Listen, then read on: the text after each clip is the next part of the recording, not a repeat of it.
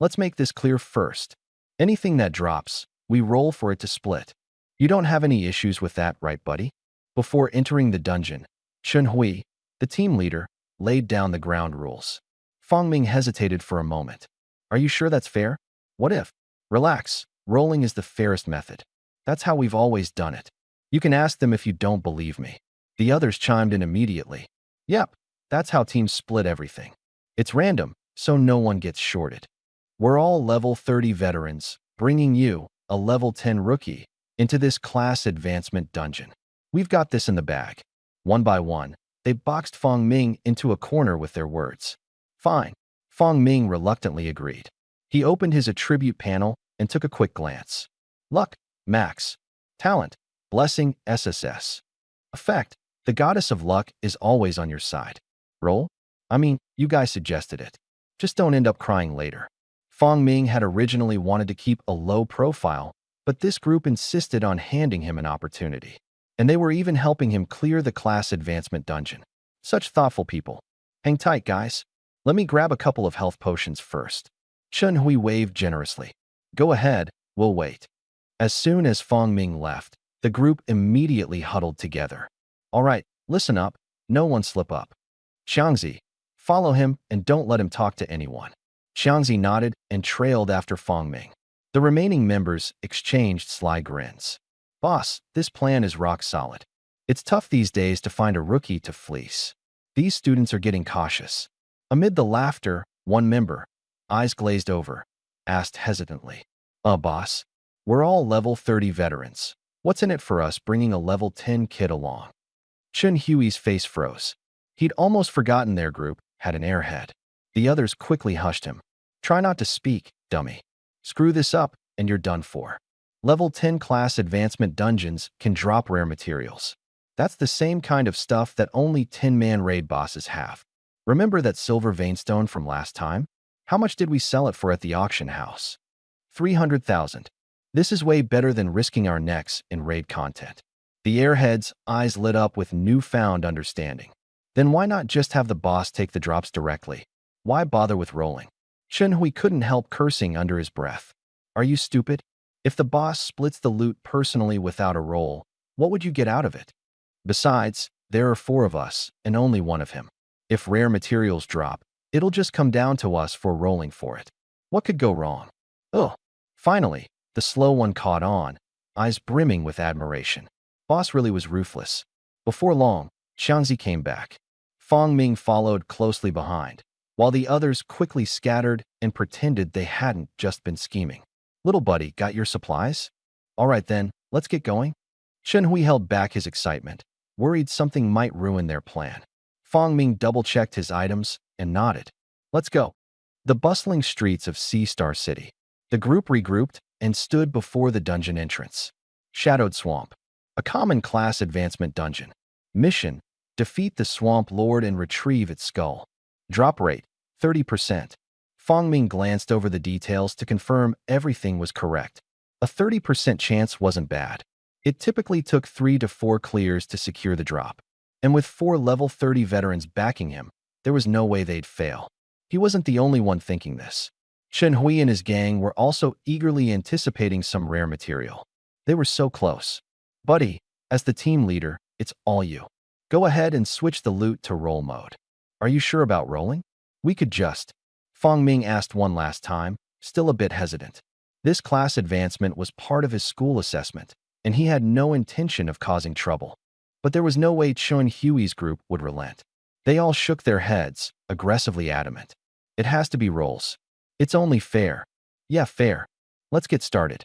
The longer we wait, the bigger the crowd, and we might lose our turn. Most dungeons had a player cap and a cooldown period. All right then. Fong Ming switched the loot mode to roll. Ding. Loot distribution updated. Random roll.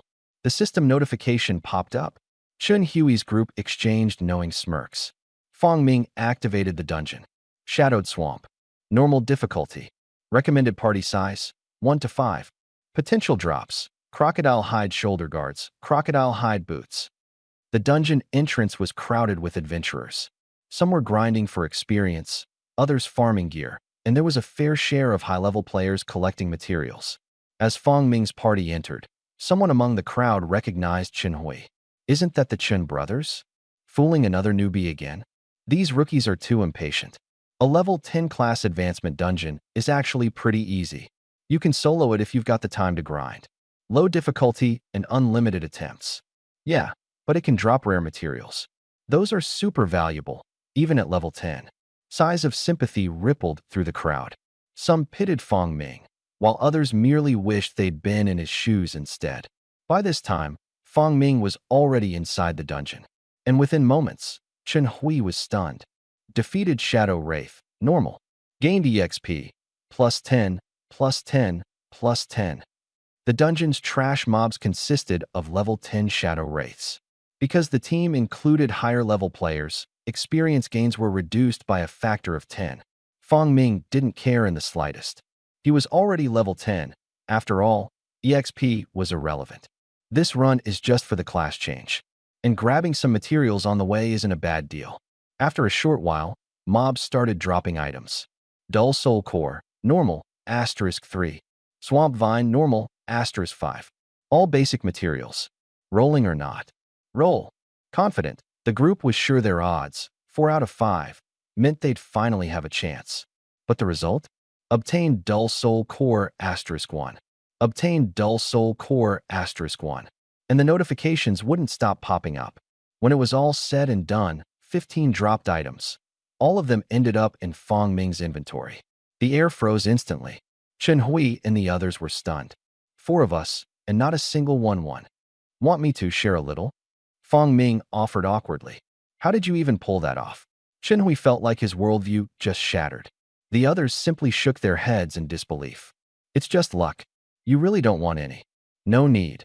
Chen Hui replied, forcing himself to stay composed. They're just basic materials. Fine, we'll eat this loss. But if anything rare drops later, don't act like it's unfair. He even preemptively gave Fong Ming a heads up. After all, they weren't chasing scraps like basic materials. A single rare drop could easily make up for it all. Yeah, rolling is normal. These things happen. Just because you were lucky this time doesn't guarantee it'll happen again, the others chimed in with agreement. At this point, none of them realized how deep this problem truly ran. All right then, Fong Ming didn't push further and led the team onward to the boss. As they pushed through, the experience was accumulating rapidly. They even ran into an elite mob. With Chen Hui and the team at level 30, the regular monsters were nothing. Instant kills, every one of them. But the drop rate was absurdly high. It didn't take long for materials to pile up. Another round of rolls. And as expected, Fong Ming's inventory swallowed everything up again. Huh, rolling is normal, right? Totally normal, Fong Ming laughed dryly, turning their earlier words back at them. By now, it was clear this wasn't just luck. No way. Chen Hui and his crew looked like blood was rushing to their heads. Not a single win across all these rounds. They couldn't accept it. Again, completely losing their cool now, the group dove head first. Cycle after cycle, grinding, drops, rolling, all the way to the boss. Still, not so much as a crumb for the others. What is even happening? Chen Hui muttered in a daze. Finally, the dark swamp boss revealed itself. A giant crocodile, fearsome to look at but far weaker in reality. An elementalist's massive fireball later, and it was gone. The loot burst out, piles of materials and equipment. And most importantly, a rare material sparkled in the mix. Wait, Chen Hui yelled, nervously eyeing the rare item. That one goes last. Does it matter? Fong Ming looked indifferent. It's different. The others nodded in agreement anxiously. There was no way Fong Ming's luck could hold out forever. Delaying might give them an edge. But Fong Ming wasn't a mind reader. You lot think Lady Luck favors you? You've no idea. Let's roll, Fong Ming declared, as calm as ever. Moments later, the group blinked outside the dungeon, white light marking the end of their teleport out. Thanks. Seriously, thank you all, Fong Ming grinned, in an extremely cheerful mood. The class change went smoothly, all thanks to a group of level 30 teammates carrying him through. Best of all, they hadn't asked for a single coin, not even materials. They even waved him goodbye as he left. What wonderful people, Fong Ming thought, deeply touched. Now at level 11, there was much to do, buying skills, heading to school for his assessment, and on top of that, Meanwhile, in the dungeon's aftermath, Chun Hui and his group stood petrified. Someone nearby joked they probably hit a rare drop jackpot. But Chun Hui? He broke into tears. We got leech dry. Unaware, Fong Ming carried on with his day, posting Swamp Heart into the auction house, pricing it at a flat 30,000. It sold instantly. At least I've got tuition money covered, he thought. Technically, Fong Ming's insane blessing talent meant dungeons practically guaranteed him rare drops. He should have been rich. The problem? His chosen class, Deity Vessel, aka the community-acknowledged bottom-tier class. They could learn any class skill, appearing versatile on paper, but with a critical catch. The moment Fong Ming learned a skill, its effects got modified. Take Fireball, for instance, normally capable of dealing 500 damage. But under Fong Ming, most of the time, it barely hit for 250. Sure, crits could double the damage randomly, but the odds were abysmal. It wasn't a trash class, just wildly inconsistent. Teammates loved watching its peak damage but despised its unreliable swings. His difficulties stretched beyond that. You've heard of maxed out luck stats, right? Try asking for some damn stability instead, he thought bitterly. The first big hurdle was Deity Vessel's 10-level pre-class change phase, where no skills could be learned. In other words, at level 10, he was just a dude with a stick, taking on mobs by smacking them. Leveling required either obscene amounts of cash or shameless leeching off others. For Fong Ming, the latter option was the only one within reach. Thankfully, his high luck made him a perfect walking drop boost, so he'd always find people willing to carry him through. How could they resist a blessing at that level? A lot of people were already willing to bring him along. It's just that his luck wasn't so insane before. Recently, it maxed out.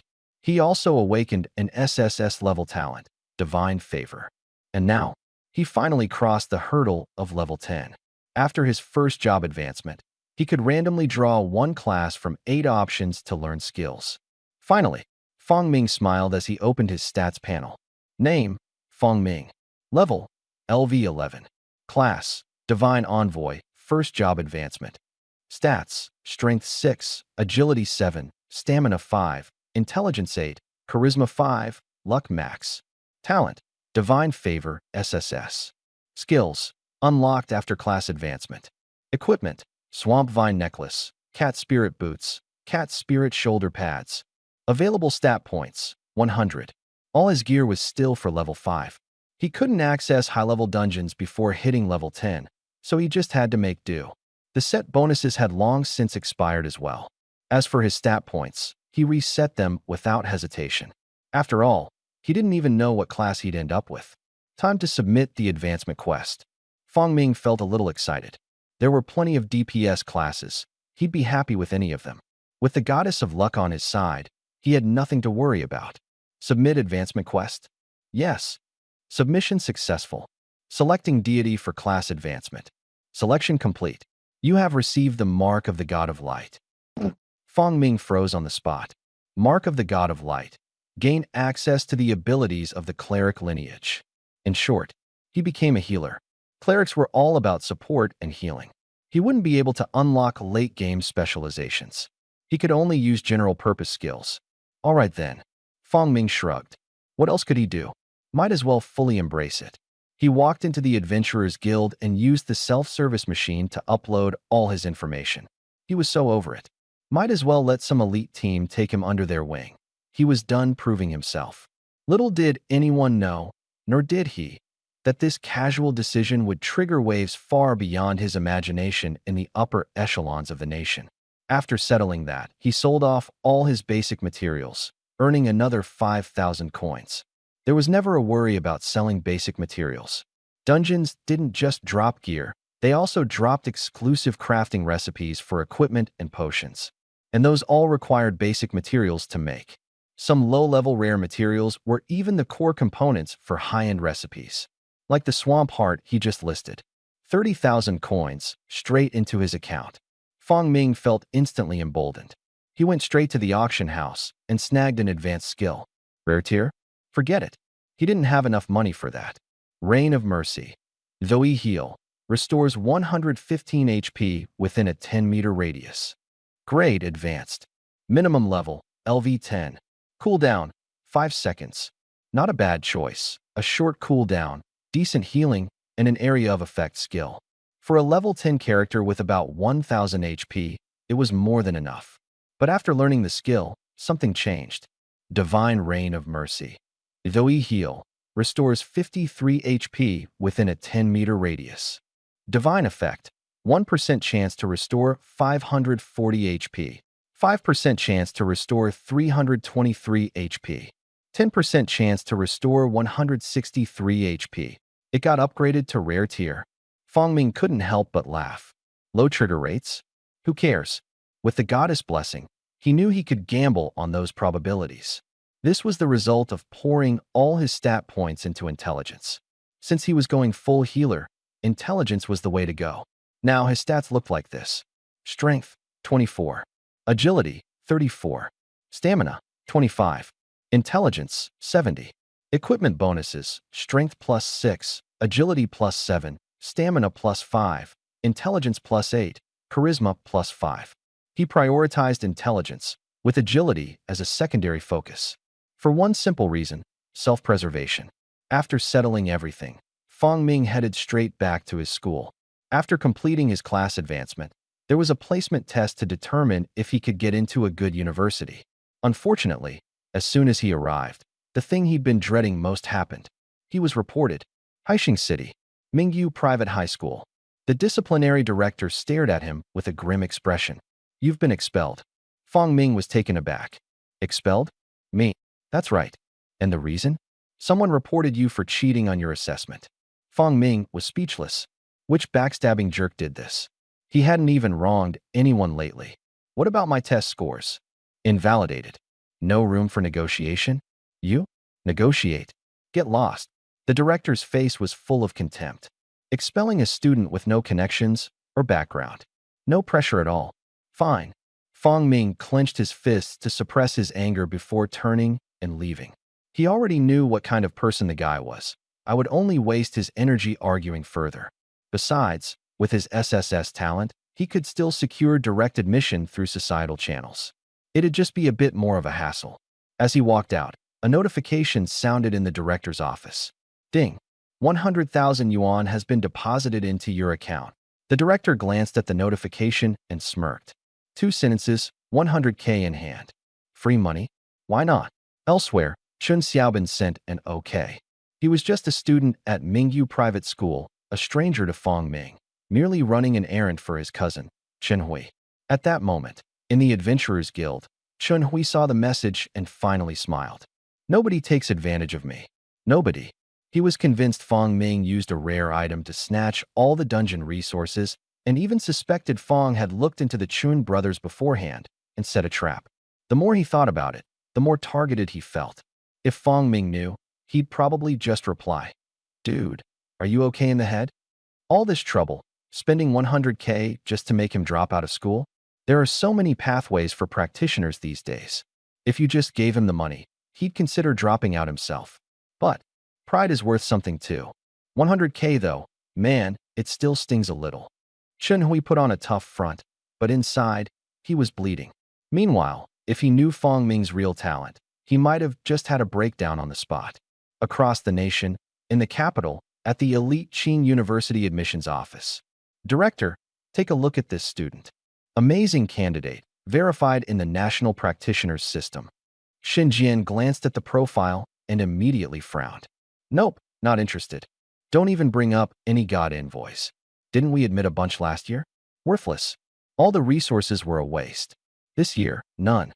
0. His face soured. But he's an SSS-ranked talent. The staff whispered, gently reminding him. Shun Jian froze, took the file back, and gave it another read. What the? He looked up. We're taking him. No question. He's from Mingyu Private School, right? Nobody else is getting this kid. Even if Jesus himself showed up, I'm not letting him go. Fongming's earlier submission directly connected into the national database, visible to top universities and government agencies alike. It wasn't just Qing University. At nearly the same time, Capital University also zoned in. Quick, Xiaozhong, get me on a teleporter to Haixing City, Mingyu Private School. Director Yin? Admissions don't open yet, though. No time for that. If we're late, someone's going to snatch that SSS talent away. Triple S. Xiaozhang heard this and instantly got to work. Similar scenarios played out across the board. Zhong University, Jiaodong University, Fudan University, Wuda. Top schools from every province were stirring with frenzy. But Fang Ming, completely unaware. He browsed his skill combinations and gave up half-heartedly. I'm a god envoy. Why waste time? He figured his talent would do all the heavy lifting. Just sleep now and head to the Education Bureau later. Problem solved. With that peace of mind, he knocked out comfortably. Meanwhile, over at Mingyu Private School, chaos erupted. Woa, the director himself showed up. The principal's waiting at the gate too. What the hell is going on at our school lately? Students gathered, watching and speculating. Principal Wang Xiaoming, however, wasn't nearly as calm on the inside. After all, Qing University, Capital University, Fudan, all these powerhouses descending at once? He couldn't afford to offend any of them. Soon, the entourage entered his office. Distinguished directors, what brings you all here? Any instructions for me? He stood nervously, forcing a smile, not even daring to sit. Principal Wang, relax. We're just here to share some good news. Right, there's only one student we're looking for. Don't worry about the rest. Looking for a specific student? Principal Wang was baffled. When did Mingyu produce someone so outstanding? Could it be an actual genius came from this school? Huh. If that's the case, I'm in for some big success. This unexpected bounty practically left Principal Wang stunned. Which student, may I ask? He grew more eager, practically leaning forward. Fang Ming. Yes, that's the name. The directors shouted almost in unison, throwing wary glances at one another, ready for a fight to claim him. Principal Wang remained outwardly composed but chuckled internally. The fiercer they fight, the better it is for me. Still smiling, he called in the head of academics, Deputy Director Chao Liangkai. Chao walked in, and the sheer number of bigwigs in the room startled him. Deputy Chao, do we have a student named Fang Ming enrolled here? Director Chao blinked, then suddenly beamed. Principal, you heard about it too? Heard what? Principal Wang asked, confused. Fang Ming was caught cheating during his evaluation. Someone reported him. I already handled it according to protocol. Handled? How exactly did you handle it? Well, expelled him, of course. Chao grinned confidently. The room turned deathly silent in an instant. Expelled. The directors exchanged meaningful looks, then shifted between Director Chao and Principal Wang as though they'd just walked in on a disaster. Suddenly I remembered urgent business. I'll see myself out. Shen Jian was the first to rise. Oh, me too. Can't delay it, sorry. Yup, same here. This is absolutely critical for me, goodbye. The earlier enthusiasm vaporized at once, leaving the room empty in seconds. With Fang Ming no longer in the school, what was left to discuss? Some even held back laughter as they left, thinking, well, saves us the trouble. And just like that, any potential compensation or bargaining strategy vanished into thin air, the directors scrambling out as fast as they could. After leaving, Director Shun, no need to rush. Shun Jian sneered coldly. Get lost. I dare you to slow down and see what happens. The moment they stepped outside, the pretense was over. Everyone was scrambling, jostling, yelling. It was complete chaos. Old Kong, why are you tugging at my pants? Stop pushing. The staircase isn't that wide. Make way, hot water coming through. Get out of the way. The scene resembled a battlefield. Everyone understood one thing. The student was one of a kind. An opportunity like this wouldn't come again. If you were late, you'd lose him. As for the address, just a phone call away. While pandemonium broke out outside, the principal's office was suffocatingly quiet. Principal, please let me explain. The student did cheat, and I was just following the rules. Chao Liangkai finally started showing signs of panic. But honestly, his explanation only made things worse. Before he'd finished speaking, Wang Xiaoming shot to his feet. Out! Get out! You're fired too. The roar was so loud it shook the corridor. The students eavesdropping outside were left dumbfounded. They'd never seen Principal Wang, Madman Wang, explode like this before. And then, bang! The wall was blasted open, leaving a giant hole. Spectators scattered in fear, running for cover. Their minds fixated on a single thought. This isn't rare. This is wholly unprecedented. Flying through the hole wasn't just shattered concrete. Oh no, it was Chao Liangkai himself. Principal Wang wasn't your average school official. You don't rise to his level without raw power. Principal, please, give me another chance. Out. The flush on Chao Liangcai's face was undeniable. He didn't dare utter another word. His spirit was utterly crushed. Unfortunately for him, he wasn't the only one out of luck. Elsewhere, Chen Xiaobin, laughing and pigging out with the money his cousin had sent him, had no clue what was happening. When he finally returned to school, he was stunned. I've been expelled. Panic-stricken, he rushed to find the director of student affairs, only to discover Director Chao wasn't there anymore either. A chill ran down his spine. Could something from before have been exposed? Chen Xiaobin immediately called his cousin, Chen Hui. Huiji, you've got to help me. I've been expelled. If it weren't for helping you, I wouldn't be in this mess. His complaints came in floods, but all of it boiled down to one thing. You're responsible. On the other end of the line, there was nothing but silence.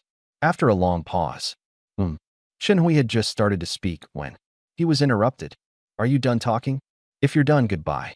I've been watching you Chun brothers for a long time. Enjoy life mining for the rest of your days. Click. The call was cut. Chen Xiaobin stood frozen in place. He wasn't stupid. If his assumption was correct, his cousin Chen Hui had been caught. Darkness swept over him, and he fainted on the spot. Everything was happening so fast, even Fong Ming was confused. He'd just woken up, only to find a crowd of elderly men gathered around his door, blocking his exit completely. Student Fong, nice to meet you. Allow me to introduce myself. I'm Xin Jian, admissions director at Imperial Capital University, Qingda. I've reviewed your profile, and you are exactly the type of student we're looking for. You have to come to Qingda. Xin Jian barely got the words out before another voice overpowered his. Ridiculous. What's Qingda compared to us? Obviously, he belongs at Peking University, Jingda. I'm Yan Guiyuan, admissions director at Jingda. Fong Ming, you must consider us carefully. Their argument immediately set the entire room ablaze with chaos. Student Fong, let me tell you about Fudan University. Zhongda is a great option too. Wuda's program is unmatched in this area. The space erupted into a cacophony of voices, leaving Fong Ming rubbing his temples in bewilderment. That's when it hit him. These people, they were all college admissions officers. Yes, they replied in unison. He vaguely remembered uploading his profile to the national system, but he hadn't expected them to arrive so fast. He originally planned to rely on special admissions to get into college. It seemed now there was no need for that. What he hadn't considered was just how significant his SSS tier innate talent was. Globally, you could count the number of people with SSS tier talent on one hand. The Eagle Federation had 2, the Sakura Kingdom had 1, and other nations combined had 2. But these 2 nations? They'd long been suppressing the Xian nation. Regional bosses were targeted. World missions were sabotaged. Even opportunities on the national luck battlefield were limited. The Xian nation had been starved of an SSS-level talent. And now, Fong Ming was here. Unless something unforeseen happened, his future status as a strategic-level figure was inevitable. Whoever could sign Fong Ming to their university would etch their name into the annals of history forever. The realization left the gathered elders nearly delirious with excitement, their faces glowing with joy. Wait! Fong Ming shouted. The collective grin on the elders' faces nearly made his scalp tingle. One at a time, he said carefully. I'm from Sichuan University, someone blurted out. Free tuition, plus a 100,000 yuan scholarship every year. The offer hushed the entire room. Fong Ming's eyes lit up. Finally, someone's talking serious terms. The slight change in his expression didn't escape the cunning old foxes in the room. The atmosphere shifted sharply. Money game, huh? All right, bring it on. Bottom line, join Fuda. Free tuition and 500,000 scholarship. 500,000? That's nothing. Wuda offers 1 million and throws in a premium, exclusive equipment set. The scene spiraled into chaos again. They were going absolutely nuts to recruit people. Meanwhile, Qingda's Xinjian and Jingda's Yanguiyuan remained the calmest in the room, not rushing one bit. Resources? Who could outmatch them? Finished yet? My turn. Xinjian pushed straight to the front. At Qingda, we offer free tuition, plus a 10 million scholarship every year. On top of that, a rare-grade exclusive equipment set and an epic-grade skill book. Full upgrade and class transfer costs covered, and you'll get direct access to national key projects to grind XP. Same here, Yin Guiyuan immediately nodded. Qingda and Jingda had similar resources, and the two had already agreed on setting the highest price to shove out the competition first. A rare exclusive set was already the top-tier setup currently possible. Epic grade? Now that was a lottery win. A single skill book was already legendary luck. But exclusive sets automatically upgraded higher when facing dungeon sets. One step into the epic threshold, with the blueprint and materials insanely scarce. Only these two long-established elite schools dared to make such an offer. Insane. Fong Ming was utterly stunned. Offers like these, just handed out so casually? If Shen Jian could hear his thoughts, he'd surely smirk.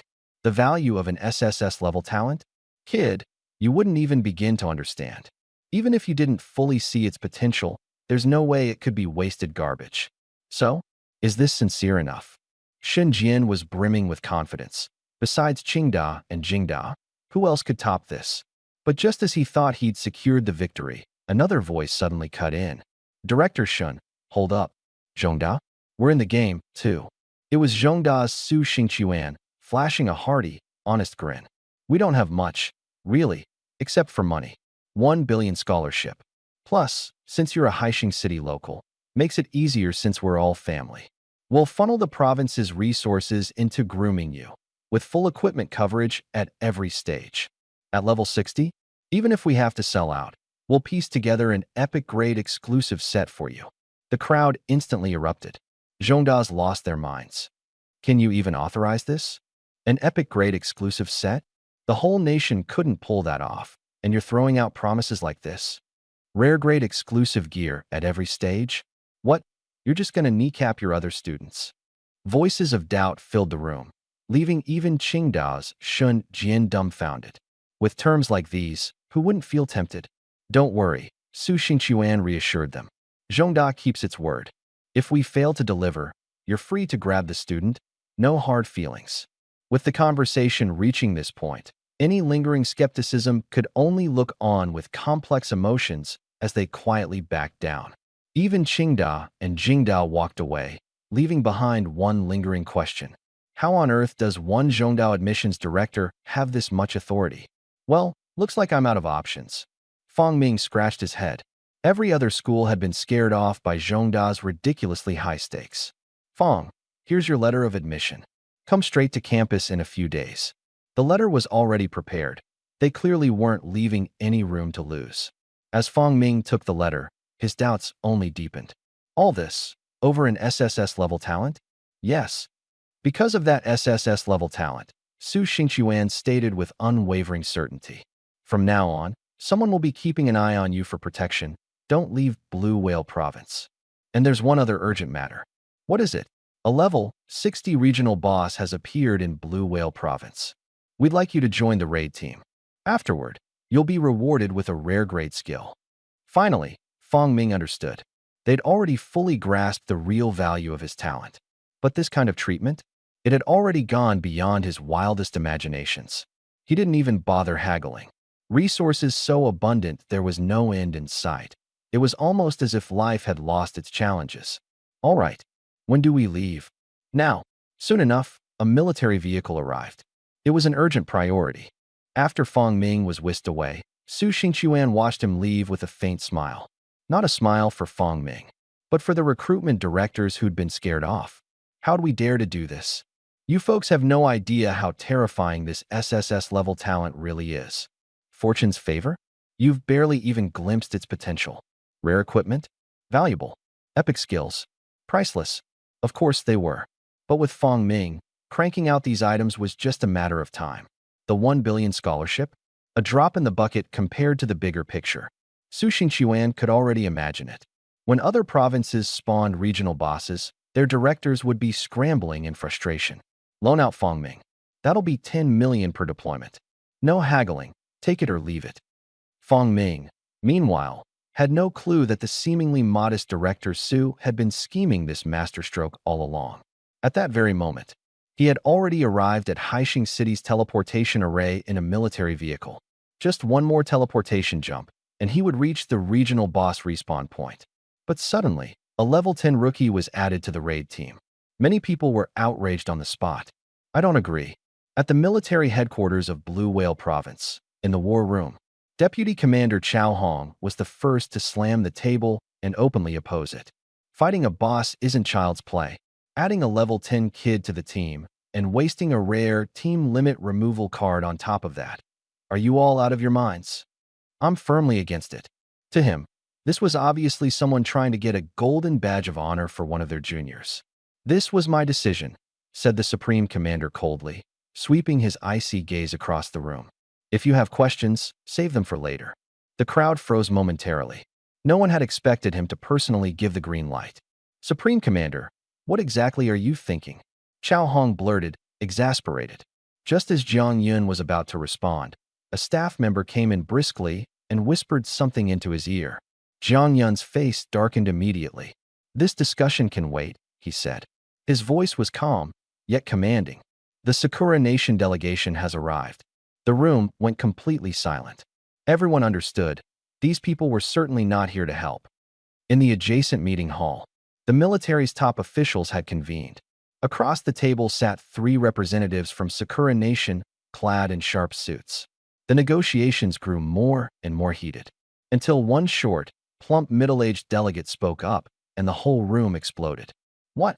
For a measly rare item, you want 50% of the regional boss's rewards? You might as well just rob us, roared Chao Hong, slamming the desk furiously. Sitting at the head of the Sakura Nation delegation, Naoya Tanaka only smiled faintly. Commander Chao Hong, there's no need to get so worked up. The value of an item isn't based on what it is. It's based on whether you need it or not, Tanaka said with a sly squint.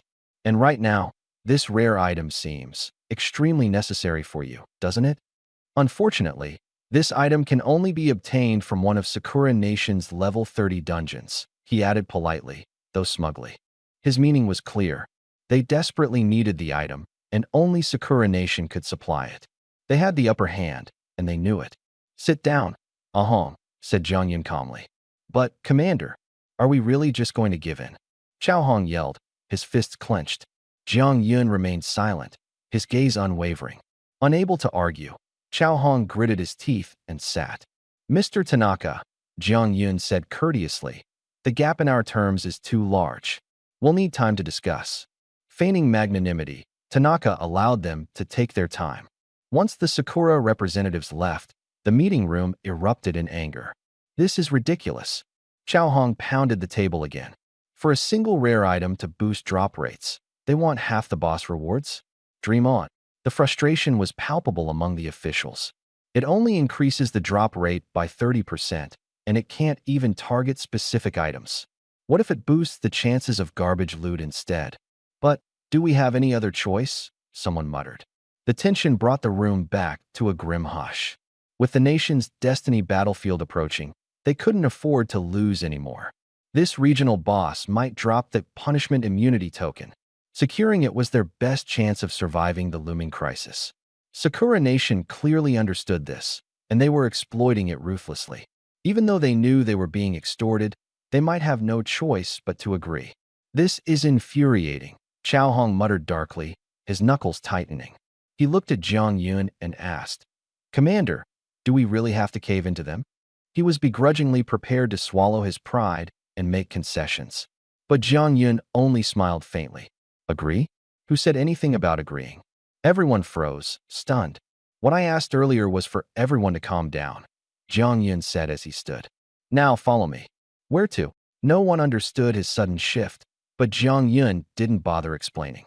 Glancing at his watch, he gestured for the group to follow him out of headquarters. Near the Blue Whale Province Military District was a level 20 dungeon, *** Dark Night Jungle, ***.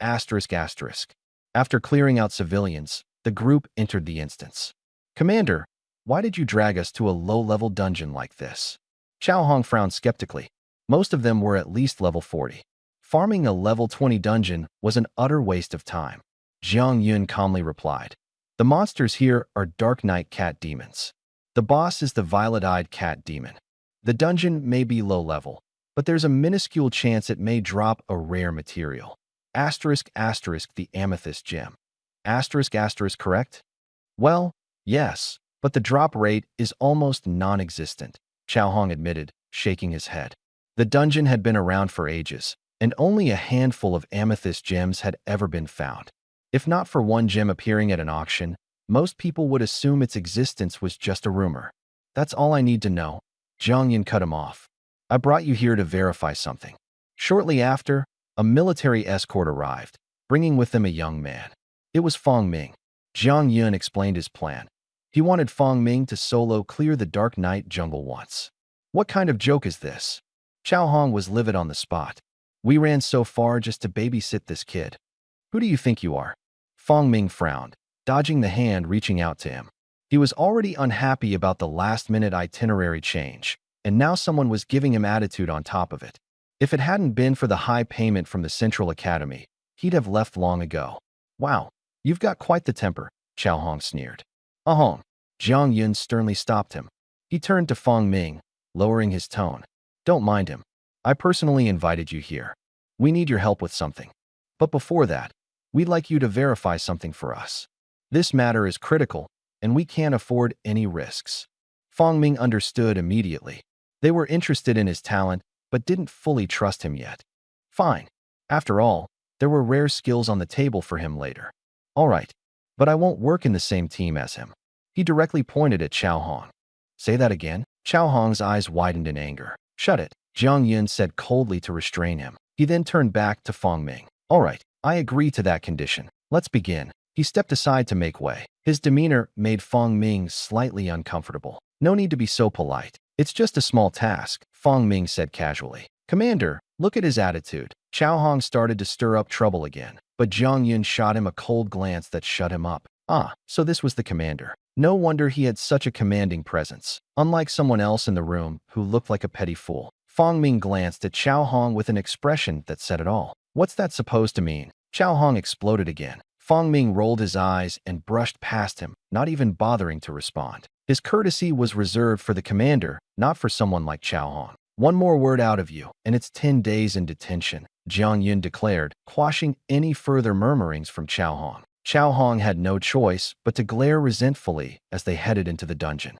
The temporary party for the dungeon was led by Zhao Qian, a level 30 leader known for her sharp and efficient style. No one was told the true purpose of the mission. They simply followed orders, clear out monsters, collect materials, and push forward. The Nightcat Demon was only level 20 and was essentially a one-hit kill for the level 30 group. The initial phases were uneventful, killing mobs, gathering items, and progressing forward. But it didn't take long for issues to emerge. Isn't the drop rate unusually high today? Someone asked. And why are all the materials ending up in that kid's bag? The team had a role system in place to fairly distribute loot, but the results were downright absurd. Over a dozen materials dropped, yet none of the 4 other members managed to roll even one. Zhao Qian repeatedly glanced at Fong Ming, confusion, shock, and disbelief plastered all over her face. While questions swirled in everyone's minds, they pressed onward to the boss room. When Fong Ming wasn't around, Chao Hong resumed his rant. Commander, you're way too biased, bending over backward for one student. What about him?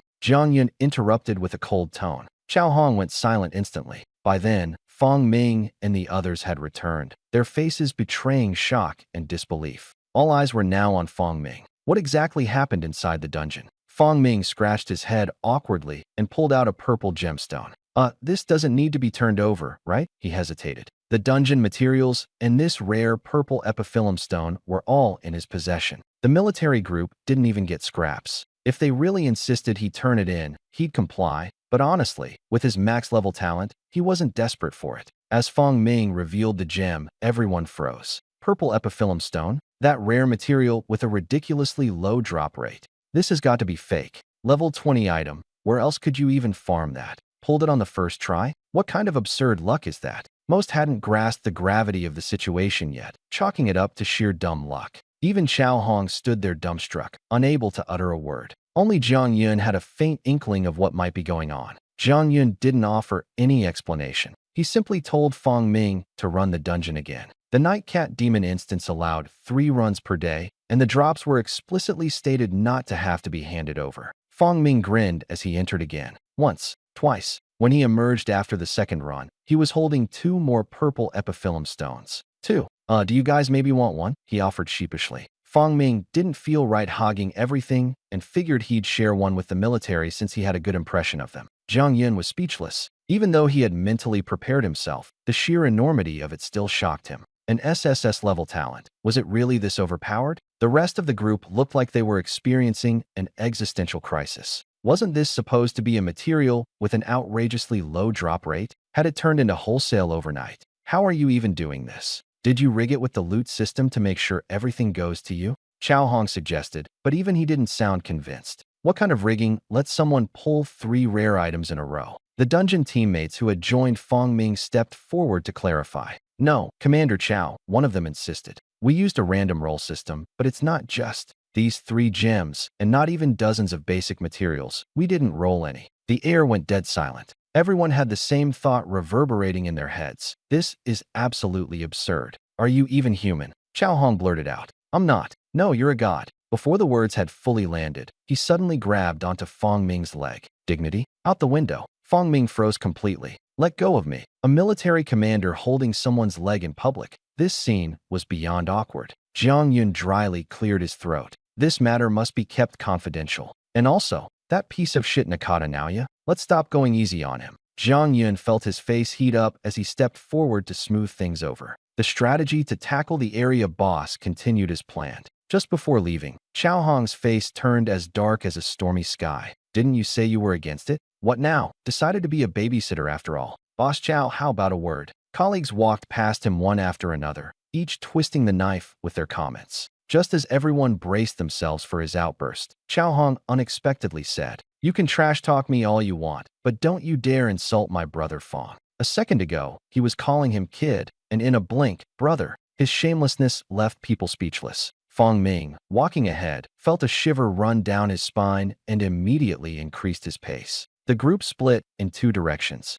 One team went to escort Fong Ming to the boss location. The other headed back to kick those little sun people out. After Nakata Naoya had a rest before returning, his treatment dropped dramatically. No tea, no water, not even a seat. Jiang Yun-san, what is the meaning of this? If you don't need resources, I'll take my leave. Face dark, he pretended to storm off. Jiang Yun directly pointed to the door. Be my guest. Nakata Naoya froze on the spot. What? Planning to freeload on lunch? That one sentence was like igniting a barrel of gunpowder. Jiang Yun-san, you will regret this. Nakata Naoya stormed out, slamming the door loudly. Jiang Yun's face turned even darker. The door's broken. They'll pay for it. If they don't, they're not leaving the military district. Fully armed professionals surrounded the visitors. In the end, the Little Sun group was forced to hand over a rare material before they were allowed to leave. Nakata Naoya gritted his teeth. This is too much bullying. Refusing the Great Sun Empire's help. You'll regret this.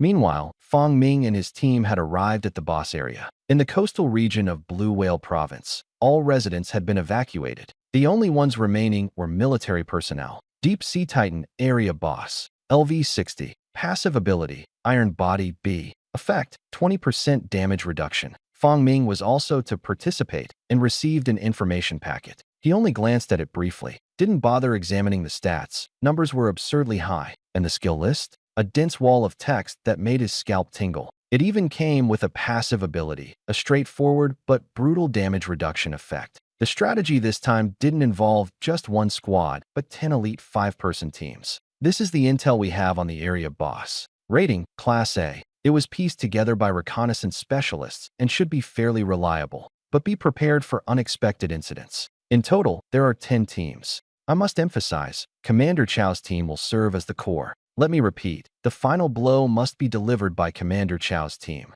Is that clear? The woman in professional attire calmly gave her briefing in the meeting room. Everything sounded ordinary until she got to the part about the designated final blow. The whole room froze. Rigging the results? Their eyes shifted unanimously to Chao Hong. Only then did everyone notice that amidst the battle-ready personnel, an unusually young face had joined the room. You've got to be kidding. The air grew thick with unspoken tension. Everyone was wondering, did the higher-ups stuff someone in just to snag a slice of the glory? Out of respect for Chao Hong, no one dared to call it out. What the hell are you staring at? If you've got a problem with my brother Fong, then you've got a problem with me. Follow orders. Jiang Yun himself gave the directive. Chao Hong didn't hesitate to drop Jiang Yun's name to shut them up. It worked instantly. The mention of the top commanders silenced the room, but it made everyone even more curious. Given Jiang Yun's strict reputation, why would he arrange something like this? Was there more to it? Chao Hong sneered smugly, entirely forgetting that he'd been the most outraged just minutes ago. Am I right, Brother Fong? He grinned wide, adopting a "don't worry, I've got your back" demeanor. Fong Ming quietly shuffled a step back. They say foolishness is contagious. The plan was finalized, and the mission began immediately. Even though it was standard to limit squads to 5 members, they deliberately saved a spot in Fong Ming's team. It was Fong Ming's first time witnessing such a major operation. Chao Hong would not stop reminding him. He stayed far from the battlefield. For a level 60 regional boss, even just brushing against the leftover shockwaves of its skills would mean death for him 100 times over. But Fong Ming couldn't help but inch closer. He wanted to see for himself how terrifying a level 60 regional boss actually was. Bzzz. The boss lay in slumber upon the beach by the sea. Sensing an intruder, its 2 searchlight-like eyes suddenly flared to life. A mountain-sized figure rose slowly, its entire body covered in rust and corrosion. It hoisted the gigantic ship anchor resting on its shoulder and ruthlessly swung it down. Asterisk boom. Asterisk. A dull thud echoed, causing the very ground to tremble. The deep sea titan is awake. Someone shouted out, and in an instant, nerves tightened across the team. Cursors hit it with debuffs. At Commander Chao Hong's order, a squadron of cursors stormed forward. Chants overlapped in waves as an avalanche of curses rained down upon the boss. Defense down, slow, attack seal, stun, confusion, all top-level, grade 60 skills. The deep sea titan staggered. It was really pinned down. Elementalists, gunners, unleash full firepower. 2 teams attacked in tandem. Flames, frost, and explosions formed a torrent, engulfing the boss entirely. Its health bar dropped by 10% in an instant. Nice shot. Beastmasters and Armament Masters to the front line. Everyone else, find openings to unleash damage. The commands fell, and the battle raged in full swing. A regional boss sure lives up to its name, Fong Ming remarked, clicking his tongue. Even 50 professionals working together could only just barely gain the upper hand. Brother Fong, first time seeing a regional boss up close? Li Wei, one of Commander Chao Hong's selected team members, stood beside him. An A-grade boss isn't so bad. We've got experience taking them down in the military. Taking it down is only a matter of time. What's tough is when you end up with nothing you want after giving it your all. At this, Li Wei sighed, unable to hide his frustration. Risking their necks, but possibly gaining nothing, that stung the most. What he didn't know was Fong Ming's unique talent, a closely guarded secret. Fong Ming merely nodded, his eyes fixed on the battlefield. It really is just a matter of time. The Deep Sea Titan, with its immense health, ironclad defenses, and wide-range AoE skills, was still being forced back step by step. The key advantage? The Earth Elementalist had preemptively flattened the coastal waters before the fight. The Titan lost its natural habitat and any means of retreat. By the way, Brother Fong, Li Wei asked out of curiosity rather than doubt, how did you get into the team? At your level? Fong Ming scratched his head. Probably as a mascot. This operation, I'd say I'm mainly responsible for being the team mascot. Li Wei froze. Mascot? Yeah, right. Who'd believe that? Fong Ming shrugged. But honestly, he really was kind of a mascot. After all, just by existing there, he granted the entire team an SSS-level buff. Before Li Wei could delve deeper, the comms device crackled with Chao Hong's booming voice. Stay sharp. The boss is down to 10% health. It's entering phase 2. Don't let your guard down. Before Fong Ming could react, massive waves surged up from the hilltop ahead. Holy SH. He got out half a curse before the seawater slammed into him. At the critical moment, Li Wei rushed forward, shield raised, taking the brunt of the impact. A barrier shimmered in front of the shield. It barely absorbed the force of the wave. The 2 of them were drenched head to toe, but escaped unscathed. The battle raged on. Phase 2, the Berserk phase, meant an intense burst of aggression, but it wouldn't last long. Once the team endured the initial onslaught, things got more manageable. Half an hour later, the comms device burst to life once again. Stop. Cease fire. The boss is in execution range. The final blow is ours. The next moment, a deafening explosion ripped through the air. The Deep Sea Titan collapsed with an earth-shaking crash. Regional announcement. Regional boss, Deep Sea Titan, has been defeated. Epic material dropped. Heart of the Deep Sea. Epic skill book. Epic equipment chest. Epic item. Penalty immunity token. Cheers erupted instantly. A level 60 A-grade regional boss had been taken down after 4 grueling hours. Finally, victory was theirs. But Fong Ming barely had time to celebrate before a sharp kick swung his direction. Li Wei, you son of a… I told you to keep Brother Fong safe. What kind of protecting was that? If something happened to him, the general commander would have skinned you alive. Chao Hong chased Li Wei down, unleashing a storm of curses. Fong Ming stood there, hair dripping wet and looking undeniably disheveled. Li Wei's face was full of grievance. The warning had barely sounded when the wave struck. He'd already been fast enough. Commander Chao, it wasn't Li Wei's fault. I got too close on my own. Only then did Chao Hong grudgingly stop, turning to pull Fong Ming aside for inspection. You injured? Fong Ming shuddered at the overly thorough checkup and hurriedly dodged away. This level of concern was excessive. A walking red flag. Realizing how he'd overstepped, Chao Hong gave a sheepish laugh, quickly changing the subject. Brother Fong, do you know what dropped? Epic materials, an epic skill book, plus an epic equipment chest. The biggest highlight, though, an epic item, the penalty immunity token. We hit the jackpot. We really did. Xia Nation is saved. Chao Hong's voice choked up as he spoke. It was hard to tell whether it was from joy or emotion. Was it because of the epic item drop or the arrival of Fong Ming, the SSS class player? The pressure was overwhelming. Punishment exemption token only dropped from top-tier regional bosses like the Deep Sea Titan, and the drop rate was ridiculously low. They had tried almost every method they could think of to increase the chance of better rewards. If Fong Ming hadn't shown up, they might have even reluctantly agreed to give half of the profits to the greedy demands of Sakura Nation. All right, enough already. Fong Ming, feeling awkward about the emotional atmosphere, cut in quickly. Don't we still have an epic treasure chest? Why aren't you taking me to open it yet? Don't you want to see what comes out? As soon as he said that, Chao Hong's eyes lit up instantly, letting Fong Ming open the epic chest? No way he'd hesitate about that. Let's go, right now. Excited beyond words, he left Li Wei standing there in the dust. Wait up, Commander Chao, Li Wei called out. Just who is this Brother Fong? Doesn't seem simple. Chao Hong gave him a peculiar look. What did he tell you? He said he's a mascot? Is he kidding? A mascot? Chao Hong's expression turned even more intriguing. Not exactly wrong. Didn't you notice all the incredible items that dropped from the boss this time? That's his ability. With that, Chao Hong turned and left, leaving Li Wei dumbfounded in place. Mascot my foot. If there really were a mascot like that, I'd want a dozen. Move aside. Move aside. You guys act like you've never seen an epic chest before. Chao Hong shooed away the crowd surrounding the treasure chest. Commander Chao, we've seen them all right. Just never open one. One guy rubbed his hands expectantly. Scram. Chao Hong barked. Lu Yong, with hands as unlucky as yours, you dare fight me over this. Regional bosses came with established rules. All drops were to be turned in, and rewards were distributed proportionally among the team. Treasure chests, however, could be opened on the spot. Sometimes people would place small bets on the potential results, a bit of lighthearted fun after an intense raid. But epic tier chests? Those were rare. You barely saw them, let alone had the chance to open one. Who wouldn't want to try their luck? Sadly, though, that wasn't going to happen. Chao Hong swiftly shut down the idea. I've never even opened one myself, and you think you're going to? Keep dreaming.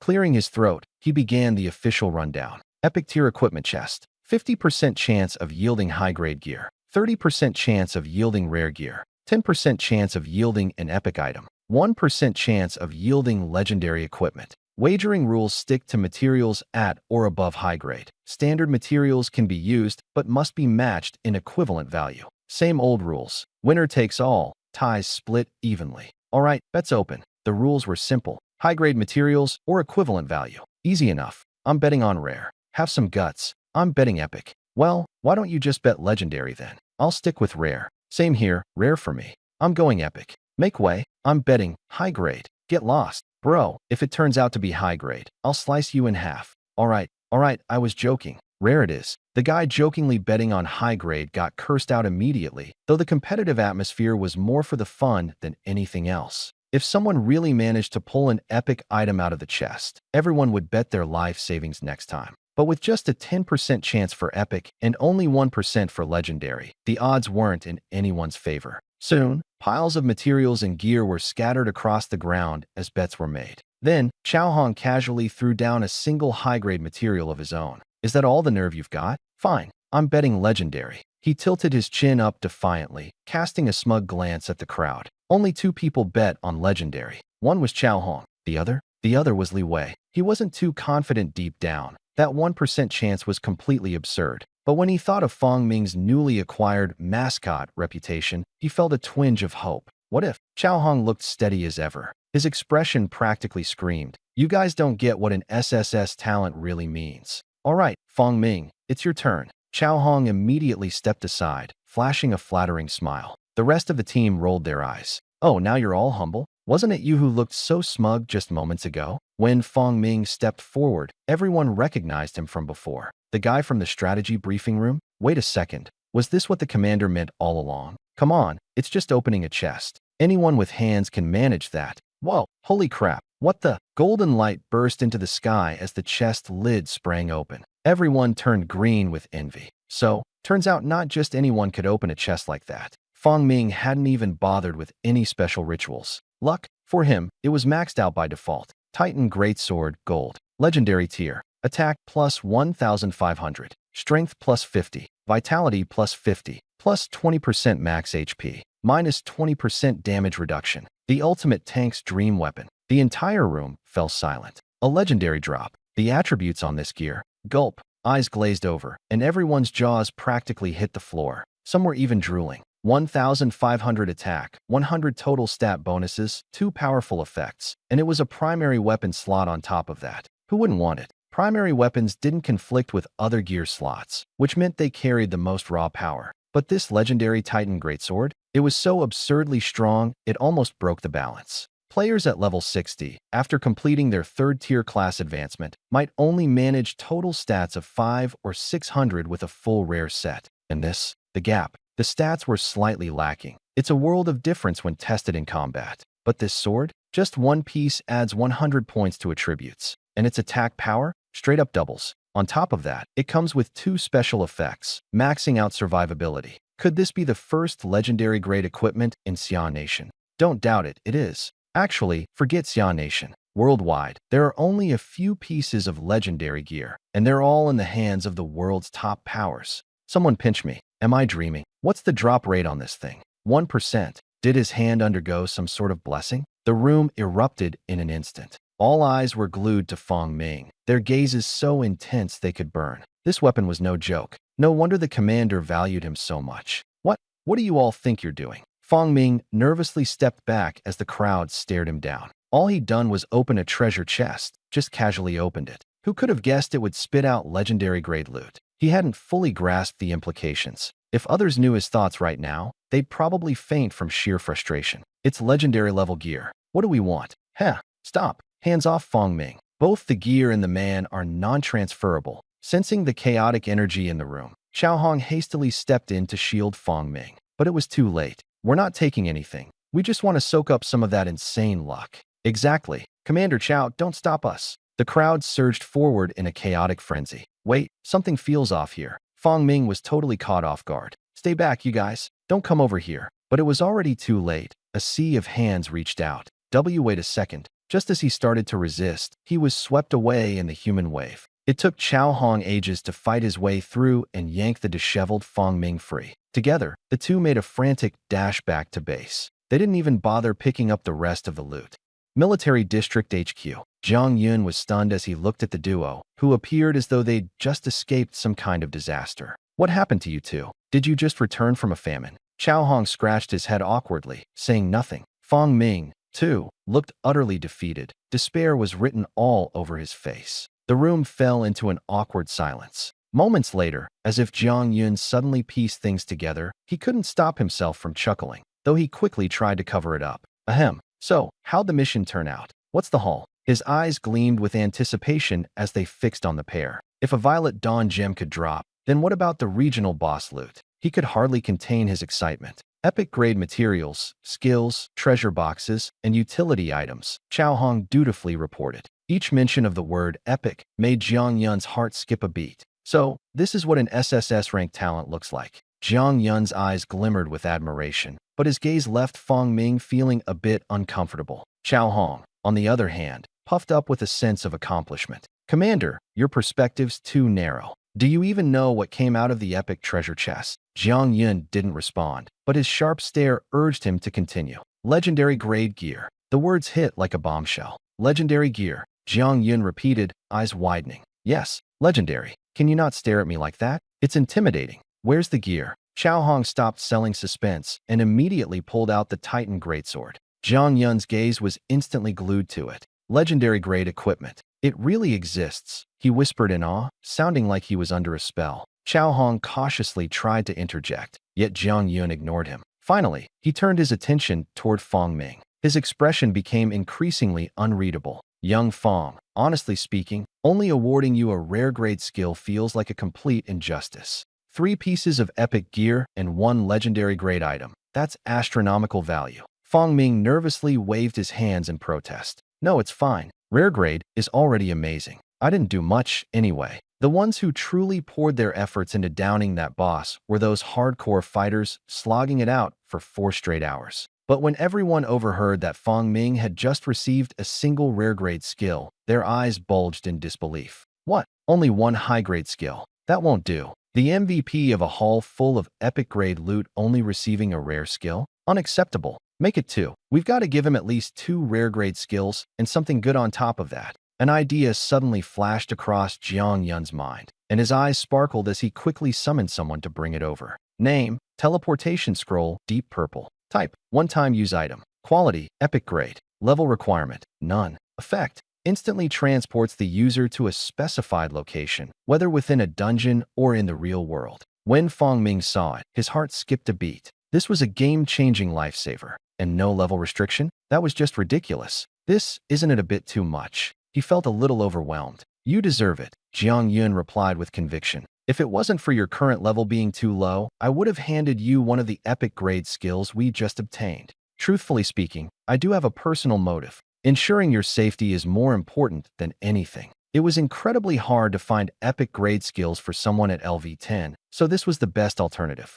2 rare skills paired with an epic grade item. They could barely justify the trade. At the very least, it would ensure Fong Ming had a fighting chance if things ever went south. Brother Fong, take it, Chao Hong urged. Just for pulling off that legendary drop. That's exactly its worth. Then I won't be polite about it. Fong Ming didn't hesitate any longer. He understood clearly. This was the military placing its trust in him. The best way to repay them would be to uncover more epic items in the future. Only after seeing him accept did the other 2 breathe a sigh of relief. Jiang Yun even invited him to stay a few more days at the military base to explore freely, barring the restricted areas. But Fong Ming shook his head. He still needed to report to Zhongda University. Before leaving, Director Su repeatedly reminded him not to delay it any further. It had already been put off for too long. If he dragged it out any longer, he'd never hear the end of it. Jiang Yun understood and didn't force him to stay, arranging a car to escort him off the base. Inside the office, the 2 of them stood by the window, their eyes filled with contemplation. Truly, heaven is watching over us. At such a critical moment, we get someone with an SSS-level innate talent. At all costs, we need to help him level up. Others might not realize it yet, but both Little Sun Country and Eagle Federation have already started brushing up against the edges of the unknown world. We're running out of time. Chao Hong was crystal clear about what that unknown world represented. His face darkened instantly. Don't worry, Commander. It's already been arranged with Zhongda University. If needed, we'll mobilize resources from the whole province, or even the entire country, to develop Fong Ming. This plan had been set in stone for a long time. Zhongda University alone could never provide the kind of training and resources necessary. They were determined to keep Fong Ming in Blue Whale Province. In their eyes, the boy was already theirs, not just because of his SSS-level innate talent, but because he was also a divine envoy. Once his level rose, he'd inevitably learn attack class skills. The best scenario would be if he could transition to becoming an elementalist. When that time comes, acquiring high-level skill books to complement his talents would make him a walking artillery unit. Higher drop rates? SSS-level talents don't work that simply. We've got to set up plans for world dungeons moving forward. We might miss the nation's destiny battlefield for now, but luckily, we managed to snag a punishment exemption token, so we've got some breathing room. But Fong Ming must enter the next world dungeon, and let those Little Sun folks know what it feels like to have their spoils stolen right from under their noses. Level 30 was the entry requirement for World Dungeons. That's also why Fong Ming chose the teleportation scroll. Regional bosses might be rare occurrences, but World Dungeons? That's where epic gear and rare materials truly come from. They had to compete. They had to fight for it. Force Ya country to rise. It has no choice but to go all out. Otherwise, they'd never withstand the crises spreading from the unknown realms. On the other side, Fong Ming had already reached the gates of Zhongda University. He thanked the driver and walked forward, excitement brimming in his heart. But as soon as he reached the entrance, his cheerful expression froze. He wasn't allowed in. Wait, what? I can't come in. Sir, could you check again? I have a temporary access pass. And my admission letter. Fong Ming handed over the documents Director Su had specifically provided him. Vocational high schools were very strict with their campus access policies. Su Xingqiuan had already anticipated Fong Ming might run into issues at the gate, which is why he prepared the paperwork ahead of time. But as soon as the middle-aged man in the security booth heard the words, "Sir, security guard," his face turned dark. "Get lost. Where did you spring up from, punk? Trying to sneak into Zhongda. I've seen plenty of your type. What pass? We don't issue that nonsense." The admission letter makes even less sense. Admissions haven't even started. Where the hell did you get a letter from? Qian Jiming sneered, sounding more and more convinced that Fong Ming was up to no good. Of course, what truly set him off was being addressed as Asterisk Sir. Asterisk. He was originally a senior professor at Zhongda University, but after making some slip-ups, he was temporarily assigned to do shifts at the security booth for a month as punishment. Asterisk security guard asterisk? Nonsense. Do I look like a guard to you? The more he thought about it, the angrier he became. His gaze toward Fong Ming grew icier and filled with disdain. Take a good look. This is an authorization personally given by Director Su. Fong Ming suppressed his anger and repeated it again. Qian Jiming didn't even look. I've already checked. No entry allowed. Hurry up and get lost. If you say another word, I'll call someone. He rolled his eyes, looking completely disgusted. Fong Ming felt fury rising in his heart. It only takes a glance to tell if the pass is real or fake, but the other side just refuses to look. If even the security is like this, how good can Zhongda really be? He even suspected that he had come to the wrong place. At this moment, the sound of military boots echoed. Shi Daong strode over and slapped him without hesitation. Watch your mouth.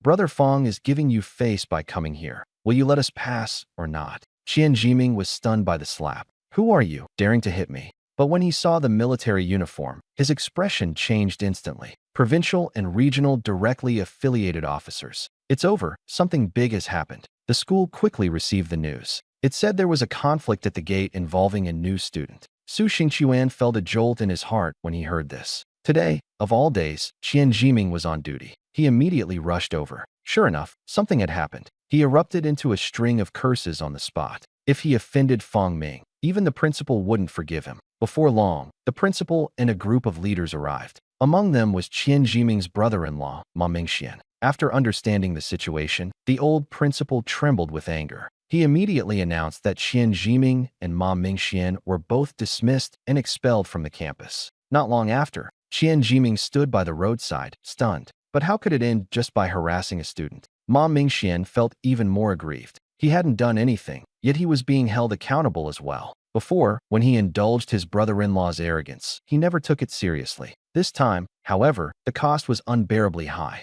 Now it was different. He deeply regretted it. How the hell did I end up marrying a worthless piece like your sister? Before he finished speaking, another slap landed on Qian Jiming's face. Qian Jiming held his already swollen face, completely stunned. On the other side, Fong Ming personally witnessed what Zhongda speed meant and followed Director Su into the principal's office with a face full of wow. The teaching director and senior teacher were directly swept out the door, straightforward and decisive. It felt great, but wouldn't it leave the school with an arrogant impression? Obviously not. Director Su personally brewed tea, lowering his attitude considerably. Fong Xiaoyu, sorry about today's matter. I promise you won't be wronged again. His words were polite, but he himself felt awkward. Just after praising the school, an incident happened during registration. Anyone would overthink it. Moreover, Captain Shi, who was sent by Fong Ming, kept a black face the entire time, never leaving his side. That expression clearly said, whoever dares to bully someone must first get past me. Director Su wanted to explain, but after glancing at the mood, he silently kept quiet. Captain Shi, please leave. The old principal Fong Yuanzhou leaned on his cane, his voice firm.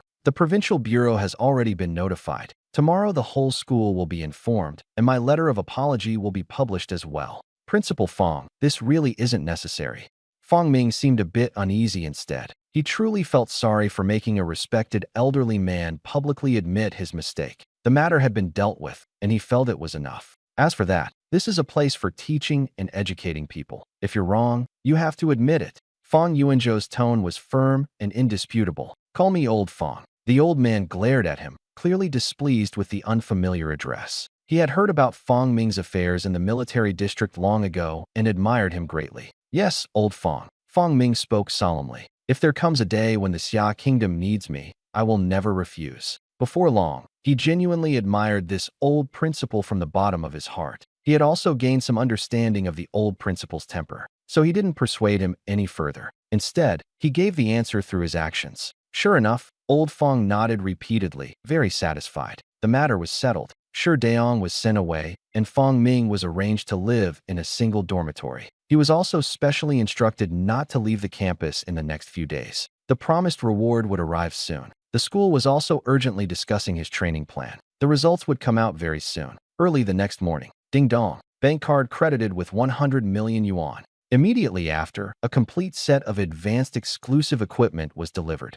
CUHK is really generous. They promised and delivered. Director Su promised that the school would cover all equipment for each stage. I didn't expect even level 10 to be arranged. But the level is too low, so it's basically impossible to get rare items. Only advanced sets are given. But even the advanced set is exclusive. Name, Radiance of the New Moon, Advanced. Type, Exclusive Set. Level, LV10. Defense, 30. Attribute, +5 Intelligence. Set Effect 1. Attribute increase by 10%. Set Effect 2. New Moon. Skill cooldown reduced by 5%. Class, Abjurer. Parts, hat, boots, robe, shoulders, belt, pants. The main difference between exclusive sets and dungeon sets is that the former only increases attributes, while the latter also has additional effects. Compared to his set of +1 intelligence, 5% attribute boost from the level 5 dungeon, it's much stronger. However, low-level classes rarely farm for exclusives specifically, leveling up too fast.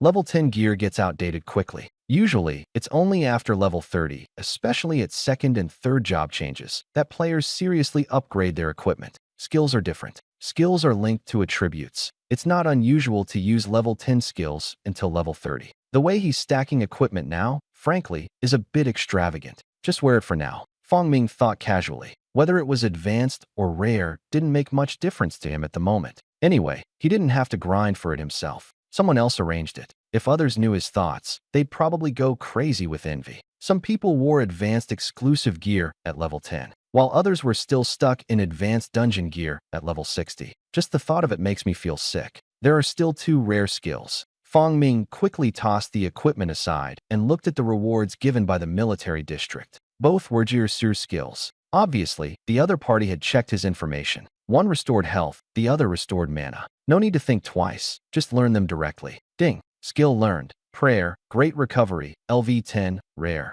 Learned skill, Prayer to the Gods, Magic Mist Elf, LV10, Rare. After upgrading the skill, probability options appeared, just like Prayer to the Gods, Sweet Ring. The Greater Recovery spell can restore up to 1,000 health points at once. TSK. This is already the total health of most level 10 professionals. Even at level 20, it can only take 2 hits at most. Fong Ming was more and more satisfied the more he looked. With this amount of recovery, there's no need for anyone to accompany him. Even a tied-up dog could win. After quickly organizing his equipment and skills, it was already late at night. He was too lazy to go out and went straight to bed. Early the next morning, before he got up, a bang bang bang knock came from downstairs. Fong Ming groggily went downstairs to open the door. Outside stood a young man half a head shorter than him. He didn't recognize him. Fong Ming slammed the door shut with a bang, turned around, and went back to sleep. Outside, Hua Xiaoxiao was stunned on the spot. He was actually ignored by a freshman. Originally deprived of the single dorm room quota, now he was also shut out. His anger skyrocketed.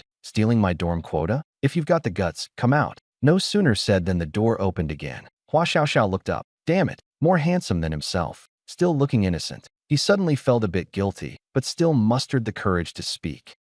I'm here to challenge you. Fong Ming was momentarily stunned. Challenge? What level are you and what class? Level 20, Elementalist. Fong Ming looked at him, his expression gradually becoming strange. A level 20 Elementalist challenging me. A level 10 healer? Hua Xiaoxiao socially died on the spot. It seems like I was the one bullying others. Then I won't challenge anymore. No farewell. The door slammed shut, and Hua Xiaoxiao stood outside alone, stunned. Wait a minute. He was the one who got pushed out of the spot. So why did it seem like he was the one bullying someone? Just as he was about to shout again, an angry roar suddenly exploded from behind him. Hua Xiaoxiao, are you looking for death? Not going out to gain experience and coming back to bully the freshman? Su Mingwei, with a single ponytail, rushed over. Hua Xiaoxiao instantly shrank his neck. Su Mingwei, don't talk nonsense. What did you call me? Sister Mingwei, I was wrong. He muttered softly, but the single-building dormitory is originally a perk for the top 100. Since I'm ranked 100th, does that mean I don't qualify?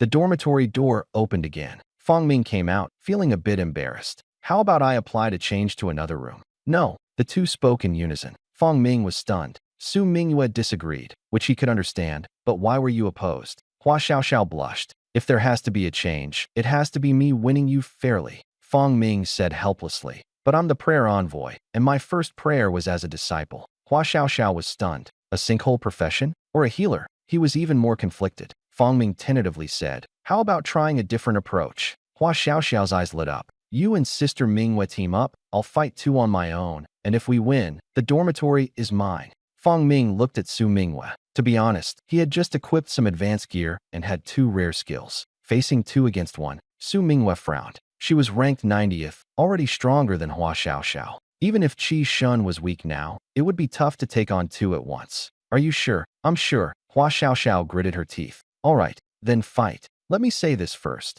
If you lose, you're not allowed to bother junior brother Fong Ming anymore. Although Su Mingwei had doubts, she nodded in agreement to settle the matter once and for all. No problem. Hua Xiaoxiao smiled confidently. After a brief discussion, the three entered the school training room, deliberately choosing an enclosed venue. In Su Mingyue's view, Hua Xiaoxiao was destined to lose. Even Fong Ming didn't need to intervene. Fong Ming stood in the corner but felt something was off. Hua Xiaoxiao was too calm. PK mode activated, fixed health points, 0 means defeat. Mingwei, are you ready? Hua Xiaoxiao raised her staff, and a fiery red magic ring appeared. Su Mingwei immediately stepped back. 7 fireballs suddenly shot out at incredible speed. Su Mingwei used her light armor and long doll to dodge agilely. But the next second, a fireball suddenly exploded, forcing her to become rigid. With a stun effect, before she could react, the other fireballs hit one after another. Amid the explosion sounds, she rolled out in a mess, losing a fifth of her health. When did you change to a rare skill?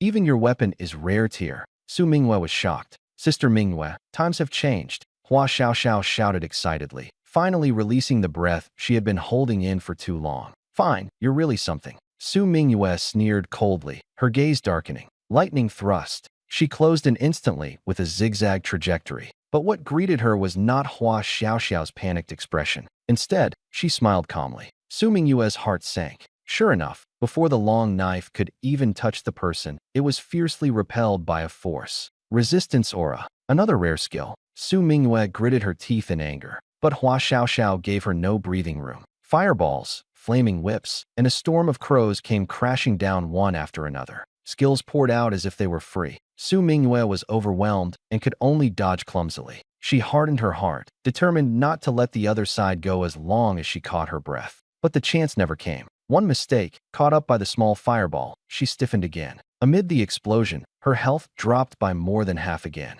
Su Mingwei coughed up blood, glaring viciously. Hua Xiaoxiao flinched at first, but soon straightened her back. Su Mingwei, I won't go easy on you. Only then did Su Mingwei realize she had been too careless, not even bringing her rare weapon. She was forced to become serious. The battle was no longer one-sided. The fierce counterattack cast a shadow in Hua Xiaoxiao's mind, revealing a flaw. Su Mingwei seized the opportunity and quickly knocked down most of the opponent's health. But she had suffered too much damage earlier, and her own health bar was even lower. Hua Xiaoxiao laughed loudly, convinced that she would definitely lose. Su Mingwei was helpless and felt somewhat desperate. At that moment, a streak of light descended from the sky. Her health instantly returned to 80%. Fong Ming walked over leisurely. Have you forgotten about me? The training ground instantly fell silent. Hua Xiaoxiao's smile froze on her face. Su Mingwei was stunned for a moment, then burst out laughing. Hua Xiaoxiao, you're done for. The offense and defense reversed in an instant.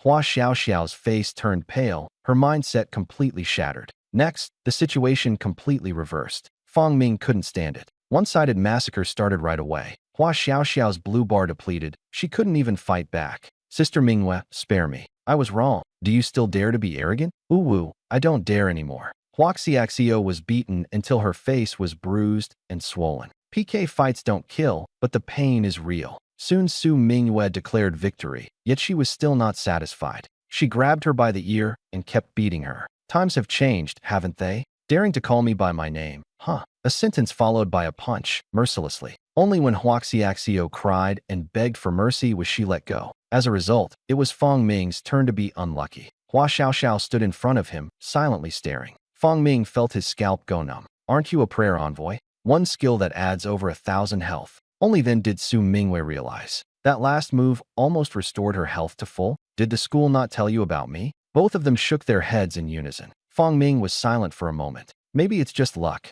It just happened to trigger the 1% prayer effect. No one would believe that. Hua Xiaoxiao was obviously dissatisfied, but since she lost, there was no way to make a fuss. She sulked away. Fang Ming could only comfort himself. Luckily, it ended quickly, otherwise it really would have shattered someone's dream. He turned his head to look at Su Minghua. The other person hadn't left yet, which surprised him a bit. After talking for a while, he found out she was his counselor. This time she came to deliver a message. The school's ace team was urgently calling back members. They were preparing to level him up. As Su Minghua spoke, she couldn't help but size up Fang Ming. The ace team personally bringing in a rookie? This treatment is just too outrageous. Fang Ming frowned. They won't have any objections, right? Su Minghua was also silent. Which member of the ace team isn't proud and arrogant? Coming back specifically to train people, how could they have no feelings about it? If it really doesn't work out, I'll apply to have you transferred to another team. She could only soothe them with a few words first. Meanwhile, inside the school auditorium,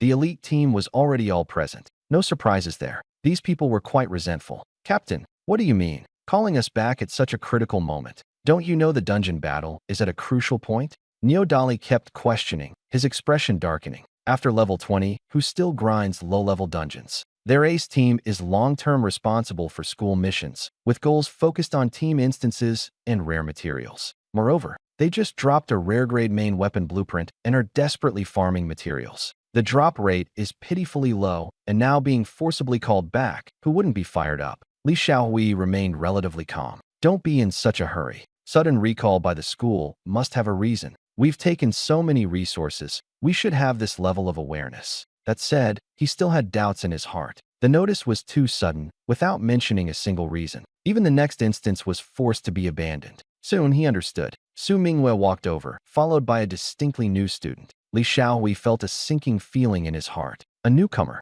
an emergency. He vaguely guessed the answer. Impossible. Fang Ming greeted somewhat nervously. Hello. No. Impossible. Change players. Li Xiaohui blurted out. Fang Ming was stunned on the spot. Captain, calm down. Neodali quickly stepped in to stop him. No matter how unhappy you are, you have to follow the mission first. He forced a smile. Excuse me, is there an urgent mission? Only then did Su Minghua speak. The thing is, the school urgently called you back because they want you to help Fang Ming, the junior student, level up. Farewell. Before he finished speaking, Neodali's expression changed. Who are they? The star players of the school team. Team leader Li Xiaohui, a level elemental talent. Let them take the newcomers? Isn't that a waste of great talent? Fang Ming gave a helpless smile. He had already guessed it would be like this. Just find an ordinary team. No need to trouble the ace. Since they are unwilling, he won't force it. Sorry to bother you. He turned and walked away. Wait. Su Minghua grew anxious. This is an order from the school. Captain Li, we can always discuss it, right?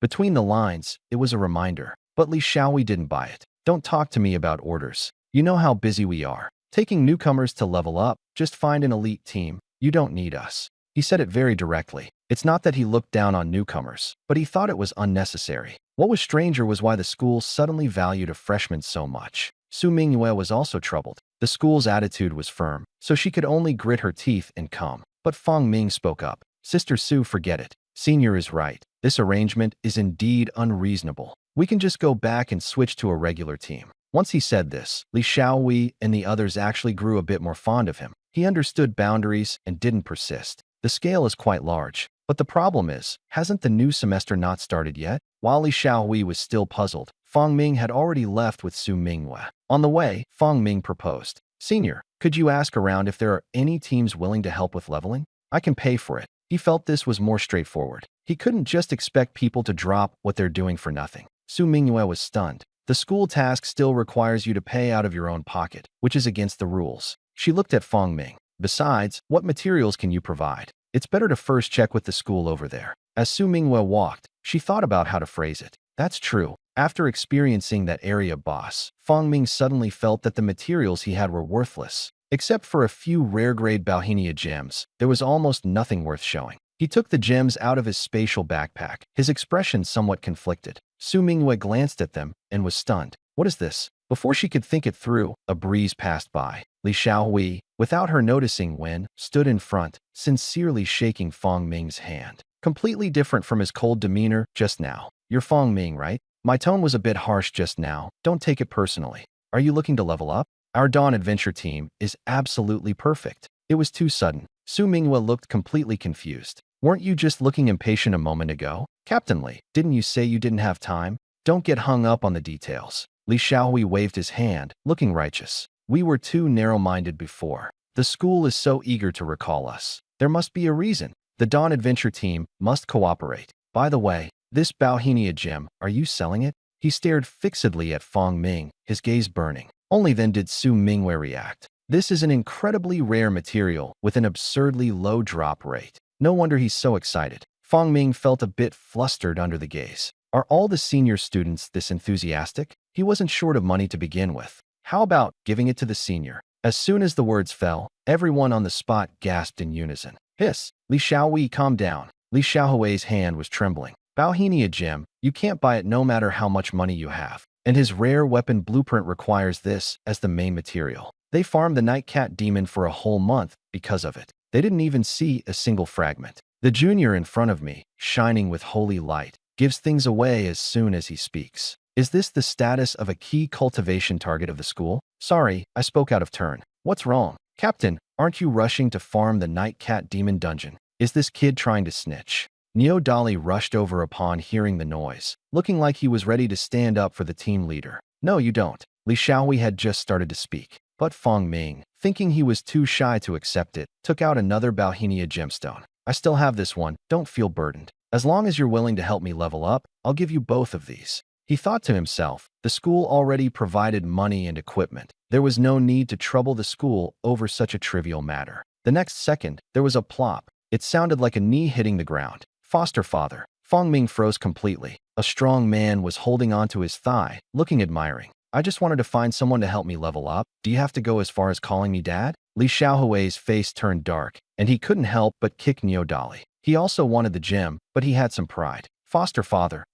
I just said it out of habit." "Brother Fong, don't take it personally. Dali is always like this. We, the Dawn Adventure team, will take on the leveling task. We won't take the reward for the mission. We'll let the school convert it into a prize for you. Is that all right?" As he spoke, he looked at Fong Ming eagerly, afraid of being refused. Fong Ming obviously had no objections. But would this plan really work? He looked towards Su Minghua. Just as Su Minghua was about to speak, two threatening gazes simultaneously landed on her. She swallowed hard and immediately changed her words. "Well, it's not impossible." Only then did the two gazes withdraw. She secretly wiped the sweat off her brow. If she had refused just now, she was afraid she wouldn't have walked out of the auditorium. "Neo Dali, go and call everyone here. Telling the junior to pay attention to the important points. We'll set off early tomorrow." So urgent? Just as Su Minghua opened her mouth, she was interrupted by Li Xiaohui. "Fong Jr. is entrusted to us. Don't worry, we definitely won't let him suffer any losses." Su Minghua shrugged. "As long as the task is completed. Besides, the school won't let Fong Ming suffer any losses." Only then did Li Xiaohui finally breathe a sigh of relief. Strike while the iron is hot, so as to avoid unexpected changes. If conditions allowed, he really wanted to set off immediately, but he couldn't. The mission hadn't been submitted yet, and the school had issued a notice that they must go to the director's office. By the way, junior brothers should stay in the dorm these days and not wander around. The school hasn't been peaceful lately. I'm afraid you'll suffer losses. Li Xiaohui didn't specify what exactly it was. After all, it's just one day. It shouldn't be this unlucky, right? But things always happen the other way around. Early the next morning, as soon as Fong Ming stepped out of the dormitory, he was stopped by a skinny stranger. Who are you? Fong Ming was taken aback. Hee, you're Fong Ming, right? Captain Li and the others had something come up last minute and are coming late. So let me show you around the school first. The young man smiled warmly, with enthusiasm that almost felt a bit excessive. He let slip some information unintentionally, but appeared especially attentive. Fong Ming hesitated for a moment. Senior Su and Captain Li were both quite kind, and this person looked like a senior as well. Are they really not coming? How about another day? I can wait in the dorm too. He was actually not in any hurry at all. No way. The young man's tone suddenly sharpened. Sensing something was off, he quickly forced a smile. I mean, this is also Captain Li's intention. To meet more people, so you don't end up at a disadvantage. The reason sounded quite reasonable. Fong Ming thought for a moment and nodded. Then let's just walk around casually. Anyway, I'm just idling. Besides, it was arranged by Captain Li. The vigilance remained. But thinking about the principal and senior Sister Sue's attitude, he relaxed a bit. It should be fine, right? The two walked farther and farther apart. Not long after, bang, bang, bang. The dormitory door was slammed heavily, but there was no response at all. What's going on? Brother Fong isn't here? Or is he still asleep? Outside the door, Neo Dolly stood frozen, hand raised, unsure whether to knock again. The captain had instructed that the juniors' matters were most important. If they woke him up, it would cause big trouble. He didn't know that Fong Ming had already been led around and brought to the school's back playground. Brother Hao, the person has arrived. The monkey brought the newcomer over. Someone saw it from afar and immediately ran over to report. Let's make this clear first. Don't be too harsh right away and scare the person away, or I'll deal with you. Lin Hao touched his buzz cut and warned in a low voice. After speaking, he still felt uneasy. Eyeglasses, are you really sure? He has a Bauhinia gem on him. The drop rate for this thing is ridiculously low. On the market, it sells for $1 million apiece, and it's hard to get even one. Brother Hao, I saw it with my own eyes. Eyeglasses beat his chest to guarantee it. His nickname is Eyeglasses, but his ears are very sharp. Only then did Lin Hao nod. Remember, don't be too obvious. Start with a little sweetness, then take it slow. The younger brothers nodded repeatedly. They were familiar with this kind of thing. Soon, Fong Ming was surrounded by a group and sat down. The junior just arrived, not familiar yet, right? Let's play a little game to get acquainted. Mini games. Fong Ming greeted politely. After all, he is a senior. Maybe not then. I'm not very good at playing. He declined tactfully. He usually just runs dungeons. No time for these. If you really talk about games, it's just the roll points in the dungeons. Don't worry, it's very simple. It's pretty much like rolling dice. Absolutely fair. Adding a little extra makes it more interesting. Just pick some basic materials at random. Just for fun. Lin Hao said this, secretly kicking the person next to him. The others quickly chimed in. Yeah, we won't let you lose out. Just playing around. Fong Ming understood now. He wanted to roll a bit with him outside. This feature could be used outside of the dungeon as well. It's just that he still didn't really want to. Not because he was afraid of losing, but because he felt this matter wasn't that simple. It wasn't a problem with the game, but the fact that those who had played with him eventually stopped playing with him. The reason is simple. Because there is only ever one winner. Maybe it's better to just forget it. Just have the seniors show me around the school. Fong Ming refused again. He didn't want to kill the seniors' enthusiasm outright. No way. Lin Hao shouted instinctively, then immediately realized his mistake and quickly corrected himself. No rush, there's still plenty of time. Let's just play a couple of rounds, as a warm-up. For fairness, we'll show you how it's done first. Before the words were finished, a few people had already formed temporary teams on their own and took out some worthless basic materials to start rolling for points. After a few rounds, the others had all gained something to some extent. Only Lin Hao didn't get a single thing. Damn,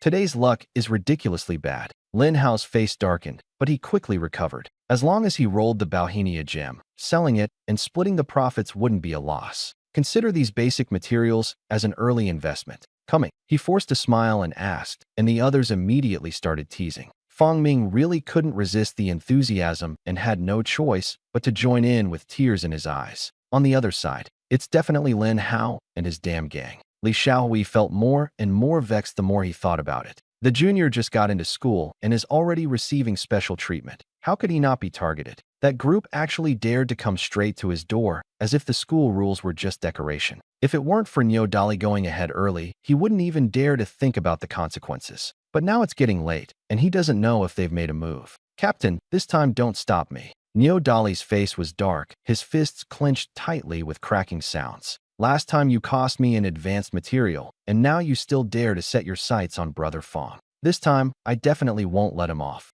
Just thinking that the Bauhinia gem might be swindled away made Neo Dali's anger shoot straight to his head. The group followed the information they had gathered and headed straight for the back playground. From afar, they saw a crowd gathered in a circle. The familiar scene instantly raised Neo Dali's blood pressure to the max. Last time, he was cheated just like this. And this time, inside the circle was Fong Ming. Stop it! Neo Dali was about to charge in, but saw Fong Ming smiling and waving at him. He was stunned on the spot. Brother Fong, what are you guys doing? He originally wanted to warn him not to get scammed, but seeing Fong Ming's expression, it didn't look like something had gone wrong. Senior Dali, Senior Lee, are you guys joining? I'm playing roll dice with the seniors. As expected, Neo Dali's heart sank. What was meant to happen had indeed happened. The roll was supposed to be fair, but he didn't have to think twice. Everyone except Fong Ming was obviously on the same side. He was about to lose his temper when he noticed that each of those people had a dazed expression, as if they had been emptied out. What's wrong with you all? No one responded. Neo Dali had no choice but to look at Fong Ming. Junior, you didn't lose out, did you? Fong Ming looked confused. Lose out? What? The seniors are pretty nice. If they say they won't let me lose out, then they really won't. You didn't lose anything? No. On the contrary, they deliberately lost quite a bit of materials to me. Neo Dali's mind went blank for a moment. 6 people, losing to just 1? His voice even rose, but Lin Hao and the others all shuddered in unison. Junior, be honest with me, did you really not lose? If you lost, I'll find you a place to make up for it. Really didn't. Fong Ming smiled bitterly and suddenly took out a piece of horn-shaped material. By the way, Senior Lin still owes me a rare material piece. Should I return it to him? Feels quite valuable. Neo Dali recognized it at a glance, his eyes widening. That was white rhinoceros horn, old Lin's beloved treasure.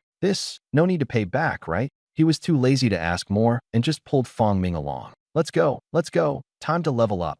This isn't good, is it? It's fine. Fong Ming thought for a moment, then raised his rhinoceros horn and shouted backward. Thank you, seniors. Let's play again next time. As soon as the words fell, Lin Hao and the others felt their hearts shatter, finally reacting. Wait, you can't leave. Winning and then running? That's not going to be so easy. Lin Hao's face darkened, about to get aggressive, but he ran into 2 cold stares. Morning Light Adventure Team. Li Xiaohui, Neo Dali. Hiss, not worth the trouble. The warning in his eyes was too obvious. He could only force out a smile, even uglier than crying. Underclassmen, take care. Come again next time. After saying that, he awkwardly waved his hand. If you can't win, you just have to accept it. Lin Haoqiang gritted his teeth, watching them walk away, and after a long while, lowered his hand and lit a cigarette. Once, twice, 3 times, and still couldn't light it. Brother Hao, the younger brother said cautiously, you're holding the cigarette the wrong way. This sentence became the final blow. Get lost. All of you get lost. From now on, if anyone mentions rolling a joint again, he'll get mad at them.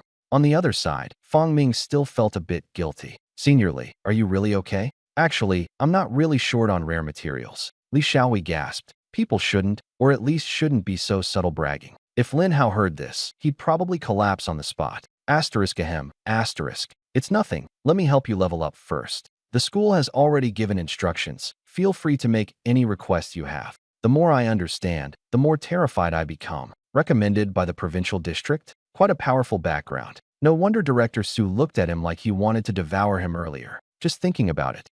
Why is the law enforcement team here? Lin Hao and the others looked up and saw the school enforcement team with serious expressions, their hearts sinking sharply, still trying to comfort themselves. Maybe they were just passing by. Before they could react, the enforcement team had already reached them and grabbed his arm. The opening line that terrified students then rang out. Come with us. You guys are in trouble, and it's serious. Lin Hao was stunned on the spot, his mouth opening, and the cigarette but fell to the ground. Leveling up is nothing unusual. As one of the top 10 professional academies in Xia State, they were already well-versed in this routine. The team leader's level couldn't exceed level 10 for new players, and the location was chosen as a low-tier 10-man dungeon, ensuring safety and no loss of experience. Fong Ming and his team selected the level 20 dungeon near Zhongda, Skeleton Cave. It's a team dungeon where advanced equipment and set blueprints can drop. The chance was low, but Fong Ming wasn't worried at all. Instead, he smiled. As expected, dungeon grinding is the most comfortable.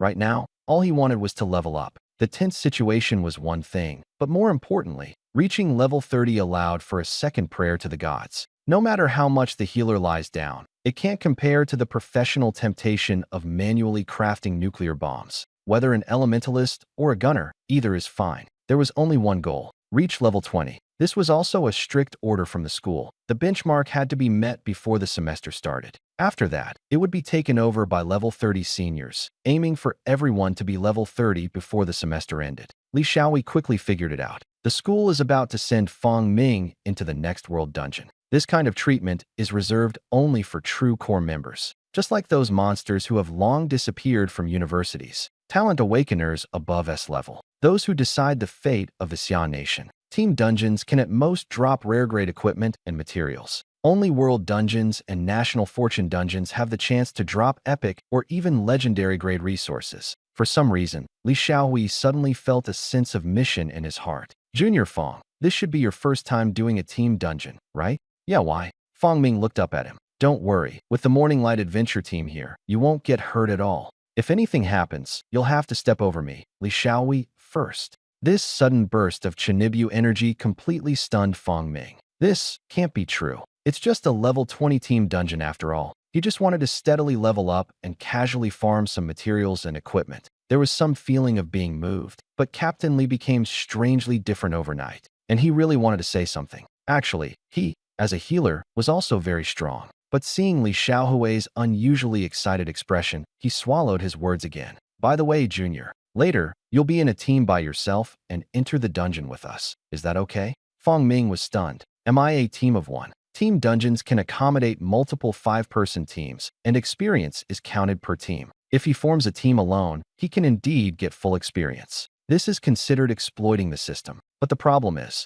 if no one deals damage, the boss drops have nothing to do with him. Then his SSS-level talent would be wasted, wouldn't it? Junior, do you have any questions? This distribution is the most reasonable, maximizing experience. Li Xiaowei was a bit puzzled. Nothing much. It's just that if it's done this way, the drops have nothing to do with me. As soon as he finished speaking, Li Xiaowei slapped him on the shoulder. Junior, what are mere equipment materials? Even if the 10-player dungeon has rare drops, nothing is more important than your leveling up. These words were spoken with genuine sincerity. Instead, they made Fang Ming feel a bit ashamed. Makes sense. It's just that his perspective was too narrow. Senior, I understand. Let's begin. Li Xiaowei nodded with satisfaction and waved his hand. The group entered the skeleton cave directly. At this moment, Li Xiaowei still didn't know what exactly he had missed. He seemed driven by some mission, methodically completing the tasks assigned by the school. Until a week later, the school finally couldn't bear the pressure and gave them an S-level mission. Hiss, no wonder it's S-level.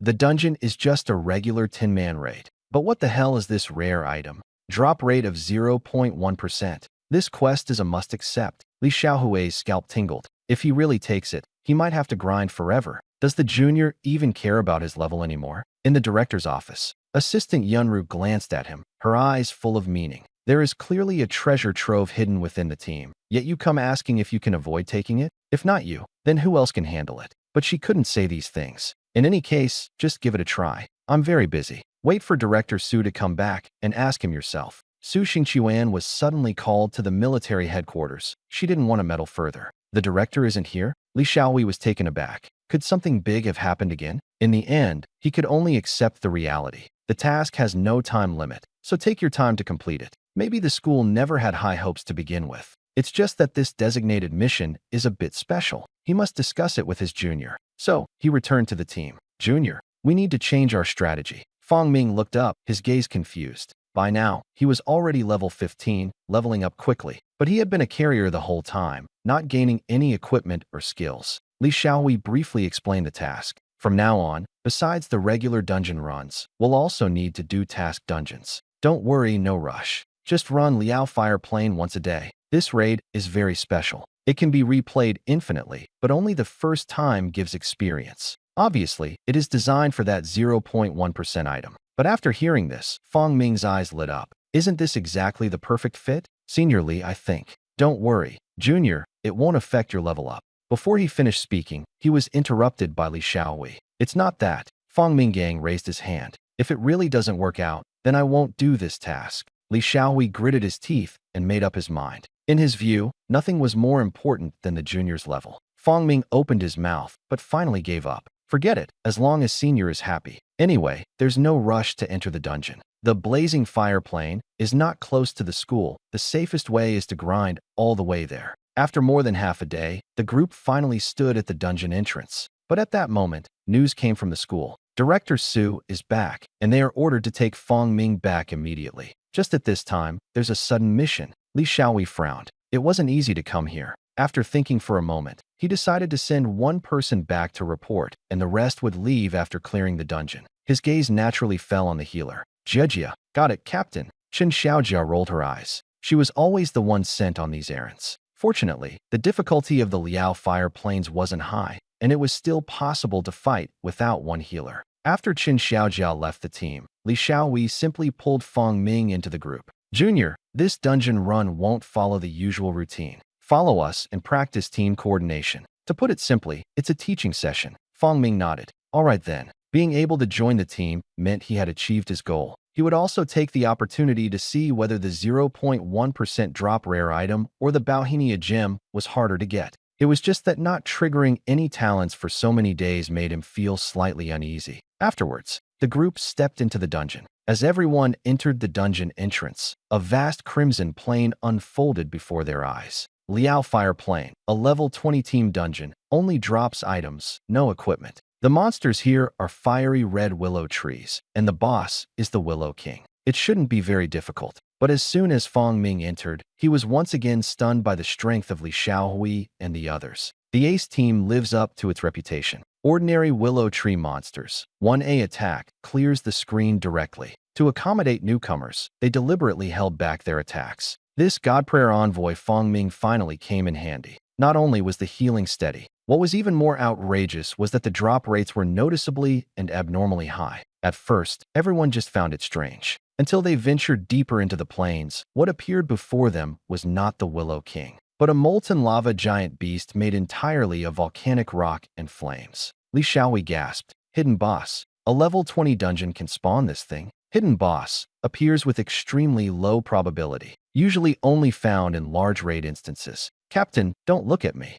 My luck is really bad. Old Neo kept waving his hands. Li Xiaowei shifted his gaze towards Fong Ming. The only change in the team was him. Senior, what's wrong? Hiding the boss isn't quite common. Fong Ming looked bewildered. As soon as these words came out, everyone widened their eyes in unison. Something's off. This junior is very off. Only then did Li Xiaowei seriously scrutinize Fong Ming. He felt a bit uneasy as he looked. This might not be quite normal, Fong Ming added quietly. But Li Xiaowei recalled the previous drop rates and frowned. Junior, are you usually especially lucky? Not bad, just a little better. Fong Ming nodded. Li Xiaowei clapped his hands. Got it. Luck value can't be seen, and it sounds pretty mystical. But some people just happen to have ridiculously good luck. Really didn't expect. Junior is still a koi fish constitution? Li Xiaohui's eyes lit up as he stared at Fong Ming. Fong Ming instinctively took a step back. Ahem, don't be nervous. A 10-person raid with a hidden boss isn't completely impossible either. Let's say it's normal. As he spoke, he himself started to feel a bit weak. Fong Ming nodded firmly. Yeah, pretty normal. No wonder he's the ace captain. He really understands me. But then came the problem. Fight. This is the hidden boss of the 10-man raid. It was originally a 10-man dungeon, but now they are just one team. The healer also left temporarily. To fight or not, the risk is considerable. Li Xiaowei was silent for a moment. Captain, what are you hesitating for? Of course we fight. Hidden boss. The drops are absolutely amazing. Neodali was extremely excited. He had been running the dungeon for so long and hadn't even seen the shadow of the hidden boss. He heard the drop rate was high, and all the items dropped were rare. Some even got exclusive equipment directly. If he didn't fight, how could he save face as the top player? At most, just take a few more potions. Li Xiaowei thought for a moment. Indeed, if you miss it, there might not be a next time. But the risks are also there. Junior, what do you think? This thing is pretty dangerous. If something really goes wrong, Director Su will skin him alive. Go for it. Fong Ming answered decisively. Finally met a reliable team. It would be a loss not to fight.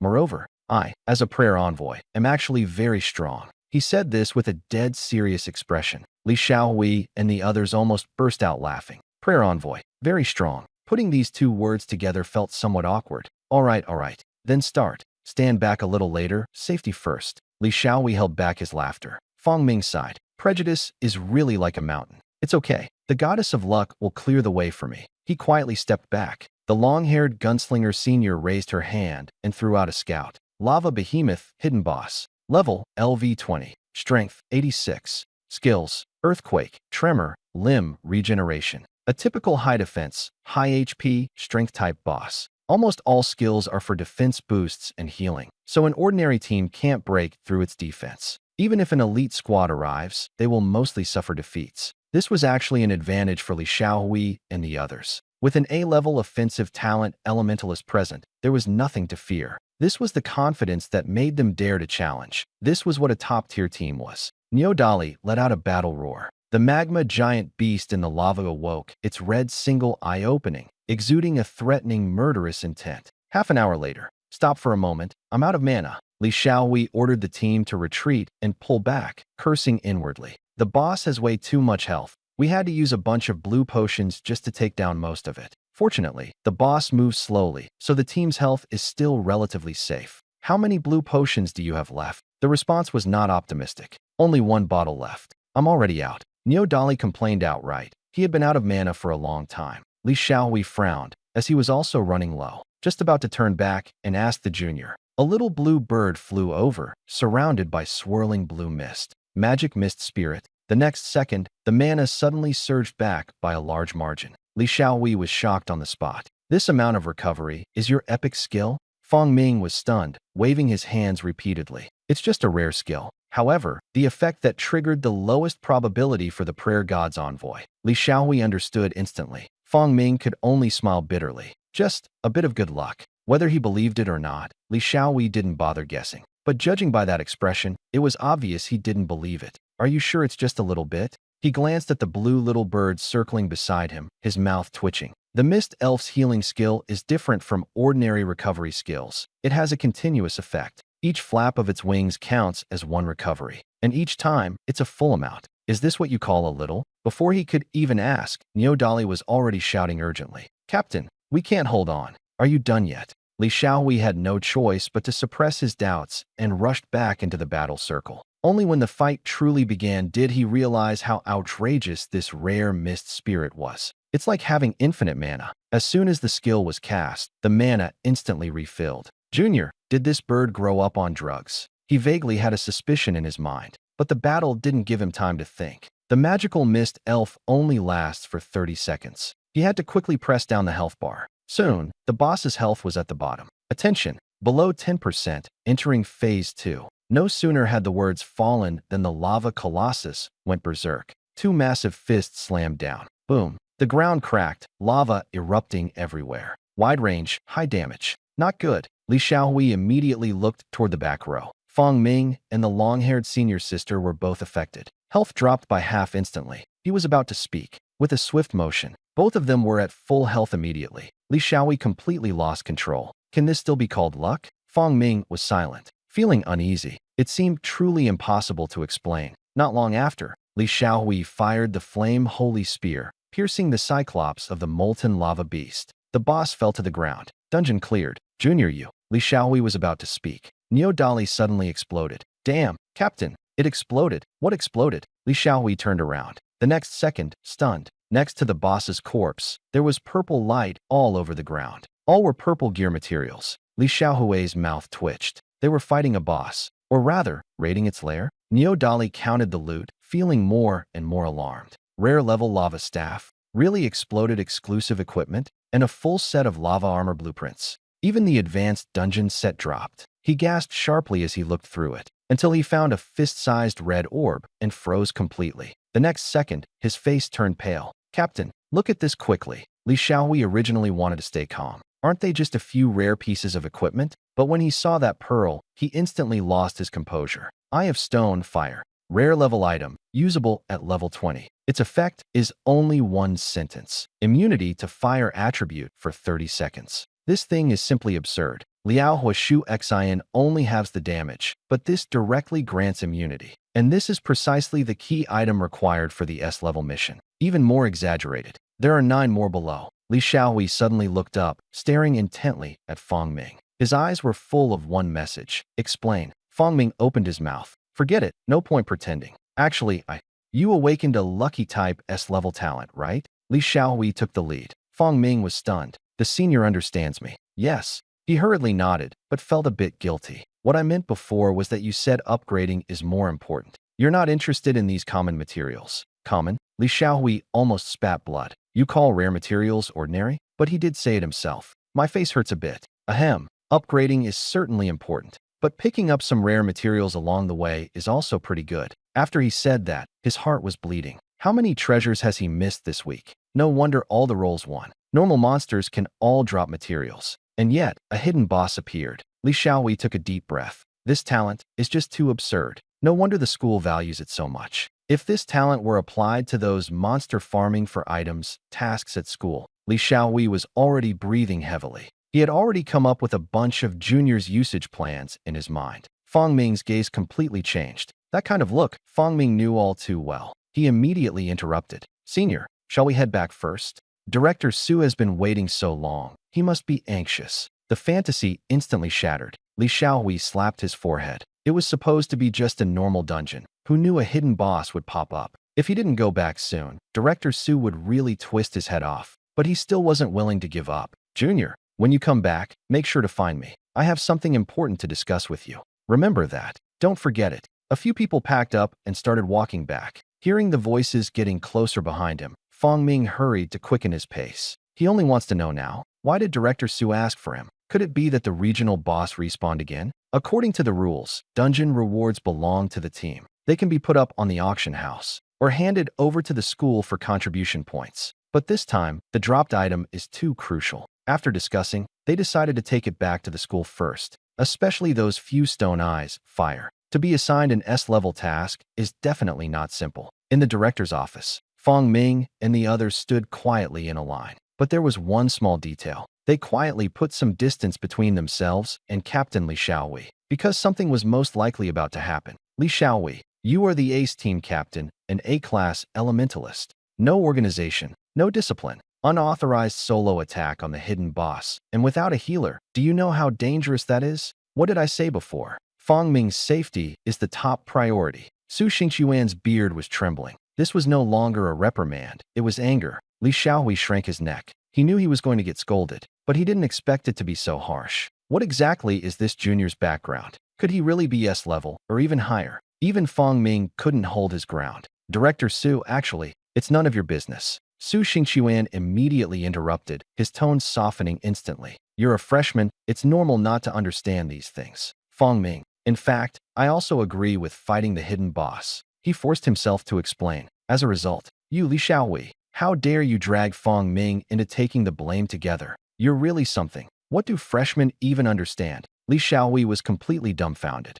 No, this could be pinned on me too. Fang Ming, frustrated face. Sorry, Senior Li. I really tried my best. After the storm of reprimands, Fang Ming suddenly thought of something and quietly kicked Senior's heel. Li Xiaohui immediately understood, his eyes lighting up. Director, sorry I was wrong. He completely changed his attitude by 180 degrees. You still have the nerve to admit blame?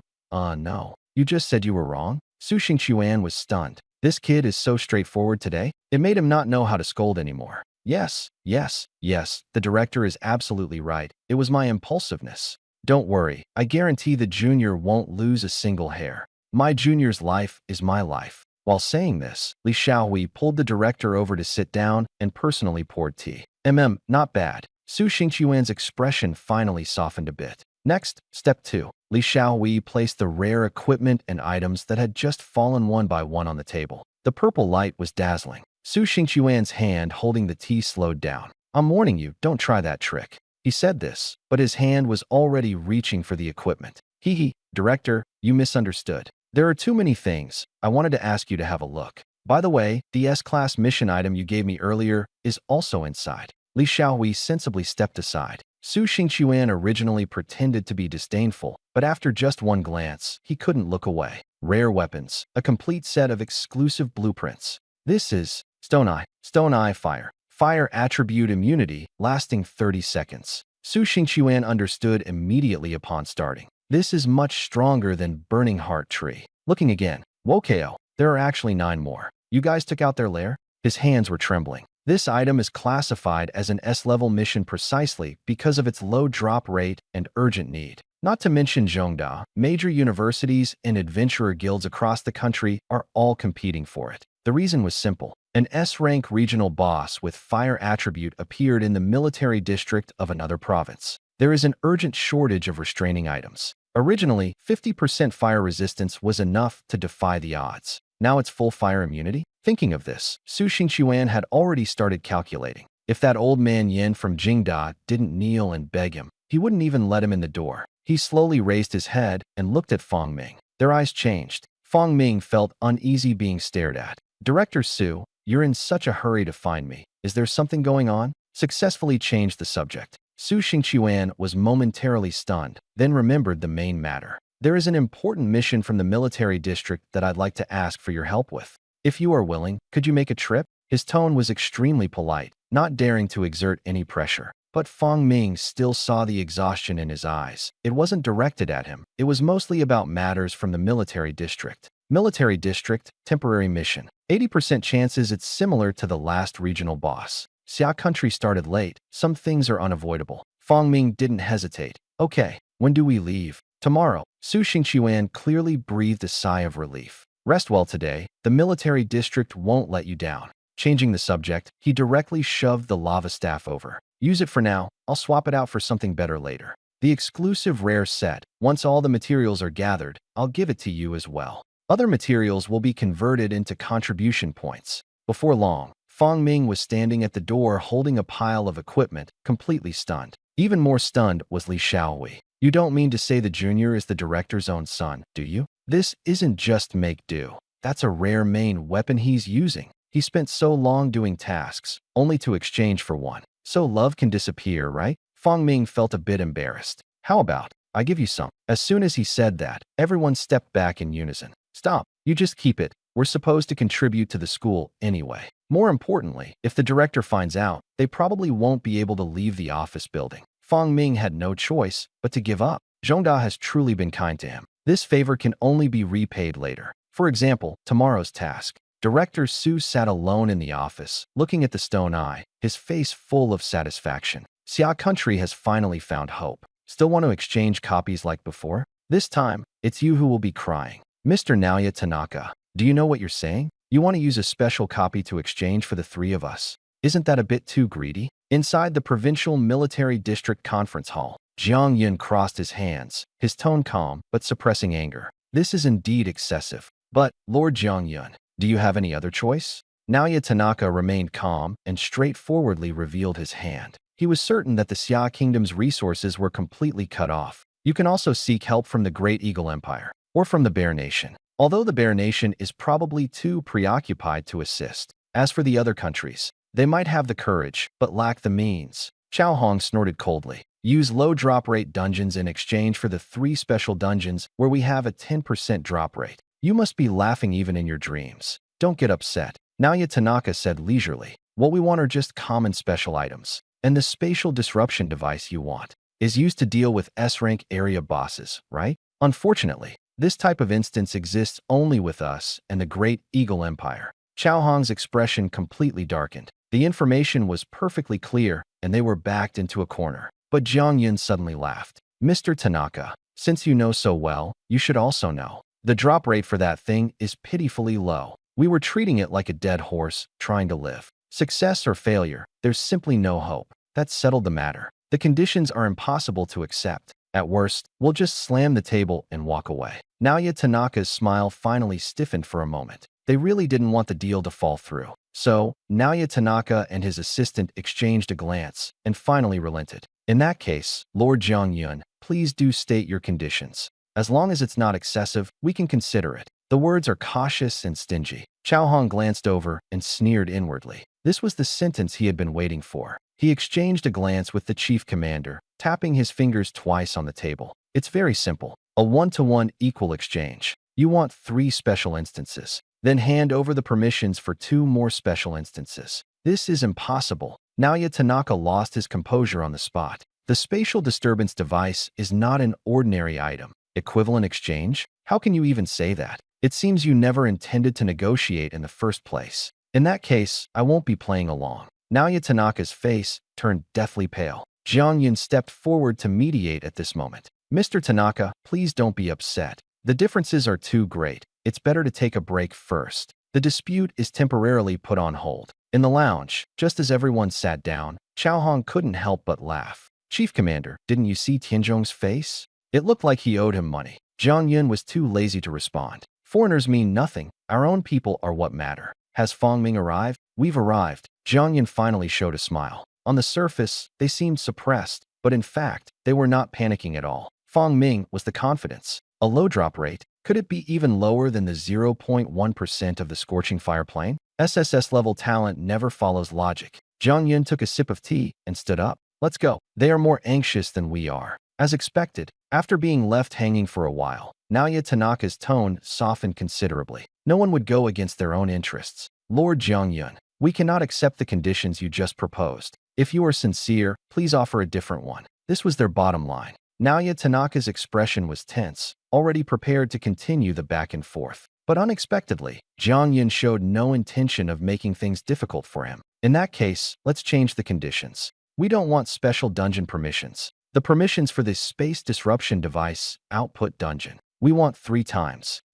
That low? Naoya Tanaka suddenly sat up straight. Are you sure? Sure. Zhang Yun nodded. Got it. We accept. Naoya Tanaka immediately made a decision, fearing the other party would back out. In his view, this was practically a free gain. With such a drop rate, what harm was there in giving 2 more times? The transaction went exceptionally smoothly. To finalize quickly, the Nippon Empire's side even took the initiative to concede on details. When leaving, everyone was beaming with smiles. As soon as they were out of sight, Chao Hong almost laughed out loud. Chief Commander, if they knew we were aiming for this from the start, would they explode with anger on the spot? Zhang Yun was too lazy to respond and instead asked, by the way, where is Brother Fong? Quickly invite him over. Don't be rude. Chao Hong's face stiffened. Commander-in-Chief, calm down first. Brother Fong seems to have been taken by the military district people to train on the battlefield. Zhang Yuni was stunned. Training battlefield? The next second, he suddenly realized. His expression slightly changed. Not right. This isn't good. Meanwhile, outside the training battlefield, a group of combat team members gathered. They all knew Fong Ming's constitution and also understood his standing with the chief commander.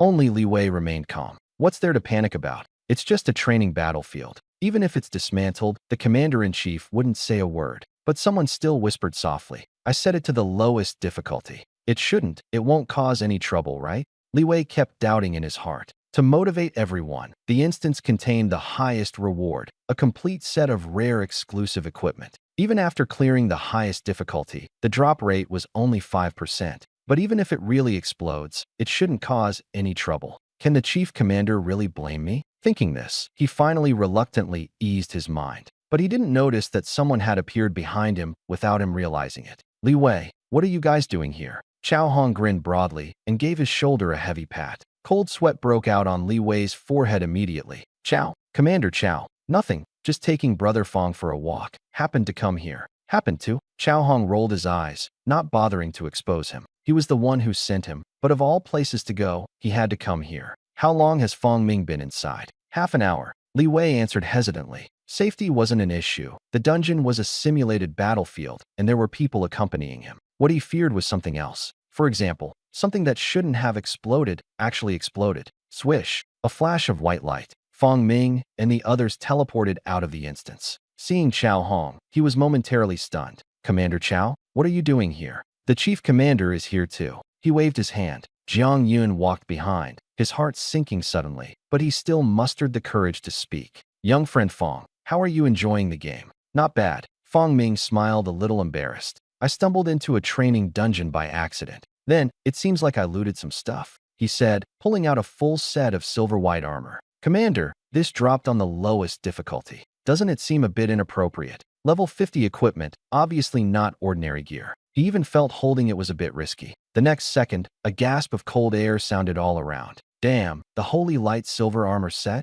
Did it really drop? The lowest difficulty too. This luck is just absurd. Isn't that kid Li Wei making a killing? Making a killing? Chao Hong's face darkened as he slowly looked at Li Wei. His gaze was dangerous. Wait a minute. Commander Chao, listen to my explanation. Li Wei panicked. Wasn't it agreed to accept the outcome? Why are these people turning hostile on the spot? Ahem. Zhang Yun cleared his throat lightly. preparing to step in and smooth things over. Jiang Yun raised his hand to signal Chao Hong not to be impulsive. Fang Ming is still here. If we leave a bad impression, that would be troublesome. Chao Hong could only hold back his anger, put down his fist the size of a pot, and glared fiercely at Li Wei. Jiang Yun then turned to Fang Ming. Young comrade Fang, technically speaking, this matter shouldn't be mentioned, but the exclusive suits for the military district are indeed in short supply. We're not trying to take back the equipment. We just want to discuss whether it can be converted into cash or contribution points to compensate you. He spoke cautiously, afraid that Fang Ming might misunderstand. Who would have thought? He was the commander of the provincial military district. But the resources in Blue Whale Province are limited. The rare set at level 50 is already top tier. But Fang Ming is only level 15. It was indeed a bit awkward. Fang Ming scratched his head. If he had known earlier, he wouldn't have come to try this training battlefield. He couldn't use the equipment himself, making it feel awkward. As for exchanging it for money or contribution points, that was even less appropriate. The commander-in-chief was already so polite. How could he possibly take advantage? Commander, don't be like this. I just heard Brotherly say it was fun, so I came to try it out. I didn't expect to lose equipment. Forget about the money and contribution points. After hearing this, Jiang Yun was almost moved to tears. What a good kid. He immediately made a decision. No need for the contribution points, but issue a technical consultant certificate as compensation. Not long after, the assistant came running over with a small notebook. Fang Xiaoyu, this is originally what you deserve. Consider it compensation.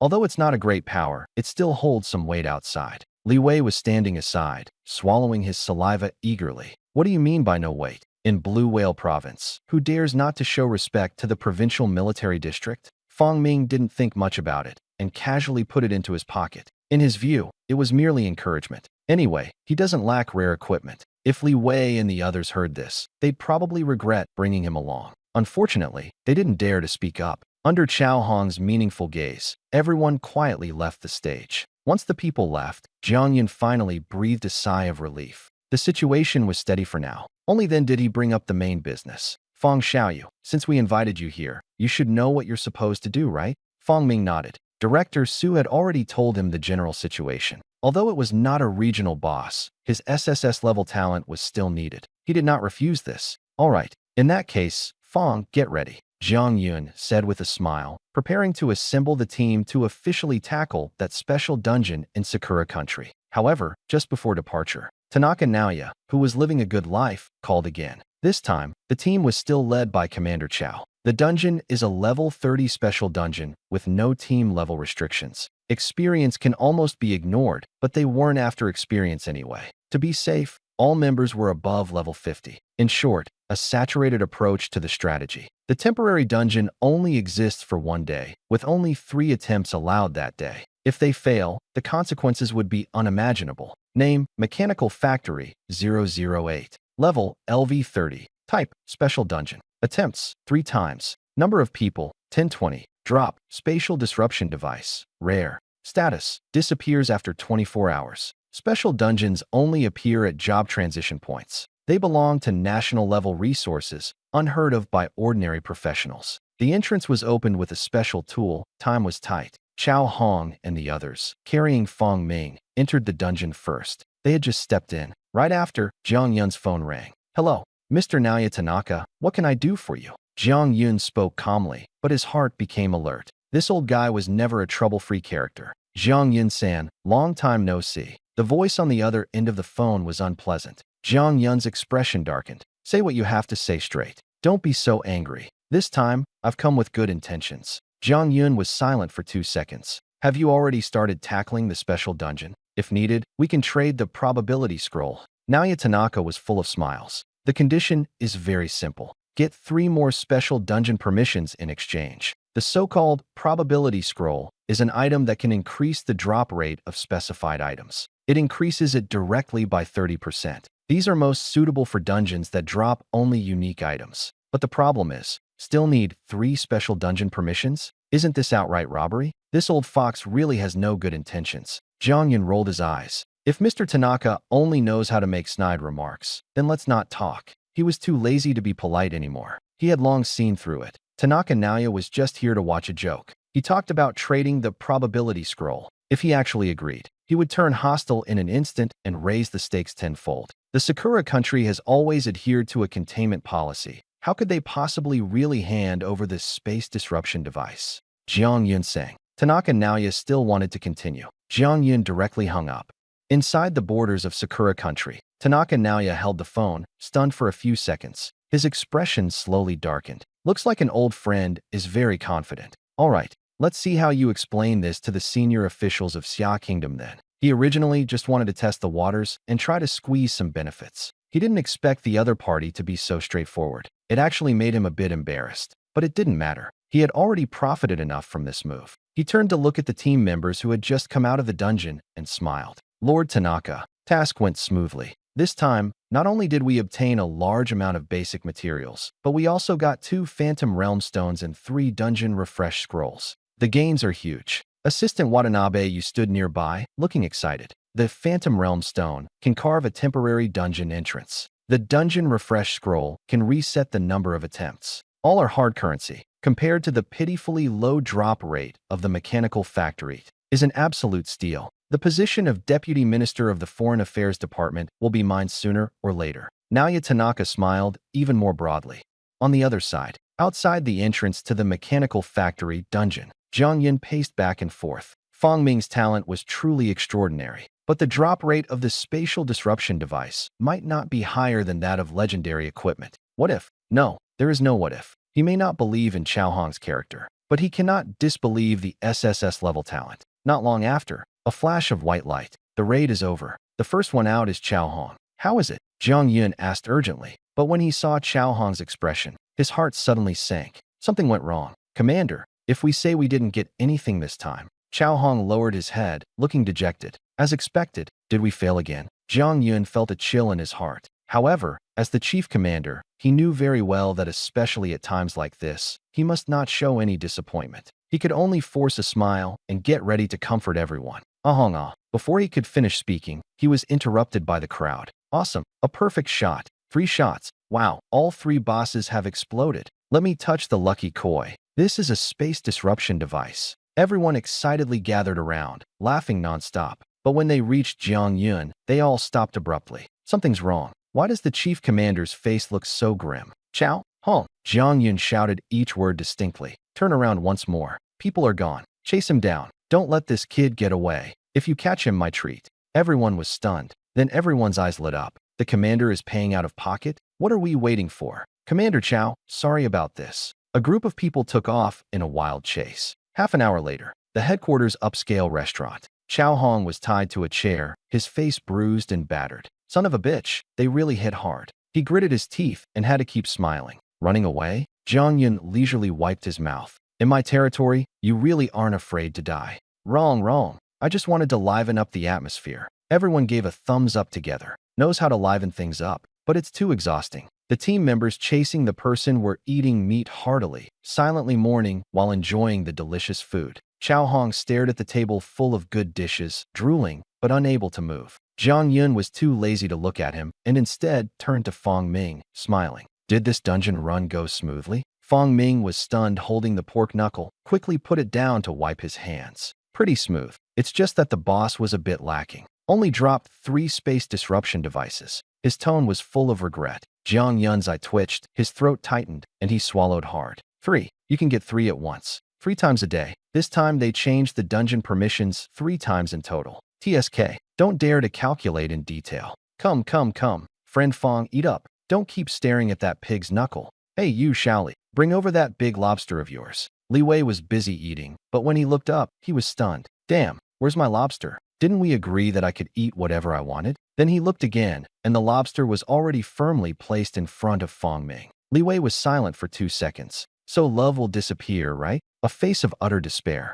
Too passionate. Really can't handle it. Hick. Fang Ming let out a long, satisfied burp. Never been this full in his life. The commander's enthusiasm was outrageously high. The team members were also scrambling to grab food. Also Li Gu. Li Wei, are you sure? But none of this matters. After finishing the meal, we still have to grind the dungeon. The dungeon lasts all day, and the temporary entrance can't be reopened. 3 days later, the conference hall. Reporting to the commander. There are a total of 27 spatial disturbance devices, not one missing. All here. Chao Hong saluted and stepped aside. The atmosphere is serious. Today was the official report of the battle results. Good, very good. Jiang Yun looked at the neatly arranged rare items on the table, finally letting out a sigh of relief. Spatial disturbance device. Rare grade, LV-30. When activated, the space within a radius of 1 kilometer becomes chaotic, lasting for 30 seconds. Simple and straightforward. Specializes in spatial system skills. All of this is prepared for the S-rank area boss in Kyoto. S-rank is never to be taken lightly. If unprepared, it is a disaster. If well prepared, it becomes a resource. The main contributor this time is naturally Fong Ming. Unfortunately, the school was urging him, so he returned early. Director Su as well. Upgrading is important, but health is more important. Isn't it tiring to run dungeons at such high intensity? Jiang Yun sighed. He could only make up for it later. He was about to arrange the next step, but noticed that Chao Hong's expression was off. What's wrong? Commander, take a look at this. The phone was handed in front of him. An international news report caught my eye. This cooperation with the summer country went very smoothly. The 3 special dungeons exchanged dropped a large number of common special items. The special dungeon we provided this time was the low-drop Mechanical Factory 008. During negotiations, the other party suggested using probability scrolls to increase the drop rate, but it was rejected by Jiang Yun, the commander-in-chief of the Blue Whale Province Military District. As soon as the news broke, the professionals instantly exploded with outrage. What do you mean? Isn't this a huge loss? What is the Blue Whale Province official doing? The Cherry Blossom country never gives up on destroying us, and they still want to trade 3 dungeons cheaply? Investigate him. Jiang Yun couldn't be bothered to respond. He stared at Naoya Tanaka's announcement, which hit a sharp edge beneath its surface, avoiding the main issue and deliberately steering public opinion. It was clearly a losing trade, yet they outright refused the probability scroll. Holding a grudge to this extent. Jiang Yun laughed angrily. But the S-level area boss and Fong Ming's SSS talent couldn't be made public. This silent loss, they could only swallow for now. However, if Naoya Tanaka thought he had won, that was far too early. The next day, a piece of news quietly went online. Sakura Country, Foreign Affairs Department celebration banquet. Naoya Tanaka was beaming with pride, accepting every drink offered. The Xia people ultimately lost after all. Just as he was feeling triumphant, he saw Minister Suzuki approaching, his heart suddenly racing. Is the commendation coming? Smack! A slap landed directly on his face. Baka, look at what you've done. A newspaper was slammed onto the table, and Suzuki turned and walked away. Naoya Tanaka was stunned. He trembled as he flipped open the newspaper. The headline was glaring. Our side and Sakura Country exchange goods. Successfully obtained temporary access to Mechanical Factory 008. And upon completion of the transaction, received 3 probability scrolls as a gift. Special thanks. Naoya Tanaka, Foreign Affairs Department of Sakura Country. The accompanying image was crystal clear. Space Disturbance Device.jpg. The comments section is in a frenzy. 666. Naoya Tanaka is truly a great person. A probability scroll isn't a strategic resource. Sakura Country is actually giving it away for free. No wonder they say that old man is a good person. Looks like we misunderstood Commander Jiang. If you can get it for free, who would spend money on it? Could this guy be the one we planted over there? Online it's hard to tell truth from falsehood, but the photo is real. If it weren't for the probability scroll, why would the Xia Kingdom have obtained the spatial disturbance device? The once lively celebration suddenly went cold. Everyone's gaze toward Naoya Tanaka completely changed. Wait a moment. Minister, please listen to my explanation. I really didn't. Naoya Tanaka chased after him, but was stopped by a slap. Tanaka-kun, I don't want to hear any explanations. News can be faked, but can photos be faked too? If it were me, I would have committed seppuku to atone a long time ago. After speaking, the person turned around and left. Only Tanaka Naoya remained frozen in place, his face ashen.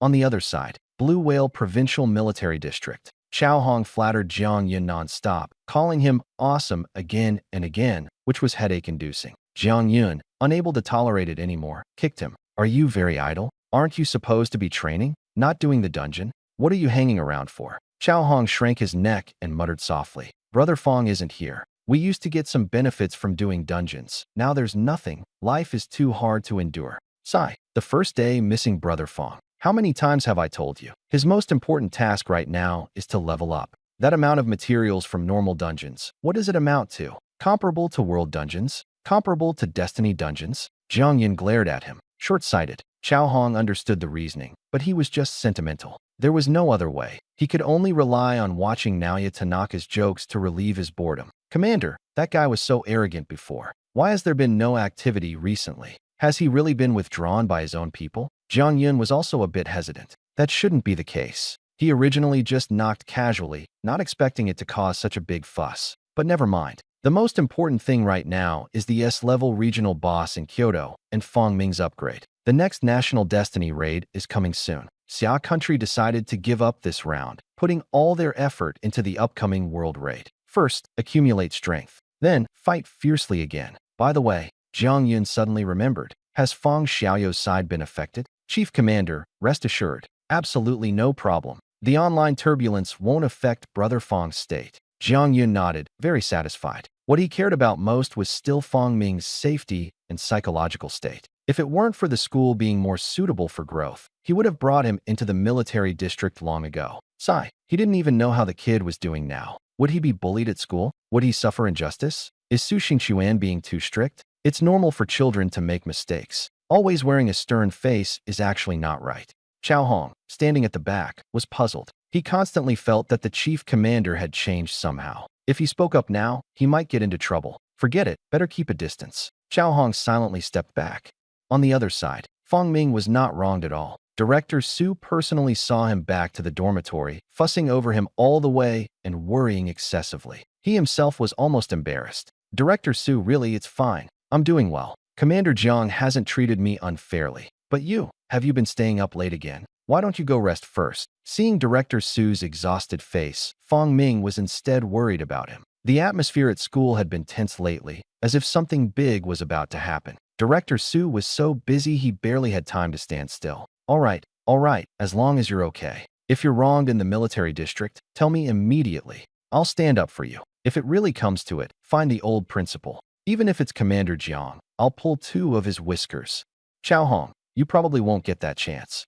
Fong Ming's heart warmed, and he could only nod repeatedly, then saw the person off. Being too enthusiastic is also a burden. He couldn't be too cold either. Phew, finally gone. He closed the door and let out a breath. Suddenly, he felt a bit of longing for Senior Li and the others. Among so many people, only Senior Li really understands him. I wonder what the seniors are busy with. They are probably still working on school assignments. Before, they said they wanted to discuss something when he came back. Why didn't he come today? Are they afraid of disturbing his rest? Thinking about it, he went to bed early. The next morning, the familiar sound of knocking on the door rang out. Fong Ming's eyes lit up, and he rushed over to open the door. As expected, it's Neo Dali. But today, he is different. His expression is anxious. Dali Sr., what happened? Fong Ming felt a sinking sensation in his heart. Something must have happened during the days he was gone. Junior, you're finally back. Come with me quickly. Something big happened. Saving people is urgent. If we don't go now, the captain will lose all his underwear. What?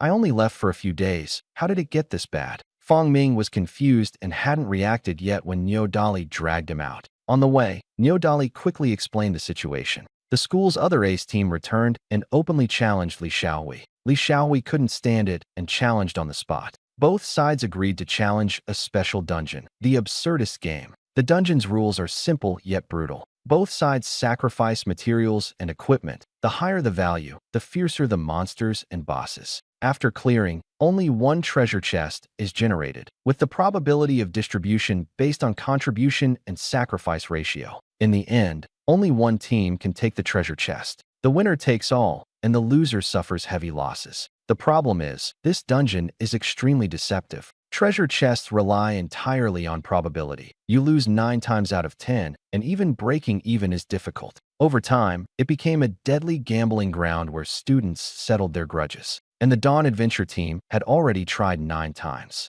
Except for the first time, every attempt resulted in a loss. So, you want me to join the team temporarily? Fong Ming finally understood. When it comes to probability, he never exaggerates. It's just that Senior Li was too impulsive this time. Where is the team leader? Gathering materials for the next round of sacrifice, about to start betting. Neo Dali was extremely anxious. So fast, Fong Ming felt a sinking feeling in his heart. This rhythm is not right. Neo Dali gritted his teeth. The Shadow Adventure team acted like they had gone mad, determined to have a fierce fight. Soon, Fong Ming found out the reason. In front of the dungeon entrance, the Dawn Adventure team and the Shadow Adventure team were confronting each other. What? Captain Lee, haven't gathered all the materials yet? Should I contribute less? Always winning against you guys, I find it boring. The game of the absurd began its strategic play from the moment of sacrifice. The more sacrifices, the higher the probability of treasure chests. The next factor is the contribution from killing monsters. But everyone is an ace team, so the strength gap is naturally small.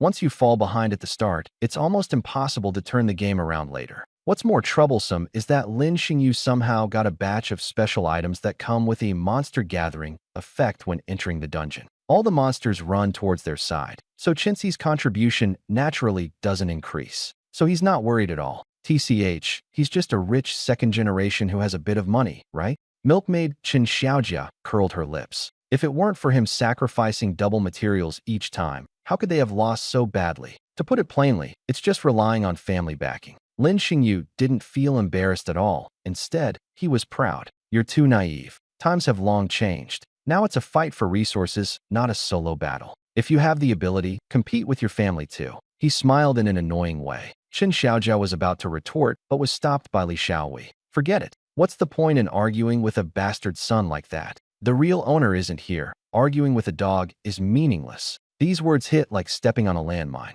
Lin Xingyu's face instantly darkened. You're the real bastard son. Your whole family is. Li Xiaowei, don't think you're superior just because the school values you. To me, you are nothing. He almost shouted it out. Li Xiaowei took 2 steps back, frowning with disgust. Why shout so loud? Adding a roar buff, or what? Really annoying. Let's settle this in the ring, he said as he dug at his ear. What era is this? Still stuck on legitimate and illegitimate status. The person involved was the most concerned. Simply absurd. Qin Xiaojia was laughing uncontrollably. The captain is ruthless, breaking people down with just one sentence. No wonder he's an elementalist, maxing out his output. After a while, Lin Xingyu finally suppressed his emotions. That's wishful thinking. I'm only a B-level gifted warrior. You're an A-level elementalist. Let me fight you? Your scheming is loud and clear. Li Xiaowei felt a sinking feeling in his heart. This is bad. This guy had finally calmed down. He had originally planned to use provocation to change the bet into a duel, but the other party didn't fall for it at all.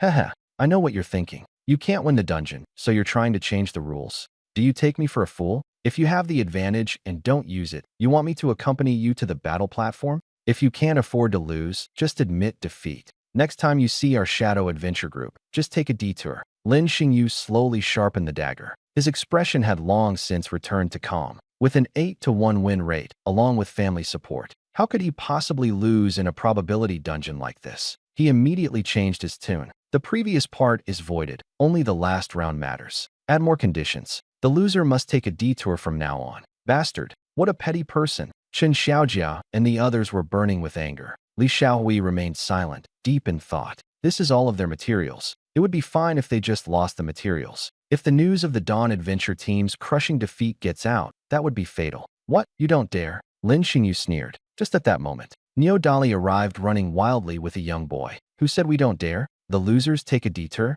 We accept. Captain, we're not late, right? No, just right. Li Xiaowei looked at Fong Ming, his eyes lighting up, like seeing a straw to save his life. Fong Ming took 2 steps back under the intense gaze. Senior Li, just say what you need. The Shadow Adventure team looked bewildered. Who is that guy? A freshman, probably, and not high level either. Expect him to turn the tables? Laughable. Lin Xingyu squinted. You guys don't understand. This kid's luck is a bit uncanny. Luck is all about chance. Some pros are just naturally lucky, and that's normal. Probably trying to inflate the drop rate of the treasure chest. Lin Hao had said back then that he lost to a rookie. When asked how he messed up, he hesitated and only said the opponent was lucky. It seems like the goddess of fortune is on his side. Lin Xingyu just found it laughable after hearing that. So what if you're lucky? This game is about skills, resources, and manipulating the probabilities of treasure chests. Who believes in luck is a fool. Captain Lee. Impossible, right? You go to bring reinforcements and end up finding a freshman? Aren't you afraid of losing face? Lin Xingyu smiled flamboyantly, his heart already steady. What's wrong? Not possible. Li Xiaowei laughed instead of getting angry. Not possible. Can a man say not possible? Lin Xingyu's face darkened. All right, since it's a bet, any means are fair. If this young brother also joins, shouldn't we add some stakes? He hasn't forgotten that Lin Hao lost a rare material. Just right, let's get it back together. Is this okay? Fang Ming hesitated a bit. Of course it is. Go ahead. Lin Xingyu waved his hand generously. If you don't come, how can I win the stuff back? Rare materials are not fatal to the family, but they are not cheap either. Li Xiaohui and the others exchanged glances and showed meaningful smiles. The rules were quickly set. Everyone entered the dungeon one by one. Name, Game of the Absurd. Level, LV20. Type, Special Dungeon. Attempts, 3. Number of people, unlimited. Drops, Absurdist Treasure Chest, normal. The dungeon is very special. Upon entering, there is a small hall. The floor is paved with blue stone. In the center is a round platform, and at the end is a huge bronze door. Who goes first? Lin Xingyu squinted and looked at everyone. Your face is big. You go first. Neo Dali waved his hand. The juniors are all here. Who has the first difference? I'll go first. Don't regret it. Lin Xingyu's face darkened. You're the one who's big-faced. You won't be laughing later. He walked to the round table. That is the sacrificial device. He hesitated no longer and placed a pile of advanced materials and equipment on it. A flash of white light. The items disappeared. Contribution, 535. Treasure chest quality, advanced, 100%. Because he was the only one making the offering, the success rate was 100%, but he still wasn't at ease. He took out another rare material and gently placed it on. Swish! The material disappeared instantly. Contribution suddenly skyrocketed. Contribution, 1053 points. Treasure chest quality, advanced plus, 100%. The treasure chest is still advanced, just infinitely close to rare. This is where the trap of this dungeon lies. Phew, 1,000 points secured. Previously it was just over 800, but better to be extra safe. Lin Xingyu gritted his teeth and took out another piece of rare material. Most of those advanced materials were obtained from treasure chests he had won before.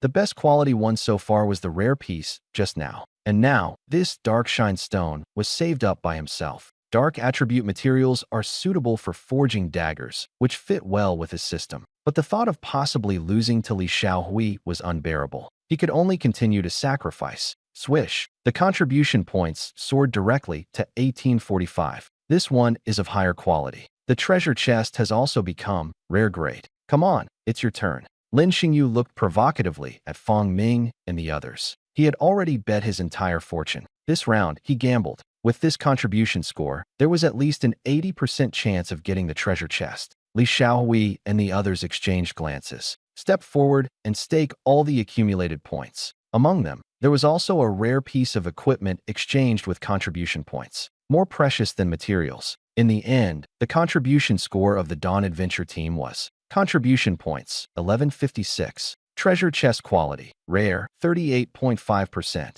more than 30%. Most of the contribution came from that rare piece of equipment. Li Xiaohui, however, remained calm. He looked at Fang Ming. Junior, that's enough, right? This is all the family has. With your luck, it shouldn't be a big problem. He spoke somewhat hesitantly. Fang Ming stared at the sacrificial round table, was silent for a moment, then shook his head. Not enough. This amount is far from enough. Before entering the dungeon, he had already set his sights on this place. Sacrificial materials can be exchanged for treasure chests of the corresponding level. Such an interesting dungeon. How could he just take a rare item and leave? Not farming an epic. Would that be worthy of his SSS talent? Thinking of this, Fang Ming stepped forward 2 steps and approached the round platform. Captain, is this kid really going to get involved? A newcomer. Can he even be level 20? What else good could he possibly have? The young ranger asked quietly. Just watch quietly. Lin Xingyu sneered. He does have rare materials, but we also have monster gathering tools, so our contribution score is still higher.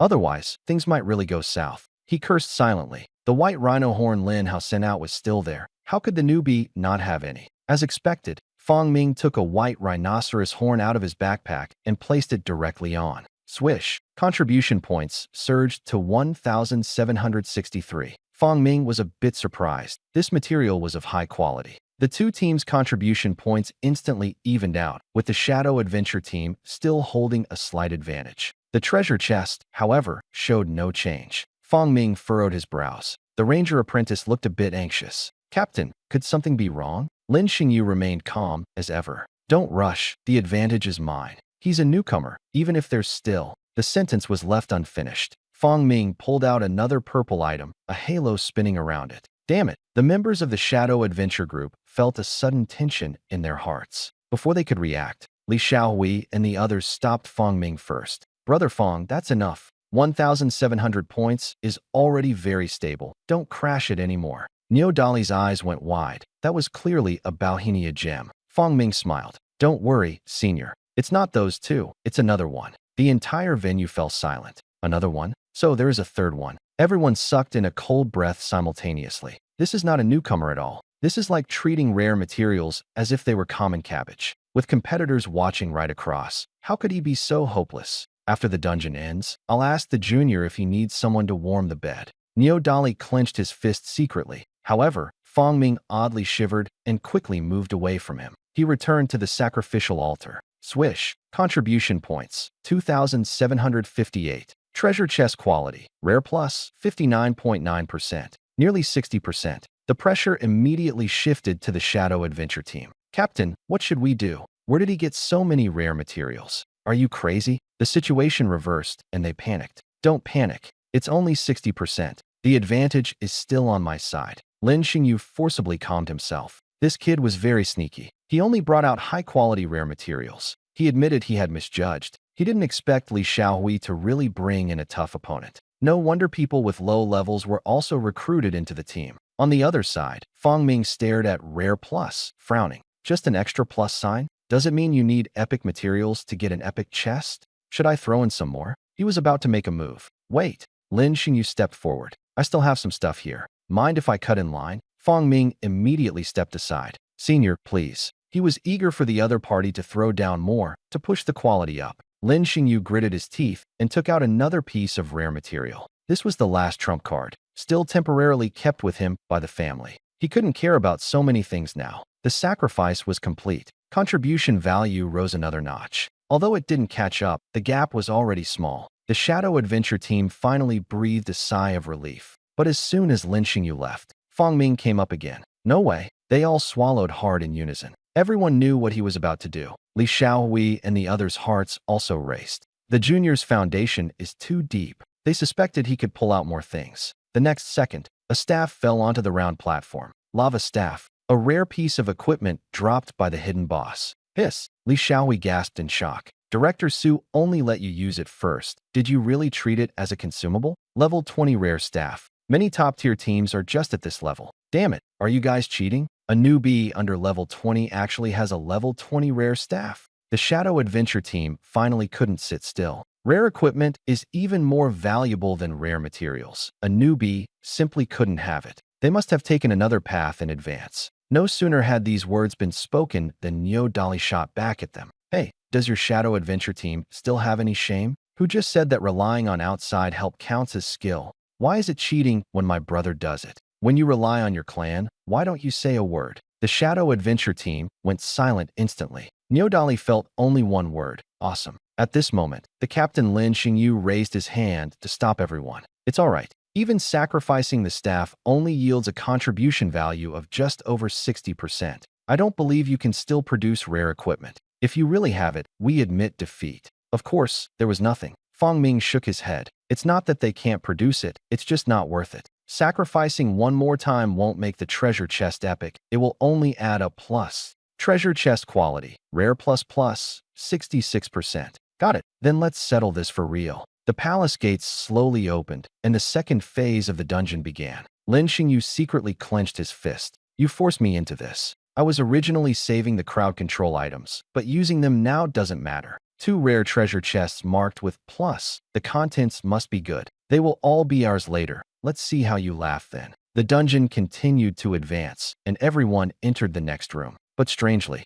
only the Shadow Adventure Guild is here. Captain, what are Li Xiaohui and his group doing? Do they really think having more materials guarantees a win? Ranger Songrin kept looking back. The expected mob-grabbing scene never happened. The Dawn Adventure Guild watched the whole time, motionless. The most annoying thing was, his taunting doll was wasted. Not sure, but be careful. Keep deploying the dolls. As long as we take down the dungeon monsters behind, even the boss, the chest drop rates can bounce back. We might even surpass them. Lin Xingyu frowned, confused by Li Xiaohui's tactics, but dared not relax and had to be even more cautious. Looks like it's going to be a major bleed again. Lin Xingyu twitched at the corner of his eye, originally wanting to save the taunting dolls, but now didn't dare to skimp on them. The group quickly tidied up and stepped into the next room. This time, they encountered a group of dark knights, thick-skinned and high attack power, and due to excessive sacrifices, the difficulty skyrocketed. Health and mana potions were consumed rapidly. Watching the knights gradually awaken, the group cursed silently and plunged into a fierce battle once again. On the other side, Fong Ming and the others were still resting in the initial room. Captain, the Shadow Adventure team won't just die directly in the dungeon, right? Neodali laughed while munching on sunflower seeds. You're overthinking it. Li Xiaohui rolled his eyes. Even if it's a trap, it's still an ace team. He suddenly changed his tone and looked at Fong Ming. By the way, Junior, you've been wandering around aimlessly since just now. What are you doing? Fong Ming kept tapping and knocking, finally stopping. Senior Li, the dungeon maps are random, right? Yeah. So it's not strange for hidden dungeons to appear? Yes, no. Li Xiaohui was stunned. Hidden dungeon. Everyone immediately sat up straight. Fong Ming pointed to a recess inside the cave. But when everyone looked over, it was completely empty. Junior, did you see it wrong? Li Xiaohui frowned. Fong Ming didn't say much. He led the group over and pressed his hand into the groove. The next second, a team prompt popped up. Hidden space discovered. Do you want to enter? Damn, is this really a hidden dungeon? Neodali was the first to freak out. The others all stared at Fong Ming. Their expressions completely changed. First it was a hidden boss, and now there's a hidden dungeon. This luck is just too absurd. This dungeon has been open for so long, and no one has ever heard of a hidden area. Not to mention here, it's never been seen anywhere in the world. Senior, don't stare at me. Fong Ming smiled. Just one question, are you in or not? His eyes were full of excitement. Hidden dungeons, hidden bosses, who could resist? Li Xiaohui couldn't help but forget Director Su's reminder and nodded directly. He was the captain, so he decisively clicked confirm. But after confirming, there was no teleportation. A new prompt popped up. Confirmed. Please complete the hidden space challenge. A die slowly appeared in the groove. 6 sides, numbered 1 to 6. Everyone fell silent. Is there something wrong with this dungeon? Why does it always mess with probability? To enter the hidden space, you have to roll a specific number. There are really a lot of tricks. The question is, how do you play? Compare the numbers? Before they could figure it out, the dice moved on its own and rolled to the floor with a glue sound. 6 points. Starting off with a 6? Are you messing with us? Neodali's eyes nearly popped out. Not necessarily bigger, Gofei mumbled quietly. Maybe smaller. But everyone knew, when the rules are set by others, it's never that simple. No matter what, let's give it a try first. Everyone's gaze fell back on Fong Ming. I'll go. He grabbed the dice and tossed them casually. Landed. Still a 6. A tie. Everyone breathed a sigh of relief. The koi luck was still intact. But in the next second, the dice rolled on its own again. Landed. Another 6. The air instantly fell silent. This is too outrageous, right? It simply doesn't want us to get in. Neodali blurted out angrily. Making the rules, rolling the dice, acting as both judge and player. How can we possibly win? But Fong Ming was not anxious. Instead, he stared at the dice, his gaze growing colder and colder. The dice returned to their place. He grabbed them and threw again. Still a 6. Whoosh. Everyone breathed a sigh of relief. This dungeon is really torturous. There's a hidden dungeon that's not open directly, forcing a test. A test would be fine, but they won't even let you win. Fortunately, the junior brother is a lucky charm. But the next second, the dice rolled themselves again, a 6. Everyone, tired. Let's destroy it. Fong Ming, however, became interested. The first time he encountered luck that could match his. Not satisfied, throw again. 6 points. Everyone, 666. Again, still 6 o'clock. Fong Ming continues. Another 6 o'clock. 10 minutes later, Neodali yawns. How many rounds has it been, and they still can't decide the winner? Everyone goes from tense to numb. Fong Ming is even more outrageous. Never rolled below a 6 from start to finish. Neodali began to doubt life. Just at that moment, the dice rolled by itself. 5 points. It made a mistake. Neodali completely lost it. Hope arrived. The dice lingered without returning, as if protesting. If there are rules, it can only return to the groove. Fong Ming laughed. Casually tossed. 6 points. 1. Brother Fong wins. The rules fell silent, as if rendered speechless by anger. A prompt sounded. The wall opened a passage. It worked. Everyone didn't rush in and first scouted the situation. The task of scouting naturally fell to the ranger. Without hesitation, Gofei directly slipped into the passage. It wasn't long before he came out. Captain, there's nothing inside. Just a treasure chest. He made this remark with a strange expression. Treasure chest? Everyone looked at each other in bewilderment. They went through so much trouble to open the passage, and this is all there is? Not even a hidden boss. Despite their complaints, everyone still went inside. At the end, they finally saw clearly what the so-called treasure chest was. It was really just an ordinary box, palm-sized, completely dark, like a deep well, making people feel heavy-hearted. Beside it stood a stone tablet with an introduction written on it. Fangming understood at a glance. So it really is you, playing that trick again. The dungeon's name wasn't chosen for nothing. The Absurd One's game. Truly ridiculous. Neodali clicked his tongue. Name, The Absurd One's magic box. Type, item, level. Quality, unknown. Effect, sacrifice any materials or equipment to obtain the qualification to unlocked. Note, the rarer the offering, the better the reward. Warning, offering something too trashy may cause a disaster. Another sacrifice. Li Xiaohui's face turned dark. Is this dungeon specifically designed for leeching? Materials and equipment, all swallowed up. But everyone is already here. Everyone turned their gaze sharply to Fangming. Before they could speak, Fangming had already taken action. He casually tossed out a basic material, directly activated it. Obtained, Abyss Job Transfer Invitation. Li Xiaohui and the others were still dazed. The black, gold-plated invitation letter had already appeared in Fangming's hand. Name, Abyss Job Change Invitation. Type, item, level. Quality, unknown. Effect, opens the Abyss Job Change Dungeon. Upon completion, grants a special job change qualification. Restriction, can only be used by those with job change qualifications. Fangming finished reading and his eyes lit up. Good stuff. In addition to the regular professions, there are actually a few hidden professions as well. The conditions are stringent and the numbers are extremely limited. It is said that the Great Eagle Empire has produced Holy Light Paladins. The Little Days Empire has Shikigami Summoners. Without exception, all are stronger than ordinary job changes. At level 30, I can give it a try. He already had a decision in his heart. He looked up. A few people were staring at him intently. His eyes looked like they wanted to devour someone. What's wrong? Fangming suddenly felt a bit guilty. Why do you have such a resentful look in your eyes? Junior, are you really okay being so reckless? After finally entering the hidden space, you just snap, open the treasure chest before anyone else could react. What if something goes wrong? There's no such thing as what if. Fangming shrugged. Do you need preparation to open a treasure chest? Isn't having hands enough? Neodali opened his mouth, but after a long moment, couldn't come up with a rebuttal. Isn't it because we're afraid of triggering disaster? It's even written on the steel. Forget it. Never mind what I said. Everyone fell silent together. The gap between people can sometimes be bigger than that between dogs. Hesitating even one more second is a disrespect to a koi fish's constitution. Treasure chest. Just an ordinary material to get rid of me? Fine, I'll give you a hard hit. I'm going to. Hidden profession invitation? Neodali's eyes lit up. One ordinary material directly exchanged for a hidden profession, unbelievably great. He couldn't help but mutter, saying the sacrifice value is low will cause disaster. Could it be a lie?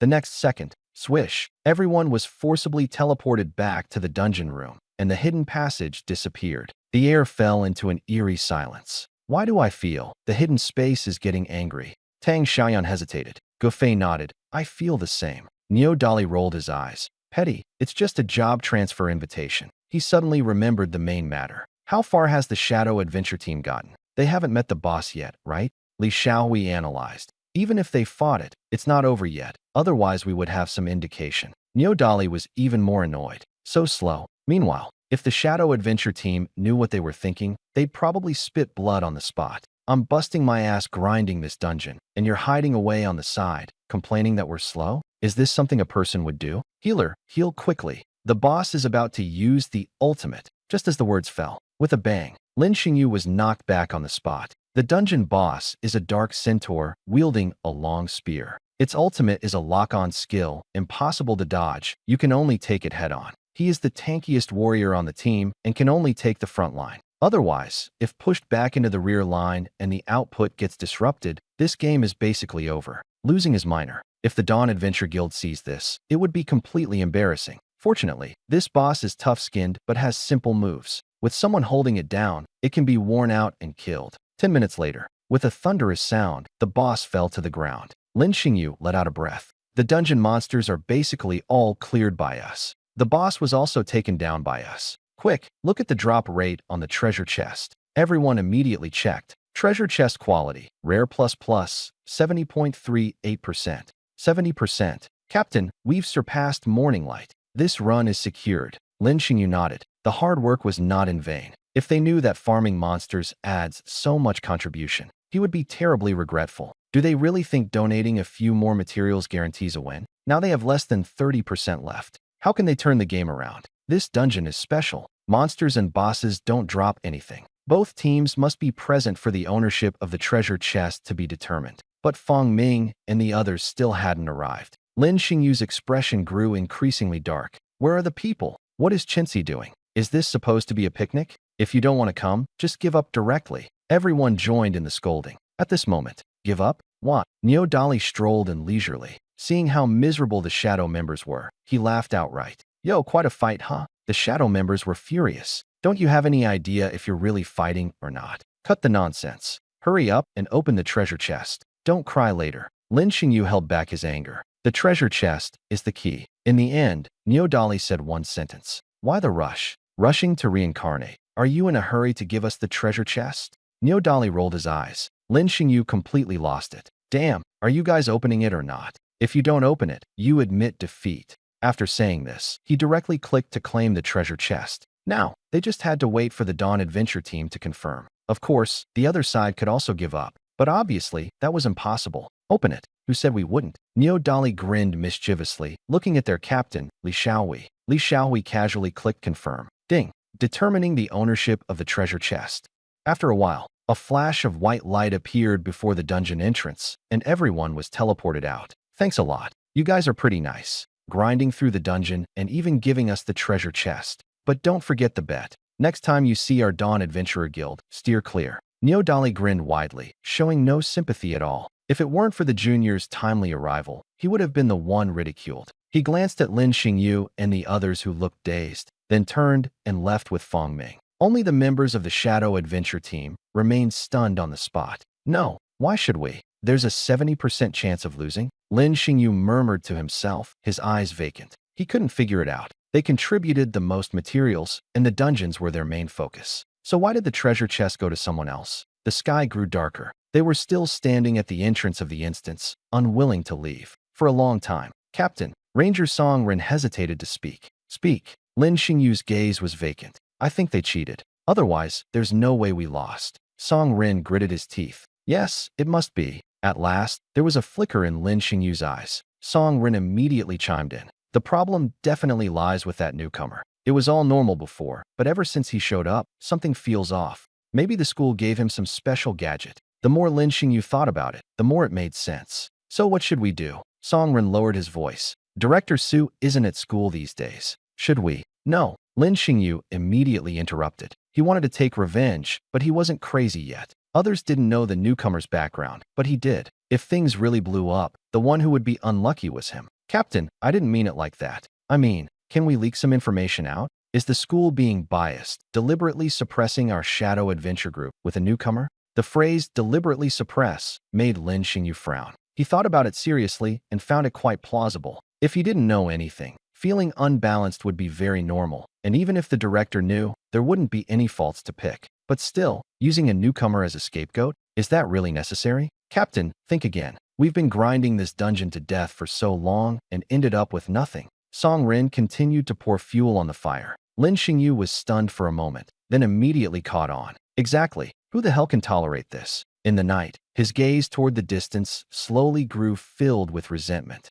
Meanwhile, Fong Ming still didn't know that the Shadow Adventure team had already set their sights on him. He had just returned to school when Senior Lee quietly pulled him aside. Senior Lee, it's so late. Why are you looking for me? If we're splitting the spoils, should I open the treasure chest first? Fong Ming's heart tightened. He never intended to take it all for himself. Everyone contributed to the dungeon. But Li Xiaohui just waved his hand dismissively. You handle the treasure chest yourself. That's what you deserve. I'm here to discuss something else. Remember I said there was something important to talk about when you got back? Only then did Fong Ming recall that indeed, there was such a thing. Do you need my help, Senior? It's very simple. Li Xiaohui smiled meaningfully. You still remember that S-rank mission from before, right? There are a whole bunch more S-rank missions involving material collection. The contribution points for each one are even higher. How about we level up while casually doing all of them together and split the contribution points evenly?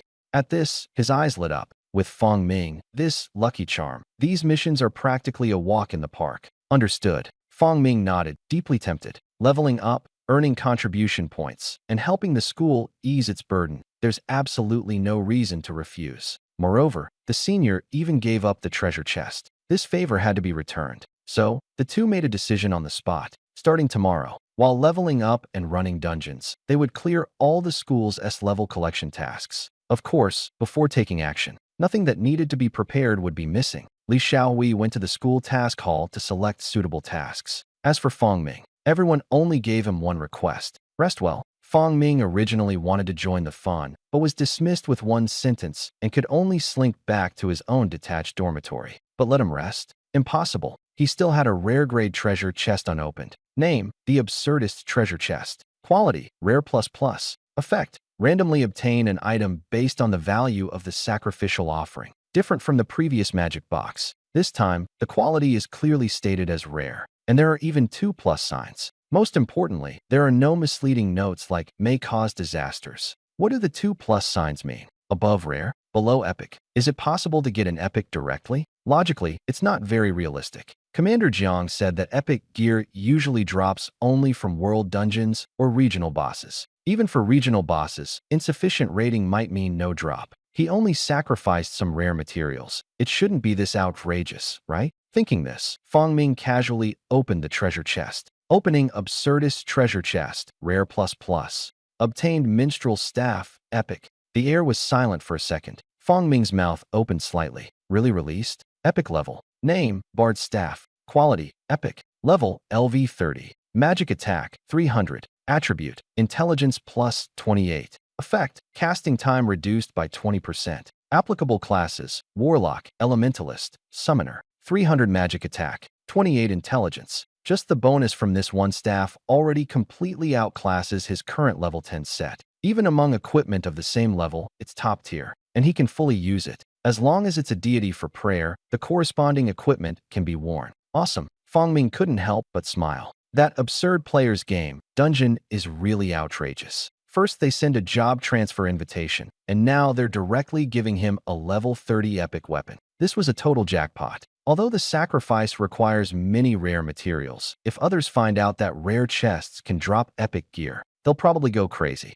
To be honest, even he felt tempted. This dungeon doesn't seem to have a limit on the number of runs. Should I just farm a full set of level 30 epic gear? Even, be bolder. Continue sacrificing after obtaining epic equipment until a legendary one appears. Hiss. As soon as this idea surfaced, Fong Ming himself was startled. But the more he thought about it, the more feasible it seemed. The next day, just as Li Xiaohui and the others were about to level up, he stopped them. Fong Ming directly threw out the idea. Senior, in the game of the absurd dungeon, use high-level materials to sacrifice in exchange for high-level treasure chests. Then continue sacrificing with rare equipment. Is it possible to actually get a legendary drop? As soon as he said this, everyone looked at him as if they had seen a ghost. Is he exploiting a bug? But somehow, they also felt there might actually be a chance. This dungeon is a special dungeon, theoretically with no restrictions on equipment quality. It's just that no one has dared to play like this before. If you come, hiss. Everyone inhaled sharply, stunned, admiring,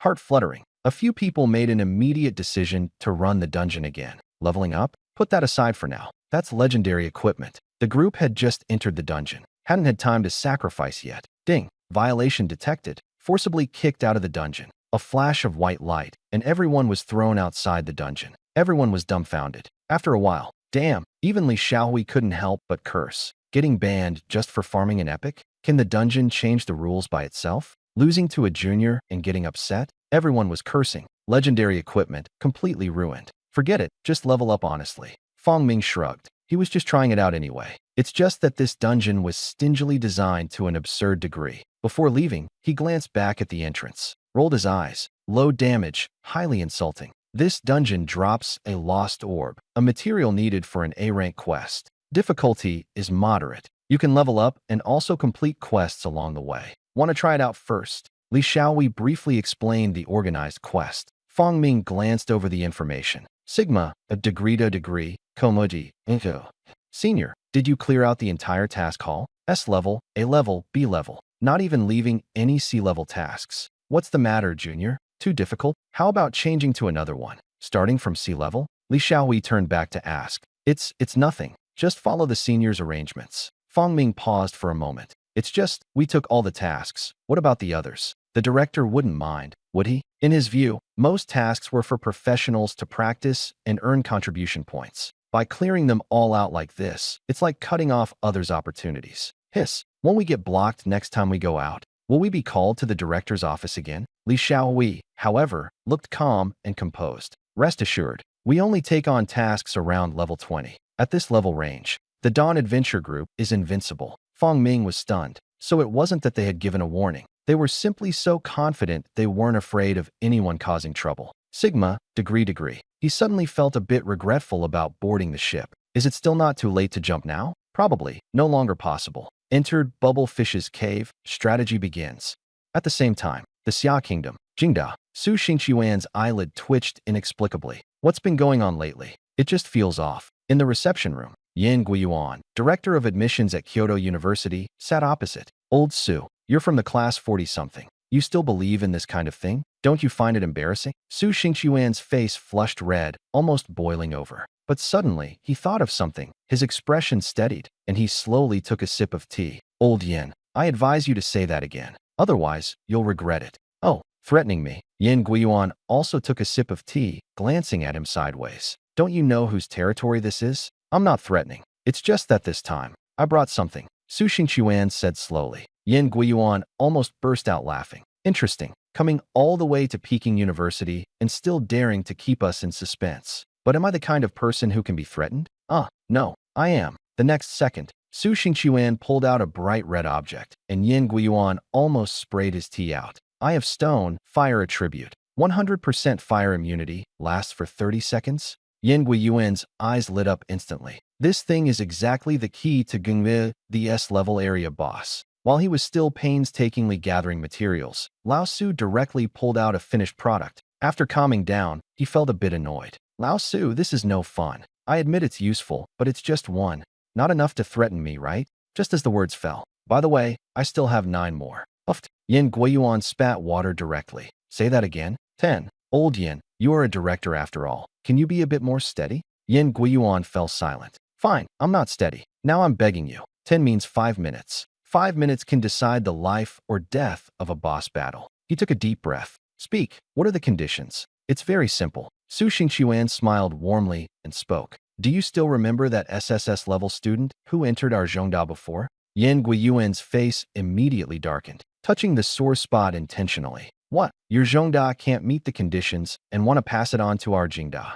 No, it's just that we've trained too many. The student's rare exclusive level 30 set. So we're counting on you at Jing University to be more attentive. The meaning was very clear. The promise Yuzhong University made. Now you want Jing University to foot the bill. Yin Guiyuan looked utterly confused. Wait, Mr. Su, are you asking us to provide materials for the level 30 rare set? He asked repeatedly to confirm. Su Xingqiuan smiled and shook his head. Not just the materials, but also the exclusive set of blueprints. Yin Guiyuan almost rolled his eyes out. Why didn't you guys snatch them? So the blueprints weren't even prepared? Looks like Director Yin isn't very willing. Su Xingqiuan reached out to take back the stone eye. Yin Guiyuan immediately stopped him. Don't rush. Have some tea, and let's talk calmly. He forced a smile, but cursed inwardly. Do you agree to those terms? Su Xingqiuan stared at him. Yin Guiyuan's blood pressure soared wildly. I agree. I must agree. Every word felt like it was dripping blood. Isn't it too much of a stretch? Not at all. Sooner or later, you'll have to spit it out. All right, the stone eyes will be given to you first. Su Xingqiuan straightforwardly handed over the items. Yin Guiyuan finally relaxed. 10 stone eyes, worth far more than a level 30 set. He also understood that this was out of respect for both being from Summer Country's top universities. With the big picture in mind, there was no room for conflict. But let me say, Director Su, which dungeon did you copy from, Zhongda? S-level mission items, 10 pieces at once. Su Xingqiuan was stunned and could only respond perfunctorily. An accident, encountered a hidden boss. Yin Guiyuan looked completely unconvinced. Hidden boss, do you take me for a fool? Director Su, do you know how hard it is to get the hidden boss? It's rarer than epic equipment. Yin Guiyuan looked speechless. He had never heard of it before, and now it just suddenly appeared. But he suddenly realized, wait, could it be related to the SSS-level genius from your Zhongda? With that, the words fell. Su Xingqiuan's heart skipped a beat. This old guy's intuition is way too sharp. He denied it on the spot. Impossible. Absolutely no relation. Director Yin, you're overthinking. Really? Yin Guiyuan squinted at him. If there really was nothing wrong, why are you so agitated? Su Xingchuan gave a dry laugh. 100% authentic. Yin Guiyuan didn't ask further. Having just received 10 stone eyes, he really couldn't afford to dig deeper right now. But he was still suspicious in his heart. What exactly did that SSS-level genius from Zhongdao awaken? And how did he end up encountering a hidden boss? This luck is unbelievable. By the way, Director Su, which student encountered the hidden boss? With this kind of luck, it would be such a waste not to conveniently clear a few high-difficulty S-level missions. Su Xingchuan shook his head rapidly. It's not good luck, just a coincidence. You can't get lucky every time. But in his heart, he was cursing. Fang Mingjing's card is being upgraded, and you still want to drag people to be laborers? In your dreams. Commander Jiang was the first to disagree. All right then, Yin Guiyuan sneered. If you don't want to say it, then don't, so stingy. Also, the follow-up regional boss strategy meeting, are you coming? The S-level regional boss is too much for the Kyoto Military District to handle alone. It requires nationwide cooperation. Of course I'm coming. Su Xingchuan answered plainly. It would be foolish not to go to an occasion like this. Shiji's I had already changed into a full set of level 30 exclusive equipment. If he lent out the Titan Greatsword again, level 40 and 50 rare sets are just a matter of a word, right? Why do I feel like you're hiding something bad in your heart? Yin Guiyuan stared at him. Is there still some good stuff you haven't taken out? There was something off in the air. What? Not welcome? Su Xingchuan glanced at him. Yin Guiyuan shrugged. Whether he came or not made no difference. In the end, the profits would still go to the capital. It was just that Director Su would probably have to stay a few more days. He sighed. I wonder how things are going with Fang Ming. Did that kid Li Xiaohui make sure he trained properly? We need to find a way to pull Fang Ming into this matter. But the problem is, how to get him involved without exposing his talent. After thinking it over, it still feels unstable. Tomorrow, I'll go back and discuss it with Director Jiang. He's the best at digging into problems like this. I'll also check how far Fang Ming has progressed and see if he has time to accompany me. And at this moment, Fang Ming and the others were grinding dungeons like crazy. Senior, my backpack is full. Still want to keep farming. At the dungeon entrance, Fang Ming hesitated a bit. Grinding nonstop, materials and equipment piled up like a mountain. Li Xiaohui rubbed his chin. Just throw away some common and advanced materials to free up space. I'll go back to school to store them in the warehouse after this round. The tone was casual, as if advanced materials could be discarded just like that. If an outsider heard it, they'd probably curse. But they were used to it by now. All right then, Fang Ming nodded. He wasn't worried about space, but about them carrying big and small bags to the mission hall, which would be too conspicuous. This time it was a 10-person raid, Deepwater Mire. Dropped rare material, pure water crystal, the core material for making advanced restorative potions. Dungeon completed. Everyone's backpack gained a light blue crystal. Everyone returned to school. Just as they arrived at the entrance of the quest hall, someone stopped them. Lin Xingyu, what is your shadow adventure group playing at? Li Xiaohui narrowed his eyes. They lost, yet still dared to show up? Don't be nervous. Lin Xingyu smiled meaningfully. Just came to see Captain Li. Made a good haul, right? That smile made everyone in Chinsi feel a sinking in their hearts. Niodali couldn't hold back. Defeated loser still dares to block the way. Forgetting the bet? Who said if you lose, you take a detour when we meet? He was boiling with anger. You've lost face, haven't you? Lin Xingyu was momentarily speechless. His private bet was exposed in public, and he felt a bit embarrassed. More and more students gathered around to watch the commotion. The task hall wasn't this lively before, but Fang Ming and his group cleared out the tasks, so the others had nothing to do. All right, I admit we lost. We'll give way to you. Let's go. Lin Xingyu thought for a moment and surprisingly really gave way. He looked as if he had accepted defeat. But the more he acted like this, the more uneasy Li Xiaohui and the others became. Captain, what is this kid up to? Niodali lowered his voice. Since when did these guys become so easy to talk to? Take it one step at a time. Li Xiaohui couldn't figure it out either. The task hall isn't their property. They can't just be denied entry. The few of them passed by the Shadow Adventure Group. They kept watching Lin Xingyu's expression all the way, but they couldn't read anything from it. Really chickened out. Li Xiaohui had just frowned. But ahead, they were blocked by a crowd. They took a closer look at the newcomers. Several people felt a sinking feeling in their hearts. It was the school enforcement team. What's wrong? Li Xiaohui forced a smile. The enforcement team leader showed his identification. Someone reported that you are monopolizing dungeon resources. Please cooperate with the investigation. Li Xiaohui's expression instantly turned cold. As expected, Lin Xingyu had ill intentions. Cooperation is possible. Can we wait for Director Su? Could it be a misunderstanding? He tried to stall for time. If this is really investigated, it would be quite troublesome. But the other party shook their head. Director Su is not at the school. We need to go now. Han Xing's tone was calm, but not open to refusal. Director Su isn't here? Li Xiaohui furrowed his brows. In that case, I'm the captain of the Morning Light Adventure team. We'll stay in the dorm for now and wait for Director Su to return before discussing further. He felt that the Morning Light Adventure team held some weight in the school. The law enforcement team should at least give some face. But it's not allowed. Sorry, still not allowed. Li Xiaohui became increasingly cautious. He noticed that the captain of the law enforcement team was very unfamiliar. It wasn't the usual group of people. They were obviously targeting them. Then let's try another method. Let this junior go first. We took on the mission. We'll cooperate with the investigation. It has nothing to do with him. Still rejected. And the tone was even colder. Not allowed either. Intelligence shows he was involved too. We must investigate together. Now, Li Xiaohui was completely certain that something was wrong. The few of them tacitly stepped back. Senior, if it's just an investigation, it should be fine, right?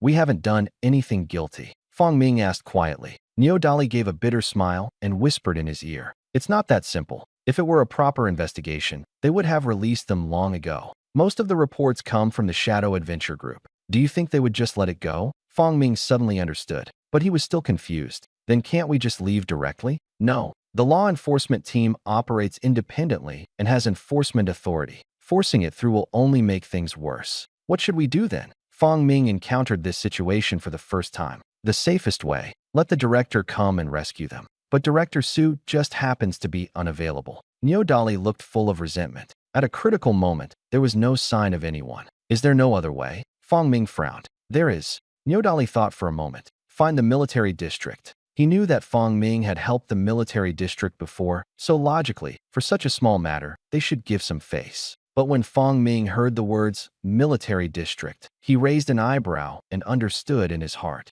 As long as someone intervened, the matter could be temporarily suppressed. But the enforcement team kept pressing harder. Are you going or not? If you don't leave now, it will be considered refusal to cooperate. Han Xing stepped forward, and Li Xiaohui instinctively stepped back, shielding Fong Ming behind him. The atmosphere suddenly stiffened. At this moment, Fong Ming stepped forward. Hello, can we discuss this? According to the rules, you probably don't have the authority to detain me. As soon as he spoke, the people behind burst out laughing. Discuss? Have you ever played house? Han Xing was a bit speechless, but still patiently said, Classmate, we have on-campus enforcement authority. As long as you're a student, you're within our jurisdiction. Really? Then what about this? Fong Ming pulled out a small army green notebook. Han Xing took it, glanced at it, and his expression changed immediately. Blue Whale Provincial Military District Headquarters Executive Consultant. The red stamp was clear and authentic, making forgery impossible. Executive Consultant, a rank directly connected to the upper echelons of the military district.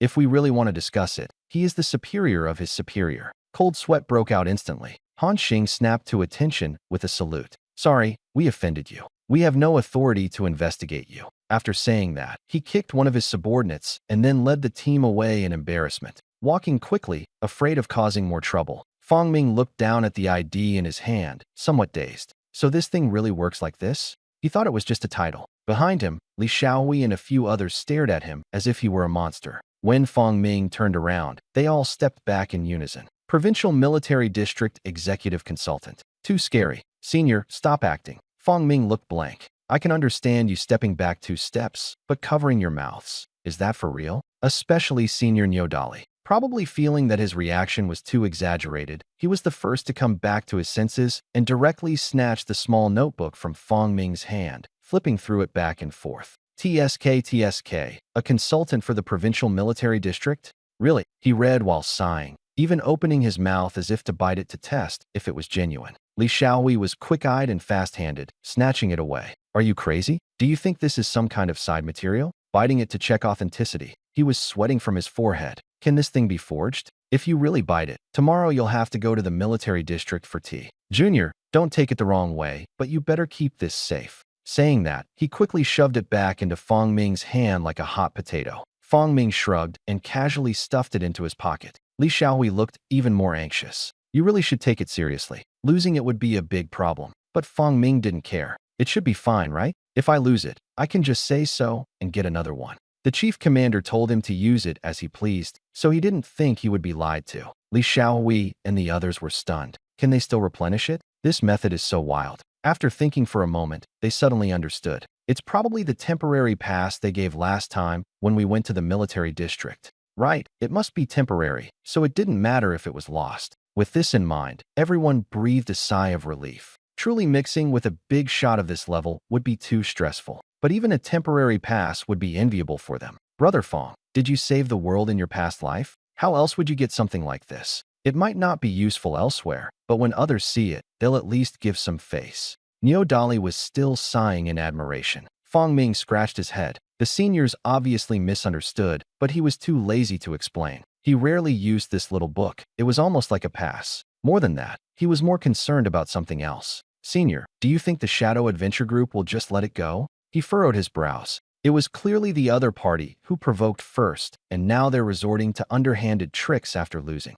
So disgusting. The key issue is whether they will continue to cause trouble. Others also realized something was wrong and frowned simultaneously. No, this matter can't just be let go like this. I'll go ask Lin Xingyu to get the truth. Neo Dali's anger rose, and he was about to take action immediately, but he was stopped by Li Xiaohui. Don't be impulsive. First, make sure the junior brother's safety. Wait until Director Su returns to discuss further. The mission is basically complete. Waiting a little longer won't make a difference. After discussing, everyone stored the materials in the school first. They quickly finished submitting and came out of the mission hall. The law enforcement team had long since left, but the crowd watching kept growing. They only knew that Fong Ming and the others were targeted by the law enforcement team, but were unaware of the details. When Fong Ming and the others walked out safely, Lin Xingyu was completely stunned. Damn it, the Shadow Adventure team, huh? I'll remember you guys. Neo Dali was stopped, but could only bluff fiercely. The others gave a cold glance and left as well. On the surface, everything seemed peaceful. Peaceful, my ass. Lin Xingyu couldn't believe it. Why? Back then, Lin Hao was caught just for a minor misconduct. But now it's the Dawn Adventure team's turn, and nothing happened at all? Could it be that the family didn't put in any effort? The people nearby were equally stunned. Captain, something's not right. Where is the law enforcement team? Why are only they coming out? At this moment, Fong Ming and the others still did not know what this meant. Meanwhile, on the other side, the law enforcement team had actually not gone far. Captain, just let them go like this? Someone was unwilling. What else can we do if we don't let them go? The Public Security Administration Bureau didn't even uncover their other identity. Han Xingyue became increasingly agitated. Luckily, my attitude wasn't bad. Otherwise, the military district over there would never let it go easily. But what if it's fake? Could it just be a temporary document? That person still wanted to struggle. Smack! A slap was slapped across. Idiot! Do you think I can't tell the difference between an official document and a temporary one? Is this benefit worth risking your life for? In any case, next time they come, just tell them to get lost. On the surface, this matter was considered closed. But none of them expected that a moment of impulse might cause a big disaster, because the issue was far from over. At night, Fong Ming returned to the standalone dormitory as usual. As soon as he entered, he was blocked by two people. The other party was not wearing the law enforcement team's uniform. Not a single useless word, they just took him away directly. Junior, are you there? Director Su is back. Shall we go ask? Li Xiaohui knocked on the door. No one responded. His heart sank. Something has happened. Dali, kick the door. The atmosphere instantly grew tense. Neo Dali lifted his foot, a gray light flickering under his soul. Boom! The door was kicked open with a single blow. Everyone rushed into search. Nothing. There was nothing anywhere. They had just been instructed last night that no one should open the door unless it was someone from their own group calling. They were afraid the Shadow Adventure team might play tricks. Also afraid of being deceived and taken away again. With Fong Ming's personality, once he promised, he would definitely keep it. But now, the person is gone. The doorway was a mess. Neo Dali slapped his forehead. It's over. It's really over. We've lost the person. Public Security Administration Bureau. Interrogation room. Name, Fong Ming. Age, 18. Occupation, prayer envoy. Talent. At this question, Fong Ming paused for a moment. Rank C, dice controller. The recorder was stunned. What do you mean? Can control the roll numbers, but can't be used inside the dungeon. The recorder nodded. No wonder it's rank C. All right, you sit for now. We'll notify you when there's news. Fong Ming didn't make a fuss and quietly sat down. He had already sensed something was wrong. According to regulations, the Public Security Administration Bureau had no authority to arrest him. He glanced at the trash can. That military green booklet had been torn in half and thrown inside. regardless of whether it had anything to do with the Shadow Adventure Group. Today's incident was clearly aimed at him. Now, he could only wait for Director Su to notice the anomaly. Public Security Brigade Office. Captain, all the information is here. The clerk hesitated for a moment. This interrogation process was clearly off, but he didn't dare ask more. Yet, thinking it was an order from above, he gave it up. Dice manipulator? Captain Lin Sheng frowned. Right, it said that you can control the role, but only outside the dungeon. Lin Sheng was silent for a moment. Find a chance to test it out. All right, very fast. A few more security team members entered the interrogation room. Little brother, don't be nervous. We're going to play a little game. Fong Ming was stunned, his expression complicated. Could it be that same trick again? All right, how do we play? Roll the dice. Lin Ziqiang grinned. As Lin Sheng's confidant, he was the most trustworthy for this matter. Fong Ming blinked, struggling to control his expression. All right, but if all the rolls end up with me, don't say I'm cheating. The few exchanged looks and laughed. If you really have the skill, we would be more than happy. But we have to use our props. Magic Dice, Advanced ELV10. Effect, random numbers. Skill Mastery allows control. Lin Ziqiang took out the dice. Your talent is a dice manipulator. Can this be used too? As long as it can be used. Just as Fong Ming was about to speak, he was interrupted. Shall we start? Lin Ziqiang smiled eagerly. The materials are public property. If they end up with him, it's a free gain. Besides, this dice game is so rigged that losing is almost impossible. So, a seemingly harmonious game began. Things were going smoothly for Lin Ziqiang. But Lin Sheng ran into trouble. Uncle, what's Fong Ming's background? Why would CUHK call to ask? Lin Sheng held the phone, frowning deeply. Not long after he arranged everything, Kuk's call came through. It's all right. They can't find you guys. Get me the information I want as soon as possible. The voice on the other end was calm. Obviously, they didn't take CUHK seriously. Giving them a week wouldn't necessarily lead to finding anyone. Even if they really find out, it's not a big deal. We're just conducting a routine investigation, nothing harsh. Do they really dare to tear things apart with us over this? Lin Sheng shrugged, stopped thinking about it, and hung up the phone. The attitude isn't bad either. Nothing serious should happen. Just as the thought arose. Bang! The office door was kicked open. The phone in Lin Sheng's hand froze in midair. This is the Public Security Administration Bureau. Who dares to force their way in? When he clearly saw who had come, his heart suddenly sank. Someone from the military district. He immediately thought of the student who had been brought back. Could it really be for him? He frowned, forcing the tone. What? Does the military district think they can just barge into our Public Security Bureau? Chao Hong was too lazy to waste words. Dragged a chair over and sat down, staring at him with a cold, sinister smile. 5 minutes. I want to see my brother. Otherwise, I'll tear apart your Public Security Bureau. What brother? I don't understand. Lin Sheng forced a smile, cold sweat streaming down. Don't understand? So you're planning to tough it out? Outside the door, several team members above level 50 were already standing by. Lin Sheng's face turned pale. You dare to make a move in the city? The law clearly states that professionals cannot start a battle in the city. Do you want to go to a military court? Chao Hong laughed. Rest assured, we are carrying wartime orders. Signed personally by Commander Jiang. Wartime orders? Are you crazy? For a single student? Chao Hong scratched his ear. If this drags on any longer, the one who will go mad won't be them, but the commander. I'll count to 3. 3. Stop counting. I'll hand over the person. Lin Sheng immediately admitted defeat. Under wartime law, the military district has the authority to execute on the spot. Dying would be all for nothing. He didn't know if the military district had gone mad, but he would never go down with them. He wasn't arrogant enough to confront the military district head-on. So, when Chao Hong turned and left, Lin Sheng slumped in his chair, his face pale. No way. What kind of person did Uncle get me to catch? The thought just came up when he suddenly snapped back to reality and immediately dialed the phone. It took a long time to connect. Uncle, no. Why are people from the military district here? They even brought wartime regulations. This is too exaggerated, right? Uncle. He deliberately lowered his voice and called a few times. But on the other end of the phone, there was complete silence. Unease spread instantly. He was just about to speak again. Smack! The phone was directly hung up. Lin Sheng stood stunned, his face full of suspicion and doubt.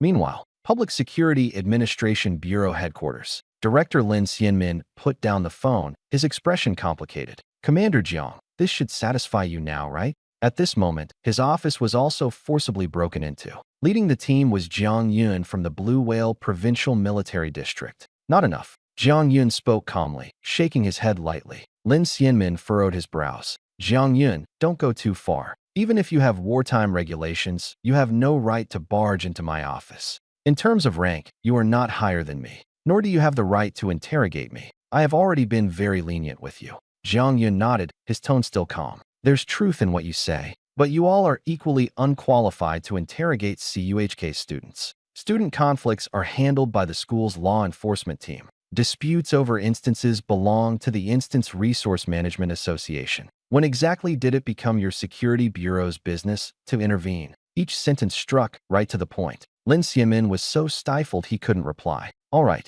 so what do you want?" Zhang Yin smiled. "It's very simple. All special copy permissions of the Public Security Administration Bureau." This sentence was like lighting a powder keg. "Why don't you just go and steal it? It's just interrogating a student, and no one died. Yet the other party is asking for an outrageous price. Looks like you don't want to talk anymore." Zhang Yun stopped smiling and turned to leave. "I said, I'm going to level the Public Security Administration Bureau. I will definitely do it." "Wait." Lin Xianmin suddenly stood up. "Zhang Yun, don't push people too far. I can give up half of the special dungeon permissions." He was really panicking, because he knew very clearly Zhang Yun really dared to take action, and moreover, he meant what he said. However, Zhang Yun was not convinced, waved his hand, and kept walking. "Fine, I agree." A hurried voice came from behind. "It would have been fine to do this earlier." Zhang Yun rolled his eyes and turned back. "Okay, then sign it." He directly took out a document. Lin Xianmin's mouth twitched, cursing silently. The transfer documents were already prepared, clearly well prepared. After hesitating for a moment, he still signed.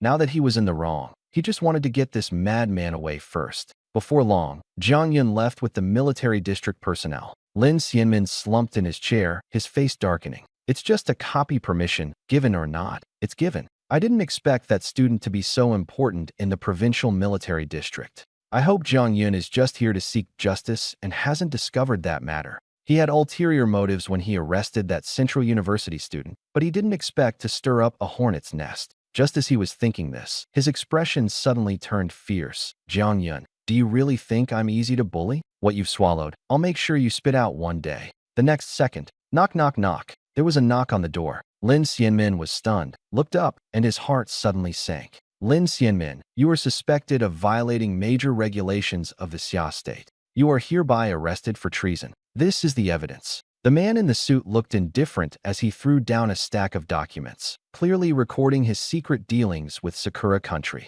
Lin Xianmin instantly went limp, with only one thought remaining: it's over. Then, anger surged to his head. "Zhang Yun, you're being outrageous." He finally understood that Zhang Yun had long known that people from Kyoto would come, yet still forced him to sign the transfer documents. Meanwhile, the assistant whispered, "Chief Commander, won't this bypass the proper procedures? What if the new director refuses to acknowledge it?" Zhang Yun sneered. "Refuse to acknowledge it? He was still the director before he was caught. The document is valid. They have no say in it. Once you're inside the military district, do you still think you can spit yourself out? Dreaming. Feng Xiaoyu has suffered such a huge grievance. Wouldn't it make sense to collect some interest? I didn't expect the problem to lie with Lin Xianmin. No wonder Tianzhong Naoya could get the regional boss's information. So it was someone from Kyoto who came. If it weren't for that layer of relationship concerns, I would have killed him on the spot. Still thinking about revenge afterwards? Do you really think you're Su Xingquan? You can't even protect Feng Ming, yet you still dare to show your claws. Since he has made a move, he won't leave any tails. Anyone who could threaten Feng Ming will be completely suppressed. Is just one Lin Xianmin enough? Impossible.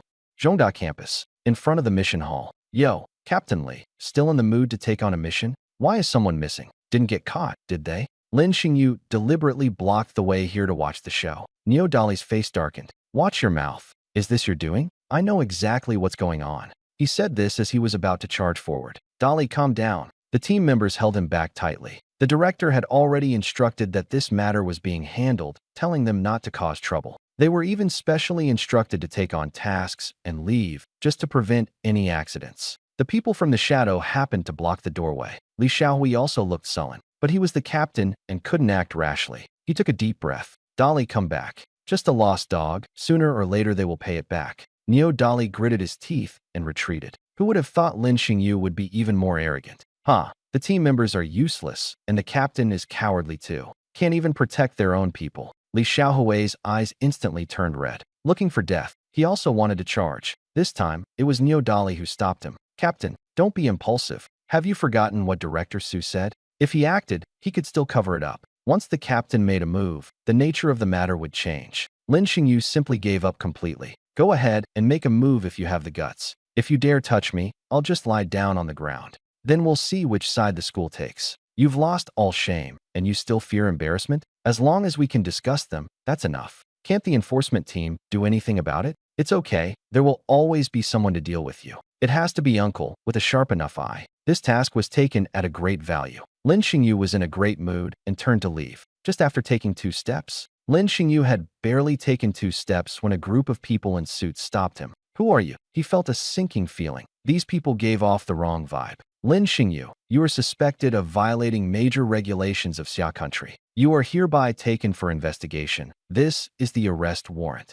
The document was flashed, and the other party immediately reached out to grab him. Wait, did you arrest the wrong person? I didn't do anything. Lin Xingyu was stunned and hurriedly refuted. Don't worry, we won't be wrong. The man in the suit spoke in a cold, harsh tone. If anyone should be arrested, it should be the Dawn Adventure team. They monopolized the dungeon resources. That's not our jurisdiction. The other party sneered. If you resist again, we will enforce it forcibly. Lin Xingyu was completely panicked and could only bring up the school. I am a student. This matter should be handled by the enforcement team. But the other party completely ignored him. At that moment, he saw Han Xing patrolling over. Captain Han, save me. Han Xing frowned and approached, sternly scolding. Who allowed you to arrest people at the school? Just as he spoke, he felt inexplicably heavy in his heart. The man in the suit flipped through the documents, and his eyes lit up. Enforcement Team Captain Han Xing, you are also suspected of violating major regulations of the Xia state. This is your arrest warrant. The air instantly fell silent.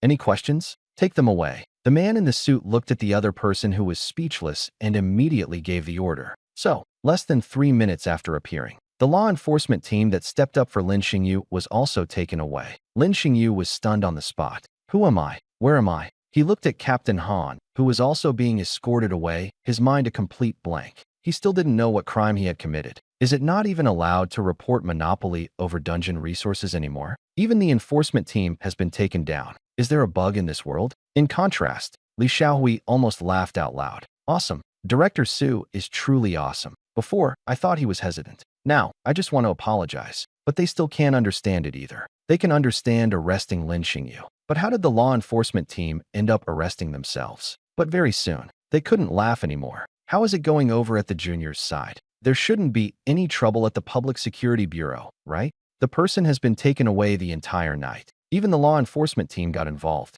The matter is clearly serious. Thinking this, everyone felt a tightening in their hearts. And the fact was pretty much what they had guessed. Inside the Public Security Bureau, someone was indeed suffering. But it wasn't Fong Ming. Brother Lin, coming again? You guys aren't having much luck today, maybe another day? Fong Ming smiled very restrainedly. He now had a C-level talent, dice controller. Being too flashy is prone to causing trouble.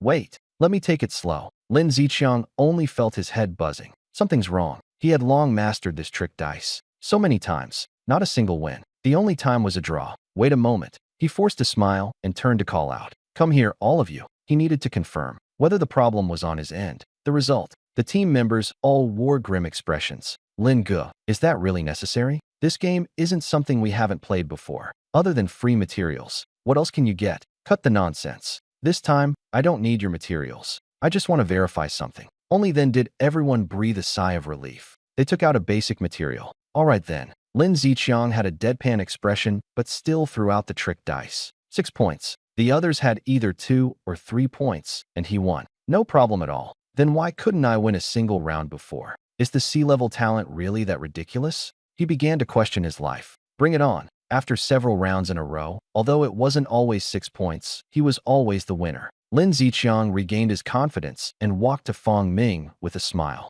One more round. I bet all the materials on your table. Saying that, he pulled out a rare-grade material, full of confidence. Fong Ming twitched the corner of his mouth. This guy really isn't afraid to die. But since the words had come this far, he could only nod. Wait, this time I'll go first. Lin Ziqiang snatched the dice and threw them hard. 6 points. It's secure. He had just thrown a punch in celebration. The next second, Fong Ming also rolled the dice. 6 points. A tie. No problem. Let's go again. You go first this time. Fong Ming casually threw. 5 o'clock. Ha ha. 5 o'clock. I told you, even a C-level talent can fail. Lin Ziqiang was trembling with excitement, kissed the dice, and rolled them again. 4 o'clock. The smile froze on the spot. Lin Ziqiang was completely stunned. Fong Ming shrugged. You don't understand the matter of the goddess of fortune. I told you early on, don't come. Fong Ming righteously picked up the piece of rare material. Every time he picked it up, Lin Ziqiang's heart skipped a beat. His face gradually turned pale, his heart aching as if bleeding. He glanced at Fong Ming, then looked around at the team members.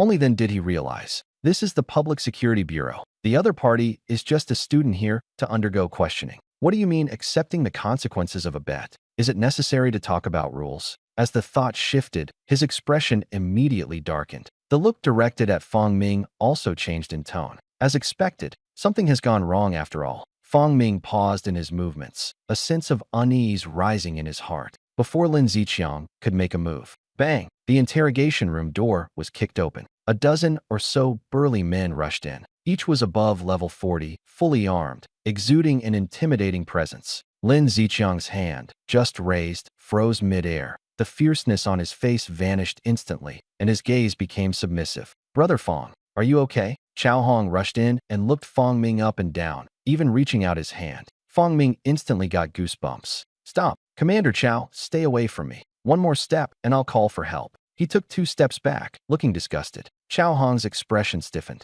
You're really hurting my feelings like this. If you're not going to move, then don't move. Still calling people? How am I supposed to keep my reputation if this gets out? Fong Ming scratched his head. I was a bit too impatient earlier. Sorry. Chao Hong immediately seized the opportunity. Then you owe me a good word with the chief commander later. Otherwise, I wasted my trip for nothing. Fong Ming looked at him speechlessly. All right, I'll try my best. Chao Hong finally nodded with satisfaction. Then his expression darkened as he turned his head to stare at the security team members. What are you looking at? I'm talking to you. Be honest. What did you do to our brother Fong? Lin Ziqiang was stunned.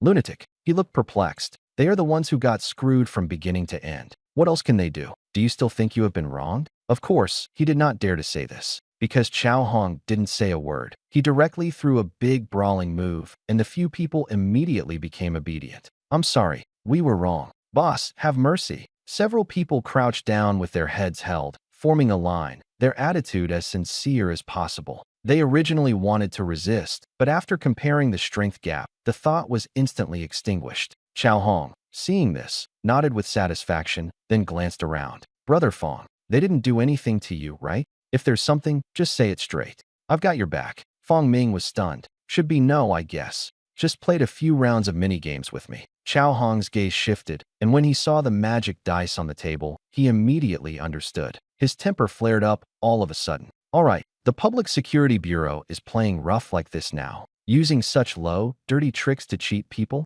Speak. How many materials have they swindled from my brothers? Spit them all out for me. A kick was thrown. Lin Ziqiang was completely stunned. Who's cheating whom? Officer, it's not. It doesn't have to be. On the condition that you can bear the consequences. Chao Hong clenched his palm, and with a snap, the corner of the wall was forcibly broken. The few faces instantly turned pale, immediately fell silent, and emptied everything they had on them. Materials piled on the ground, most of which were what Fong Ming had won before. The only problem is, there were no rare materials. Chao Hong squinted his eyes. Looks like you're still not behaving. The atmosphere instantly became extremely tense. Lin Ziqiang was almost in tears. Officer, this is the Public Security Bureau. Don't go too far. No sooner had the words been spoken, Chao Hong picked up something from the trash can. A green booklet torn in half. Tisk. Interesting. The consultant ID personally issued by Commander Jiang, and you dare to tear it? Chao Hong sat down slowly and placed the ID on the table. His voice was low, yet chillingly cold. Veins bulging on the side of his face. His murderous intent was completely unhidden. Wait, officer, we were really wrong. I know where the treasure is. Lin Ziqiang completely broke down, spilling everything. He knew very well that if he didn't speak now, he might truly lose his life. Because of them, the military district's unmasked murderous aura had already been felt. All right then, Chao Hong spoke calmly. The amount, still somewhat useful. Chao Hong quickly calmed down, moved his fingers, and told someone to take that guy away. Lin Ziqiang breathed a sigh of relief, but didn't notice that Chao Hong quietly made a throat-slitting gesture beside him. The team members preparing to leave nodded in acknowledgement. This time, most likely, they wouldn't come back. The wartime regulations were all brought out. Losing a few people meant nothing. If it weren't for Fong Ming being there, he wouldn't even bother explaining. He even dared to tear up the provincial military district's ID. Did he really think their top spot in Blue Whale Province was just for show? Chao Hong composed himself and smiled. Brother Fong, is this handling of the matter acceptable? Fong Ming didn't think much of it, only feeling that these people were too ruthless, like bandits. There's no need to go that far. You know me, I wouldn't lose. Chao Hong grinned. I know. Fong Ming was stunned. Do you know you're still like this? But does General Commander Jiang know? Fong Ming thought that the military district should uphold discipline. Chao Hong retorted. Are you saying whether he would praise me? He thought seriously. If it were him, he'd probably act even faster. Fong Ming remained silent. I was overthinking. He suddenly felt that he shouldn't get involved in these matters. It's not that he was defending the Public Security Bureau, but if it weren't for Chao Hong rushing over, the consequences would have been unpredictable. It's just that with all this commotion, even leveling up got delayed. He was almost level 20. Thinking of this, my heart tightened. Commander Chao, do you still need me here? Can I go back to school now? Senior Li and the others must be really worried. All right, I'll have someone send you off. Chao Hong also felt that he was no longer fit to stay. The scenes that followed were not something students should witness. Fong Ming originally wanted to refuse, but under Chao Hong's deep gaze, he still agreed. As he was leaving, Chao Hong called out to him again. By the way, try not to leave the school recently. There might be some changes in the school. No surprises. Also, Director Su might be looking for you. The school is going to change? Director Su wants to see me? Fong Ming was completely confused, walking farther and farther away. Chao Hong swallowed the second half of his sentence back. Director Su probably won't have time for you for a while. When something happened at the school, Su Xingchuan only found out afterwards. The chief commander didn't directly come to him for an explanation, which counted as him being very lucky. So, Zhongda campus, director's office. Su Xingchuan, how did you guarantee it to me before? You said Fong Xiaoyu was absolutely safe with you? Swear on your life, you won't suffer even the slightest grievance. Zhang Yun slapped the table with his palm, making a loud bang. The louder the table sounded, the more uneasy Su Xingchuan felt inside. This was indeed my oversight. Who would have thought that it would be the Public Security Administration Bureau that took Fong Ming away? If it had been someone else, they wouldn't even have been able to get through the main gate of Zhongda. I've said it long ago. Either bring Comrade Fong to the military district, or let our military district station in Zhongda. Zhang Yun's face turned grim. If something really happened, a few Su Xingquans wouldn't be enough to make up for it. Su Xingchuan nodded repeatedly, but suddenly looked up when he heard military district stationed. No, Zhongda is a place for teaching and nurturing, not for grinding through copies. You come in, who knows if you'll corrupt the students? He shook his head rapidly. The handling by the Public Security Bureau this time was already terrifying enough, and now the military district? The old principal could skin him alive. All right, then change the conditions. We have secretly arranged personnel. It won't affect the students' normal studies. Zhang Yun took a step back. Su Xingchuan still shook his head. Disagree? Then I'll go find the old principal. Zhang Yun stood up and left. Su Xingchuan became anxious on the spot. Wait, Chief Commander, don't rush. The former principal was in a semi-retired state. The last confession letter had already made him unable to hold his head high. If anything about Fong Ming surfaced again, he would truly be finished. Plant someone secretly? Yes. Won't affect the students? Promise. Su Xingchuan gritted his teeth. Okay, the matter was temporarily settled. Su Xingchuan had just breathed a sigh of relief. At that moment, only then did he get distracted and think of something else. The Kyoto side is preparing to move that S-class area boss. At that time, it will probably require Fong Ming to make a trip. You have no objections on your side, right? No. It seems he can't refuse either. Zhang Yun instinctively wanted to say no, but when he thought of the S-class boss, without Fong Ming, the drops would probably be disastrous. He could only nod. All right, but our people must follow the whole way. And also, try not to let too many people know about Fong Ming's true talent. This was Zhang Yun's bottom line. Su Xingchuan nodded. They had originally planned to arrange for military district accompaniment. They were the most reliable in combat matters. It's just that talent was too hard to keep hidden. Besides, it wouldn't be appropriate not to lend the Titan greatsword. Others would definitely suspect something. Su Xingchuan had been troubled by this matter continuously. Legendary main weapon. There are only a few in the world. You say it's dropped by A-grade boss. Who would believe that? But not lending it out would also be unreasonable. They're all professionals from Xia country. Every life saved counts. So I'm telling you, you're stupid. Zhang Yun rolled his eyes directly. Talents can't be hidden anyway. Just the stone eye alone, along with that batch of spatial disturbance devices, is already conspicuous enough. Whether you take one or a bunch, who wouldn't notice? If someone asks, just tell them straight. Fong Ming's awakened talent is S-level, which can increase the drop rate. But it has a cooldown restriction. It's not about hiding everything, but don't shake out all your underwear. Su Xingqiuan's face darkened. If you're going to talk about the issue, just talk about it. No need to insult. But the problem is, everyone already knows his previous talent level. You saw how chaotic it was when people were being poached in the beginning. Can this really be hidden? It is indeed troublesome. Jiang Yun touched his chin and quickly figured it out. Then just don't hide the level at all. The key part of his talent is increasing the drop rate, and each use consumes a large amount of rare materials. This way, it won't be too terrifying. The Xia Kingdom is so vast, it's hard to guarantee there are no people with ulterior motives. Even if other countries find out, it doesn't matter. If they really want to make a move, once Fong Ming prays to the gods, he immediately becomes the main combat force. On the surface, he is S-level, but secretly he is a costly SSS level. Sounds reasonable. Makes sense. Su Xingqiuan also fell silent. He couldn't find any flaws. As expected, this kind of matter is best left to Jiang Yun. Actually, it doesn't matter even if other universities and military district leaders find out. If we don't leak some news, how will they take the initiative to come to us? Jiang Yun's eyes rolled, and he already had a new plan in mind. The promise to provide Fong Ming with a full set of level 60 epic exclusive gear. There was no way he could do it alone. Having others chip in was only fair and reasonable. Wow, so he really is one of us. Su Xingqiuan's eyes lit up. He originally just planned to use this regional boss to cheat an old man out of some materials. As a result, Jiang Yun directly targeted the entire Xia Kingdom. By then, even if those people were slaughtered, they would smile as they rushed into the blade. With this thought, Su Xingqiuan was struck with inspiration. When major universities come to the capital, they will definitely bring along a few promising talents. Not taking this opportunity to give Fong Ming some experience would be a real waste. The two whispered conspiratorially, getting more and more excited as they spoke, until a sound came from the door.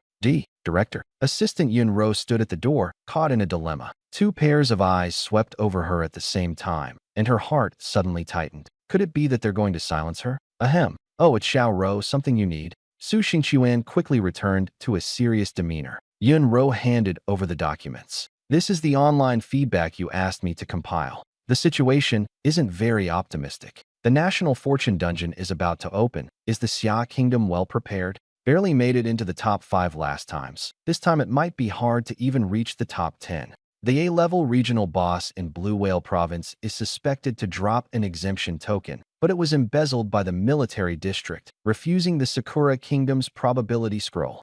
With the National Fortune Dungeon approaching, all sorts of monsters and demons have surfaced, and this time, they are clearly more ferocious. Last time, Tanaka Naoya was directly driven away, and the opponent suffered a heavy loss. This old fox really hasn't fallen completely. Instead, he's hiding in the shadows, making him even harder to deal with. Su Xingqiuan flipped through the documents, his brows furrowing tighter and tighter. Don't worry. Every year, it's the same routine. They're just trying to wear down our foundation. We just need to play it safe. Jiang Yun poured a cup of tea, his expression calm. He had long been used to this kind of probing. They were just worried that Xia country might secretly be brewing a big move and accidentally rise up. But if they really went all out investing in the National Fortune mission, they could easily burn through their resources, making things even more passive later on. Since this time they chose to play it safe, the external pressure would only intensify. All right, Su Xingqiuan put down the materials, looking helpless. There's no use in rushing.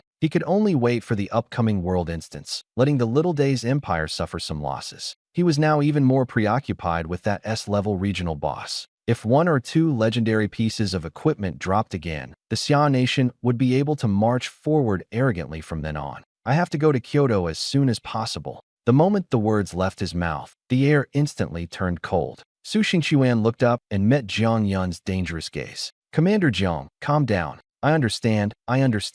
Delay for 2 days. Let Fong Ming rest first. Jiang Yun's gaze was cold, full of warning. The matter just ended, and you want to pull people back to work? Fong Ming is not a tool. At least 3 days. 3 days is way too fine. Su Xingqiuan immediately changed his mind. Anyway, the other provincial leaders haven't arrived yet. No rush. Might as well take the opportunity to tidy up the school. Or how about organizing an exchange activity for the students? So Fong Ming won't be too bored.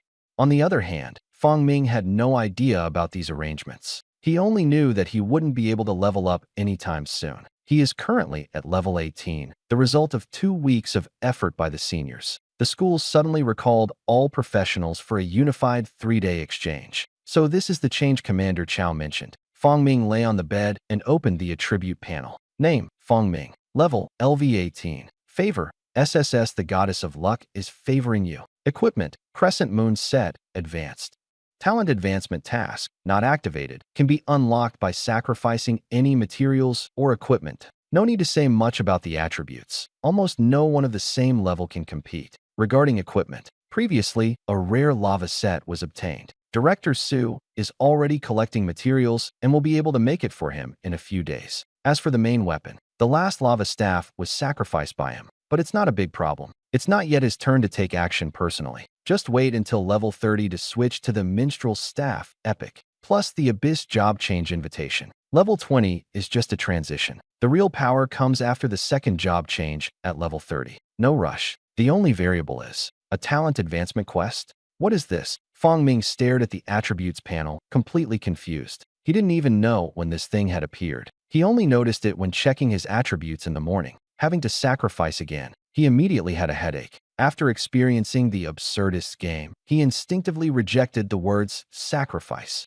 But it says any material. Basic materials should be fine, right? He casually picked one. Sacrifice. The status immediately refreshed. Talent Advancement Task, 0.01%, Stage 1. Fong Ming's face turned dark. Only a 0.01% increase for a basic material? Are they trying to rip me off? Too bad humans never learn. Sacrificing Bubble Fish Head Scales, Advanced. He impulsively sacrificed an advanced material again. Talent Advancement Task, 0.16%, Stage 1. The air fell silent. A high-grade material only went up by 0.15%. Wait. He calmed down and did the math. High grade rose by 0.15%, so rare grade might rise by 1%. It seemed not impossible. Fong Ming frowned in thought. The next second, his face darkened. Even if one piece increases by 1%, 100 pieces would only be 100%. How long will it take to grind hundreds of rare materials? And this is just the first phase. What if there are second and third phases? He gasped. What exactly is the origin of this advancement task?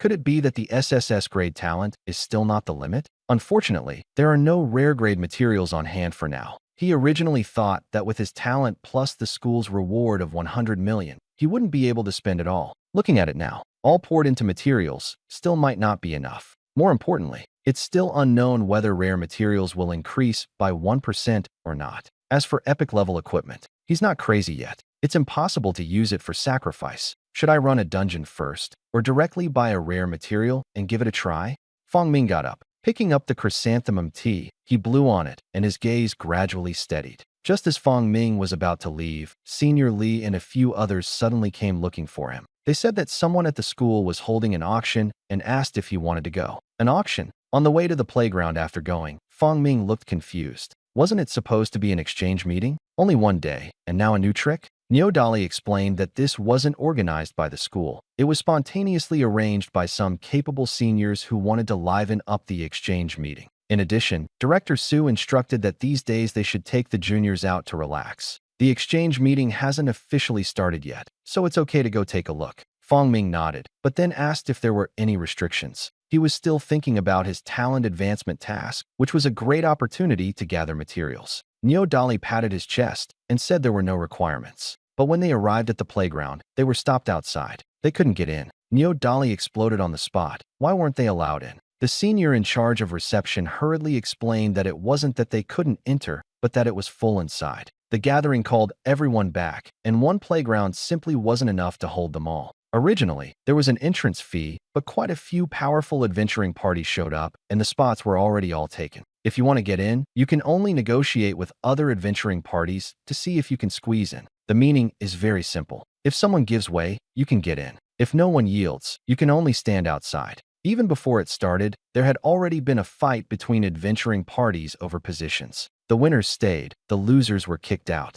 The rules were straightforward. After hearing this, Fong Ming's gaze darkened. Since we can take it by force, this will be easy. A few of them headed straight toward the nearest adventurer group. The Iron Bull Adventurer Group. Captain Chun Taisher sneered coldly when he saw them coming, eyeing our spot. This is the middle zone, mostly teams around level 20. Fong Ming didn't specifically choose them, they were just the closest. Li Xiaohui stepped forward, speaking bluntly. Sorry, this spot is taken by our Dawn Adventure team. Please move aside. As soon as the words were spoken, the tension exploded. Fong Ming stood behind, completely dumbfounded. Sigma, degree. He just came to discuss, never intending to cause trouble. Could Senior Lee have misunderstood? Upon hearing Dawn Adventure Team, the other side's expression immediately changed. I know you guys, the ace team among level 20s. At this stage, Chenxi is indeed famous. But we, Iron Bull, are not soft targets either. I've long heard that your captain has an A-level talent. Just the right chance to test it. Chun Taisher, true to his name, is stubborn as iron.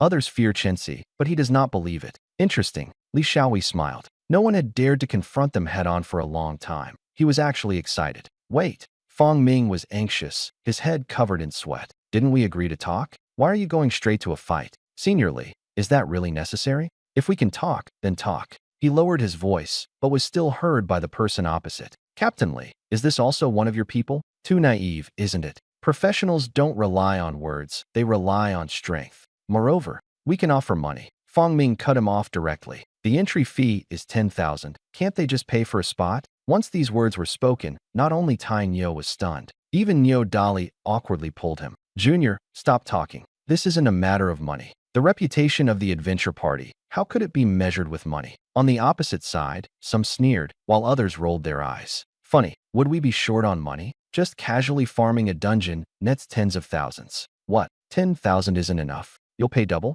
1 million. Fong Ming raised one finger, looking serious. The air instantly fell silent. 1 million? That's worth them working hard for a whole month. Just to secure a position? The man swallowed hard, forcing himself to stay calm. Stay steady. A mere 1 million is nothing. They, the Iron Bulls, will not bow their heads. Unless, at this moment, Li Qi, who was waiting to watch the excitement, turned his head. The people from Tiniu had already packed up and were coming out from inside. Weren't they just holding the position? Already over so quickly? The Iron Bull Adventure Group can't be this bad, right? He didn't see what happened and looked puzzled. You guys lost? Ahem. The members of the Iron Bull Adventure team were coughing uncontrollably, pretending to cough a couple of times before lowering their heads and leaving. After they had walked far away, Li Qi shook his head and sighed. Impressive. That was the Dawn Adventure team, just now, right? The ace is truly an ace. The professionals nearby all nodded in agreement. Absolutely. 2 million to buy a spot. An ordinary team really can't pull it off. Li Qi, center of the playground. Fong Ming noticed that several of the senior students looked uneasy. Senior, what's wrong? Li Xiaohui opened his mouth, but couldn't speak. 2 million, huh? He really wanted to say, if it were given to me, I'd be willing to play too. But the words got stuck, and he swallowed them back. Nyo Dali sighed and advised, Brother Fong, even if you have money, you still need to save it. Leveling up, equipment, skills, potions, what doesn't cost money?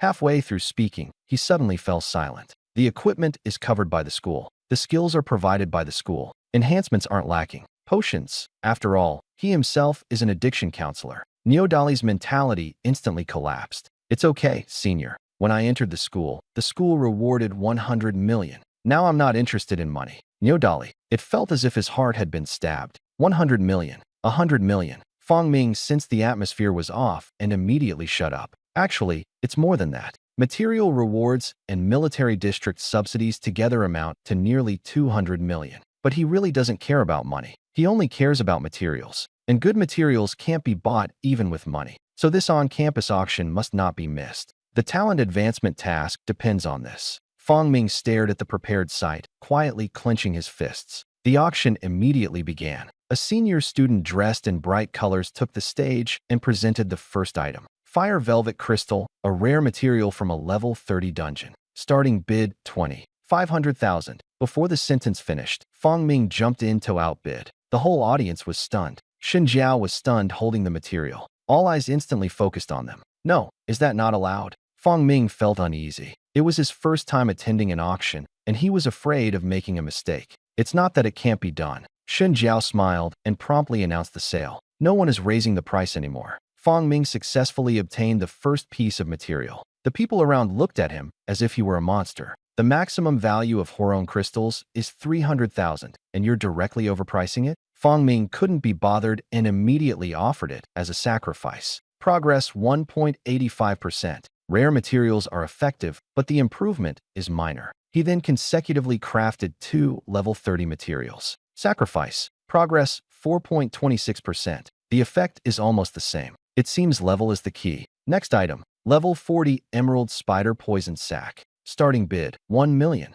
Fang Ming's eyes lit up. 2 million. The entire venue was silent. The other adventure groups were all speechless. Has this auction become his alone? Everyone was guessing what kind of background this person had. Even the level 40 Divine Light Adventure group was stunned by his overwhelming bids. 2.5 million. The other party spoke helplessly, saying this was a key material for his main weapon and hoped he would step aside. Fang Ming was stunned and a bit embarrassed. Since it was urgently needed by the senior, it wasn't absolutely necessary for him. His advanced task couldn't be completed anytime soon, but the other party would gain an extra rare main weapon, directly boosting their combat power. He nodded in agreement. Captain Shun Guang visibly breathed a sigh of relief. It wasn't strength that intimidated, but money. Next, auction the level 20 Poison Dagger. Starting bid is 300,000. Level 20 is just right. Fang Ming wants to try the effects of materials at different levels. As soon as he opened his mouth to bid, someone else quickly called out 500,000. He raised it to 600,000.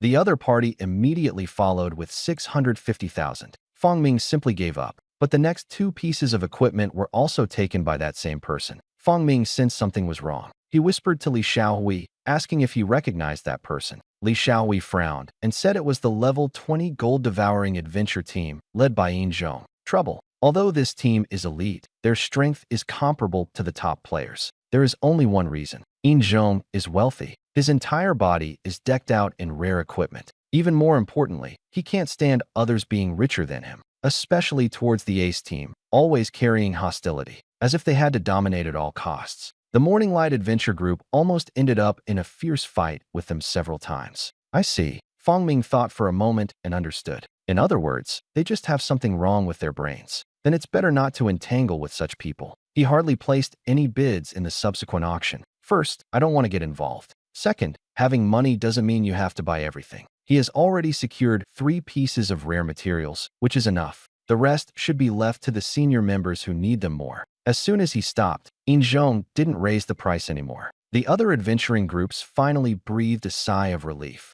If the bidding continued like this, they wouldn't stand a chance to participate. The auction concluded smoothly. The whole morning passed quickly. Having seen so many adventure teams and rare materials, Fang Ming felt truly enlightened. No wonder it's one of the top 10 universities in Xiagua. Its foundation is indeed solid. Senior Li, is the school going to hold an exchange meeting? Has it started? He focused his thoughts on the exchange meeting. Not yet. Probably tomorrow. I heard it's a competition format. The school provides the materials and rewards are given based on ranking. Li Xiaohui complained inwardly. Old trick, but effective. Moreover, Director Su specifically called for Fang Ming to participate, so they could only accompany him. Come with us then. All right. Fang Ming nodded. With materials this tight, of course he wanted to take part. If you're not ready, holding others back will just be embarrassing. A few people were about to leave the back playground, but they were stopped by someone. The Gold Swallow Adventure Team. What's the matter? Li Xiaohui shielded Fang Ming behind him, his expression turning cold.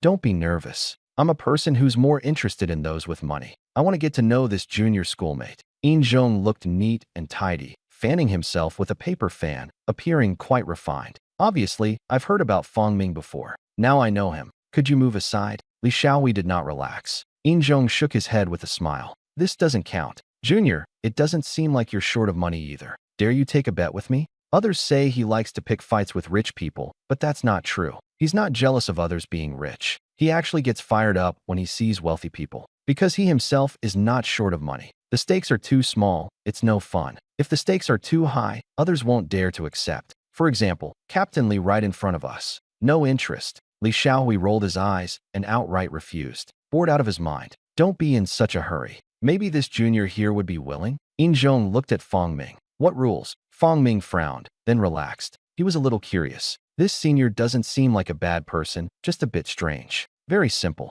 1 million, 1 game to decide the winner. Each use 1 skill, and see whose destructive power is greater. Yin Zhong's eyes lit up. Fang Ming was speechless. This person isn't bad, just not very bright. Besides the battle platform, the school strictly forbids using abilities. He still dares to play this? Forget it. Fong Ming turned around to leave. In Zhong got anxious, not even worried about a few million worth of materials, but suddenly afraid of 100,000? It's not like he's hitting anyone. At most, he'll just be fined a bit of money. Are you scared, Junior? He hurriedly provoked him. How about letting Captain Lee handle it? I can do it too. He looked very generous, afraid that people would run away. Being so impatient, on the contrary, made Fong Ming suspicious. He was willing to risk being punished just to compete. What's the point? Better to forget it. Fong Ming didn't want to get involved. In Zhong felt even more frustrated. Why didn't this junior student fall for it at all? Could it be that he's going to say it straight? He just wants to show off the rare set he just got? If you don't show off good gear, how are you different from a salted fish?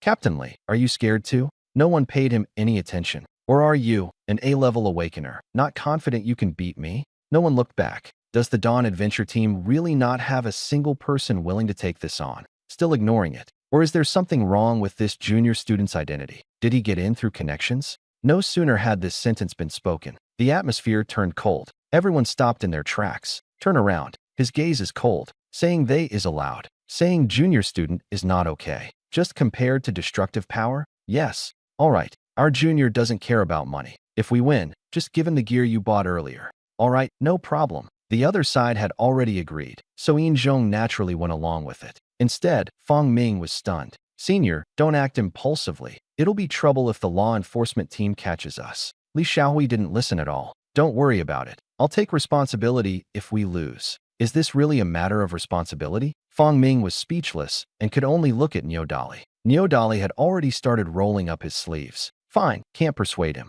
He looked at the others again. Total annihilation. Senior, calm down. You don't want this to get to Director Su, do you?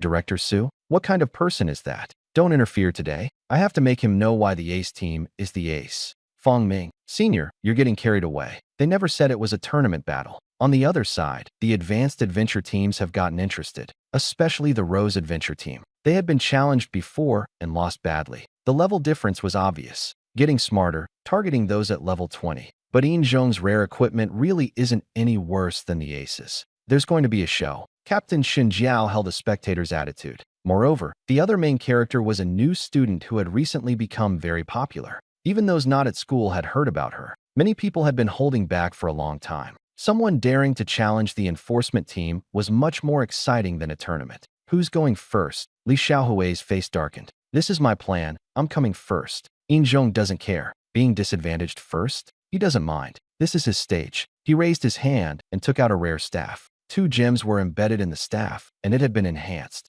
The onlookers were all silent. Is he out of his mind? Someone from the Rose group couldn't help but complain. Level 20 equipment is just transitional gear and won't be used for long. Yet he inlays gems and even strengthens it multiple times. What's more absurd is, where did he get so many low-level gems? These are usually only used by high-level classes, but there's no denying the power is there. If Li Xiaohui underestimates, he might really fail. Will he? Of course not. In Zhong raised his hand and delivered a thunderous strike. The scene exploded. A giant crater was blasted into the ground. Right behind, Li Xiaohui switched to a main weapon he had never used before. The power was absurd, combined with an A-level attack talent. The result was without any suspense. Half of the surrounding wall collapsed, and everyone understood. The outcome is decided, because in his hand was a critical staff made from the Bauhinia gem. Its effect directly increased magical critical damage. Top-tier rare equipment at level 20. In Zhong's staff, which was hard-stacked with resources, was completely crushed. The onlookers were silent. Where's the fierce showdown everyone was talking about? Is that all? In Zhong remained silent. He didn't care about losing. Just 1 million. But the problem is, where did the Morning Light Adventure team get the Bauhinia gem? He has been eyeing this thing for a long time. Even if the price was several times higher, it still wouldn't be obtained. Come, winners accept the consequences. Li Xiaohui reached out his hand. In Zhong also decisively took out all the equipment he bet, but his expression was clearly unwilling. 5 million. Sell me the staff. A blatant money offensive. Li Xiaohui was stunned. Have you always been this shameless? Got a problem? In Zhong looked completely justified. With money, you buy whatever you want. He even deliberately glanced at Fong Ming. As a result, Fong Ming quietly stepped back 2 steps. Not familiar. Don't understand either. All right, 10 million. In Zhong raised the price again, his tone like he was reading a menu. Now, the whole room was stunned. If you lost here, why must you win back here? Big boss. Is Yin Zhong missing a screw? Dare to buy the main equipment on the spot. The Rose Adventure team couldn't help but complain. Shen Jiao rolled her eyes. She had no idea about the mindset of wealthy people. But Chintzy isn't stupid either. Main equipment can't be exchanged for money. The trouble is, before she could finish speaking, boom, thunder struck again on the playground. That person's mouth was wide open. So arrogant. Are you upset the enforcement team didn't arrive quickly enough? Even Li Xiaohui was stunned. You really dare to come? I don't care. If you don't sell to me, I'll smash the place. When the enforcement team arrives, I'll say we did it together. Yin Zhong directly played the rogue. Fang Ming and the others were stunned. Is this hurting the enemy 1,000 but harming ourselves 800? Are you sick or what? Don't you think the fine isn't harsh enough? Neo Dali was so angry that he was practically steaming. An adult, still pulling this kind of stunt? At most, just pay a bit more. I don't care. Yin Zhong shrugged, looking completely self-righteous. Really makes people want to hit him. The people around couldn't stand it anymore. Before long, the enforcement team arrived. Quite lively here.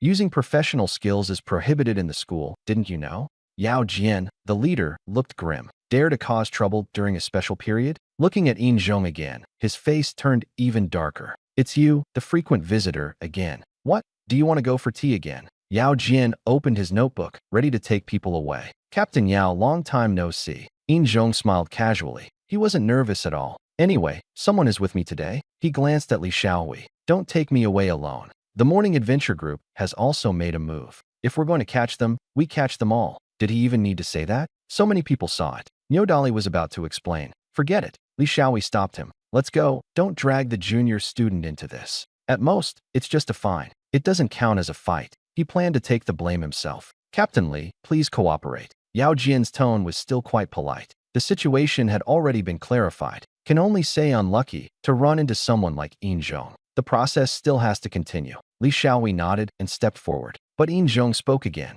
Wait, also that kid over there. The bet was made between him and me. He's considered the mastermind. At the very least, he's an accomplice. He directly pushed Fang Ming out. Don't go too far. Niodali was furious. The captain has admitted it, and you're still dragging your junior into this? Too shady. Yao Jian squinted. What accomplice? This kid is the key. The name Fang Ming seemed familiar to him. He had just started walking over. Yin Zhong's lips curled, his face full of anticipation for a joke. Fang Ming, right? Yao Jian walked up to Fang Ming, originally just intending to go through the motions and ask a couple of questions. But when he looked up and saw that young face clearly, he was stunned. He quietly put away the small notebook in his hand. It's nothing. After speaking, he turned and walked away. Fang Ming and the others were all dumbfounded. What's even more outrageous is that he didn't even glance at Li Xiaohui when he went back. He went straight to Yin Zhong. He cleared his throat twice. Student Yin Zhong, you violated school rules. Come with us. Move aside. Everyone disperse.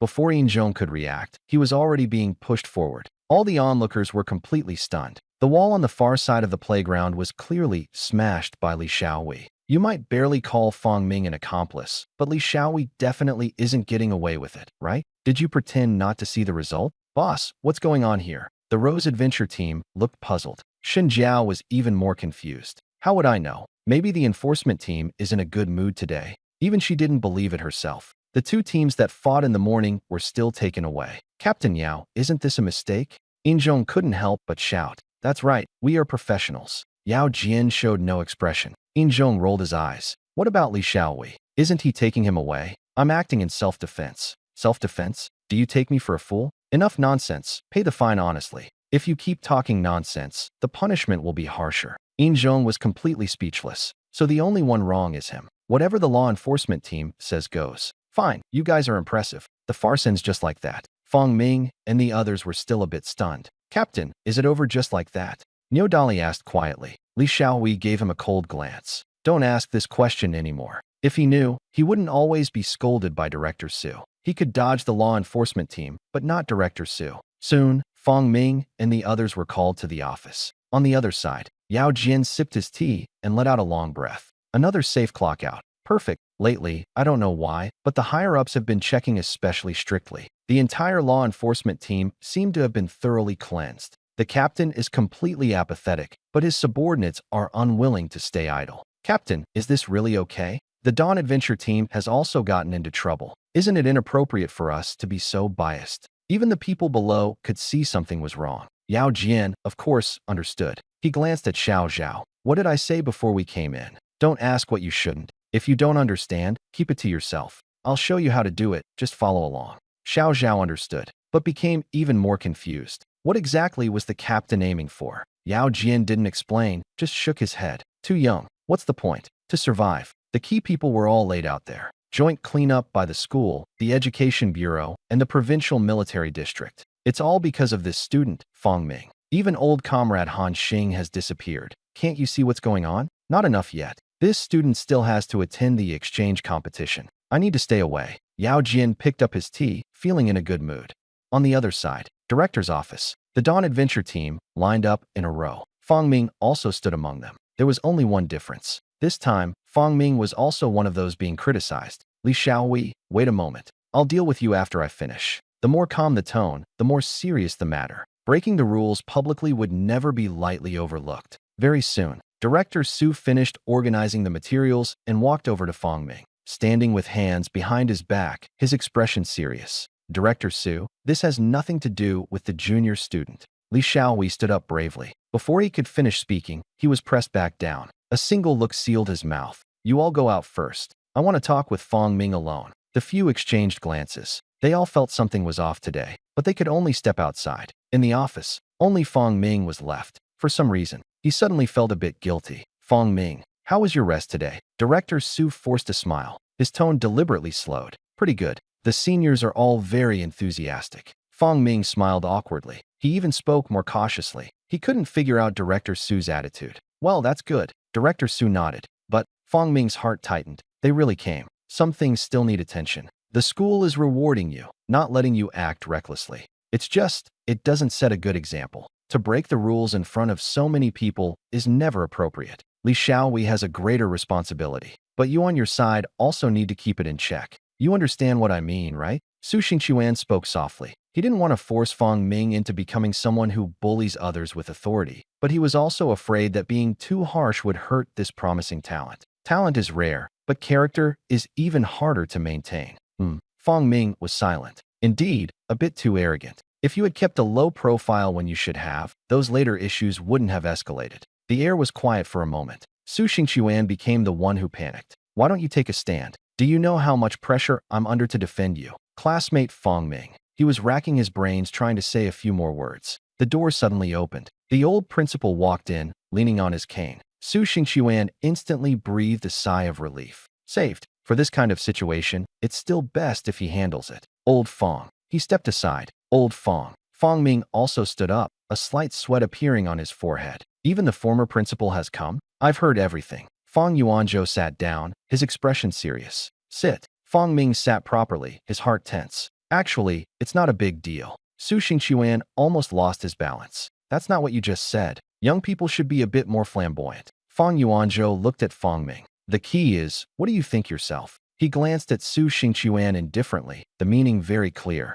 You're the one leading the people. If something goes wrong, you take responsibility. The anticipated storm did not appear. Instead, a question was thrown out. Fong Ming was stunned, unable to respond for a moment. Don't be nervous. Just think of it as friends chatting. Fong Yuanzhou spoke in a gentle tone. Fong Ming thought for a moment, then admitted his mistake. The incident indeed started because of him. If he hadn't accidentally shown off his wealth, the subsequent conflict wouldn't have arisen. Originally, the seniors wouldn't have made such a big fuss. Fong Yuanzhou nodded, signaling to continue. Fong Ming hesitated for a moment, then added another sentence. They bought too many materials and equipment, especially Senior Li's staff, which used the materials he provided. Its power exceeded expectations and caused even greater damage. After saying this, Fong Yuanzhou was instead left stunned. That's all. He instinctively looked at Su Xingquan. Is this what they call a big problem? Su Xingquan nodded solemnly. Many great disasters start from small matters. Fong Yuanzhou didn't hesitate and instead turned to ask the key question. Why participate in the auction? And why the rush to gather materials and equipment? Fong Ming hesitated for a moment and glanced at Su Xingquan. Only after receiving tacit approval did he speak. The reason is very simple. His talent triggered an advanced task. It required a large amount of materials and equipment. Upon hearing this, Su Xingquan was stunned on the spot. An advanced task? Triggered by talent? Fong Ming nodded in confirmation. Still that SSS-level talent. He was even a bit puzzled. Isn't everyone like this? Oh, Su Xingquan slowly nodded. SSS-level talent. Indeed hard to say. Can talent still advance? He had never heard of such a thing, but it was happening right before his eyes. So, the advanced tasks require a large amount of materials and equipment. Are there any conditions? Any restrictions? Are there quality requirements for the materials? Director Su was even more anxious than Fong Ming. This might be the only talent advancement task in the world. SSS level is already godlike. Further advancement is simply unimaginable.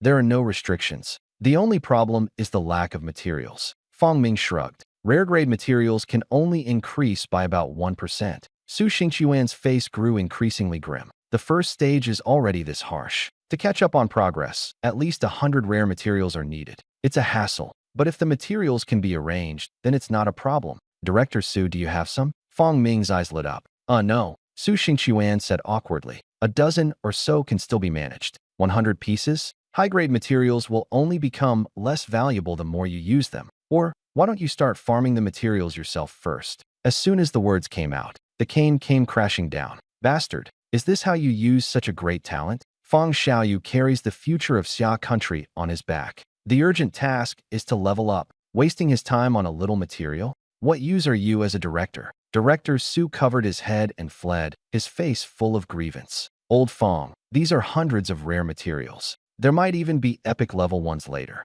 I really can't handle this. Then I don't care. Since Fang Xiaoyu has joined Zhongda, the school must take full responsibility. Anything he requests, if it can be done, must be done. Whether borrowing or snatching, find a way to solve it. Ahem. Seeing Fong Ming was still there, Fong Yuanzhou toned down his voice. In short, you find a way. Omega. Fong Ming silently stepped back 2 steps. Is this something I'm supposed to hear? All right, I'll figure something out. Su Xingqiuan frowned and pondered. The S-level area boss in the capital city was about to start, so he couldn't leave. If it's really about epic materials, this could actually be an opportunity. So many university and military district leaders are present. Wait a minute, why should I be the only one to bear this? No rush. Fong Ming, don't worry, I'll find a way to get the materials. Do whatever you need to do these days. The key point is, it's still unclear whether this advanced task is a bottomless pit. It's impossible to throw all your assets into it for a test. The military district has previously dropped epic materials from fighting A-level boss. But missions cannot be taken lightly.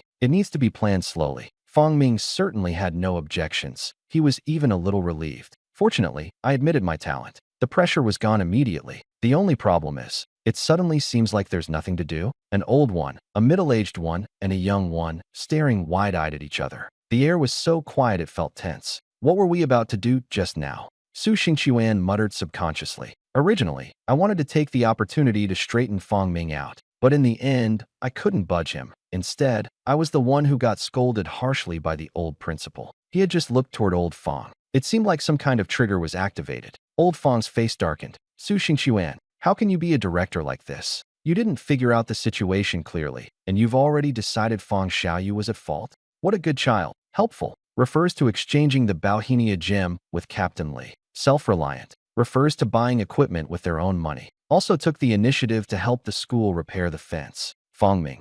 Does this count too? Su Xingqiuan's eyes were wide open. He didn't have time to refute. Smack. The cane was already coming down. There was only one conclusion. It was all Director Su's fault. Fang Xiaoyu is so well-behaved. What's wrong with letting her enjoy herself? Fong Ming quietly stepped back a little further, to avoid being caught up in it. He originally wanted to say a few fair words for Director Su, but seeing that brutal scene. Sorry, Director Su. Outside the door, Li Xiaowei and a few others pressed up against the office door. The noise inside was so loud. Who wouldn't be curious? Especially Li Xiaowei. My ear was almost glued to the door. My whole body was almost pressed against the door. Captain, what exactly is going on inside? After the old principal went in, why has there been noise all along? Could something have happened? Niodali looked very nervous. He thought Fong Ming was getting into trouble inside. Sigh, you all know the old principal's temper. If something really happens, Li Xiaowei looked full of self-blame. It was all his fault for dragging down his junior brother. He gritted his teeth, preparing to bang on the door. At that moment, creak, the door opened. Ahem. Li Xiaowei quickly pretended to be calm and unconcerned. Old Fong. Everyone stood up straight. Fong Yuanzhou nodded slightly, leaning on his cane as he left, his complexion not looking very good. Fong Ming followed behind. Junior, are you alright? Li Xiaowei looked him up and down. The old principal's face was black as coal, but Fong Ming looked perfectly fine. What was that noise just now? What could possibly be wrong with me? Fong Ming looked utterly confused. Before leaving, Old Fong also told him to get a good rest. He is doing fine, but just because he is fine doesn't mean others are fine. Li Xiaowei, come in. Director Su's voice, suppressing anger, came from the office. Li Xiaowei felt a sinking feeling in his heart. As expected, soon, the sound of someone slapping the desk echoed from inside, accompanied by shouts of anger. Fong Ming silently took a few steps back. Half an hour later, the door opened again. Li Xiaowei and a few others came out with their heads down. Senior, are you all okay? Do we look okay to you? It's all right. Li Xiaowei forced a smile. It was just taking the juniors to the exchange meeting, then repairing the destroyed wall. By the way, chip in some contribution points to help the junior get a level 20 set. No big deal. Really no big deal. Fong Ming looked at their expressions and fell silent. No matter how you look at it, it doesn't seem like nothing happened. Are you still going to the exchange meeting? Yes, of course. Li Xiaowei suddenly perked up. Having lost so much, if you don't make a big push at the exchange meeting, how will you break even? It's best to run into the Golden Eating Adventure Guild. If you don't beat them into submission, his last name isn't Li. Thinking of this, he suppressed his anger. By the way, Junior, do you know a classmate named Lu Ruoyan? If I don't finish Director Su's task quickly, I'll probably have to suffer for another half hour. Don't know them. Fong Ming had a you're joking expression on his face. He had only been at Zhongda for a short time. How could he know so many people? Don't know them? True. This student is not from Zhongda, but from Jingda. Li Xiaohui touched his chin, looking as if he had just realized something.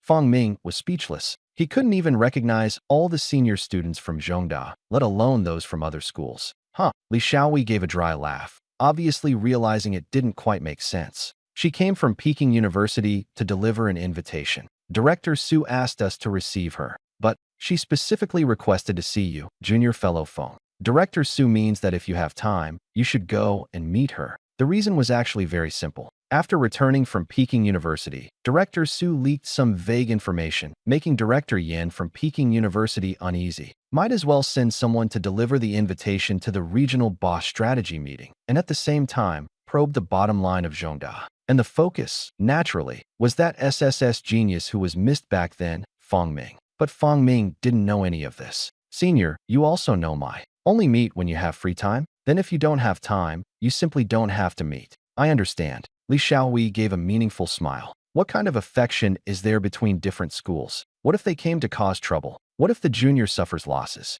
So all the reception duties were entrusted entirely to Li Xiaohui. Fong Ming then returned to the dormitory and sacrificed all the materials and equipment he had previously collected. The improvement wasn't much. Talent advancement task, 6.65%. Sure enough, you can't rush it. He simply set his mind at ease and rested well. Nothing happened during the night. The next day, the on-campus exchange competition started as usual. The only unexpected thing was that the Tuanjin Adventure Group didn't show up. Consider themselves lucky. Li Xiaohui spat unhappily. The competition continued. The participating units were adventure groups of 5 to 6 people. It was unclear whether Director Su had specifically changed the rules, but Fong Ming no longer had to take up a spot in the Chintzy Adventure Group. Soon, the competition officially began. The course lasted 2 days, with a point system. With the strength of the Dawn Adventure Group, winning the previous matches was effortless. During halftime, Fong Ming noticed something. Next to the battle platform, there was a senior girl who kept staring at their side.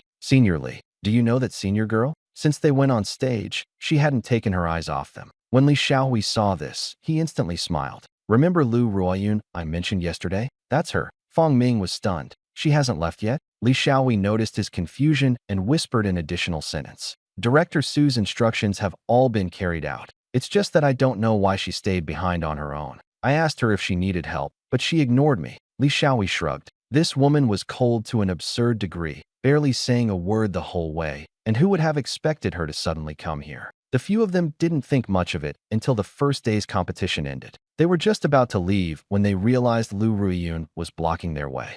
Do you need something? Only Li Xiaohui could step forward. The other party said nothing, only stared at Fong Ming. Are you that S-level genius? Finally spoke. Not SSS-level. Obviously the higher-ups have reached a consensus. Fong Ming nodded. Yeah, what's up? S-level is trouble enough, right? I heard your talent is related to luck. Fong Ming was stunned and was about to admit it. Of course not. Li Xiaohui directly interrupted. Trying to gather information? Dream on. Lu Ruiyun just nodded without pressing further, instead looking at Li Xiaohui. I watched your match. You're very strong. Li Xiaohui's face flushed, but he wasn't yet proud. So, you are qualified to challenge me. Huh, you want to challenge me? What afraid? The tone was calm, yet particularly sharp. Li Xiaohui instantly exploded. Senior, calm down. Fang Ming quickly stopped him. They had just left the director's office. Causing trouble now was inappropriate.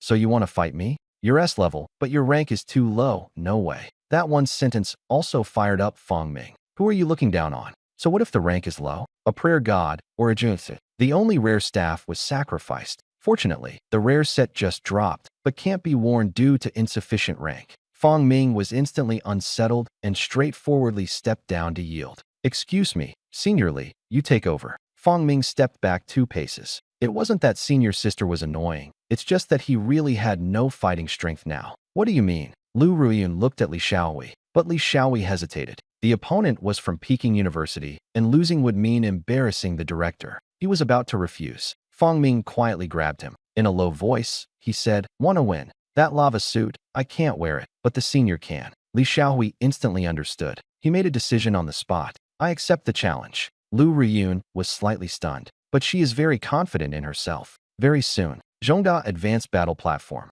With a flash of light, the two were teleported out. Li Xiaohui's face was full of smiles. Lu Ruiyun looked completely confused. Just entered the arena and got defeated instantly? Critical strike staff. A complete set of rare exclusive equipment. Completely overturned her understanding. Thank you for the challenge. Li Xiaohui was politely proud. Lu Ruiyun came back to her senses and nodded seriously. You're very strong. After a pause, she added another sentence. Zhongda is also very strong. Li Xiaohui's mouth twitched. He almost thought he was being mocked. Are you coming again? He asked symbolically. Lu Ruiyun shook her head and turned to leave. Everyone looked puzzled. What exactly was she here for? The interlude quickly passed. The next day, the competition proceeded as usual. Fang Ming was busy with his tasks while preparing to go to Kyoto. At the same time, Kyoto University. In the director's office, Lu Ruiyun had just returned from Zhongda and was reporting to Yin Guiyuan. How is it? What about that S-level genius? Yin Guiyuan poured her some tea.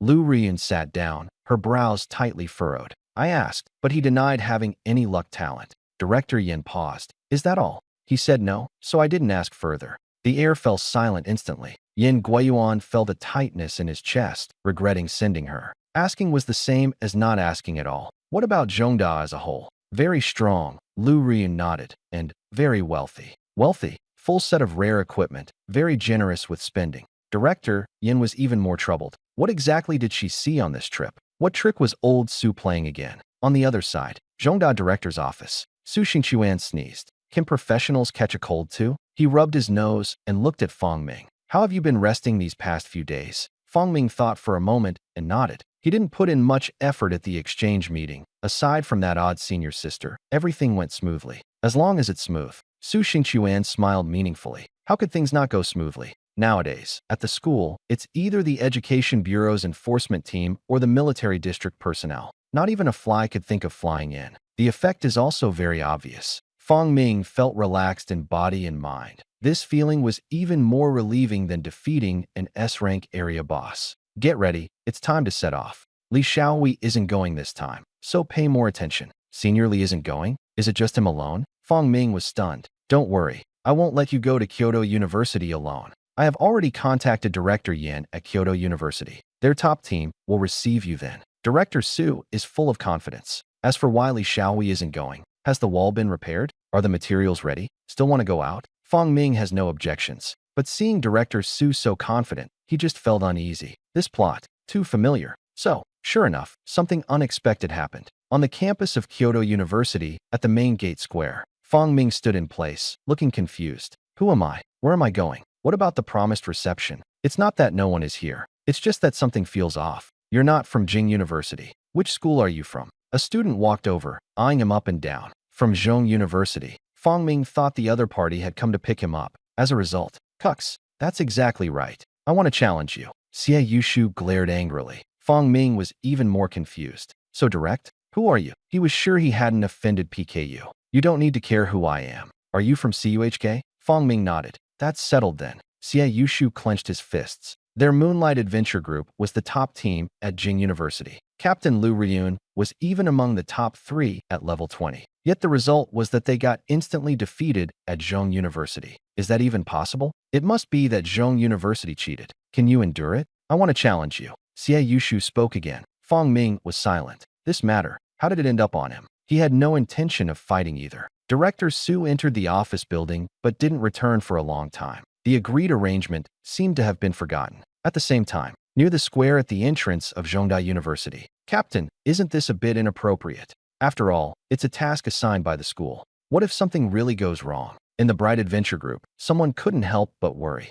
Originally, the task of receiving Fang Ming was theirs, but now they were clearly being left out. Rest assured, I almost wore Director Yin down last night. The mission will probably be cancelled. Chen Guangming munched on sunflower seeds while speaking nonchalantly. He had seen Fang Ming a long time ago, but was too lazy to show up. For this kind of job, why not just find any team casually? Are we really going to have the Ace Adventure team act as babysitters? My suggestion is to simply throw it to Lu Rian. Everyone knows she lost to Zhongda. It's a perfect chance to regain face. Chen Guangming didn't want to work, but he also didn't intend to make things difficult for others. Just let it slide. It was only when Xie Yushu from the Moonlight Adventure team suddenly appeared that he felt a bit surprised. It won't go wrong, right? His heart tightened, but didn't take it too seriously. It's just a matter of winning or losing, not a vendetta. Until the accident really happened. Are you a ritual messenger? Or a Jaelir?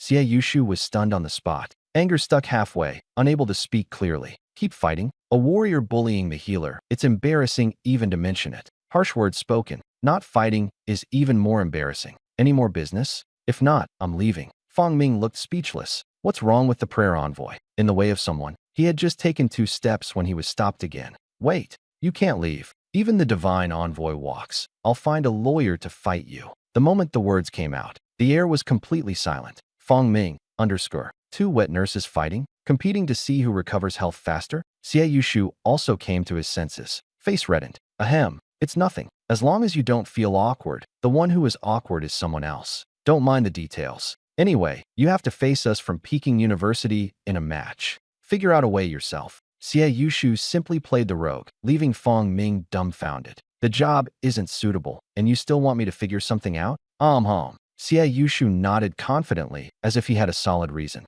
Compared to me in recovery ability? Fang Ming rolled his eyes. Xie Yushu was instantly silent. Letting soldiers compare recovery, you're the one joking, right? So, the number of levels in the Holy Spirit Tower? Xie Yushu had a sudden inspiration. In simple terms, Fang Ming understood immediately. It's similar to a training battlefield, but leans more towards individual challenges, with each profession counted separately. The higher the level, the greater the difficulty. This way it's fair, right? Xie Yushu was a bit proud. Fang Ming asked, the higher the level, the higher the chance of a reward? That's right. Students from other schools can also join. The reward drop rate is absurdly low, and the points ranking doesn't count outsiders, so there's no fear of being exploited. All right then. Fang Ming nodded in agreement. Just treat it as a way to hone practical skills. Xie Yushu smiled. You practice your skills, I'll regain face, win-win. Just as he was about to leave, he suddenly paused. What did I come out here to do again? It seems the captain asked him to find someone. Also from CUHK. By the way, what's your name? Fang Ming. He was a bit puzzled, but still answered. Xie Yushu was stunned. So you are Fang Ming? The S-level genius from CUHK. It turned out the person the captain asked him to find was the one in front of him. Fang Ming was speechless. Then, let's put the duel on hold for now. Xie Yushu smiled awkwardly. The captain asked him to pick someone up, but he almost dragged the person off to the Holy Spirit Tower for a fight. Wasn't that just asking for trouble? Fang Ming kept complaining in his heart. Just now so aggressive, now cowering away quickly. You're not anxious, but I am. But he had no choice. After all, it was Director Su who sent someone to pick them up. Before long, he was brought outside the director's office. Before leaving, Xie Yushu didn't forget to remind him. Don't forget the duel, I'll come find you again. Zhongda is counting on him. If he misses this chance, he surely won't go to Zhongda for real. Director Yin definitely won't let him go. Fang Ming smiled and nodded. This senior is stubborn, but he's not a bad person. It seems Director Su arranged things quite firmly. I thought no one was really going to answer him. The Bright Adventure team wisely made their exit. The mission was mostly going to be called off, and they were glad to be relieved of it. Fang Ming waited at the door for a while. There were faint sounds of arguing inside. I didn't know what Director Su was discussing with the leaders of Jingdai University. Soon, the door opened. Director Su smiled very satisfactorily. Fang Ming, let's go rest first. I have something to discuss with you tomorrow. finally able to settle down. But what happened the next day almost blew his mind. Director, are you saying that someone from Jing University will take me to train? He was completely stunned. Director Su, is this intense? Yes. The strategy meeting is still far off. We can't waste any time. He is determined to keep raising Fang Ming's level. What? You don't want to? It's not that I don't want to. Of course it's good to level up. He's been stuck at that level for several days and is already anxious. But the problem is, will Jing University agree? Remembering Xie Yushu's attitude when they first met, he wasn't confident. The relationships between the universities are not as friendly as they appear on the surface. Even their own students don't get this kind of treatment, let alone taking students from other schools to level up.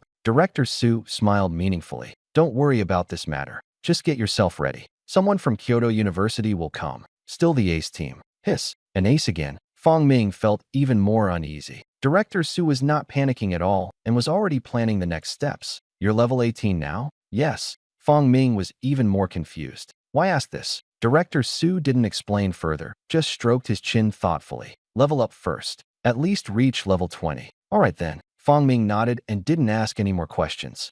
On the other side, as soon as the two left, Director Yin of Jingda called the Bright Adventure team into the office. Xiao Chun, I understand if you don't want to take the task, but you can't be so half-hearted. Yin Guiyuan had a headache. He accepted the temper of the ace team, but they didn't even show up and just watched from the sidelines, making it embarrassing for him in front of Director Su. Director Yin, you know me. I really don't have time. Chun Guangming straightforwardly laid his cards on the table. He was too busy dealing with the rival top students from other schools and maintaining order within his own school to spare any time. It sounded polite, but it basically meant, don't bother me. Then what if I asked you to lead people for training? Yin Guiyuan stared at him. Training? Chen Guangming was taken aback. Could it really be that kind of sparring practice? That would be an even bigger waste of time. No, he refused without even thinking. He wants to shirk the current tasks, yet he's leading the team's upgrade? Dreaming. His head shook like a rattle. Surprisingly, Director Yin was very easy to talk to. All right, if you're unwilling, forget it.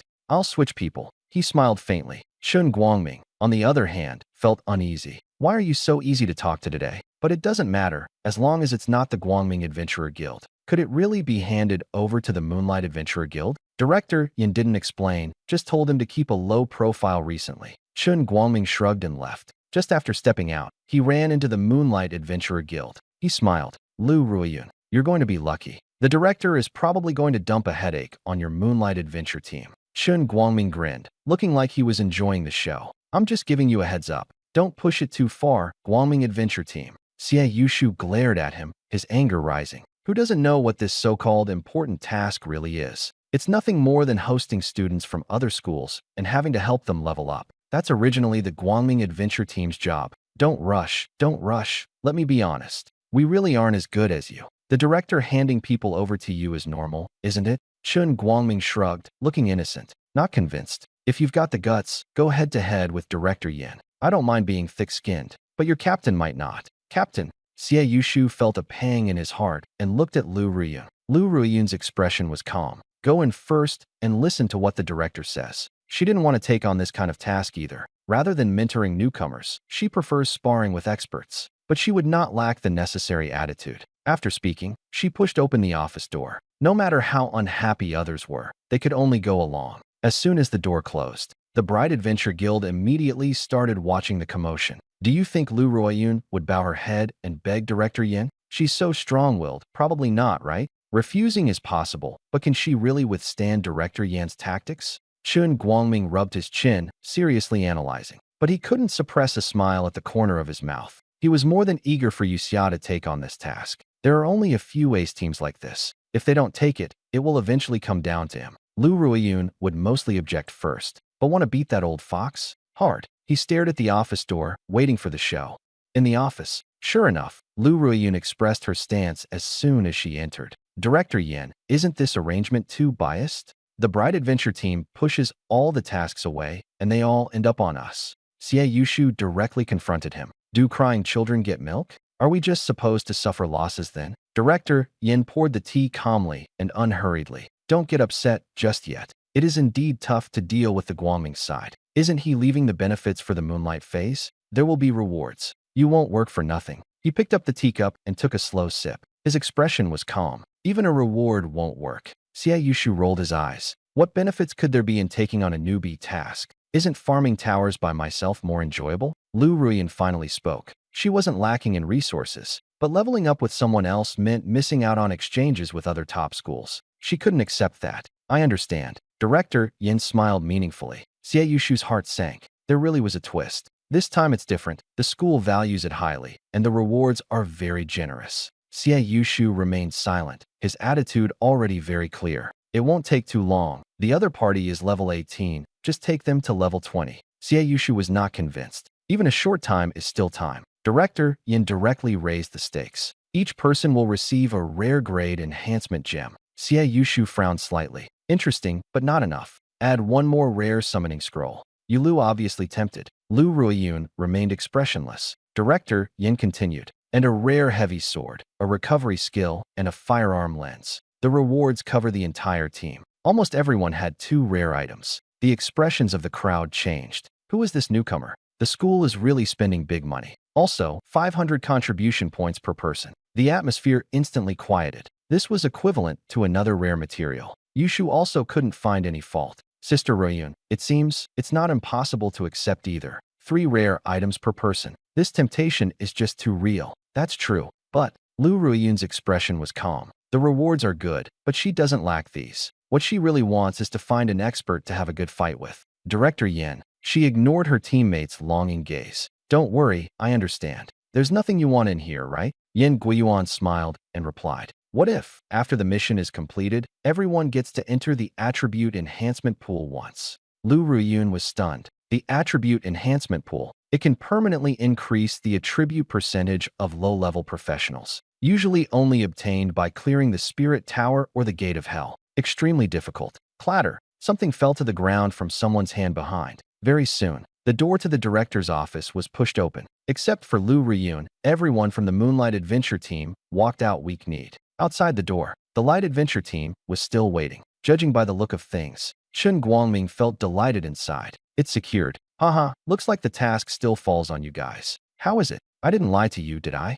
This task is important enough, right? He deliberately emphasized the word important, but the person under the moonlight didn't refute. You're right. Too important. Xie Yushu's eyes went blank. Enhancement gems, rare main weapon, weapon accessories, summoning scrolls, recovery skills, and an enhancement pool. Which one isn't a heavy reward? All right, as long as it's important. Chen Guangming nodded with satisfaction. Finally pushed the task out. Then you guys take your time, we'll leave first. With the goal achieved, he didn't want to stay any longer. It would be troublesome if Lu Ruiyun challenged him to a duel. Xie Yushu looked almost dumbfounded. The Guangming adventure team left in high spirits. Not noticing what was behind them, Xie Yushu was still muttering to himself. Too many. Really too many. His legs were still trembling. Hurry, give me a hand. The others are about the same. We can only support each other to stand steady. Before leaving, a few people turned back to look at the office. His gaze is firm. This mission, the Moonlight Adventure Group, is confirmed. Xie Yushu suddenly looked up. The space ahead was empty. Right. Where are the members of the Bright Adventure team? Where did they run off to? They hadn't even had the chance to properly thank them yet. If it weren't for Captain Chen's sense of justice, who firmly refused Director Yan's invitation, it wouldn't have been their turn. The Bright Adventure team really are good people. I really misunderstood them before. If there's a chance, I must go and apologize. A few people helped each other and slowly walked away. Meanwhile, the Bright Adventure team still didn't know what exactly they had missed. The next day, the sunlight was just right. Fong Ming arrived early in the morning at the square in front of the main gate of Jing University. Director Su said someone is going to help me level up today. Not sure if it's reliable or not. He stretched lazily and turned his head. He was stunned. Acquaintance, is it you? Xie Yushu was also stunned for a moment. Ahem, our duel isn't over yet, but it will have to be postponed. Been too busy lately. He actually wanted to regain face first, but the conditions set by the director were too tempting, so he had no choice but to admit defeat. Only Lu Ruiyun knew the mission details, and she never liked to explain. So, hello, we are the Moonlight Adventure team. Director Yin asked us to help you level up. Lu Ruiyun spoke decisively. Xie Yushu froze immediately. Fong Ming was also silent. You are the target of this mission? Xie Yushu looked incredulous. So, you're the ones taking me to level up? The atmosphere suddenly turned strange. Lu Ruiyun glanced at the two of them. You know me, that's clear. But have you done something behind my back? Ahem, Sister Ruiyun, it's a minor matter. No problem. Xie Yushu quickly smoothed things over, secretly casting a pleading look at Fong Ming for help. If the captain found out he was privately challenging others to duels, he'd probably get beaten badly. Fong Ming didn't quite understand. But this senior seems all right. On the first day, he wants to take him to the Holy Spirit Tower. Forget it, no need to be picky. This senior Xie Yushu is very enthusiastic. He even plans to take me to watch a duel at the Holy Spirit Tower. In short, he's a good person. Fong Ming smiled sincerely. Only then did Lu Ruyan nod. Xie Yushu secretly breathed a sigh of relief. So the task target that Director Yin mentioned was him? Wait a minute. Since he is the target, he's only level 18? Then I even dragged him to grind in the Holy Spirit Tower? Crazy. You need to be above level 20 to enter the Holy Spirit Tower. So, everyone had no choice but to level up first. On the way, Xie Yushu pulled Fong Ming aside. Junior, how about we just duel? He felt that things had come this far, there was no need to make a fuss anymore. But Fong Ming suddenly became excited. No, without a duel, how could he enter the Holy Spirit Tower legitimately? And how could he hone his skills? Xie Yushu looked puzzled. Good grief, I'm not even making a fuss, but you're the one getting worked up? But it didn't matter. In his eyes, Fong Ming was just a pile of rewards walking around. Junior, I understand you. But the problem is, you're only level 18. Holy Spirit Tower, only accessible at level 20. One sentence, straight to the point. Fong Ming was stunned on the spot. Only accessible at level 20? Senior, why didn't you say this earlier? Xie Yushu shrugged. You didn't ask either. In the end, Fong Ming could only accept reality. The only gain was that he finally understood why Director Su urged him to reach level 20.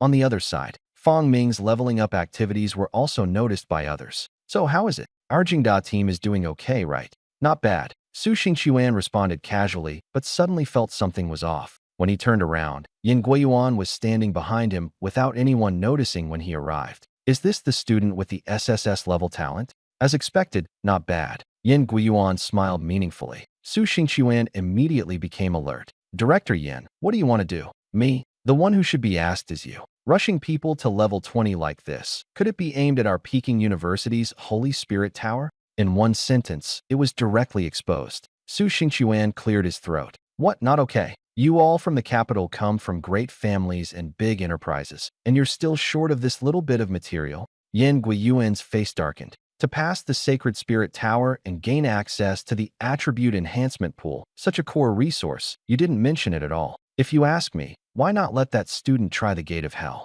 That's much more reliable than the Sacred Spirit Tower. He didn't oppose the idea. To put it simply, the Sacred Spirit Tower is like a military training battlefield. Having strength alone isn't enough. You still need luck. Truly capable professionals wouldn't stubbornly cling to the Holy Spirit Tower. Isn't it better to get fixed rewards from the Gate of Hell? Don't worry about this. Just say whether it's okay or not. Director Su looked strange. The other party obviously didn't realize the seriousness of the problem. All right, of course it's okay. Director Su speaks. How could it not be okay? If you really have the skill, you can take all the rewards. Yin Guiyuan patted his chest and agreed. You said that. Yes, I said that. Yin Guiyuan was a bit impatient. You should know what kind of person old Yin is. Director Su chuckled awkwardly. All right then, just don't regret it. Yin Guiyuan felt a sudden tightening in his chest, but was too lazy to think deeply. It was nothing more than some equipment materials. What mattered most right now was the S-level area boss. Director Su, please come to the conference hall. The directors from Qing University and Wu University have all arrived. The meeting content was very simple. How to split the profits. The other party immediately asked for 50%. Yin Guiyuan had no objections. As for whether others agree or not, that is none of his concern. Very fast, the meeting room was full of people. Directors from Tsinghua, Peking, Sun Yat-sen, and several other prestigious schools. There was only one topic. S-rank area boss. Can we fight it? How to fight it? Director Su didn't care. Any way to fight is fine. Even if you fight on the spot, that's fine. Anyway, Blue Whale Province must take 50%. After the argument, Kong Jingping from Wuda couldn't help but speak up. Director Su, why is it so quiet today? Everyone turned to look in unison. Su Xingchuan slowly took a sip of tea. I'm talking to you. The strategy hasn't even been decided, and you're already dividing the profits. Don't you think it's too soon for that? What was said was true, and everyone else was aware of it too, their faces inevitably flushing. To put it plainly, isn't it because each of you wants the credit? If you don't get in, you might not even get a share of the soup. So you're saying, Director Su has a good plan? The usual approach is nothing more than tools, equipment, and potions, whatever is useful. Research in Kyoto started long ago. Is it possible Zhongda still has something new up its sleeve? Director Su just smiled and didn't respond. Not everyone is here yet. It's pointless to talk now. The real cards have to be shown at the official meeting. In any case, what some of you have, we at Zhongda have too. What you don't have, we can also produce. This time for the regional boss, Blue Whale Province is going to take the biggest share. As soon as the words were spoken, the room instantly went silent. The tone was not small. Several directors squinted their eyes, harboring doubts in their hearts, but no one was in a hurry to speak. There was only one exception. Director Su, not very experienced, but quite outspoken. By your logic, are the military districts of our other universities just ornaments? With that sentence, he ignited all the anger. Su Xingqiuan paused while serving tea and looked at the person speaking.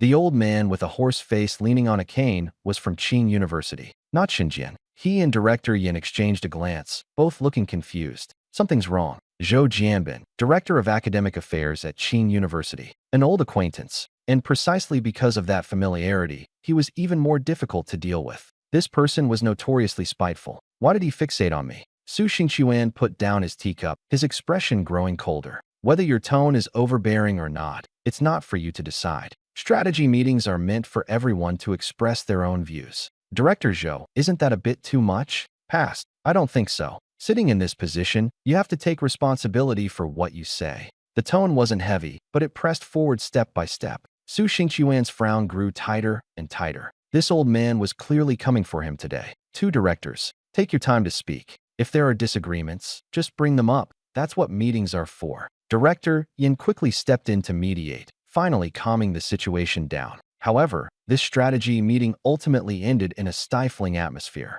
Inside the conference room, Director Su held his tea, his brows tightly furrowed. Yin Guiyuan came over and interrupted him. Old Su, it's not that serious. It's really unnecessary. You know old Zhou's personality, so why take it to heart? He casually poured himself a cup of tea. Not this. I just feel that he's been acting very unusual today. Su Xingqiuan shook his head, feeling that something was wrong. How strange can it be? Hasn't he always been like this? Are you overthinking it? With this kind of time, you'd better think about how to spin those words at the formal meeting. Between the lines, it's all barbs. You take the biggest share of the profits. You monopolize all the good stuff. And that trump card tucked away at the bottom of the box. The hatred is at its peak. I want to see how you end this. Director Su sneered inwardly. Trump card? What could be more ruthless than a walking SSS-level talent? Thinking this, he simply pushed Zhou Jianbin out of his mind. After all, they weren't close, so why bother watching his mood? Over the next 2 days, the local leaders arrived one after another. Several small meetings were held, but none reached a conclusion.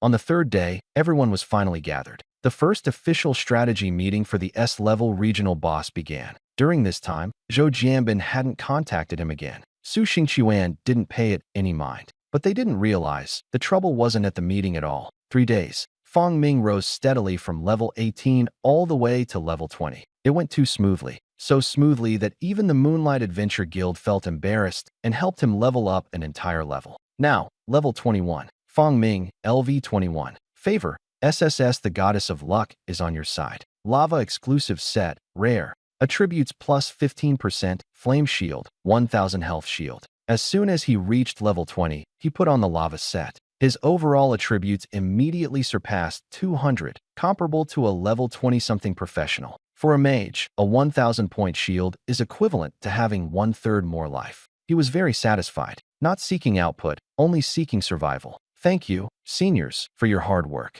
Fang Ming sincerely expressed his gratitude. Xie Yushu watched Fang Ming put on the rare grade set, his face full of shock the entire time. Underclassmen, is an S-class genius really different from us? Did your school even prepare a rare grade exclusive set for you? In this era where everyone wears high-level dungeon sets, Fang Ming's rare grade set was particularly eye-catching. Of course, except for Lu Riyun. She seemed to recognize this set of equipment. The Li Xiaowei who fought her back then was wearing exactly this set. She pursed her lips, staring fixedly at Fang Ming. Fang Ming felt a bit weak from being stared at and quickly waved his hand. Don't mind these details. Senior, now that the leveling up is over, does that mean we can? Fang Ming looked at Xie Yushu with anticipation. The meaning is very clear. Holy Spirit Tower. Director Su has tacitly agreed, making him feel even more justified in scrolling. Ahem, this. Xie Yushu hesitated. I didn't know your level before, so whatever. Now the level difference is right there. Isn't this just bullying? Fang Ming doesn't care at all. Ring unequal to ring unequal to.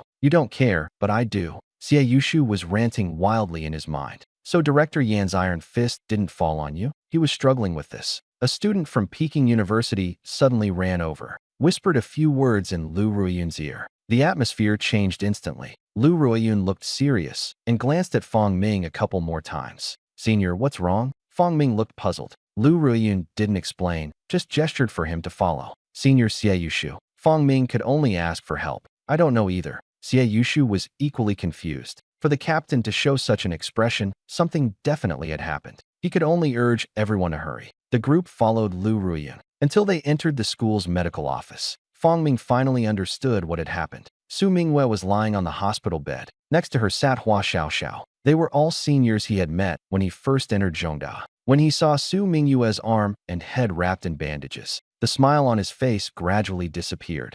Meanwhile, Kyoto University Conference Hall. The strategy meeting for the S-level area boss was underway. The first stage is to integrate resources from various provinces. Whatever Kyoto lacks, it will be allocated on the spot or replaced. Just before Director Su was about to take the stage, Director Yin hurriedly walked over. He whispered a few words in his ear and directly called the person out. In the office next to the meeting room, Yin Guiyuan adjusted his wording. Old Su, I called you over, actually for nothing else. It's just a small matter. I hope you can stay calm. A small matter? Su Xingqiuan frowned, anger surging in his heart. He clearly knew it was a small matter, yet bothering him at this moment. Now was the crucial point when he was ready to kill gods if he meets gods, kill Buddhas if he meets Buddhas, with a legendary weapon in hand. And as a director, who would dare speak to him like this? Of all times, he was called out at this critical moment. He gave Yin Guiyuan a cold glance. No problem, you're finished. Ahem. Yin Guiyuan forced a dry laugh. It's like this. We students from Jing University had a bit of a misunderstanding with you students from Zhong University.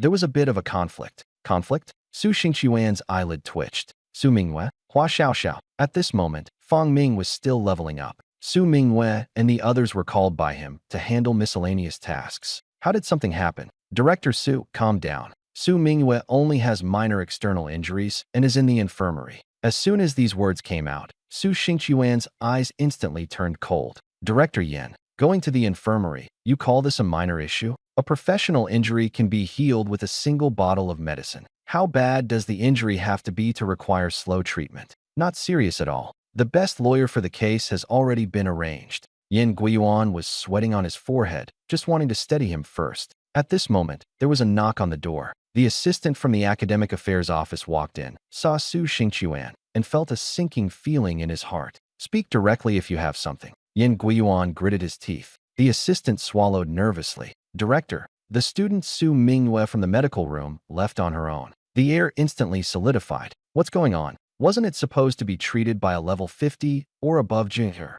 The assistant whispered. The person couldn't be reached, so they never came. The sentence was left unfinished. Su Xingqiuan had already taken the call, his voice trembling. In other words, my student was injured at your Jing University, and until now, hasn't received any treatment? Obviously, this was the result of suppressing his anger. It's over. The moment the assistant delivered the news, only these two words remained in Yin Guiyuan's mind. After the assistant nervously withdrew, Yin Guiyuan painfully turned his head. Director Su. Before he could finish speaking, he was interrupted. Director Yin, what's there to explain now? The conflict was a misunderstanding, but is it also a coincidence that no one treated the injured? Su Xingqiuan slammed his palm on the table. He came here for the S-level area boss in Kyoto. But on Kyoto University's own turf, not only were students injured, but they couldn't even find medical treatment. Director Yin, don't be anxious. Yin Guiyuan saw him about to leave and hurriedly stopped him. Let's not talk about the conflict for now. I will never be negligent in treatment.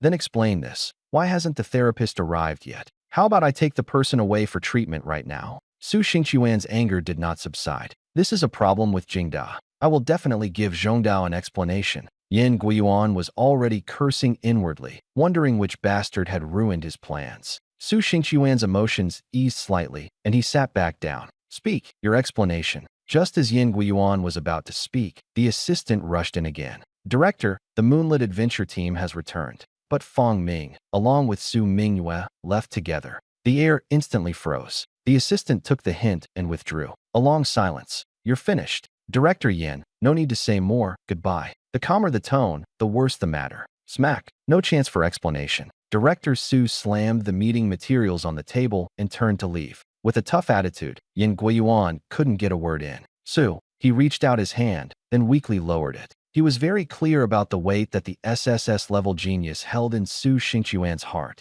Everyone had been driven away by anger. One can imagine how furious Director Su was at this moment. After quite a while, after confirming that everyone had gone far, the assistant carefully knocked on the door. Come in, Yin Guiyuan shouted irritably. Where have you been all this time? Such a big matter, and you didn't even give a heads up. The assistant looked wronged, but didn't dare to argue. This time, there was even worse news. Director, the person sent to notify has been found. On a secluded narrow path. A narrow path? Yin Guiyuan immediately sensed something was wrong. He fainted by the roadside and just woke up. Fainted. Yin Guiyuan felt a sinking heart. How could a professional fighter above level 30 pass out for no reason? There is only one possibility. Someone tampered with things, using props or drugs. In other words, is there also a problem with the conflict involving the students from Hejing University? He furrowed his brows tightly. The assistant nodded. The Bright Adventure Group said it was originally just a sparring match. Somewhere along the way, it seemed like someone interfered.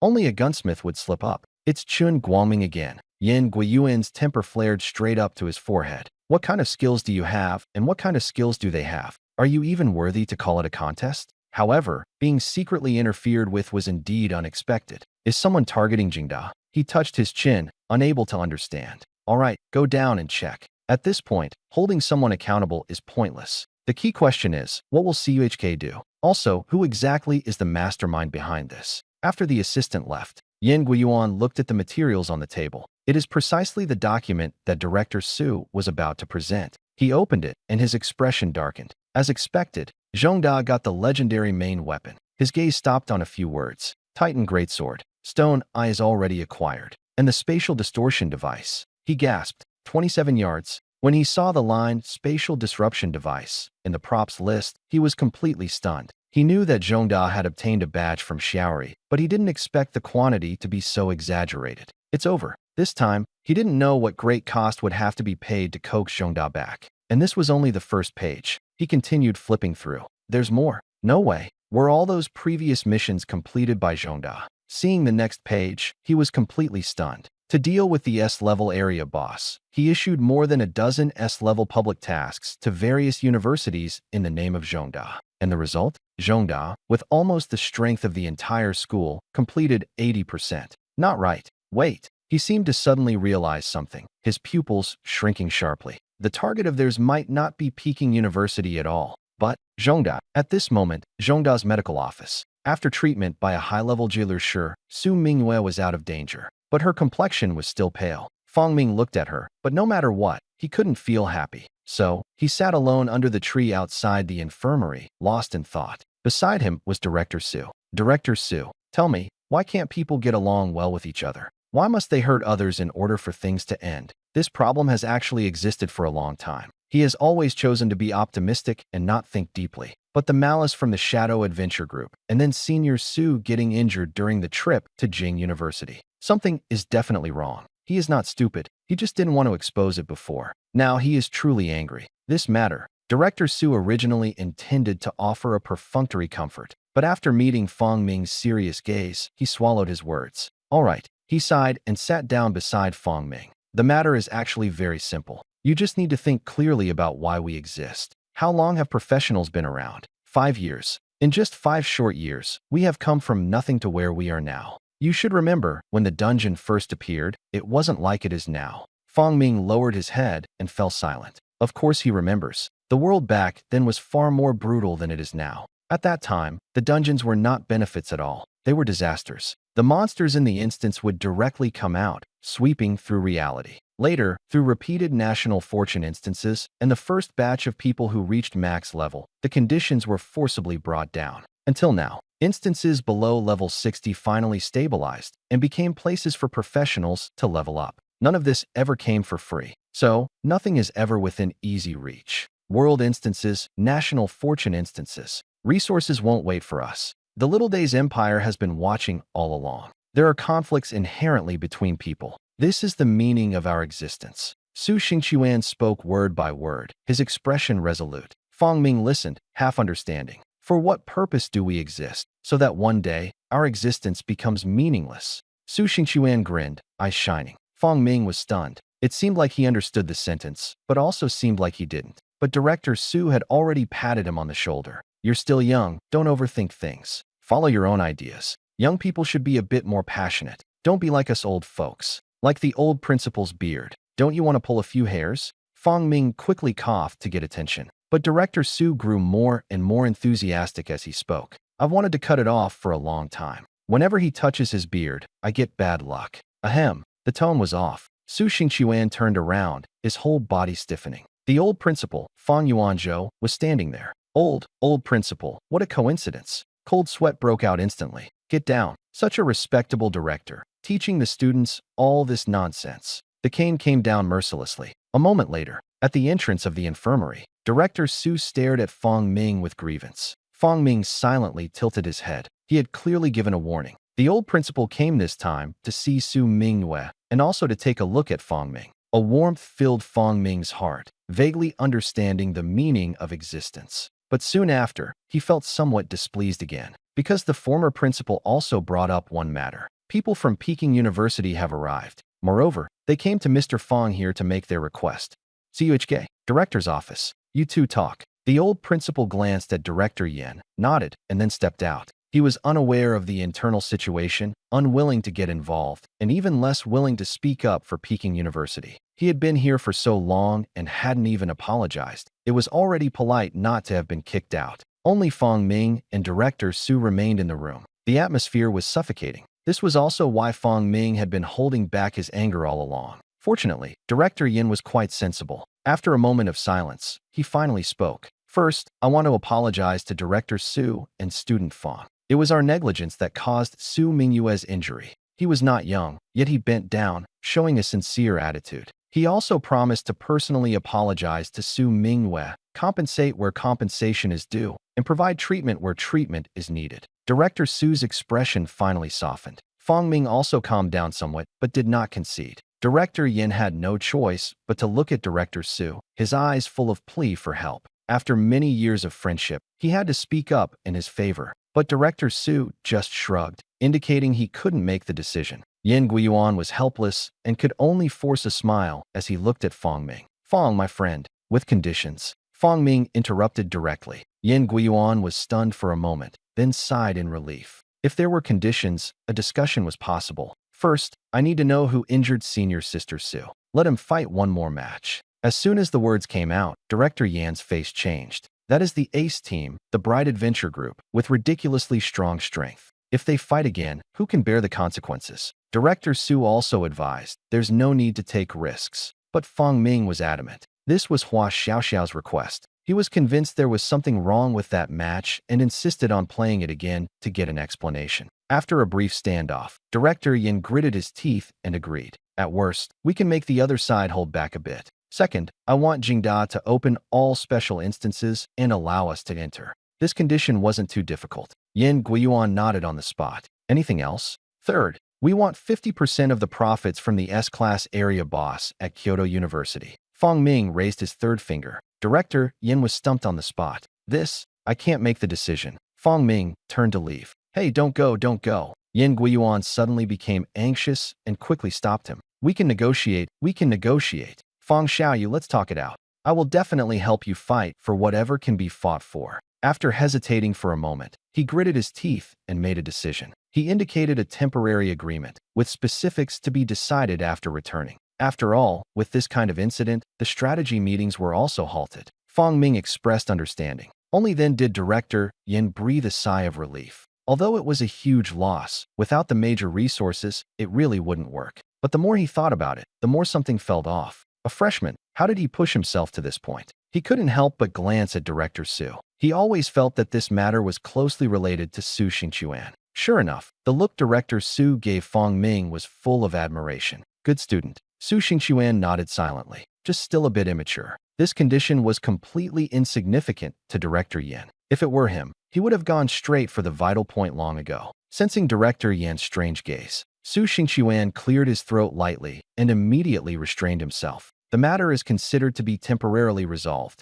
Meanwhile, in the little dark room at Kyoto University, what? You want me to have a fight with Zhongdao again? Shun Guangming, who was grounded, looked completely confused. He was locked up precisely because he had a fight with Zhongdao before, and now again. This is what Director Yin asked me to convey. The assistant looked indifferent. If you want to get out sooner, then have a fight with Zhongdao. And it has to be a loss without any trace. Shen Guangming was completely dumbfounded. Losing is one thing, but you have to lose? And you can't let anyone see it? Aren't you willing? The assistant turned to leave. No. Shen Guangming glanced at the pitch-black room with no light and tearfully gave in. Fine, we'll lose. He kept cursing in his heart. Director Yin, this is clearly retaliation for him previously refusing the task. He is, after all, a member of the elite team. In his view, the Zhongda group at best counts as the elite. Equipment, experience, skills, each aspect is comprehensively superior. How could they possibly lose? But thinking it through, he could only take things one step at a time.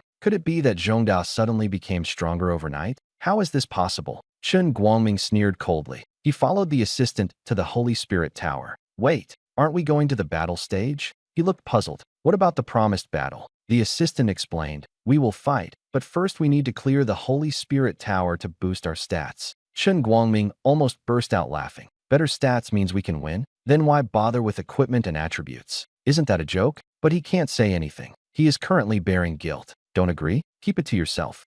In front of the Holy Spirit Tower, Director Yin and Director Su stood side by side, staring at the tower. Old Su, is this really necessary? If you really like it, I'll just give you a few pieces of gear. Why bother? In his view, if it's a match, it's a match. Improving form is purely unnecessary. He had already instructed Chun Guangming to hold back. Isn't messing around with this a waste of time? But Director Su didn't know the inside story. He still thought the other side looked down on Fangming. Director Yin, not agreeing to such a small request. Where is your sincerity? Director Yin quickly shook his hand. I'm just worried that Fangming will be discouraged in the tower. The points are not public, but the ranking is still there. If he really sees himself ranked at the bottom, wouldn't all the arrangements have been for nothing? Director Su, however, was not worried. Whether he gets discouraged or not is none of your concern. You said before, if you have the ability, you can take all the rewards. Now you want to back out. Director Yin was so angry his face turned red. Do you think my words don't count?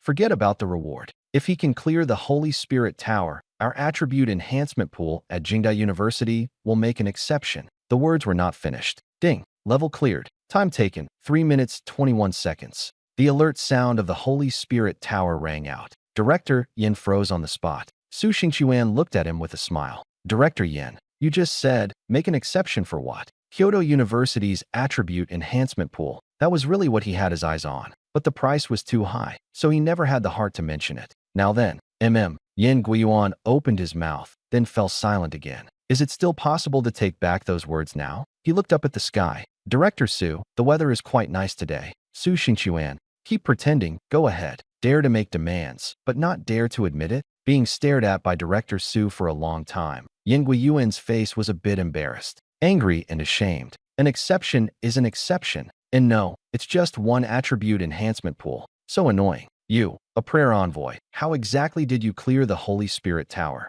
Even a proper Dershur finds the 4th floor incredibly difficult. Of course, this was under the premise that he did not understand the meaning of the clearance time. Otherwise, he glanced at Su Xingquan with a bad temper. Old Su, did Zhongdao secretly give the students something good? I'm just reminding you, pushing things too fast will lead to trouble. Well said, the meaning is very clear. You must have pulled some tricks. Su Xingquan was displeased on the spot. Can't handle it, so just put on a label? Old Yin, what you said is meaningless. What do you mean by pulling up seedlings to help them grow? If you have the ability, have your students try it. What if the clearance time was even shorter? I don't even want your attribute enhancement pool. Do you understand the value of an SSS-level talent? You need to cheat just to pass the Spirit Tower? Good, you said it yourself. Yin Guiyuan's eyes lit up, and he immediately agreed. This is the sentence I was waiting for. Director Su is still too young. He turned around and scanned the students. Finally, the gaze fell on the Moonlight Adventure team. Xiao Yun, come on,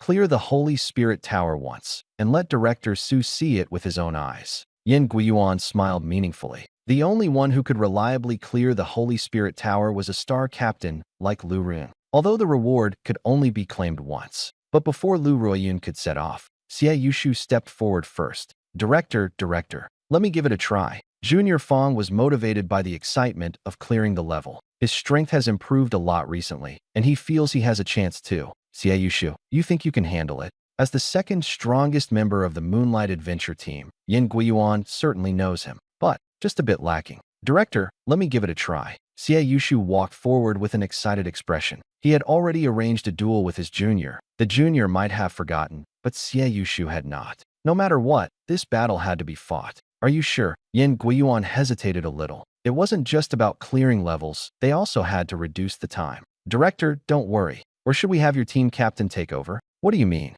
I can't. Xie Yushu was unhappy on the spot. All right.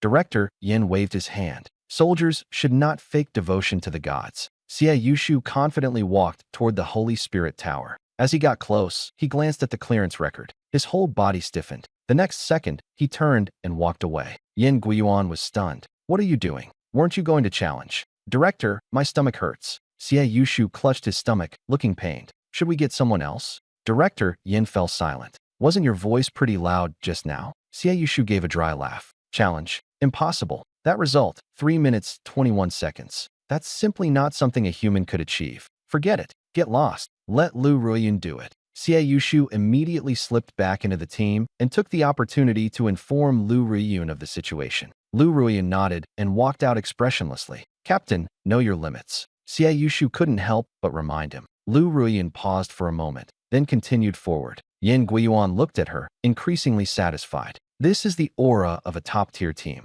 He briefly explained the situation. The next second, Director, sorry, I can't. Yin Guiyuan was stunned. Even you can't do it. Didn't you clear it before? Lu Ruiyun looked at the record, her tone calm. Director, my last clear time was 10 minutes and 36 seconds. Even if my skills improved, there's no way I could get it down to 3 minutes and 21 seconds. Only then did she understand Xie Yushu's warning. This junior schoolmate is ridiculously strong. Unfortunately, he is a divine prayer user, or rather, a Jiaolushu. Otherwise, I really want to have a fight with him. Yin Guiyuan did not understand the student's thoughts. He only focused on that score. 3 minutes and 21 seconds. That's unbelievable. He looked at Director Su and almost blurted out, cheating. But if you think about it differently, maybe it's the effect of the SSS talent? It's not impossible when you think about it. In the end, he relented. All right then, making an exception is an exception. But the next second, he frowned again. He felt something was off, but he was one step short. Ahem. Su Xingqiuan immediately interrupted.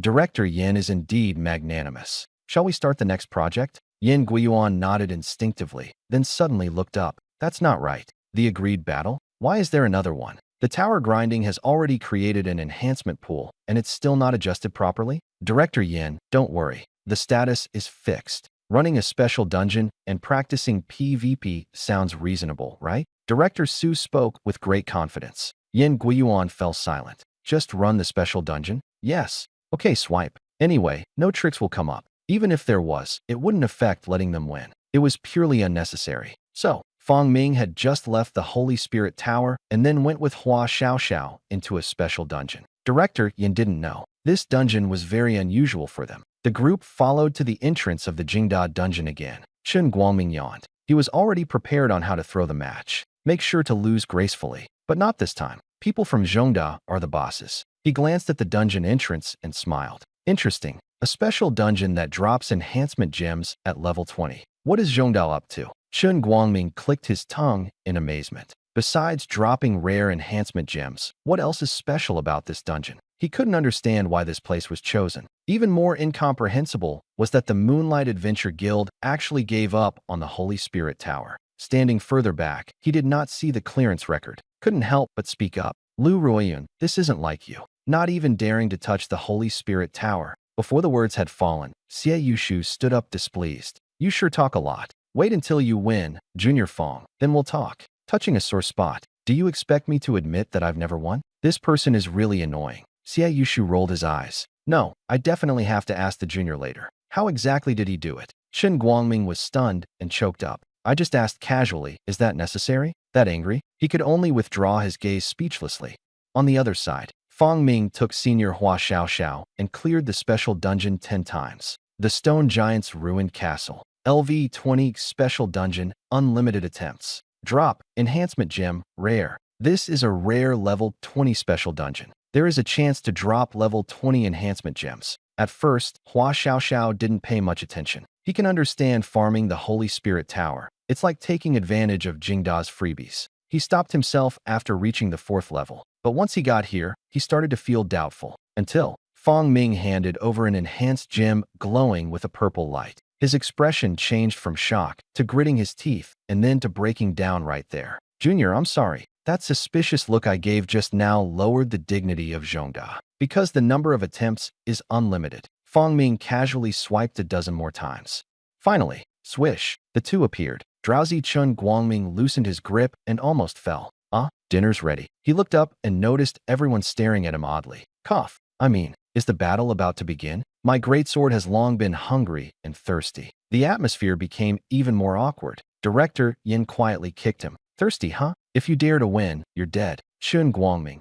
On the platform, Chun Guangming, facing Hua Xiaoxiao, originally agreed to a 2-on-1. But Hua Xiaoxiao was overflowing with confidence, directly refusing Fong Ming's participation. Because right now he is. It was as if aided by divine intervention. Hua Xiaoxiao's confidence swelled immensely. Chun Guangming on the opposite side felt extremely displeased. It's like divine assistance, right? If Director Yin hadn't told him to go easy, he would have finished him off long ago. But on second thought, he decided against it. He didn't want to spend even a second more in that little dark room. Are you done yet? Keep dawdling, and it'll be dark soon. Chun Guangming impatiently urged. He had already thought of several ways to go easy. At this moment, Hua Xiaoxiao had just lifted her head from the staff. All right, then let's begin. He raised his staff, his eyes shining. Chun Guangming felt a chill in his heart. But it doesn't matter. This kid is fire type, most likely using a flame burst. That move to ignite the ground. The power is considerable, but still controllable. So, he quietly weakened the shield a bit. The next second, boom, a pillar of fire shot up to the sky. Beep. Protection mechanism failed. You have been defeated. Chun Guangming was stunned on the spot. Where's the health bar? Where's the shield? Beep. Winner, red team. The battle ended cleanly and decisively. The audience exploded instantly. Everyone looked confused. This is way too fake, right? Throwing the fight this openly. Even Xie Yushu couldn't believe it. No matter how you look at it, being defeated so quickly isn't possible. Director Yin naturally understood the situation. He walked over and gave a kick. You're throwing the game. You're more like sinking the whole ship. The voice was barely above a whisper, but full of anger. Chun Guangming looked wronged. Director, it's really not my fault. He just chipped away a bit of the shield, but it ended up disappearing entirely. Director Yin was stunned. He looked up and down and found it didn't look like an act. He turned to look at Hua Xiaoxiao on the stage. He saw her holding the staff, her face full of obsession. Suddenly, he understood something. He walked over to Director Su, whispered, Old Su, we concede this round. Can I take a look at that staff? What's so special about the staff? Director Su looked puzzled. It's just a broken staff, after all. He didn't think much of it and directly called Hua Xiaoxiao down from the stage. Director Yin took the staff, glanced at it, and exploded. An absolute waste. Simply an absolute waste. Su Xingquan was even more confused. When he took a look, he swore on the spot. What the hell? Crimson Claw Max++. Rare grade staff, LV20. Magic attack 230, intelligence +30. Multiple hits with triple damage, full critical hit, penetration, and burning. +13 enhancement. Condition, damaged, can only cast once. An originally ordinary rare equipment was forcibly stacked into epic level attributes. Director Su felt a prickling sensation on his scalp. Where did it come from? Turning his head, Fong Ming looked away guiltily. Got it. Then it's nothing. Director Yin was silent for a long time. You call this no problem? Fair fight. You guys just pulled out a +13 weapon? Suddenly, he realized. No, rare equipment can only be enhanced up to +11 at most. This thing shouldn't even exist. Just as he was about to lose his temper, Chun Guangming came running over excitedly. Director, does that mean I lost? Director Yan's face darkened. Get lost. He cursed once, his tone harsh. Chun Guangming was not angry. Instead, he happily ran back. As soon as he turned around, Director Yin gave him a thorough once-over from head to toe. That gaze made Su Xingquan feel goosebumps all over. Director Yin, what do you want to do? At this age, it can't be serious. People can't, or at least shouldn't. The next second, Yin Guiyuan scowled and pulled Director Su aside. The atmosphere was off. On the other side, Chun Guangming, back with the group, was in an incredibly good mood. Yo, why aren't you guys leaving yet? He glanced at the Moonlight Adventure Group, completely unfazed, calling the team members to leave. The Moonlight Adventure Group looked utterly speechless. If you didn't know, you would have thought you won. Buffed scumbag. They still think Chen Guangming only lost because he shamelessly let them win. Chen Guangming was too lazy to explain. Freedom is more important than anything. Unless, by the way, have you completed the leveling task? He suddenly turned around. This is deadly. If it's not finished, Director Yin will definitely send him back. The Moonlight Adventure team looked at him even more strangely. It's finished, but Xie Yushu wanted to mention the reward, but was stopped by his teammate. Forget it. He's happy right now. Don't ruin it. Chen Guangming had a head full of question marks. Seeing the other didn't speak, he didn't ask further. Just finish it. He has been hungry all day and just wants to eat. Farewell. The Moonlight Adventure group fell silent. So what do we do? Xie Yushu looked at Lu Ruyun. There's another task. One sentence, sealing their mouths immediately. The corner of the battle platform. Director Yin smiled as he pulled Su Xingquan over. Old Su, are you satisfied now? The enhancement pool was given, the Bright Adventure team lost, and the dungeon was cleared. 3 conditions, 2 met. What about the rewards from the regional boss? Yin Guiyuan was at a loss for words. That was indeed a problem. This needs careful consideration. He rubbed his brow and suddenly remembered the main matter. Old Su, be honest. That plus 13 staff, it wasn't enhanced on the spot, was it? He suddenly recalled that he had repeatedly farmed the Stone Giant's ruined castle before. At first, he hadn't thought in this direction at all. After all, he only farmed it 13 times. And it just so happened to drop 13 enhancement gems, all successfully enhanced. This is just ridiculous. But now it seems. The one who seems ridiculous is himself. Ahem ahem. This time it was Director Su who was choked. It was indeed too obvious. Just one glance at that staff, anyone can pretty much guess what it is. Alright then, this time I won't call you a dog. I really can't keep it hidden. Director Su, this is no fun. Don't you know who Old Yin is? You still don't trust me? Seeing him still hesitating, Yin Guiyuan was clearly displeased. Su Xingquan thought for a moment. That made sense. If even Yin Guiyuan doesn't trust him, who else can he trust? Moreover, many things happen right under the other party's nose, impossible to hide. So, Su Xingquan leaned close to his ear and whispered a few words. The next second, damn, that was too loud. Not far away, the Moonlight Adventure group and others all looked over in unison. Director Yin, can you watch your image? Xie Yushu and the others were at a loss for words. Ahem ahem. Yin Guiyuan felt a bit embarrassed under their gaze and cleared his throat. Then he turned his head and stared at Su Xingquan with a look that said, you really have skills. Okay, you guys are really something. The earliest information on Feng Xiaoyu was transmitted by your Blue Whale province. And you erased the most crucial details? If it weren't for knowing the truth now, with the conditions in Blue Whale province, you think you can make me back down? In your dreams. Despicable. Shameless. Forget it. Anyway, you're not acting like humans. Su Xingquan remained silent, but inwardly he was sneering. If it were changed to Jingdu province, it would probably be even more ruthless. However, many doubts were suddenly cleared up. No wonder they were willing to invest heavily in leveling up at Jingda. No wonder the Holy Spirit Tower's results were overwhelming. No wonder they need to farm enhancement gems. Wait, Yin Guiyuan suddenly frowned. Old Su, did you say before that you wanted Feng Xiaoyu to participate in the regional boss raid? He originally thought it was just to gain some experience. Now it was obviously not the case. So, his talent also works on regional bosses? Su Xingquan nodded. Otherwise, where do you think the legendary weapons come from? Hiss. Yin Guiyuan gasped. The last regional boss in Blue Whale Province was only A level, right? It can drop legendary gear too? What if it was an S-level regional boss on our side? How is it? We take half the profits in Blue Whale Province. That's not too much, right? Su Xingquan said with a smile. Not too much, not too much. Director Yin stared blankly and nodded instinctively. Not only did they borrow a legendary weapon, they also gave the stone eye and the spatial disruption device. They even covered key items for S-level missions. To put it bluntly, Kyoto is earning for free here. Forget about 50% of the profits. If only they would transfer Feng Xiaoyu to our Kyoto University. This regional boss? We don't even have to take it. Yin Guiyuan looked at Feng Ming with intense eyes. The result? Director Su blocked the view with a step. Old Yin, don't go too far. Why don't you just sell off the entire Jing University? Director Su's face darkened. It seems not entirely impossible. Stop. Su Xingquan cut him off directly. You really dare to think that? The two of them conferred. This matter absolutely cannot be known by other provinces. Otherwise, how could we still borrow people? Yin Guiyuan was clear-headed. Most importantly, the regional boss strategy meeting was coming to an end.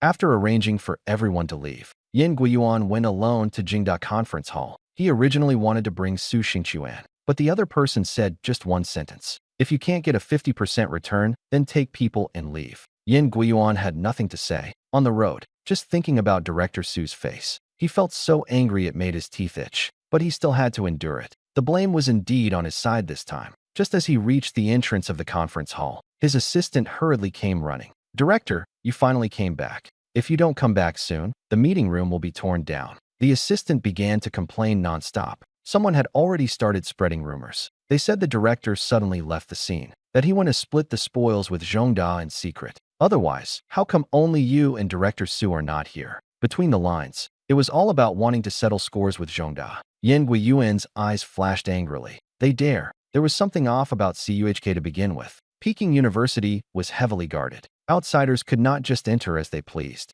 Inside, it was not necessarily free of tampering. After a brief understanding, he stepped into the meeting room. The meeting room, which was originally noisy like a pot of porridge. Instant silence. Everyone, they all stared at him. Yin, a director, expressed dissatisfaction. He was about to speak. Just as Yin Guiyuan was about to speak, he raised his hand to interrupt everyone, walked up to the podium with his hands behind his back, scanned the entire audience, paused briefly on Zhou Jianbin from Qing University, then quickly looked away. Ladies and gentlemen, coming from afar to help our Beijing University conquer the S-level area boss, I, Yin, thank you in advance. Shifting tone abruptly, his voice became stern. But this has been dragging on long enough. It must be settled now. Blue Whale Province will enjoy 50% of the profits exclusively. The moment the sentence was spoken, the whole room exploded. Director Yin, this is too much, isn't it? We're the ones putting in the effort. So why should CUHK take half? Exactly. If you're so confident, then why even ask us to help?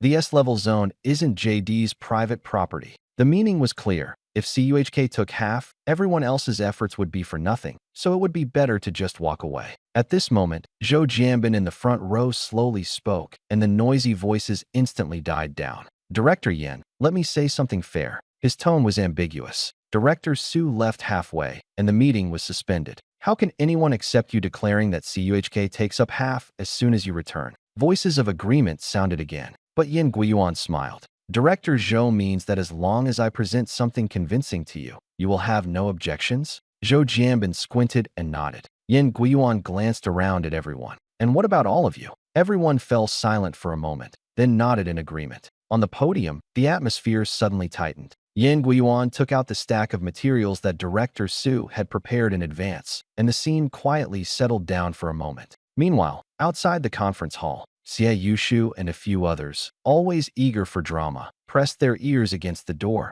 almost wishing for a fight to break out right then and there. But after waiting for a long time, not only was there no quarrel inside, it was unusually quiet. Xie Yushu frowned and turned to glare at Fang Ming, whom he had forcibly brought along. Junior, be honest with me. How exactly did you clear the Holy Spirit Tower? And you even erased all the records? He had been holding back on answering this question for a long time. Fang Ming was called out and was silent for a moment. Hard to say. The Holy Spirit Tower test is actually about recovery ability, clearing monsters layer by layer, seeing how many monsters can be kept alive and how much health remains. For him, losing even one was considered a defeat, but just that alone wasn't enough to break the record. The key is that with each level cleared, there is a chance to receive rewards, and buffs will also stack. Maybe it was good luck. Just happened to get a pretty strong buff. Fang Ming responded casually. Oh, Xie Yushu immediately believed it. There really had been such cases. Or else, why not try it himself? The more he thought about it, the more serious he became, his brows furrowed tightly. Fang Ming watched from the side, hesitating to speak.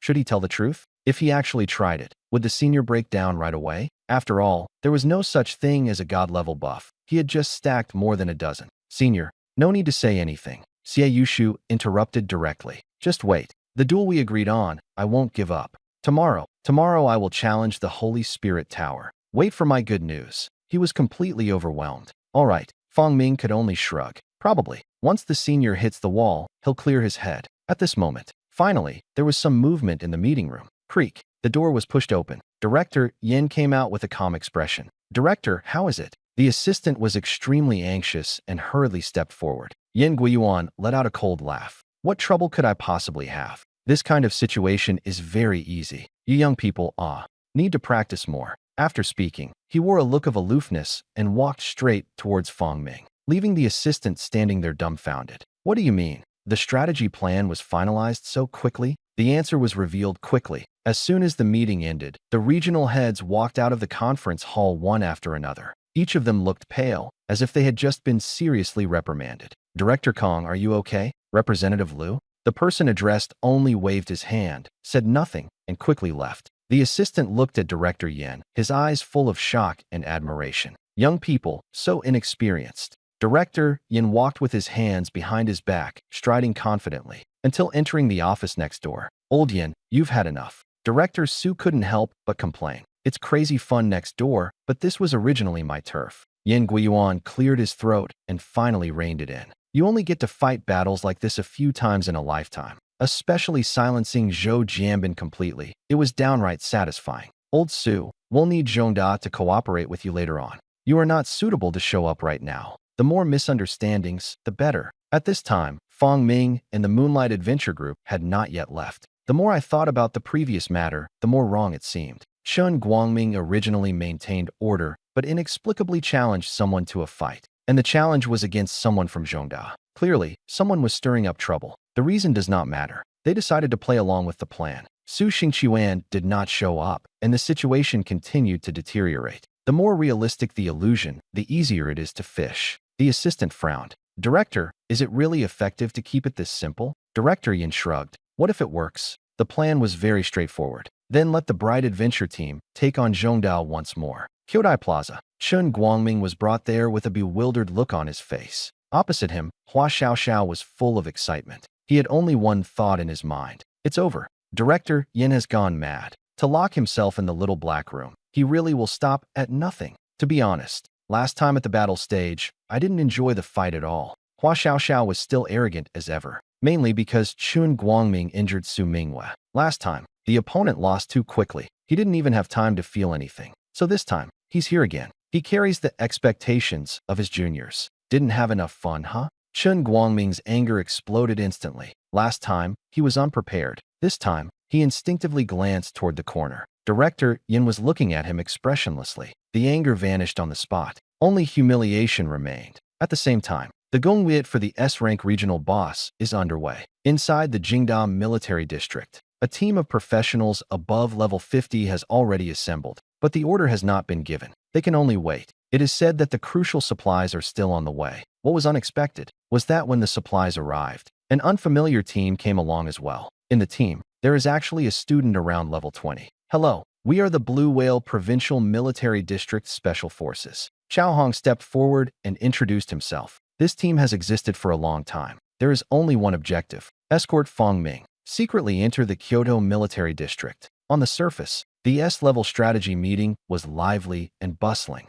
But in reality, the real commanding officers did not show up, because everyone was clear. The Little Days Empire and the Great Eagle Empire will definitely take the opportunity to cause trouble. And internally, it is not absolutely safe either. Their trip is precisely to get ahead of everyone else. To start the S-level boss strategy early. Blue Whale Province. Ding Jie frowned. Such a level of mobilization. He was completely unaware of it. Just as he was wondering, the assistant reported quietly. His expression changed. I see. Ding Jie. Nice to meet you. The two shook hands. I already understand the reason. Starting early on the strategy, the chief commander is definitely right. But what exactly are you trying to do? It doesn't seem like they're here to help lead the team. The visit seemed even less likely. Yet the chief commander insisted that he fully cooperate with Blue Whale Province. It's very simple. Kick one person out of your team. Let Fong Ming go in. Chao Hong pointed at Fong Ming. As expected, it had been arranged in advance. Ding Jie thought for a moment and nodded directly.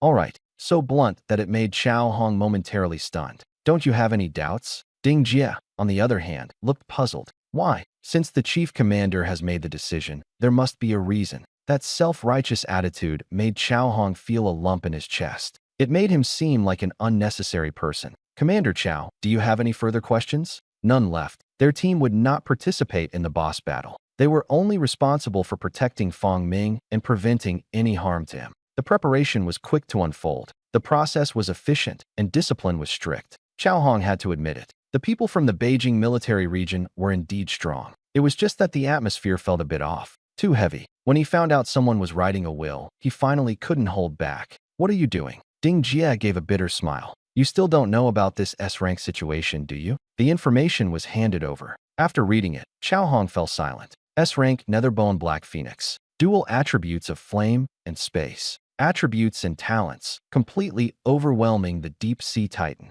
This is no strategy. It's clearly a gamble with life. Even he couldn't help but frown. This boss is probably more than just S-level by now, right? Xiao Hong was burning with anger inside. I've seen S-level bosses before, but a dual attribute one is a first. And this still gets rated as S-level? What exactly is the reconnaissance team doing? Commander Xiao, I understand your feelings, but the rating was personally decided by Commander Xiao. According to his judgment, regional bosses cannot exceed S-level. At most, they are top tier within the S-level. The reasoning no longer matters. Since the order has been given, it can only be carried out. Even if it truly was a super S-level, no one could back down. This is the responsibility of the military district, and also the harsh reality. The world has never been fair. Some curse the state of the world online, while others push forward through the darkness. Xiao Hong understands this. He also knows very well that there are quite a few termites hidden in Blue Whale Province. After returning to the team, his mood remained low. Fong Ming couldn't help but ask, Commander Xiao, what is this?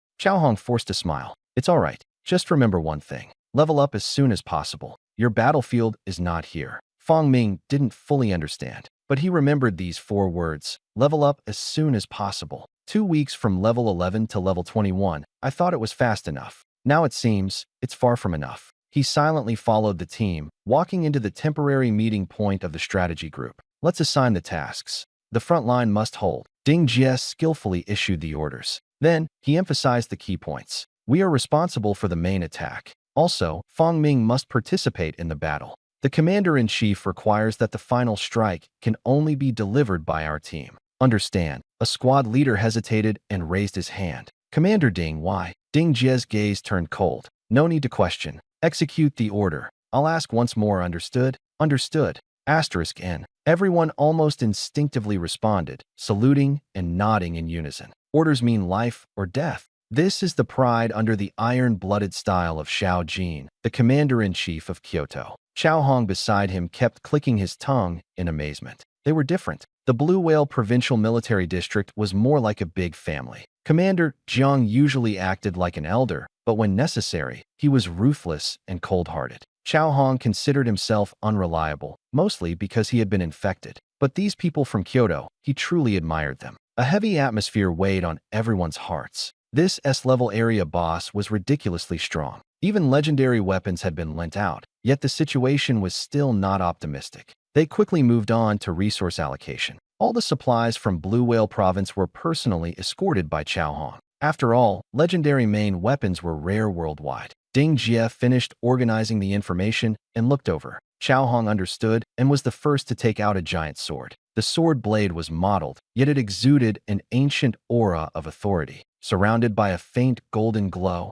its status was self-evident. Ding Jie and the others were momentarily stunned. What is this? He took the great sword, his hand sinking heavily, nearly dropping it. After checking the attributes, his mouth dropped open. Legendary grade equipment. The strategy team immediately erupted in excitement. Xiao Hong, on the other hand, was stunned. You didn't know? Ding Jie was speechless. You didn't say anything either. Xiao Hong scratched his head and simply continued rummaging through his things. Materials and props kept appearing one after another. 10 stone eyes, fire, 27 space disturbance devices. The ground was piled with brilliant light. Ding Jie was stunned. Is the Xia country this wealthy now? Ding Jie couldn't help but sigh. They are truly rich. They have never fought such a wealthy battle before. Not only are there legendary level equipment, but there are also 2 pieces of epic level gear left. The most crucial thing is the fire immunity item. That S-level Dark Bone Black Phoenix's most terrifying feature is its innate black flame. The test results were very clear. A level 59 professional, if not wearing a full set of epic gear, would die from just 1 hit. On top of that, there's a disruption device specifically designed to counter space attributes. All of it is the core of the core. Ding Jie cursed inwardly. With so many good things, you should have said so earlier. If we still can't beat the S-level area boss like this, we might as well just crash to our deaths. Commander Xiao, Ding Jie hesitated to speak. Excitement mixed with grievance. It made their previous heroic efforts seem like a joke. So, the original cautious plan was completely overturned. They went straight for the most aggressive approach. Only one word, fast. Meanwhile, temporary headquarters of the Kyoto strategy team. Xiao Jin held a teacup, looking outside the tent with a complicated expression. That kid Jiang Yun, a legendary main weapon. Daring enough to say that if the boss drops a legendary, Blue Whale Province gets first pick. He even made an exception and let Blue Whale Province participate. Isn't this just slapping his own face? After a cup of tea, Xiao Jin became somewhat more clear-headed. Since he's so confident, then let's trust him once first. If nothing really goes wrong, he will personally go to Blue Whale Province and beat Jiang Yun's ass until it's raw. Just thinking about it. The reconnaissance team leader, Ji, hurriedly ran over. Commander-in-Chief, abnormality detected in the southeast direction. This is what we found. He handed over a broken branch. The cut was clean, definitely not a natural break. Not one of our own. Someone has infiltrated. Xiao Jin's expression darkened. An S-level area boss. It's absolutely impossible that no one is causing trouble. Xiao Rizi, or Big Eagle. Continue to advance according to the original plan. Always be ready for emergencies. There must be infiltrators. As for strength, that remains to be confirmed. Based on the current situation, this boss is very likely top tier. One mistake could lead to total failure. Massive resources have been Torug for it, with only one goal: to acquire an epic item that can influence the fate of the nation, possibly even a legendary piece of equipment. If it goes wrong, the already struggling Xia Kingdom will be in even worse shape. Even the outwardly calm chief commander, Xiao, has a stone weighing on his heart. The Gong Yid continues. Due to unexpected situations, Fang Ming and the others are ordered to conceal their whereabouts completely. The operation is larger in scale than when they fought the deep-sea titan. Don't panic. This time we're well prepared. The only uncertainty is whether someone will interfere. Chao Hong reassures quietly. Fang Ming nods, but still can't completely relax. At the next moment, a gigantic holy sword descends from the sky. The Gong Lid officially begins. Shadowbone Black Phoenix, LV-60 area boss, with dual attributes of fire and space, also infused with dark power, damage reduction and resurrection. These are hardcore abilities. Because of this, the team added many paladins and fanatics. Just the skill list alone gives people chills. Fang Ming hid in a temporary cave, feeling the tremors from afar, and couldn't help but worry. Chao Hong, however, remained calm. Rashly joining would only cause confusion. As long as Fang Ming was protected, that was the greatest value. On the battlefield, black flames covered the sky but were quickly blocked. The one under the most pressure was Ding Jie, wielding the Titan Greatsword. With a perfect upward strike, the Black Phoenix was knocked rigid. The opportunity has come. Paladins, full output. Ding Jie retreated to resupply, and the Jirsher quickly cleared the debuffs. He glanced down at the great sword, his gaze burning hot. This weapon was worth it. Damage reduction, 20%. Health increase 20%, plus the exaggerated equipment attributes, made him, this warrior, feel as if he could solo the boss. Of course, but it was only an illusion. He can withstand the pressure because countless elite teammates stand behind him. Looks like it's not a big problem. It should be taken down at a low cost. He looked into the distance. Just now, seizing the opportunity, the Darkbone Black Phoenix lost 1/10 of its health. But he knew clearly in his heart, if it were that simple, the chief commander wouldn't be so cautious. The assault continued. The first half went exceptionally smoothly, but when the boss's health dropped to 30%, something unexpected happened. Stop for a moment. He immediately created some distance. The area boss was surrounded by a faint green glow. Its health was slowly recovering. Something's wrong. This recovery effect was just like taking drugs. Ding Jie quickly glanced around. No abnormalities. In just a short moment, the boss had already recovered 1/10 of its health. Can't delay. Gritting his teeth, he issued the attack order again. Fortunately, there were enough fire immunity items. Even though the boss had strange regeneration, it couldn't withstand the encirclement. 10% health. Boss enraged. Tanked it hard with Ding Jie.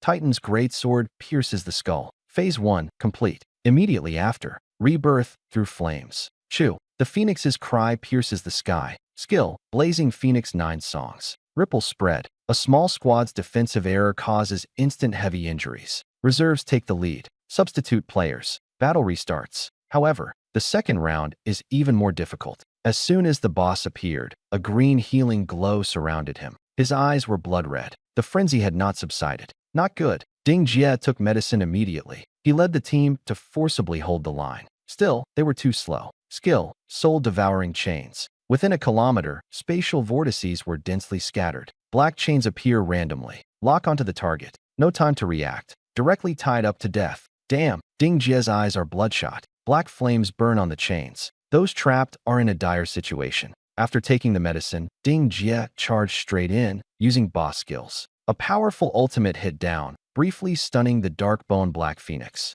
Smack! The chains broke, and the skill was dispelled. But in that brief gap, one-third of the raid members were severely injured and fell. The rest fought desperately to hold the line, the reserves fully pressed in. Rescue and repositioning happened simultaneously, and the scene instantly spiraled out of control. Damn it, let me know who did it, and I'll smash his head. A single interference directly, severely drained the morale of the strategy team. Even more bizarrely, there has been no response from the chief commander's side so far. A name flashed through Ding Jie's mind. An S-level assassin ninja of the Little Days Empire. That can't be true, right? S-class professionals, which one isn't a key resource? If even one truly dies, the other side will feel the pain. But the current signs, the infiltrator is definitely not ordinary. The battle is gradually becoming deadlocked. Even Fong Ming in the rear sensed something was wrong. Commander Chow, is there a problem with the progress? He is a level 20 fragile character. The boss's aftershock can be deadly. Absolutely no help.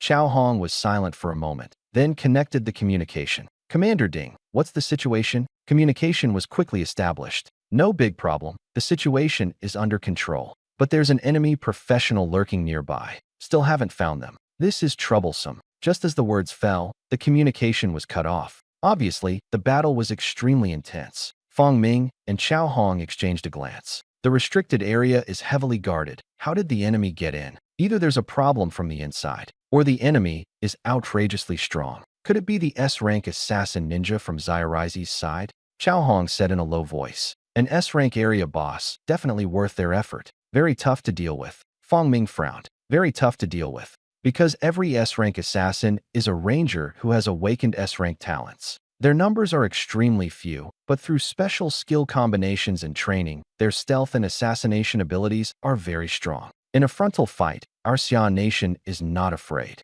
But the problem is, they hide too deeply. We can't even find their people. Can't even find their people? Fong Ming frowned deeply, immediately thinking of the special dungeon product of the Little Days Empire. Really no way at all. Not entirely. Chow Hong hesitated. If we had an epic-level reconnaissance tool, we might be able to detect them. Epic-level items are inherently rare and only drop from regional bosses and world dungeons. Fong Ming clearly knew that there was nowhere to look right now. Then what if there are no epic-level ones? How about rare-level items? Chow Hong was taken aback. They have some use, but the efficiency is very low. As long as it works, that's enough. Fong Ming's eyes lit up instantly. Is there a special dungeon nearby that drops rare-level reconnaissance tools? That was the dungeon he had been interested in before, but it was dismissed because it was close to the area boss. Chow Hong immediately flipped through the data. Soon, a name popped up, Mechanical Factory 009. Only drop, rare-level mechanical radar. There really is one. This thing might actually be useful. Low efficiency, then use quantity to overwhelm. Fong Ming's SSS-level talent is not just for show. Chow Hong immediately contacted the commander of the Beijing military region. At this moment, Commander Xiao Jin was holding back his anger. Commander, still haven't found anything. The reconnaissance team leader Ji Shi's voice was hoarse. They searched repeatedly, only finding broken branches, carvings, and cigarette butts. Not a single clue was normal. Just like, they're deliberately playing with us, right? Xiao Jin suppressed his anger and spoke the answer Ji Shi had in his heart. Ji Shi lowered his head, bit his lip tightly, and said nothing, which was taken as tacit acceptance. The room fell silent, and Xiao Jin's fingers tapped on the table one by one. Suddenly he stopped, preparing to forcibly send more personnel to seal the area again. At that moment, a scout team member rushed in hurriedly and said that Commander Chow from Blue Whale Province had a solution but needed cooperation from the military district. Xiao Jin was stunned for a moment, his brows furrowing tightly. What can Blue Whale Energy Conservation do? There's no news of any epic-level reconnaissance tools coming from over there either. The scout shook his head and only said they were on their way back and would provide details later. This made Xiao Jin even more annoyed, as the sudden disruption of plans showed a complete lack of discipline. But after all, he was not from his own province, so he patiently waited. Soon, the communication connected. When Xiao Hong's loud voice came through, Xiao Jin instinctively held the communicator away. After a few sentences, Xiao Jin's expression changed from doubt to shock. After the call ended, he gritted his teeth and gave the order. Go, call Vice Officer He here. Have him send all the existing dungeon respawn scrolls in the military district to Blue Whale Province. Immediately after the person left, he sneered softly. You speak so confidently. You'd better not disappoint me. Otherwise, for the loss, let Jiang Yun compensate with a legendary weapon. On the other side, in front of the special dungeon, Fong Ming and his group arrived panting. This is the place. Mechanical Factory 009. LV30, Special Dungeon, limited to 3 attempts. Possible drops. Mechanical Radar, rare. This is a dungeon from the same series as the Spatial Disruption device, with a pitifully low drop rate. However, Fong Ming is not worried about the drops. What truly troubles him is the limit on the number of attempts. That's why he had the Kyoto Military District bring all the dungeon refresh scrolls. This kind of strategic resource is usually farmed frequently. Now it's just in time. So, everyone no longer hesitated. They started attacking directly. Of course, his actions did not affect the strategy team. Xiao Jini was ruthless and called in another batch of people to replace the front line at any time. He gave Ding Jie a strict order. Fight! Fight to the death! He didn't believe that a mouse that didn't dare to show its face could stop the entire military district. The order was executed by Ding Jie exactly as it was given. Regional Boss Battlefield. Ding Jie gulped down a healing potion and charged again, dragging the Titan Greatsword. He withstood the interference head-on, reducing the blood of the Dark Phoenix of the Netherbone to 30%. However, the boss directly enters a frenzy. The worst-case scenario has occurred. Not good. Fall back. It's going crazy again. Props team. Spatial Disruption device. When ripples appeared in the sky, Ding Jie knew it was over. The skill Boundless Void was activated. The space within several kilometers loosened, allowing the boss to move freely, making it impossible to defend against. Fortunately, the Spatial Disruption device was prepared in advance. Everyone hid behind the light screen, watching the fleeting and elusive Dark-Bone Black Phoenix, still feeling uneasy. I have to say, this time Kyoto University really came through. Fire immunity items are fully stocked, even including this rare device. If Ding Jie knew who farmed them, he would really want to give him a kiss. While farming the dungeon, Fong Ming suddenly felt a chill for no reason. The disruption device is only of rare quality, with a limited range. 27 pieces divided into 3 groups. 9 pieces per group. Enough for emergencies. Moreover, after the boss uses its ultimate skill, it becomes weakened, making it the perfect time for a counterattack. Everyone was not in a hurry. Only, this little thrill didn't last long. Slap. The light curtain burst like a bubble. The time hasn't come yet. Ding Jie's expression changed immediately, and he instantly thought of the enemy in the shadows. Damn, don't be stingy. Use one more. There are 6 left. Who's afraid of whom? During this time, they had long witnessed each other's methods. However, to have an effect on an S-level area boss, ordinary items are simply not enough. He didn't believe that this infiltrator's resources could truly be unlimited, since it has already reached the final stage. Then fight to the very end. Unexpected, this whole confrontation was a hard slog. Instead, it hit the opponent right in the vital spot.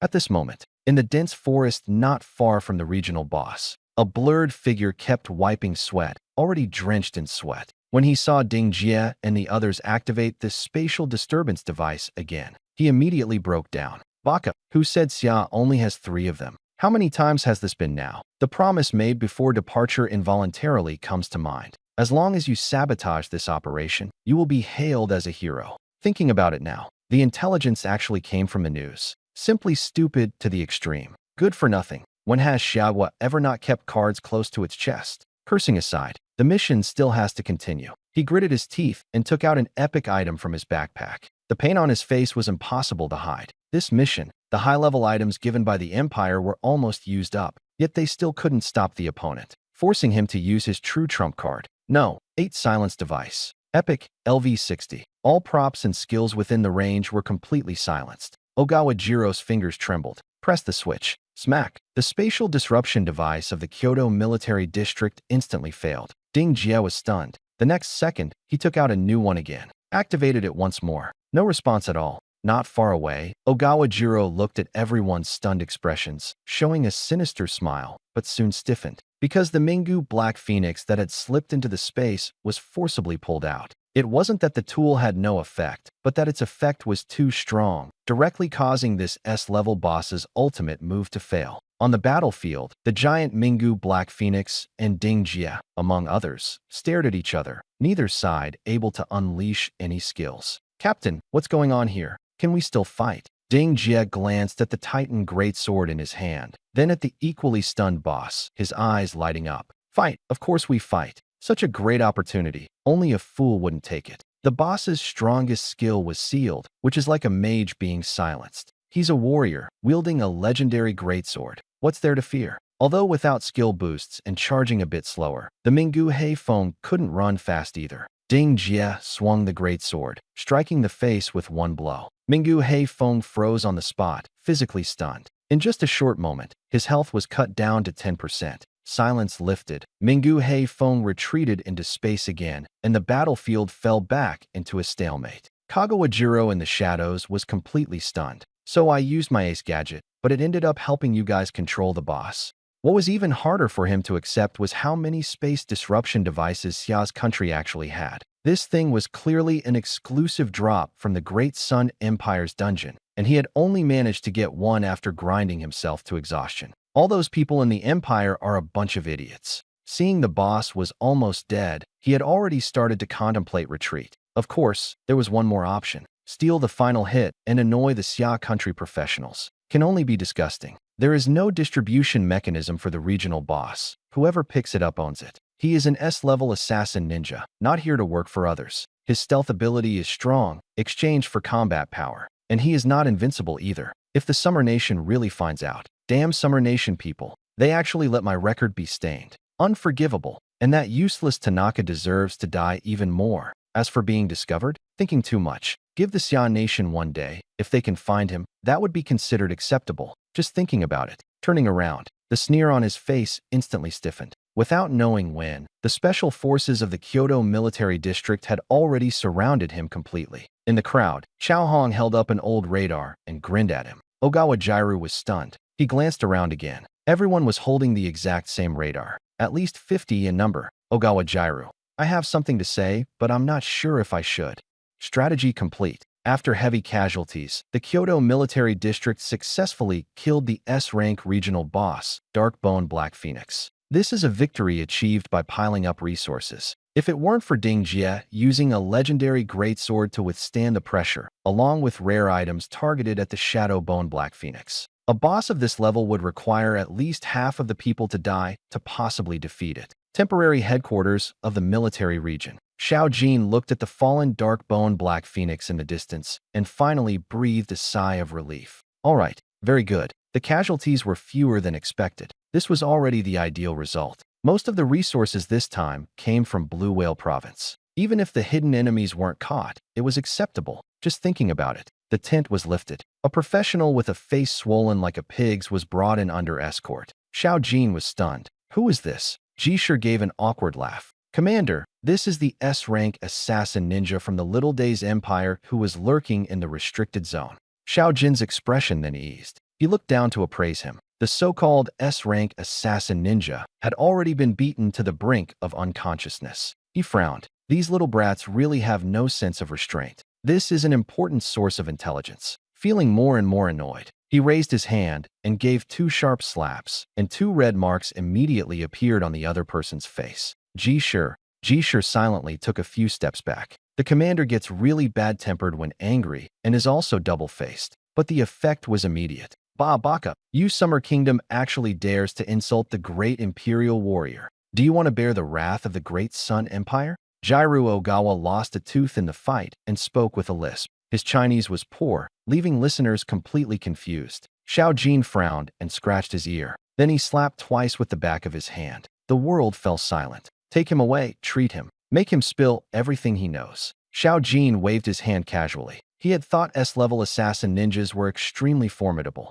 The result was just like that. But according to rumors, people like this have all undergone resistance interrogation training and would rather die than speak. Really? Xiao Jin looked at the person being dragged away and suddenly smiled. That smile carried a hint of excitement. His skills hadn't been used for a long time. This was a perfect opportunity to practice on a tough opponent. The Gongliju hasn't returned yet. They should be collecting the spoils. Xiao Jin withdrew his gaze, feeling quite good. S-level area boss. The drops must be plenty. Blue Whale Province takes half the profits, which is acceptable. The loss this time is minimal. The main credit rightfully belongs to them. With reasonable conditions, he didn't mind agreeing. At this moment, the temporary headquarters phone rang. Once the boss died, communication was restored. Commander Jiang? Xiao Jin answered the phone, his tone amused. You're quite well informed. Haha. On the other end, Jiang Yun's voice was gentle. After all, we were involved too. Xiao Jin sneered. Of course, he didn't believe it. Speak plainly. Why are you in such a hurry to find me? While I'm in a good mood, you'd better make yourself clear. Brother Xiao, no need to be so formal. Can't you at least offer some condolences when there's nothing else? Huh. Xiao Jin squinted. He no longer had the patience to go around in circles with the other party. Enough. Say it quickly if you have something to say. Fart quickly if you have to fart. Don't think that because Blue Whale did a good deed this time, I won't dare to scold you. Brother Xiao has already called out, so why pretend to be polite? You say there's nothing wrong, but I don't buy it. Huh. On the other end of the phone, Jiang Yun gave a dry laugh twice and finally cut to the chase. The matter is simple. Our people will retreat first, and we'll take half of the area boss's drops. No problem? Half. Xiao Jin frowned, feeling a bit uncomfortable, but this was something he had agreed to before. Plus, Blue Whale Province really had helped a lot, so it was hard to back out. No matter how you looked at it, this sounded like cheating. All right then, Xiao Jin replied coldly, but I'm making it clear in advance. If it really only drops one legendary item, don't you dare take it from me. He knew Jiang Yun's nature too well and didn't feel at ease without saying this. No problem. Jiang Yun agreed unusually quickly. Xiao Jin finally breathed a sigh of relief. This secret deal was over just like that. Xiao Jin leaned back in his chair, unable to suppress a smile at the corner of his mouth. Now, all that was left was to wait for Ding Jie to bring back the spoils. It didn't take long. Before the person even entered the tent, their voice came in first. Commander, sent. This time our military district really sent it. Xiao Jin slowly lifted his teacup and took a slow sip. Young people still can't keep calm. An S-level regional boss isn't a good reward normal? Even if a legendary drop appears, it's just catching up with Blue Whale Province. When Ding Jie saw the income, his smile stiffened, and he immediately restrained himself. Commander, don't you want to know what we gained this time? He sat down as he spoke, grabbed the teapot, and poured it all in. TCH, Xiao Jin frowned. Is this how you drink my Dahong Pao? If you hadn't done something meritorious, I would have scolded you long ago. Speak. What fell out? Only then did Ding Jie put down the teapot, looking thoroughly delighted. But when faced with the question, he deliberately kept the mystery. He suddenly asked another question. That, Chief Commander, I want to ask something. Go ahead. Xiao Jin raised his glass in a gesture. The people from Blue Whale Province have already left. They took away half of this time's earnings. They said it was on your orders. Is it okay? Xiao Jin paused, recalling the phone call just now. Jiang Yun, that bastard, took action before reporting. Why couldn't he just say no directly? It was me who said it. What's wrong? In the end, he still nodded. The result was the same anyway. That's good. Ding Jie obviously breathed a sigh of relief. Seeing the chief commander so calm, he probably knew all along. Sure enough, it was the chief commander. Afterward, he began to report the dropped rewards. Xiao Jin sipped his tea while listening. But the more he listened, the less fragrant the tea seemed. Wait, what did you just say? Epic level breaking seal bead, epic level equipment blueprint, and a legendary staff? Ding Jie nodded and casually took out the staff. Mingu staff. Legendary, LV 60. Magic attack 1800, intelligence plus 100. Spell damage plus 50%. Stacking the ghost bone seal, unlocking the soul devouring chain. A pure damage output weapon, born for slaughter. Xiao Jin was shocked, but even more concerned about another matter. Blue Whale Province took away half, yet this much still remains? So what exactly did they haul away? Ding Jie continued. On Blue Whale Province's side, a legendary piece of equipment, 2 epic treasure chests, and also, Commander-in-Chief. Ding Jie stopped. Xiao Jin's face turned pale. It's all right. He barely forced out a sentence. Only the hand holding the teacup was trembling slightly. Meanwhile, Jing University campus. Commander Chao, are we really okay running this fast? Fong Ming lowered his voice. This scene looked like they were running for their lives. Ahem. Brother Fong, don't overthink it. We still have to rush back to upgrade you. Chao Hong made up a reason offhandedly to cover his embarrassment. But inside, he was urgently urging them on. If they didn't leave soon, it was uncertain whether they could even get out of the military zone. But to be honest, it was already going above and beyond. They only took 1 piece of legendary equipment and an epic treasure chest, leaving everything else for the capital military zone. Already very considerate. The matter needs to be wrapped up quickly. The world instance is about to start. Level up to 30 first before talking. Xiao Hong seriously made arrangements, thinking that he still had 2 epic treasure chests, which almost guaranteed legendary items. He couldn't help but chuckle to himself. Fong Ming felt a sudden chill and instinctively stepped back a little, also feeling even more fortunate that leaving early was the right decision. Fong Ming strongly agreed with the idea of leveling up. The level gap was too large. The regional boss hardly gained any experience. Only raiding dungeons will do. When reaching level 30, the Epic Staff and the Abyss Job Transfer Invitation can be used. He absolutely did not want to stay as a healer without combat power forever. Fong Ming clenched his fists tightly, quietly urging himself on. But before leaving, he still had to stay in Jing University for a while. The person who secretly stirred up trouble and caused senior sister Su to get injured has already been found.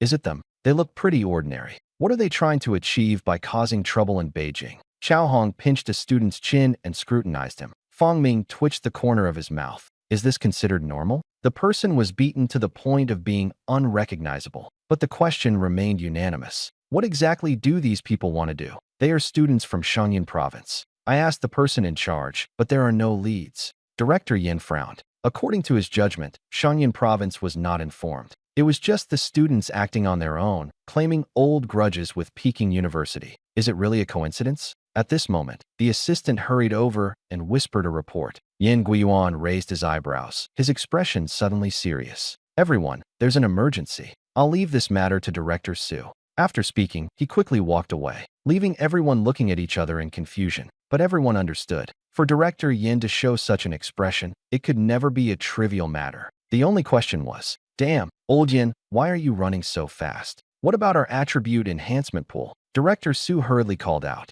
Zhongdao wouldn't want to back out, would they? But Yin Guiyuan's steps didn't stop. He only threw out a sentence from afar. Don't worry, the assistant will arrange it. Before the words were finished, he had already disappeared around the corner, leaving only Su Xingchuan and the others staring at each other in confusion. Rushing off like that, could there be a new lead? He guessed correctly. Yin Guiyuan was rushing to the military district. Because Commander Xiao had sent word, the captured enemy had started talking. Is it him? Yin Guiyuan looked at the professional before him, almost unrecognizable, frowning deeply. Yes, he confessed to some things, but not much. It's certain that there's a problem with someone high up in the university.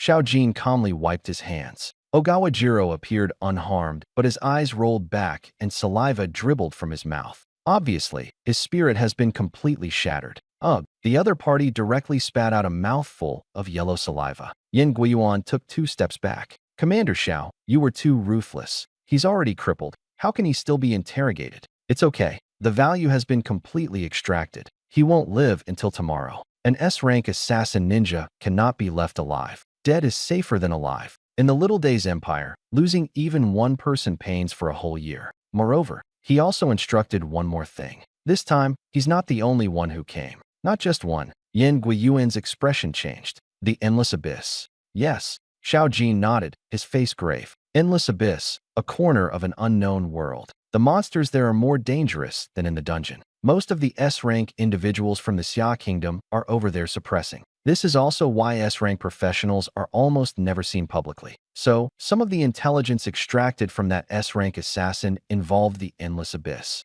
But the specific details the other party couldn't clarify. After all, they are not from the same system. Don't worry, I have already reported this matter. I actually called you here this time for another matter. Xiao Jin briefly described the gains from this trip. The core was several epic-level blueprints, which required a large amount of materials. Matters like these are inconvenient for the military district to handle directly, so they usually assign the task to Jingda. After putting aside the intelligence for the moment, Yin Guiyuan began to count the drops. The more he looked, the brighter his eyes became. This meant that the capital city was finally going to have legendary-level weapons. He looked excited, his smile gradually becoming uncontrollable. Until, by the way, didn't Zhongdao say they were going to take half the reward? Could it be they suddenly had a conscience? Just as the words fell, a crisp snapping sound rang out. He turned his head to look. Director Zhao's hand had accidentally broken the corner of the table. Yin Guiyuan was about to speak, but upon seeing the other's sullen expression, he immediately shut up.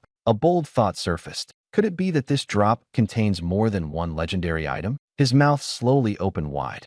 At the same time, inside the Jing University campus, Fong Ming and his group arrived in front of the attribute enhancement pool. This place felt more like an altar. By submitting materials, you can get a chance to enhance your attributes. If successful, attributes increase by 1% to 5%, limited to level 30 and below. Moreover, it is a permanent bonus. Even so, it is enough to drive all adventurers crazy. After all, high-level dungeon sets only add 5%. This time, the big boss made an exception and gave the chance to Fong Ming. What surprised him was that the Moonlight Adventure Guild and the Bright Adventure Guild were also present. Fong Ming looked over in confusion. Can understand under the moonlight. But what is the Bright Adventure Group doing here? Ahem, don't look at me. Just curious about the effect. I can't pass the Holy Spirit Tower, but can I come and take a look? Shen Guangming gave an awkward laugh. The real purpose was to see what changes Fong Ming would undergo. He had a psychological shadow after fighting a battle with students from Zhongda before. That ridiculously overpowered staff was gone, replaced by a bunch of weird and strange tools, making him incredibly frustrated, and yet he couldn't admit defeat. So now he just wanted to see the people from Zhongda get beaten to vent his anger. He had heard of the attribute enhancement pool. If your talent wasn't good enough, there were risks. Fong Ming didn't think much about it, just nodded and didn't mind. He turned his head to look at Xie Yushu. Senior, will you go first, or should I? Just as he spoke, Chen Guangming suddenly rushed over. Wait, your Moonlight Adventure team can enter too. He remembered that this group of people was not in the clearance record at all. You don't know? The assistant retorted.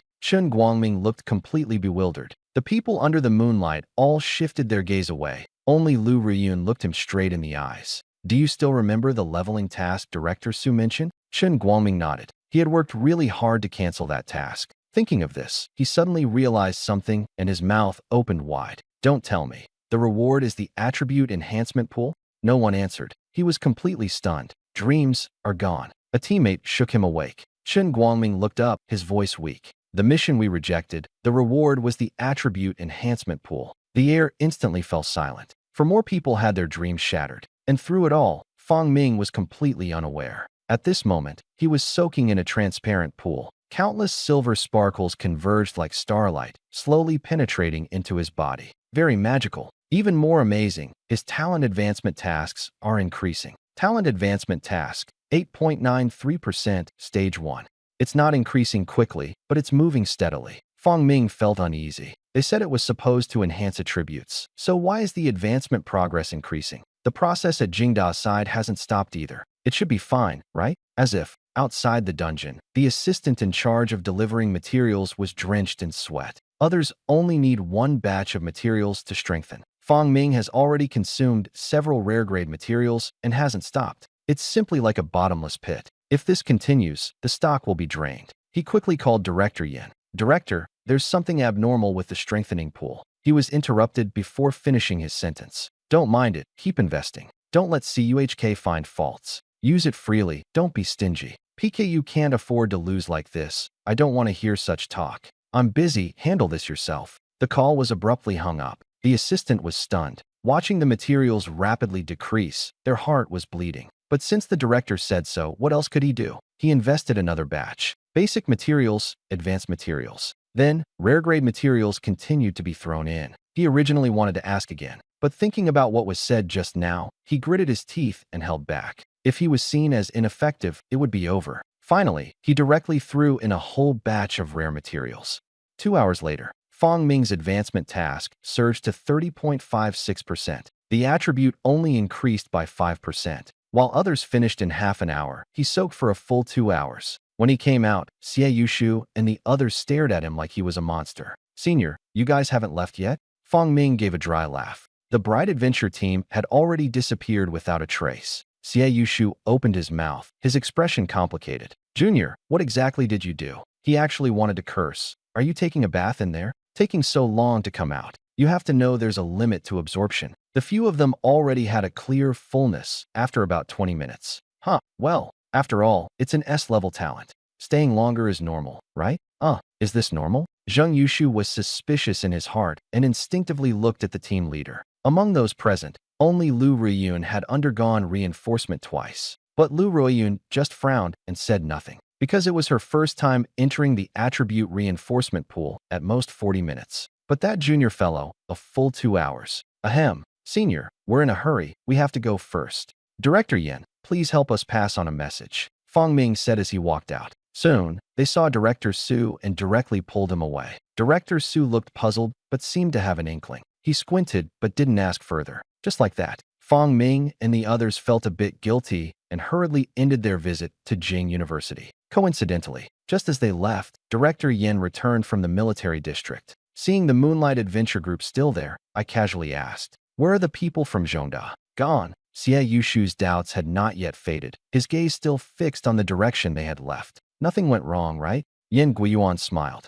Walking away so quickly, it seems they are quite satisfied with this strengthening. I didn't say anything after all. That junior from CUHK stayed in the pool for 2 hours and still asked if we were normal. "Director, do you think this is normal?" Yin Guiyuan was stunned. "How would I know that? Aren't you like this?" Everyone shook their heads. 20 minutes, 30 minutes, 40 minutes. None exceed 1 hour. Is this normal? It should be, probably, no problem. Director Yin himself was a bit uncertain. A strange premonition inexplicably arose in his heart. At this moment, the assistant hosting the ceremony came out, rubbing his old back. "Director, Xiaoqin, the attribute enhancement pool didn't have any surprises, right?" "No." Qinan thought for a moment, very sure. Although the process was a bit strange, since the director said there was no problem, then there must be no problem. As a competent assistant, he felt that he had fully grasped the leader's intentions. He couldn't help but lift his chin slightly. It's good that there isn't any. Seeing this, Yin Guiyuan finally let out a breath of relief. But the slight unease in his heart just couldn't be suppressed. Driven by some inexplicable urge, he walked towards the school warehouse.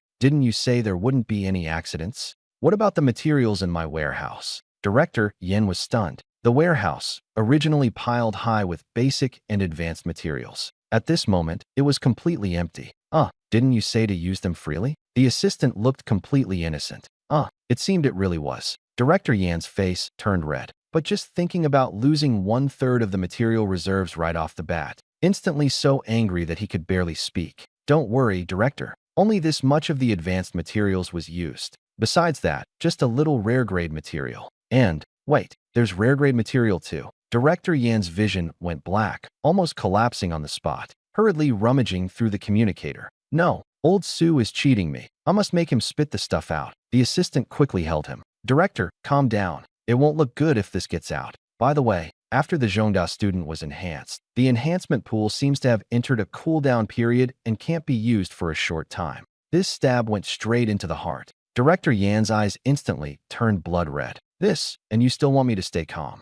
In the end, Jing University still didn't lower themselves to come settle the score with Director Su. When Director Su returned to Zhongda, he was smiling so much his eyes nearly disappeared. "Good, very good. Director Yin, you're really something. Looks like you've completed 1/3 of your advancement task." Fong Ming nodded shyly. "That's true, but I have to criticize you. You took quite a few benefits, yet you're in such a hurry to come back. Stingy. How could a prestigious university like Peking University bother with you?" Fong Ming lowered his head and admitted his mistake. But in his heart, he silently made up his mind. Next time, he must be more generous. "Not bad." Su Xingchuan nodded with satisfaction, then suddenly recalled something and placed 2 items in front of Fong Ming. They were the epic treasure chests dropped by the S-level area boss, and there were 2 of them. When Xiao Hong saw these 2 items at the time, he immediately declared that he didn't want any other epic equipment. He only wanted these 2. For now, the atmosphere seems just right. "Very good. That's right. Commander Chao truly understands fair distribution."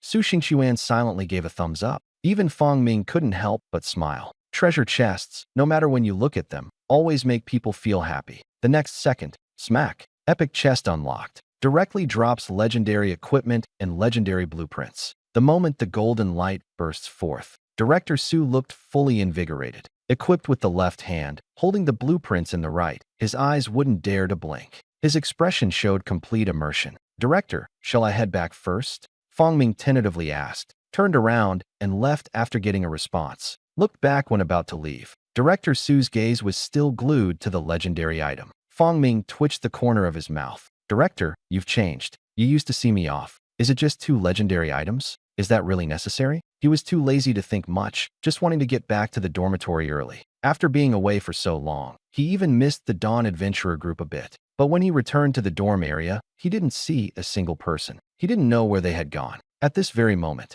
the Dawn team members who were repairing the city walls and farming materials all teared up together. but Fong Ming didn't really care about it. Director Su told him to rest for 2 days. Commander Jiang secretly saved up a bunch of materials for him. There was only one goal: max out his advanced talents directly. Put leveling up aside for now. Wait until the advancement is complete before proceeding. During this time, senior sister Su came by. She has recovered well and came specifically to express her thanks. She also brought some news. School is about to start. So fast, Fong Ming was momentarily stunned, then quickly pushed it out of his mind. Compared to the start of school, the advanced tasks were obviously more important. So he simply stayed indoors, patiently waiting for the progress. On the other side, Director Su, carrying the newly acquired legendary equipment, headed straight to the Blue Whale Provincial Military District. Kongming Necklace, LV-60 legendary accessory. Increases intelligence. Can also stack marks and unlock active skills. Truly a valuable item.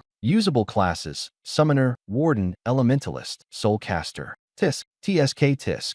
Jiang Yun watched while sighing. S-rank area bosses are indeed different. The equipment they drop is more outrageous with each one. This item's strength is almost on par with the main weapon. The key lies in that active skill. Boundless Void. Isn't this the spatial ultimate skill of the Netherbone Black Phoenix? You can even farm a skill like this. That means the boss is already gone. If it were still around, it would never let anyone take it. This boss dropped a total of 2 legendary items. The staff was taken by someone from Jing University. On Jiang Yun's side, he exchanged it for a different item. 2-aspect balance. Legendary, LV-60. Mortgage any item to receive a random enhancement. The effect is very strange. Like the absurdist game, but not exactly the same. How to play specifically still needs to be figured out slowly. But inside the treasure chest, there is something that truly makes the heart race. A legendary blueprint. Apollo's Wrath. A terrifying explosion with a range of 10 kilometers, accompanied by burning. The damage is linked to the user's attributes.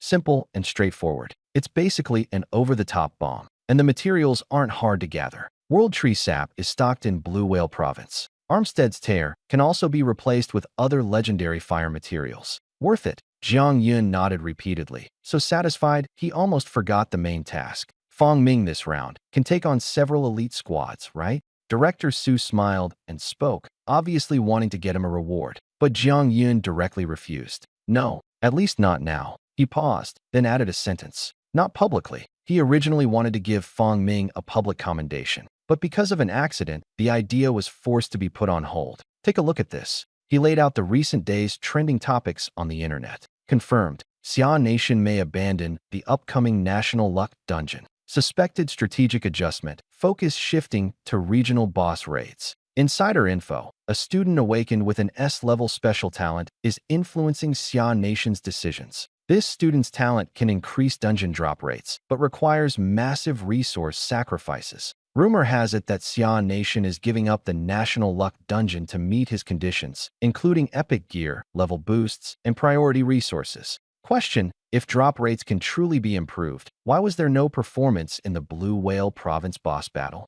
The wind's direction suddenly shifted, pointing entirely to Fong Ming. What's even more fatal is that the information about the S-level talent, which should have only been circulating among the top ranks, was exposed so quickly. It's only been a few days since the S-level regional boss was killed? Wait, you're only telling me this now. Su Xingquan's face darkened. This just came to light in the past couple of days as well. Jiang Yun gave a bitter smile. With the National Destiny dungeon approaching, the pace was inevitably going to be pushed. It was just unexpected that it would directly affect Fong Ming. So no denial? Su Xingquan's tone grew urgent. But just as the words left his mouth, he realized. Who would believe such an announcement? Rumors were analyzed convincingly, one after another, impossible to block completely. Then just let it go? Su Xingquan frowned. Let it go? Impossible. Jiang Yun's tone was decisive. I have already communicated with the higher-ups. The meaning is to stall for now. The Endless Abyss is rioting again, most likely related to the Little Days Empire. Even if legendary equipment drops this time, the National Fortune Dungeon will most likely be abandoned. Moreover, Fong Ming hasn't truly grown up yet. We need time. There is a traitor in the organization. Let's find a way to deal with the above. For this, I was even given the authority to transfer across military regions. The truly critical step is this one. Director Su nodded. They had just finished fighting the S-level regional boss when trouble immediately arose. He didn't believe that the leaders of the major military districts and universities had no issues. It's just that Fong Ming has to be wronged. Su Xingqiuan felt unwilling. This time, Fong Ming's contribution was even greater than when they conquered the deep-sea titan, yet it could only be suppressed. But for now, it can only be like this. The reward won't be less. It's just that everything will be done secretly, and it's best not to let him find out. He's still too young. The malice on the internet can crush a person. The result came quickly. Fong Ming had just woken up and hadn't left the house yet when the morning adventure team showed up at his door. "Senior Li, you're here?" Fong Ming's eyes lit up, instantly fully awake. The junior is still this diligent. Li Xiaohui forced a smile. The good news was that they no longer had to repair the wall or redo the failed assignments. The bad news was that the junior student had become the target. The rumors had already spread into the school. This time, they had only one task: leveling up, constantly leveling up. It kept Fong Ming too busy to think about those rumors. "Let's go, junior." Li Xiaohui didn't waste words and directly pulled him into the dungeon. Fong Ming naturally agreed, and as they left, in the shadows, a pair of hesitant yet greedy eyes watched them. Chen Gui, an elite professional about to enter his sophomore year, living nearby. He knew Fong Ming, this freshman who enrolled early. These past 2 days, someone offered a huge reward. They asked him to gather intelligence on Fong Ming. The conditions were tempting. "It's nothing. Maybe it's just that someone can't stand him and wants to expose the truth. I am doing this for justice." Chen Gui kept convincing himself. Recently, school resources have suddenly shrunk. Even the benefits for the top 100 have been cut. Someone privately said it was all because of this new student. Whether it was true or not, he didn't know. But he was definitely not the only one who thought so. It shouldn't have been discovered so coincidentally, right? He thought, and turned around. The next second, his whole body froze in place. The law enforcement team stood not far away, their gaze cold. Meanwhile, Su Xingqiuan returned to the school, listened to the law enforcement team's report, and rubbed his temples in anger. How did these people sneak in? They're still flying the flag of justice. To be honest, isn't it all just about the money? The ban is in place, yet they act as if it doesn't exist. The more they enforce the ban, the wilder the secret speculations become. This kind of soft knife is the most deadly. If you say the Little Japan Empire isn't involved behind the scenes, he absolutely wouldn't believe it. Fortunately, the news was suppressed, so no major trouble has broken out for the time being. But he knew clearly in his heart, the real trouble was yet to come. At this moment, inside the Foreign Affairs Department of the Little Days Empire, Naoya Tanaka sat opposite Minister Suzuki-yu. Suzuki smiled and poured tea. Did the operation go smoothly? Tanaka immediately lowered his head. "Yes, thank you, Minister, for giving me a chance to make amends." Despite his words, he felt uneasy inside. No news from number 2. The situation in the S-level area is unclear. Fortunately, number 1's advance is going relatively smoothly. Please rest assured. We have obtained some intelligence on the newly appeared S-level genius from Xia country. It's enough to proceed with the next step of our plan. Suzuki patted him on the shoulder. "That's right. But remember, the people of Xia are cunning, so cooperation cannot be fully trusted." Tanaka Shige nodded earnestly. Having suffered a loss once, he didn't dare be careless again. As long as there are still chips in hand, he won't lose control. Very soon, the public opinion against Fong Ming continued to ferment online.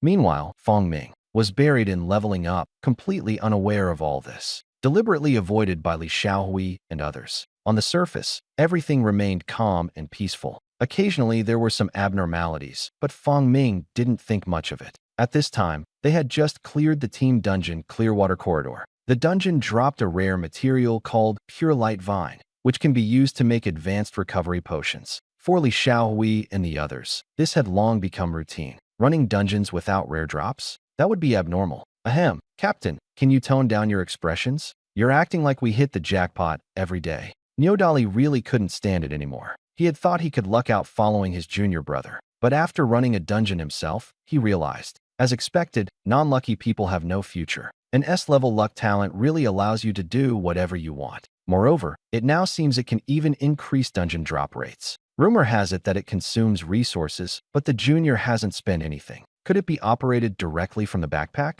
Don't get caught up in these details. In any case, keep a close watch on the junior recently. Keep unrelated people away from approaching his residence. Li Xiaohui strictly followed Director Su's arrangements, hardly leaving his side. The effect is also very obvious. Leveling up, sleeping, a simple 2-point life. The junior almost had no contact with outside information. Of course, it wasn't a complete isolation. The standalone dormitory had a computer. Although it wasn't very useful, people always liked to watch the commotion. Fortunately, the school had an independent network line, so content that could stir things up couldn't get through. They were not worried. Unless, late at night, Fong Ming spent the whole day leveling up and lay on the sofa after taking a shower. As usual, he turned on the computer to check the messages about the National Luck Dungeon. But the recent content was all irrelevant, as if Zhongda didn't exist. He didn't pay much attention to it, browsed the campus forum for a bit, and was about to shut down. Suddenly, a pop-up window appeared. He clicked to see. Someone was live streaming at the entrance of Zhongda, and they were ranting on the spot because they were stopped outside. Family, did you see that? Chinese University isn't letting us in. Do you believe there's no foul play here? The sunny and cheerful big boy Wei Junjie looked shocked in front of the camera. Casually, he didn't forget to ask fans to send gifts. If you ask why he can still live stream near Zhongda despite strict control, there is only one answer. Dice of Fate. Rare item, LV30. The effect sounds mysterious, but it's actually just one sentence. Remote dice roll. All participants contribute luck. Winner takes all. The impact is minor, otherwise it would have become epic by now. But it can accumulate. Once fully charged, it triggers a luck boost. Dungeon runs and loot boxes have a noticeably higher drop rate. Making a living off it is totally doable. Streaming is just a secondary feature. Here it comes, here it comes. Breaking into Zhongda in the middle of the night. You really have a bold face. Want to see an S-level genius? Don't get caught first. The bullet comments were lively, all focused on the commotion at Zhongda. Of course, Wei Junjie has to freeload. If you don't freeload, where would the luck come from? He didn't explain and just threw out the dice game. Gifts come with fate. Luck must be gained first. Alright, since everyone believes in me, I'll force my way into Zhongda and show you an S-level genius. The luck bar rose, and he was very satisfied. At this moment, a comment popped up. Anonymous, what S-level genius? Brother, did you just get online? He rolled his eyes and changed his words. How about sending some gifts? And I'll explain slowly. Swish, swish, swish. Anonymous sent 3 legendary prestige cards. One worth 1 million. 3 dropped, and Wei Junjie fell silent. Ahem, I was a bit loud just now. Boss, ask away. I'll tell you everything. The main focus is that the customer is God. At this point, don't even think about asking for well-known gossip. Even if you ask him to live stream eating something, he can consider it. If it's standing on his head while washing his hair, he wouldn't hesitate at all. Anonymous, from what you say, Zhongda produced an S-class genius, but it seems there's a problem. As soon as the anonymous user spoke, Wei Junjie immediately responded. That's right. S-class contractors aren't actually rare, especially in our Xia country. A few always pop up every year. He spoke nonchalantly, his tone full of contempt. Awakening to just an S-level, what's there to brag about? It's not like he's an SSS-level strategic talent. So I'm not surprised that Zhongda produced an S-level. What's surprising is that this person was snapped up by Zhongda at an astronomical price. You probably don't know, the bonus alone was 100 million. Full equipment included, still farming epic exclusive sets at level 60. Epic exclusive sets, do you understand the value of that? Do other S-levels get this kind of treatment? You say there's no inside story, but I can't believe that. He described the recruitment conditions vividly and dramatically, like national fortune dungeons, S-level area bosses. All of it was exaggerated. As for whether it's real or fake, doesn't matter. As long as the gift is real, it's fine. Watching the gifts pour in crazily in the live stream, Wei Junjie's eyes lit up. Unfortunately, that anonymous big shot went silent after asking a question. If a few legendary posts were dropped, it would be much better than a bunch of scattered gifts. He was just about to roll the dice again. At this moment, Fong Ming on campus watched the live stream and paused for a moment. Many things suddenly became clear. No wonder there's been no news about the National Luck Dungeon recently. It turns out the school has locked it down. They were even urging the seniors to level up desperately, fearing he would be affected by public opinion. Director Su's approach. Fong Ming felt a warmth in his heart. But to be honest, he didn't care about any of this. Besides, they were talking about a Zhongda University S-level genius. What did that have to do with his SSS level? After realizing this, he was about to turn off the live stream. But suddenly a prompt popped up. Host, Wei Yi Fearless, invites you to join the National Dice Rolling. National Dice Rolling? What is that? Fong Ming was stunned and instinctively clicked in. Then a prompt immediately appeared. Participation successful. He was even more confused. He clearly hadn't sent any gifts, so how was he counted as participating? Before I could figure it out, the result was already out. You lost. The pop-up appeared again. Fong Ming was completely confused.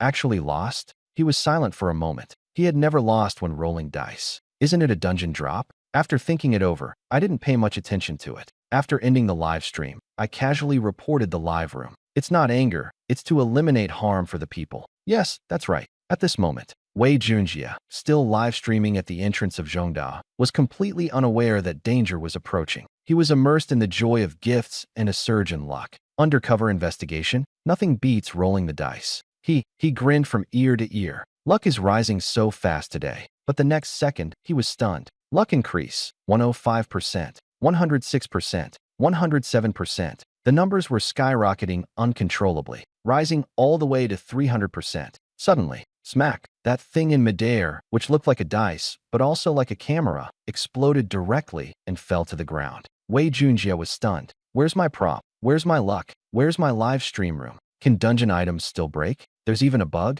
Before he could even bend down to pick it up, the ground gave way beneath his feet. Boom! He was blasted into the air. He vaulted over the Zhongda fence and landed right at the entrance of the law enforcement team's duty room. A group of fully armed Special Forces operators stood in collective silence. Boss, is the operation still ongoing? Wait, let me think first. As the team leader, Xing Yuan was also a bit confused. He recognized Wei Junjie at a glance. Isn't this guy the target of this operation? Actually, there was no need for Fang Ming to report. The military and the enforcement team had been watching him for a long time. They just hadn't figured out his purpose yet, so they temporarily held back. After all, this guy was live streaming while stupidly smiling and spacing out. Anyone watching would think something was off. But the problem is, their mission hadn't even started, so why did he come flying over by himself? Because of this, they even deactivated the sensor mines at the entrance in advance. Isn't it already closed? How could it still be triggered? Xing Yuan frowned and asked. The technician hesitated for a moment. Maybe it malfunctioned? This is the latest model from the Research Institute. The failure rate is 0.01%. Xing Yuan was even more baffled. The odds of this happening were even lower than winning the lottery, and yet, they just happened to run into each other? If Wei Junjie, who was unconscious, knew this, he would probably start questioning life. He could never have imagined that luck could even be negative. Forget it. Take him away first. The others continue patrolling. Xing Yuan shrugged. A trouble was resolved so inexplicably. The only surprise was probably Fang Ming. Task progress increased. Fang Ming stared at the attribute bar in a daze. Talent advancement task, 50.23%, stage 1. It jumped by 20% in one go, but he sacrificed nothing. Where did it come from? He just couldn't figure it out. Before he could think it through, Director Su showed up. Obviously, he had heard about his situation, worried about his mental state, but this worry was clearly unnecessary. Having gained 20% progress for free, he was in a very good mood. Not bad. It seems you have already absorbed what I taught you. But be careful recently. School has started, and there are many people and many things going on. Try to stay in the dormitory or make good use of your time to level up. Director Su smiled and advised. Hearing school has started, Fang Ming finally realized. He had enrolled early. Unconsciously, it had already been this long. He was already level 20. No one would believe he was a freshman. By the way, that person live streaming at the gate. Fang Ming seemed to recall something and asked casually. He had never been able to figure this out. A dice game, and he actually lost? Oh, you mean that guy? Director Su slapped his head and then showed a strange expression. You might not believe it if I told you. That kid is really unlucky, to an absurd degree. First, he stepped on a sensor mine near the school and was blown into the duty room.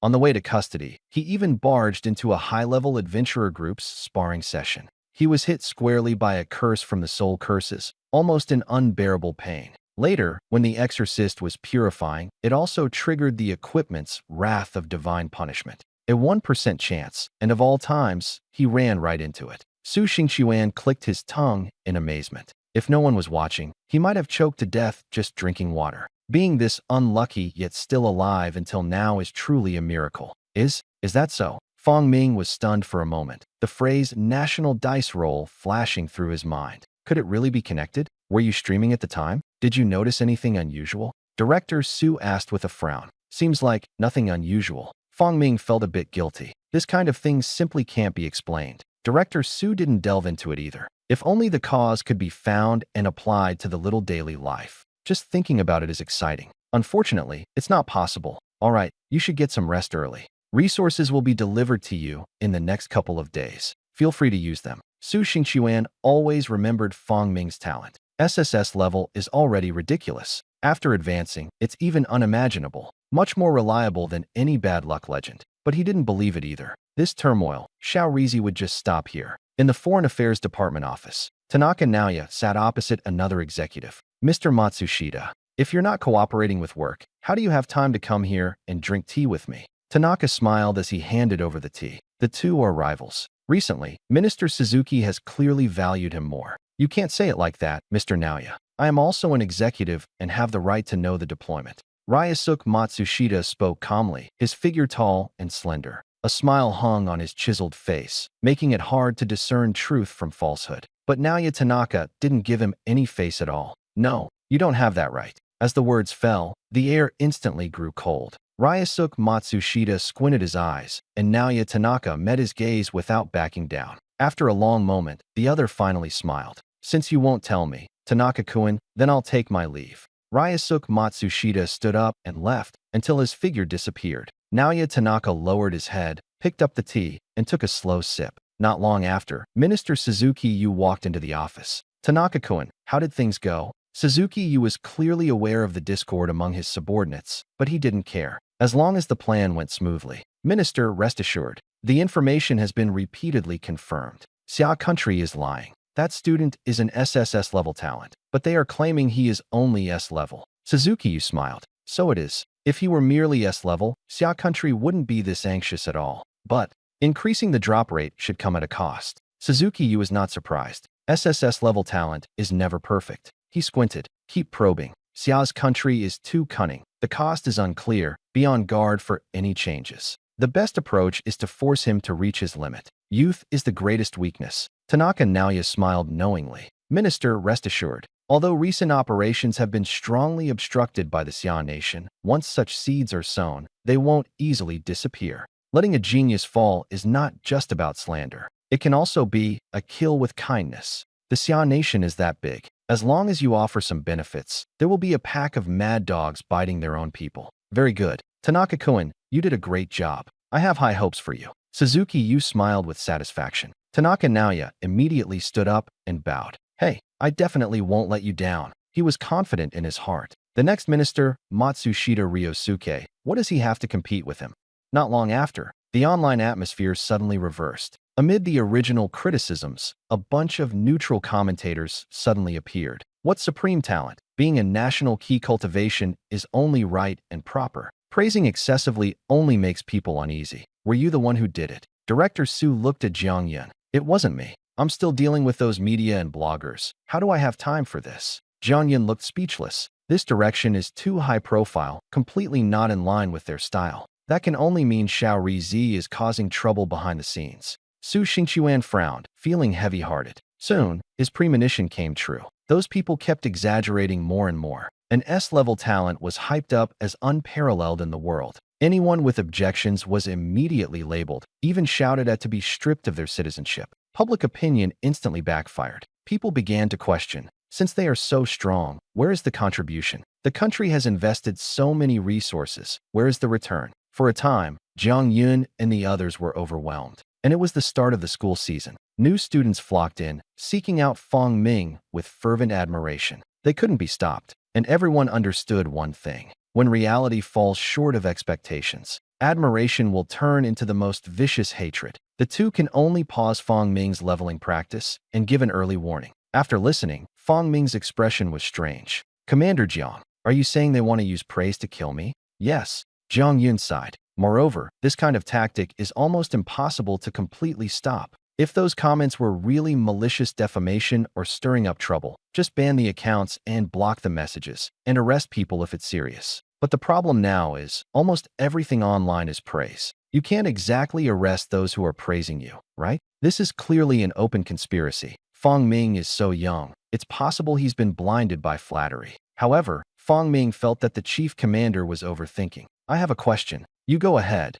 Jiang Yun said, looking up seriously. To be honest, could this also be considered kill with kindness? As soon as he said this, Jiang Yun was stunned. Yeah, SSS-level talent, and still need to be overly praised? Most outsiders only know he is S-level, while few know about the so-called flawed SSS-level. But Fong Ming's real trump card goes far beyond that. I was overthinking. Jiang Yun and Director Su exchanged glances, both somewhat enlightened. In the end, it was actually they who didn't see through things as clearly as Fong Ming. After understanding that, Fang Ming continued leveling up and simultaneously progressed with the talent advancement tasks. Meanwhile, in the office, the two exchanged smiles, and the atmosphere relaxed. Jiang Yin kept scrolling through those online comments, finding them more and more amusing. This generation of internet users just isn't good. Their imagination is too limited. Increasing the drop rate of epic gear, farming dungeons for money. Their vision is too narrow. Director Su had a look of exasperation. It sounded as if all of this was his own revelation.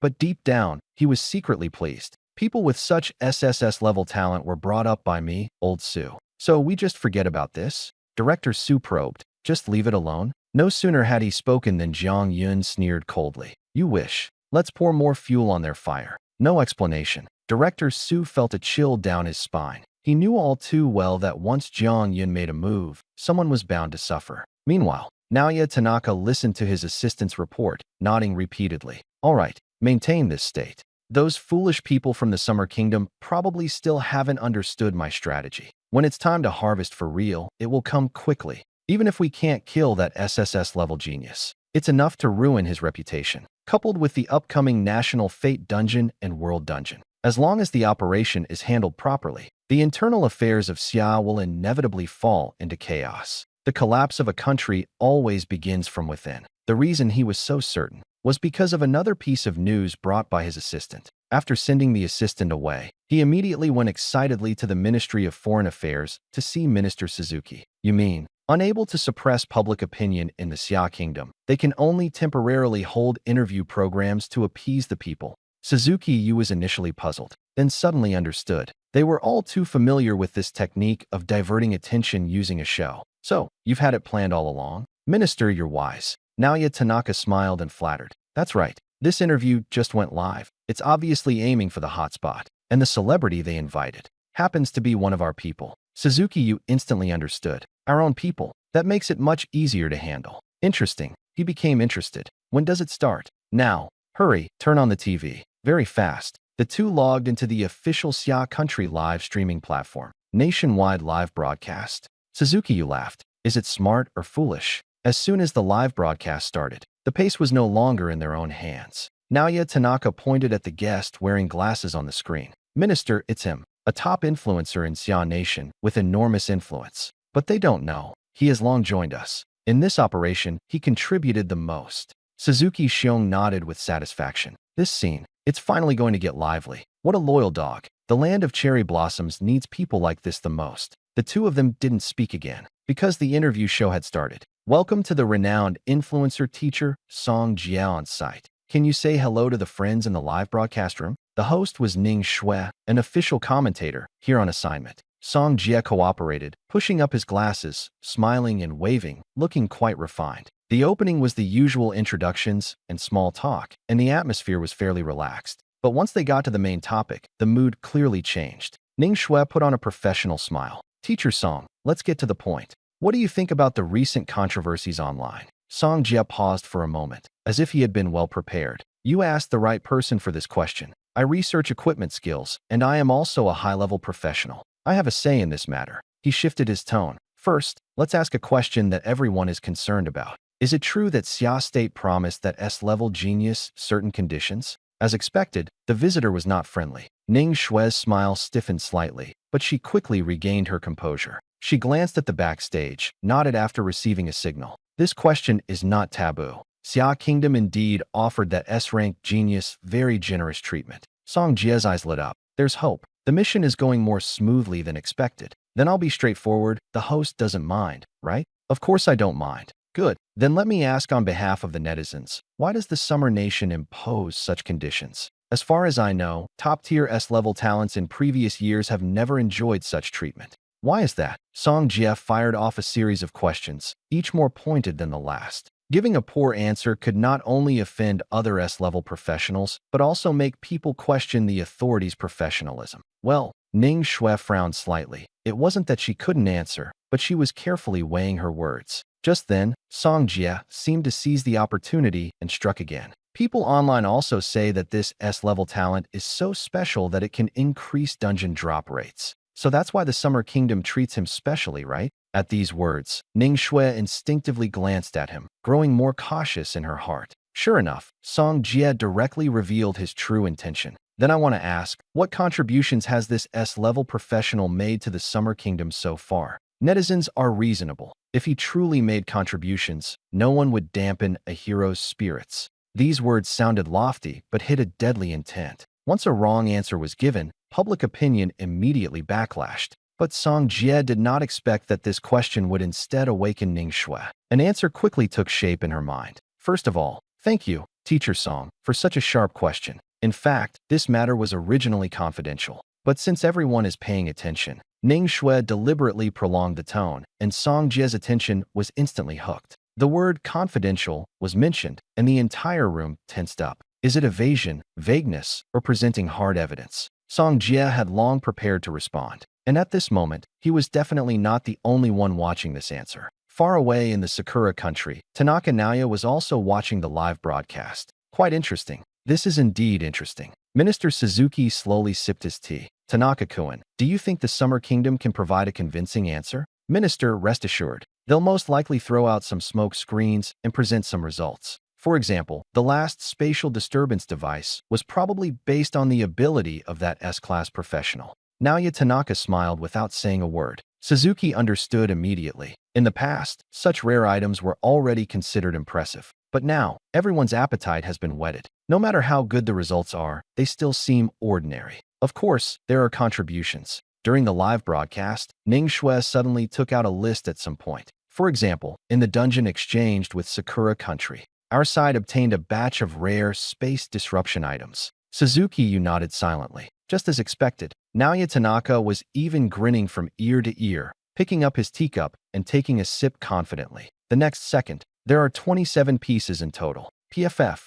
Naoya Tanaka spit out a mouthful of tea. 27 pieces. Weren't there 3 pieces? Tanaka-san, what are you doing? Suzuki, you frowned, and the tea splashed over. He was also a bit puzzled, but didn't think much of it. The live broadcast continued. As everyone knows, our side recently encountered an S-class area boss. These items are precisely the core materials for the strategy. Hearing this, Suzuki Yu's brow finally furrowed tightly. He knew that S-class boss very well. Moreover, it was originally planned to be destroyed. He turned to look at Naoya Tanaka. By the way, how is Plan B coming along? Any news from that side?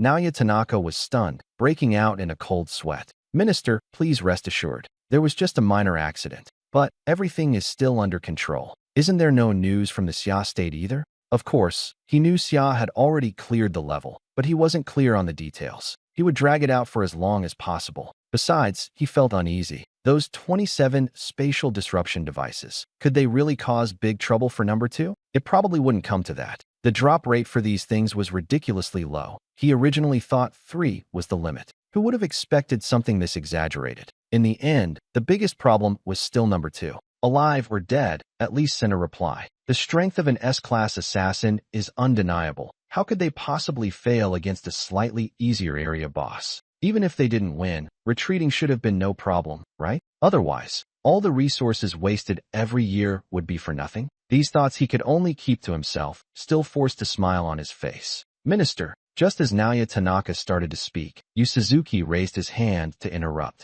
Because in the live stream, Ning Shui dropped another bombshell. Maybe everyone doesn't know yet. The S-level regional boss, we've already taken it down, so I won't go into details about the process. But there's one thing that everyone will definitely be interested in. Legendary equipment. She displayed some of its attributes. The live stream room instantly fell silent. Then the comment stream exploded. Damn, is this for real? After bragging for so long, we finally see the real thing. Isn't this thing only dropped in the National Luck Dungeon? Many people don't understand the spatial disruption device. But once legendary equipment appears, everyone understands its value. I used to watch the Little Sun and the Great Eagle Empire sweeping through dungeons with legendary gear every day, and I was already envious. This kind of thing usually only drops from National Fortune dungeons. Regional bosses only drop it with a small probability. Now it seems mostly related to that S-rank talent. Teacher Song, do you have any questions? Ning Shui threw the question back, as the good items on the list hadn't all been revealed yet, just letting people digest it first. The camera focused on Song Jie. Let me think. He was a bit confused. This was different from the information he had. Legendary level equipment didn't count as a big achievement, so what else could it be? Then what was all the fuss about earlier for? He wasn't the only one thinking this. Naoya Tanaka was confused too, but he was even more embarrassed, with the minister right beside him. Minister, please listen to my explanation. Suzuki Yu's face darkened. All right, you speak. It must be that the Xia country deliberately hid key information. What level is an S-rank area boss? How could it be cleared without any signs of activity? Maybe even the legendary equipment is fake. It's just to confuse us. Minister, just think about it. The Summer Kingdom has always been cunning. Truth and falsehood mixed together. How can one fully believe? Naoya Tanaka racked his brains and finally came up with a set of excuses. Suzuki Yu nodded repeatedly as he listened. They were not unfamiliar with such losses. The combination of real and fake tactics used by Xiaoguo was indeed hard to defend against. Just then, Song Jie finally changed the topic in the live stream room. That, may I ask boldly, can you reveal the complete information about this legendary equipment? I'm not doubting. It's just that this level of equipment has always been in the hands of other countries, and we suddenly got one. You know what I mean. He spoke tactfully, but made his point very clear. As long as the other party doesn't provide complete data, there's plenty to work with. If they do provide it, it's top secret intelligence anyway. No matter how you calculate it, it's not a loss. Ning Shui glanced at him, a smile at the corner of her mouth. Teacher Song, you sure have a lot of questions. The tone was light and airy, yet tinged with sarcasm. Song Jie, however, didn't care at all. Ning Shui was about to continue speaking. Not only Song Jie, but Naoya Tanaka from the Little Days Empire also held his breath. Then, in the next second, smack, the live broadcast suddenly went black. Naoya Tanaka froze. Then his eyes lit up. Minister, look, there is definitely a problem. If there was no trickery, why would the broadcast suddenly stop? What does that indicate? The plan for number 2 definitely ran into trouble, but it's not without any gains. He said all this in one breath, but inside he secretly felt relieved. Almost couldn't come back. Fortunately, the live broadcast was cut off. No matter the reason, pushing it to plan B can't be wrong. Suzuki Yu was silent for a moment and also thought this explanation made sense. Otherwise, how to explain the sudden signal cutoff by the Xiaoguo government? Just coincidence or a malfunction? The two of them waited for a while longer. The live stream never resumed. The suspicion not only didn't dissipate but grew even stronger. This is unlike the style of the Xia Kingdom. Even if the interview couldn't continue, it shouldn't have ended so abruptly. Anyone with eyes can see that Xiaoguo wants to use the program to stabilize public sentiment. But now it instead comes across as a strong start with a weak finish. But these things no longer matter, because even the talk show crew themselves were completely baffled. The live broadcast signal was forcibly cut off. Meanwhile, Fong Ming, who was still leveling up, was also urgently recalled. Director Su? Something happened. Fong Ming was completely baffled. He was about to reach level 30, but was called away at a critical moment. Director Su gave no explanation and directly pulled him into the military district. As soon as he entered, he heard Commander Jiang yelling angrily on the phone. Even if you can't hold them back, you must try. State of emergency. Conscription of social professionals is authorized. Under no circumstances can the dungeon monsters enter the urban area. The call ended. Jiang Yun looked up, glanced at Fong Ming, and forced a smile. Commander, did something happen? Fong Ming frowned deeply. It was the first time he had seen the other party so exhausted. Recalling the previous anomaly in the dungeon, a heaviness settled in his heart. However, Jiang Yun did not elaborate. The problem isn't big. It's still under control. However, you need to stop leveling up for now. Stop leveling? Fong Ming was stunned, instantly recalling being forcibly kicked out of the dungeon earlier. Is there a problem with the dungeon? Yes. Jiang Yun nodded. The vast majority of dungeons are temporarily inaccessible. Fong Ming felt a jolt in his heart. Can't level up? What about world dungeons? But the real trouble is far beyond that. Once it gets out of control, it will be a disaster for the entire Xia Kingdom. Jiang Yun suppressed his emotions and looked at him. You are level 28 now, right? There's still time. The premise is, you come with me to a place. What place? Jiang Yun only uttered 2 words. Ruins. Outside of the normal dungeons. This world still hides entities difficult for professionals to reach. Special dungeons, regional boss, and endless abyss. What exactly is the relationship between dungeons and ruins? Fong Ming only knows that once something goes wrong in the endless abyss, disaster will follow. The ruins are a special site born within the endless abyss. Even though Commander Jiang explained it, Fong Ming still couldn't quite grasp it. According to Jiang Yun, the endless abyss itself is an unimaginable existence. The only clear information is this. When they previously tackled the S-level area boss, the Little Sun Empire dispatched an S-class ninja assassin to infiltrate the area where the ruins appeared. The opponent tampered with things, disrupting the Xia Kingdom's plan and causing a disaster. The current abnormalities in the dungeon are the consequences of that disaster. But this explanation was soon denied by Jiang Yun. It wasn't them. Feng Ming was stunned. All the clues clearly pointed to the Zairai Empire. Of course not. Jiang Yun's tone was cold. Zairai doesn't have that capability. It was their recklessness that triggered the taboo in the ruins, which released the disaster. Taboo. This word weighed even heavier on Feng Ming's heart. He understood that this was no longer something someone at his level could be involved in. This time, Jiang Yun took him somewhere that was not a relic. It was the Research Institute. The reason was simple. You'll know when you get there. Feng Ming could only continue to shuttle through the teleportation array.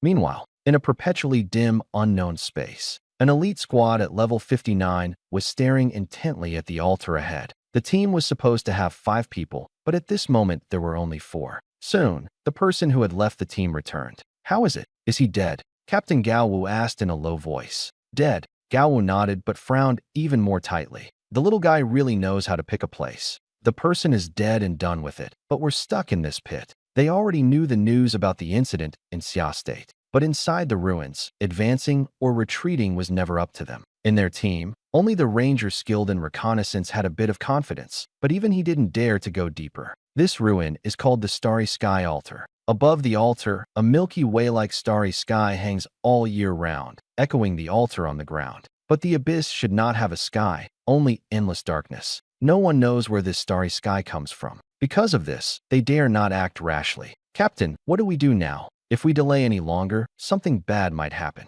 Is there still no solution from the Research Institute? After the taboo is triggered by the relic, changes can happen at any moment, and the longer it is delayed, the more dangerous it becomes. Gao Wu also knew that the Research Institute was rushing to produce a special tool, but the success rate was very low, and it might not be in time. At that moment, a shadow swayed over from a distance. Everyone's expressions changed abruptly. The Wanderer, another strange existence in the Star Altar. Shoo! Gao Wu gestured for everyone to step back. Only when they were completely out of the altar's range did they finally breathe a sigh of relief. This patrol guy is crazy, right? Why doesn't he go bother the people from Zairai? Always staring at us every day. The team members grumbled quietly, but they also understood that the opponent's S-rank shinobi indeed had stronger concealment abilities. Let's head back to the base first. Wait for the Research Institute's plan. No need to waste lives. Gao Wu glanced back at the altar and led the team to retreat. Shortly after, inside the steel base,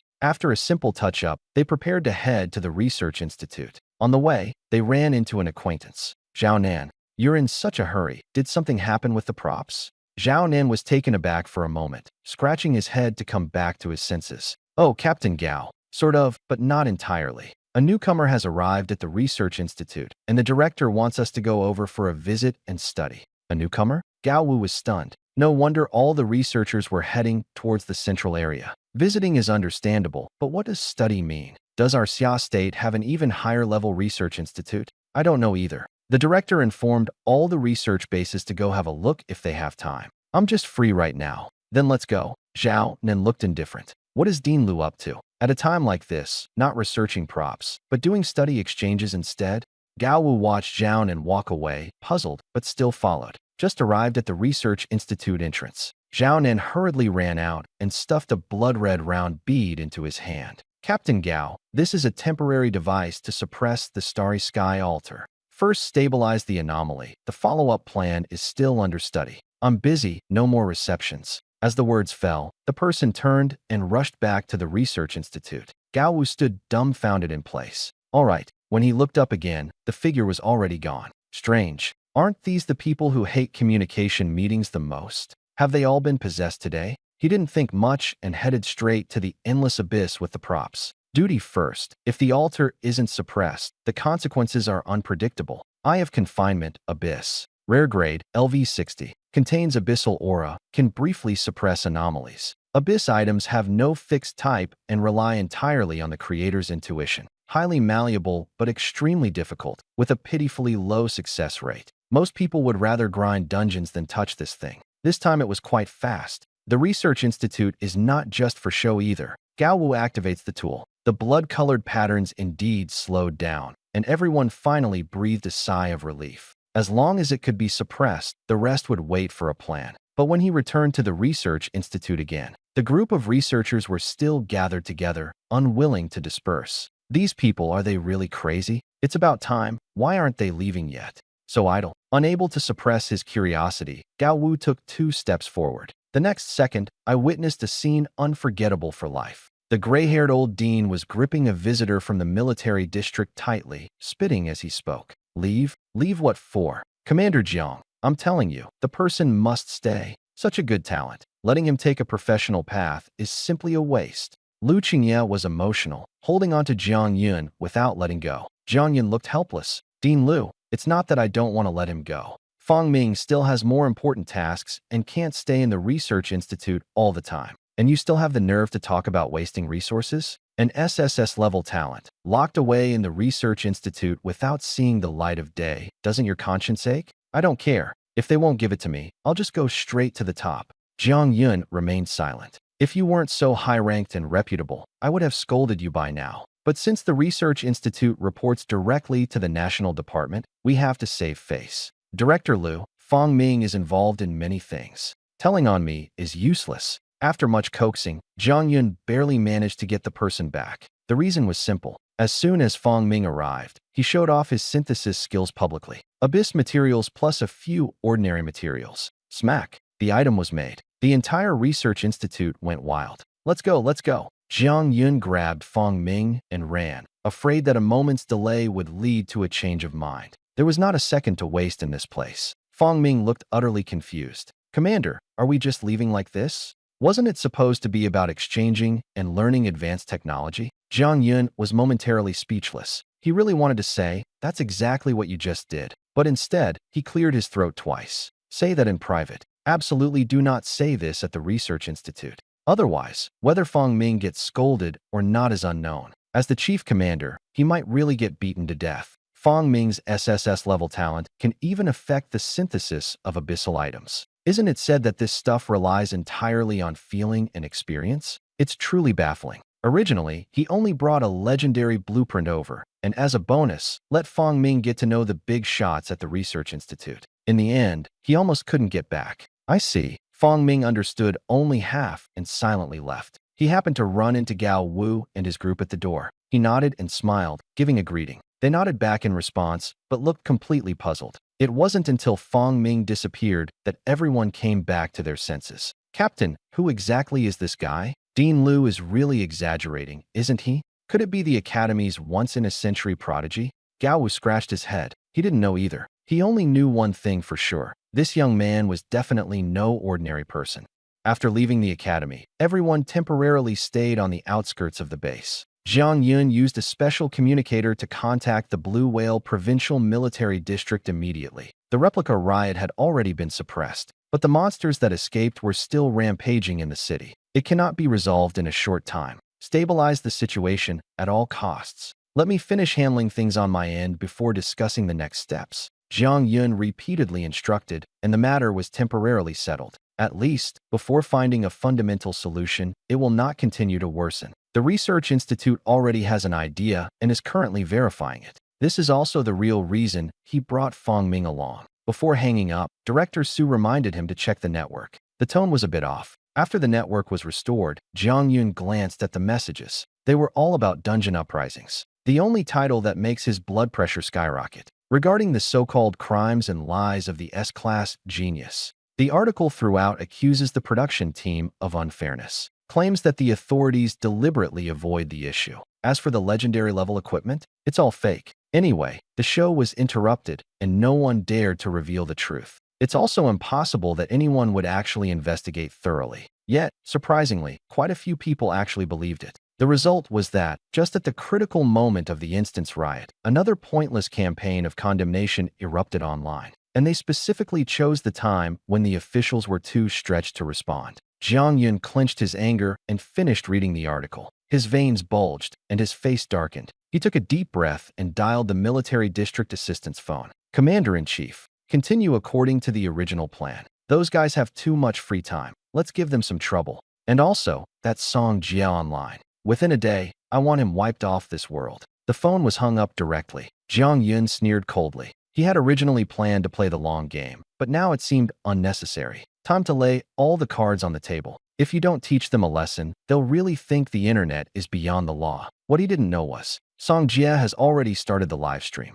At this moment in the live stream room, Song Jia looked at the screen full of gifts, grinning from ear to ear. Riding the wave of popularity makes money much faster than being a top influencer. Getting benefits from both sides is twice as enjoyable. Everyone is so eager to know the inside story. That shows you are all people of justice. Then I'll talk about the truth after the show was interrupted. Guaranteed to overturn your perception. Bragging is cost-free. Law that only restrains ordinary people. He's a high-level professional. What is there to fear? Once this job is done, he'll run. Song Jia tidied his clothes. Was about to expose the truth. Suddenly, knock, knock, knock. There was a knock at the door. Who? Inspecting the circuit. He didn't think much and opened the door. The next second, looked down. The anti-magic ring was already fastened on his hand. What do you mean? Song Jia was stunned. Before he could react, Song Jia was controlled. What do you mean? Isn't that obvious enough? You've made a big fuss about this. The lead military professional rolled his eyes, his face full of impatience.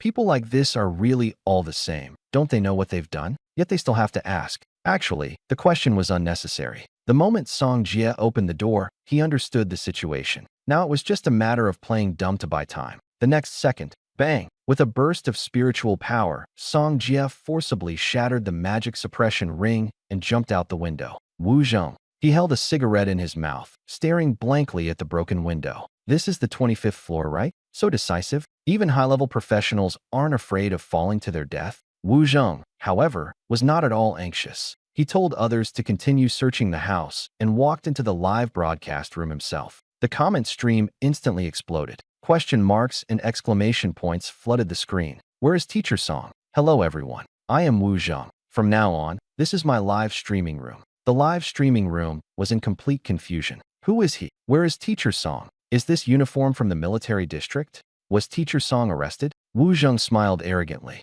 Stop guessing. Teacher Song spread rumors and then jumped off a building herself. The comments section instantly went silent. Nobody in their right mind would believe she jumped off herself. Wu Zheng disregarded everything and started giving a big moral speech, saying the internet is not beyond the law, that spreading rumors requires responsibility, speaking with great flourish. Finally, someone couldn't hold back. Rockets filled the screen, dominating the bullet comments. Don't believe him. Teacher Song's fate is unknown. He was just telling his own experience. Is that considered a crime? What about justice in the Xia country? That's a bit harsh. Wu Zheng stared at the glaring, huge barrage of comments, instinctively touching his chin. Clear thinking, strong provocation, a talent. What a pity, it's misguided. He didn't argue, but instead asked calmly, is there anyone else who thinks the same? This question seemed to ignite a powder keg. Gifts flew wildly, the barrage exploded, and a bunch of people echoed along. Wu Zheng remained unhurried and unbothered, took out a notebook, and jotted down notes while watching the comments. Still nodded, as if it were a serious matter. Yes, you are all right. The live stream room became quiet instead. Something feels off. Soon someone noticed something unusual. Is he writing numbers? Why does this feel a bit off? Wu Zheng looked up and smiled. Don't worry, just recording some talented remarks. Nothing excessive, right? The next second, he tore off the paper and flashed it in front of the camera. The live stream room fell completely silent. It was a string of IP addresses. Immediately after, someone left the live stream room. Someone left the live stream room. Rows of names disappeared, mostly those who had been shouting the loudest just moments ago. Wu Zheng sneered coldly. Is running fast useful? The IP was already registered under a real name long ago. He turned off the live stream and walked away. Someone else dealt with the others. He only kept his eyes on Song Jia. This was the person the chief commander had singled out. There was no way he could let him escape. Just as he was coming downstairs, a burly man walked towards him carrying someone in his arms. Commander Wu, we've caught the person. Wu Zheng took over and was almost shaken by the weight. Damn, he's pretty heavy. The person had already fainted. Wu Zheng clapped twice. No response. Too lazy to bother anymore. Muttering softly, wouldn't it be better to just be caught quietly? Insisting on courting death. There are 2 special forces teams guarding downstairs. Why make such a fuss? After the words, the crowd dispersed. Arrests were simultaneously carried out across various locations, swift and decisive. These movements could not be concealed from the Zairizi Empire. But Naoya Tanaka didn't care at all. What does it matter to lose a few cannon fodder? As long as it could throw the Xia country into chaos, it was worth it. What he was most concerned about now was what had happened on Feng Ming's side. Minister checked and confirmed. There was an incident in Xia Kingdom, which is why the live broadcast was suddenly interrupted. We judge that it was the second dungeon uprising. It is very likely related to the endless abyss within their territory. Naoya Tanaka lowered his head to report, but couldn't suppress the smile at the corner of his mouth. This meant the operation was successful, sacrificing a few dogs to cause chaos in Xia Kingdom, and even taking the opportunity to break into the endless abyss to stir up trouble. It was a big win. Very good. Suzuki stood with his hands behind his back, rarely showing a smile. With Xia Kingdom in turmoil, their goal had been achieved. Able to fish in troubled waters while also reporting to the Great Eagle Empire. Thinking of the Great Eagle Empire, his expression turned serious. Tanaka-kun, Lord Bray will arrive soon. The reception must be thorough. He is here to discuss the National Destiny mission. This matter cannot go wrong. This is the key. No matter how much Xiagwa causes trouble, they must exert maximum suppression. Hi. Naoya Tanaka immediately agreed. Entrusting such an important matter to him showed that the minister trusted him. Not long after, inside the guest house, Naoya Tanaka sat opposite a blonde man. Lord Bray, it is our honor to have you come from so far away. He smiled broadly and personally poured the tea. Mr. Tanaka, you look well. The next Minister of Foreign Affairs will probably be you. Berlanda sipped her tea, speaking in a relaxed tone. The Cherry Blossom country played this move beautifully. The Xia Kingdom was too preoccupied with its own troubles to have the energy to deal with the national fate quest. It was just that their people were too conspicuous. Unable to enter the core area directly, they had to take a detour to make their move. Exchanged greetings for a moment. The atmosphere gradually heated up. Naoya Tanaka's eyes flashed, and he clapped his hands. Two maids stepped forward, each carrying a tray. Oh, what does this mean? Braidner raised an eyebrow, already having a suspicion in his mind. Naoya Tanaka smiled meaningfully. Lord Bray has come from afar, and our Sakura country offers a modest gift. Just 2 precious materials. Please accept them with a smile. As expected, Braidina felt a shock in his heart, the corner of his mouth involuntarily lifting. This Tanaka is sensible, fit to be the next minister. In that case, I'll accept it. Such benefits don't need to be refused at all. Just coming here casually already brings gains. It's far better than serving those politicians of the Great Eagle Empire.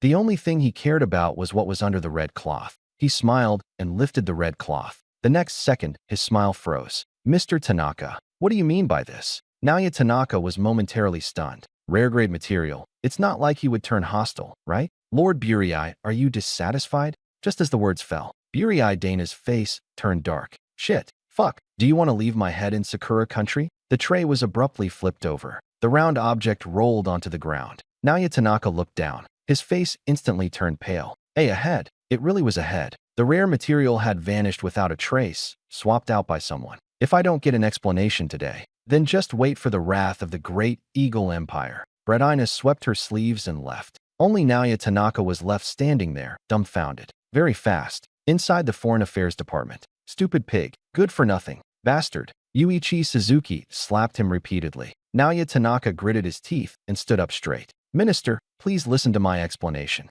This is retaliation from Xian Nation. It was my oversight. Please give me one more chance. I will definitely make Lord Bray satisfied. Suzuki, you sneered coldly. Satisfied? What are you satisfied with? He pointed to the tray on the ground. A head. A broken belt. The air instantly fell into dead silence. These are the remains of 2 S-rank ninja assassins dispatched to the Xia Kingdom. Number 2 failed. He was mentally prepared for it. But didn't you always guarantee that number 1 would succeed? Is this what you call success? Don't you know how many resources it takes to train an S-rank shinobi? Failure is acceptable, but deception is absolutely not allowed. Baka. Suzuki Yu's anger exploded, and he slapped forcefully. Hey. Tanaka Naoya's face instantly swelled, but he still lowered his head and didn't dare to argue. You said you could calm Mr. Braley's anger. I'm giving you 1 day. If you can't do it, then commit seppuku to atone. Suzuki Yu swept his sleeve and left. Tanaka Naoya stood bent over, motionless, until the assistant came in and whispered a report.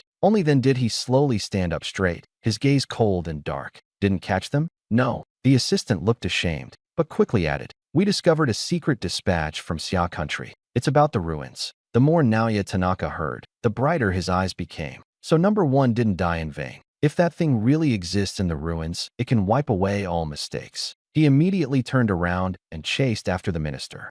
Outside the Foreign Affairs Department, a middle-aged man wearing a jacket watched silently, lighting a cigarette. He observed the scene inside with a strange expression. Could they really be this stupid? It's just spreading some rumors. Whether it succeeds or not doesn't matter. But the scene before him left him stunned. The carefully swapped artwork could not compare to the fake news carelessly thrown out. Forget it. Good luck to you all. He shook his head and left.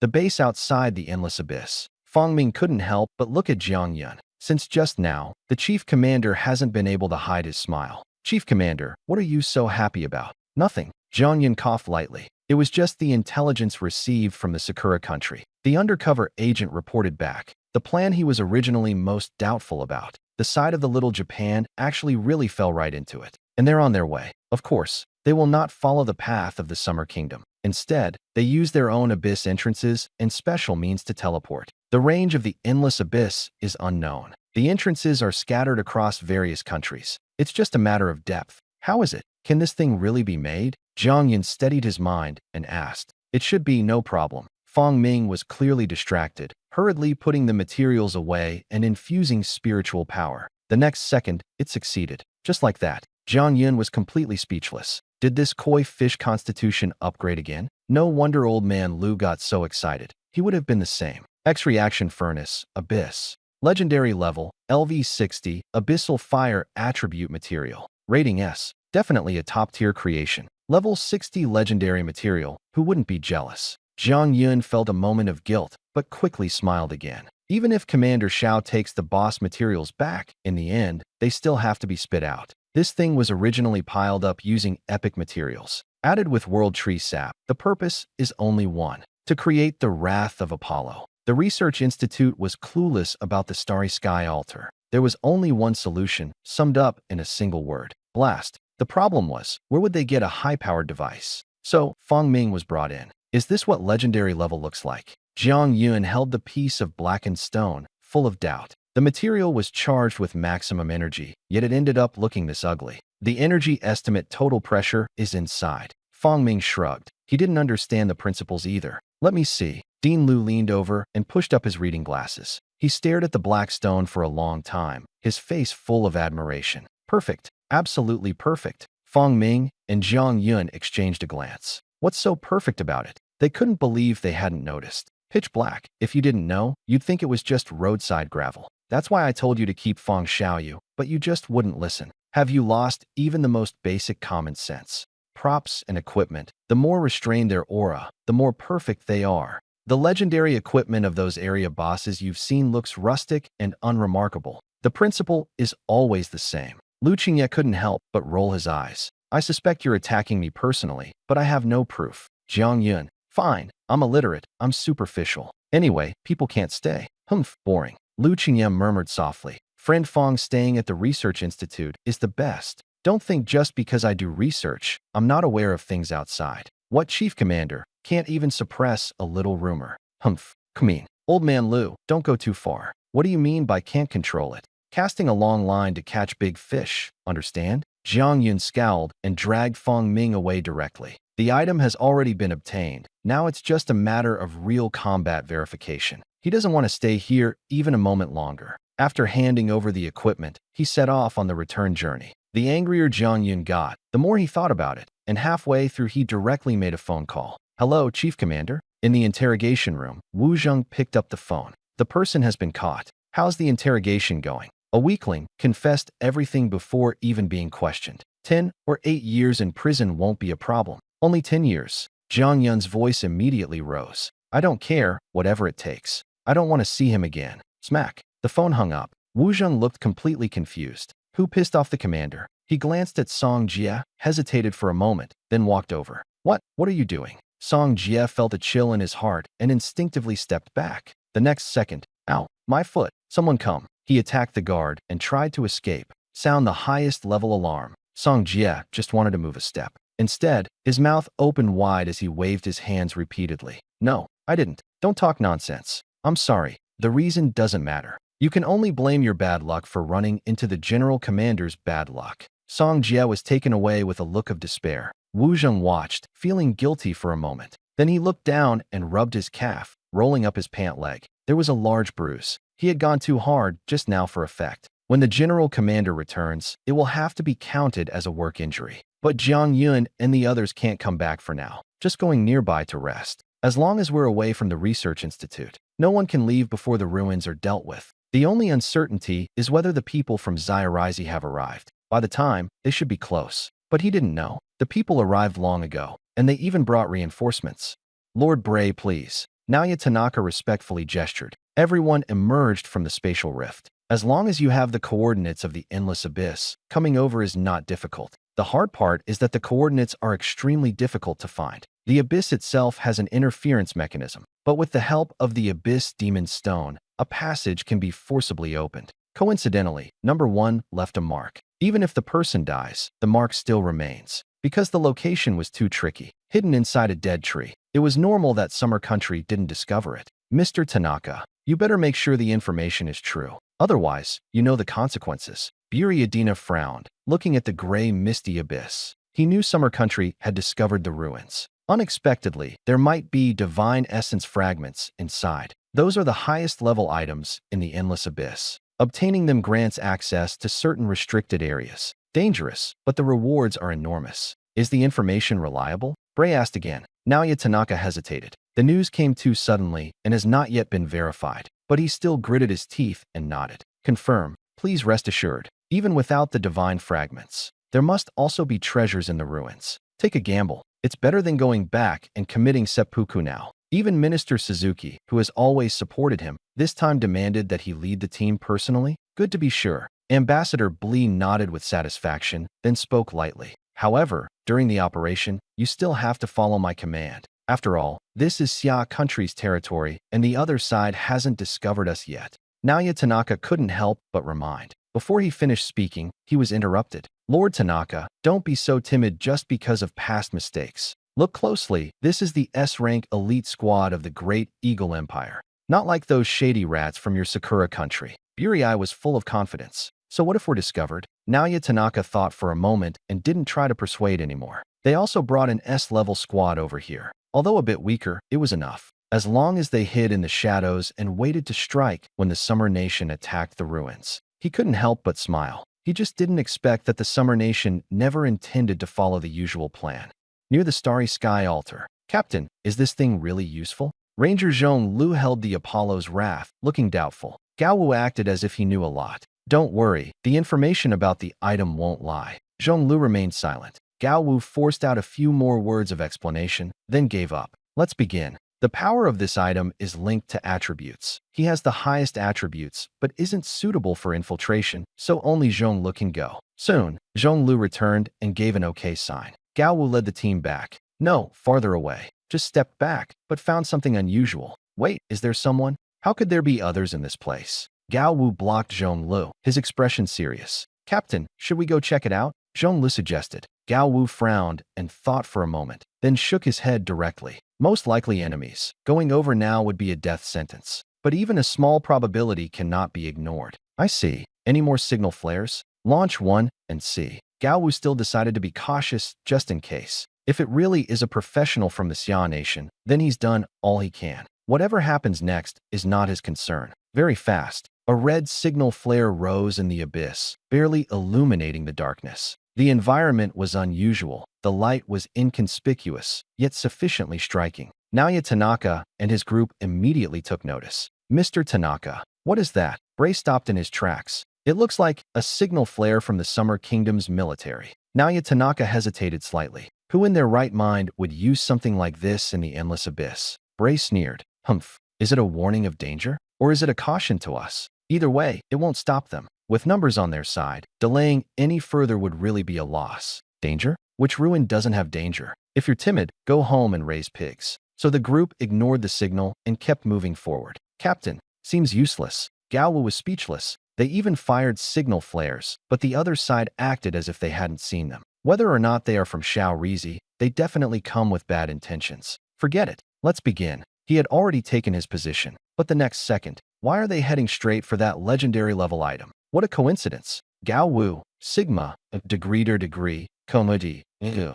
Fuck, don't be afraid of death, but don't ruin his plan. Activated. Activated. Then, forget it. Gaowu hesitated for 2 seconds, then quietly stepped back. He always felt this place was unsafe. On the other side, Tanaka Naoya suddenly stopped. Lord Bulei, slow down. I have a bad feeling. Should we be more cautious? This was his first time leading the team personally. Caution was instinct. Bray sneered coldly. Mr. Tanaka, you've really disappointed me. There's no such thing as a safe ruin. Wealth lies in danger. Wait, what is that? Just as he was about to speak, a dark figure suddenly appeared ahead, rapidly approaching. Mr. Bulei, watch out. It's a symbiotic monster from the ruins. Don't let it touch you under any circumstances. Naoya Tanaka instantly felt his scalp go numb. These were the most common and strangest dangers in the ruins. But just as everyone was on high alert, they noticed that the wanderers didn't even glance at them and were instead frantically drifting outward. What's going on? Logically, this thing should have gone berserk immediately upon seeing a professional. Naoya Tanaka was completely stunned, while Braille instead revealed a confident smile. Mr. Tanaka, see, I wasn't wrong. There are so many people, there's nothing to worry about. He said this as he was about to continue deeper. But before taking 2 steps, a wave of energy that made the heart race suddenly erupted. At the same time, on this side, Zairaizi, after being betrayed by Naoya Tanaka, couldn't take it and immediately contacted the high-level council of the Xia Kingdom overnight. Counselor Ling, although we have no evidence, based on reliable intelligence, the recent events happening in our Great Sun Empire probably have something to do with your Xia Kingdom, don't they?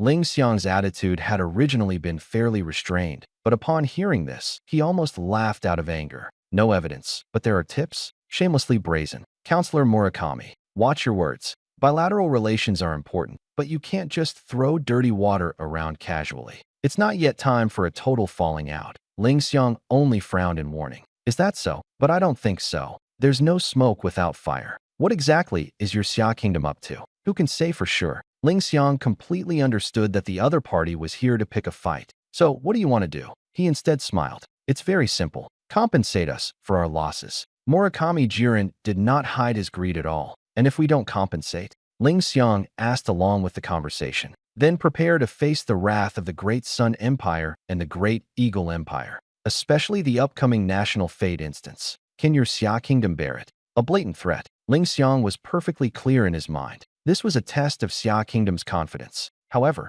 doesn't matter. Even if the other party knew that he was going to give up the national fortune quest, so what? Ling Xiang sneered coldly and picked up his teacup. Counselor Murakami, if you traveled thousands of miles just for this, then please leave. Our Xia Kingdom never entertains enemies. The words were a dismissal, but in reality, a test. The other party arrived in a very strange manner, clearly with ulterior motives. As expected, Murakami Shurin remained motionless, but smiled meaningfully instead. Of course not. This time I'm here to discuss a deal. A deal? Ling Xiang paused in his movements. The special dungeon permissions of your Xia country, along with some rare materials and equipment. Murakami Shurin did not hide his ambition at all. What about the terms of the exchange? Exchange? Murakami Jiren laughed exaggeratedly. Of course not. The air stalled. Ling Xiang almost laughed in anger. This wasn't a deal at all. It was outright robbery. Show them the door. He completely lost his patience. Councilman Ling, don't be impatient.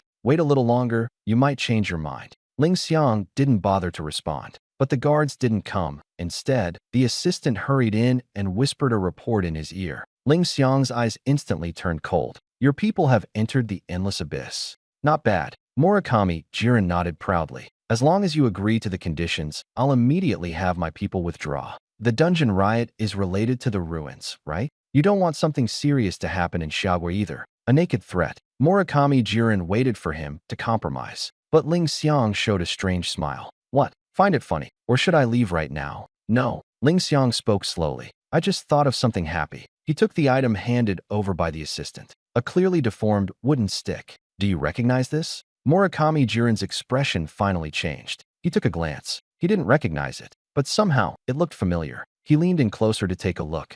This thing. Murakami Jiren's face immediately turned unpleasant, shifting between pale and flushed. It seems Mr. Murakami remembers now. In that case, then let's return it to its rightful owner. So no one can say that our Xia country lacks grace and takes advantage of you. Ling Xiang looked disgusted and casually tossed the item over. Murakami Jiren instinctively caught it, looked up at him once. His expression changed again and again. In the end, he said nothing and turned around to leave hurriedly. Not even a word of farewell. Humph. Running so fast. Looks like the news is true. People from the Great Eagle Empire also fell to us here. Choosing this timing, they really sought death. The last ones left at the scene. Only a single black, wooden stick remained. It looked like a fragment of some high-level equipment.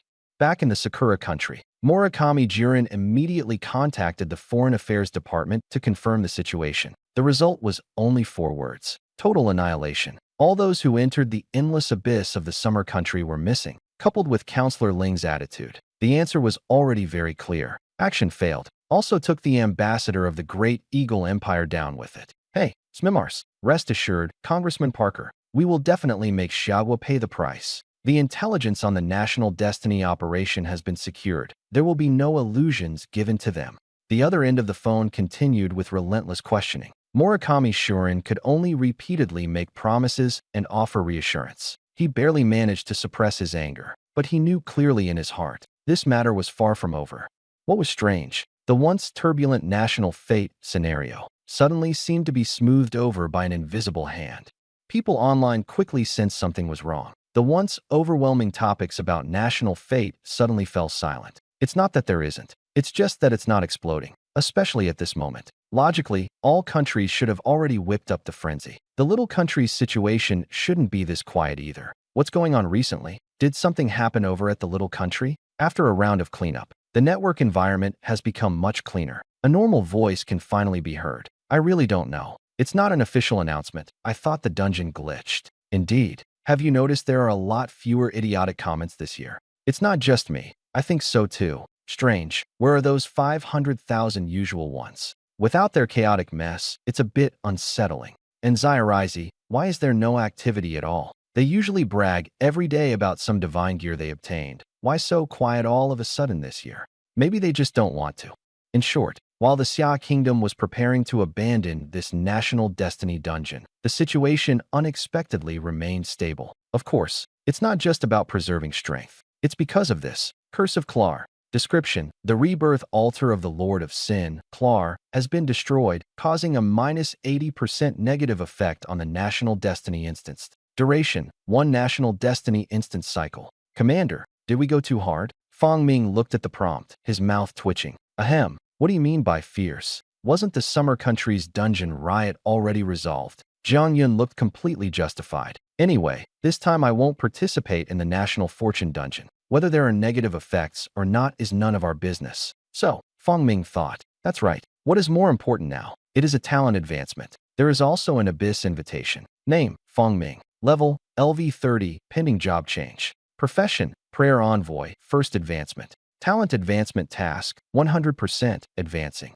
A trip to the endless abyss. The gains were considerable, absorbed a large amount of rare materials, and also gritted my teeth to use epic items. Advanced directly maxed out. Additionally, after the ruins were destroyed, the ruin crystal was left behind. Only at experience. Fang Ming absorbed 2 and leveled up directly to 30. That is to say, he can now advance to the second transfer. After discussing with Jiang Yun, he immediately returned to the military district, opened the Abyss invitation.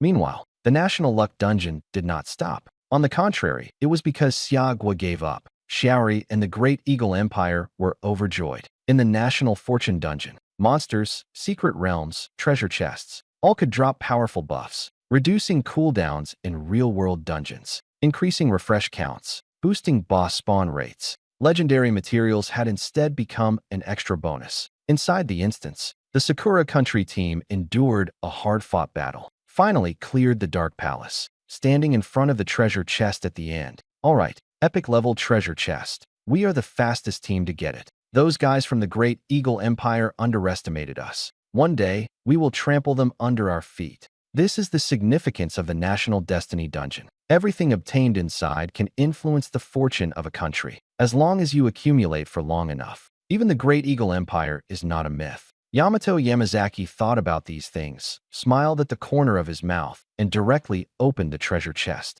The next second, his smile froze. Received. Obtained rotten wooden staff. Normal. Received the blessing of the Dark Knight Monarch. Gone. Is that all? He was completely stunned. A magnificent epic-level treasure chest. And it only contains this little? Fortunately, there's still a buff. Barely qualifies as consolation. But when he clicked to see the details, his expression darkened instantly. Gift of the Night Lord. Effect. Randomly spawn shadow puppets in the dungeon. No rewards for killing them. Note. True strength comes from harsh trials. Are you kidding me? Trials? Is that what he's lacking? What he wants are divine equipment, materials, and powerful items. The same tragedy keeps happening repeatedly in the National Destiny dungeon. And all of this, Fong Ming and the others have no time to pay attention, because in front of them, there is something even more dangerous. Name, Necropolis, Abyss. Level, LV30. Type, Job Change Dungeon. Number limit, 1 person. Drop, Undead Lord Job Change Certificate. Note, only available to those awaiting job change.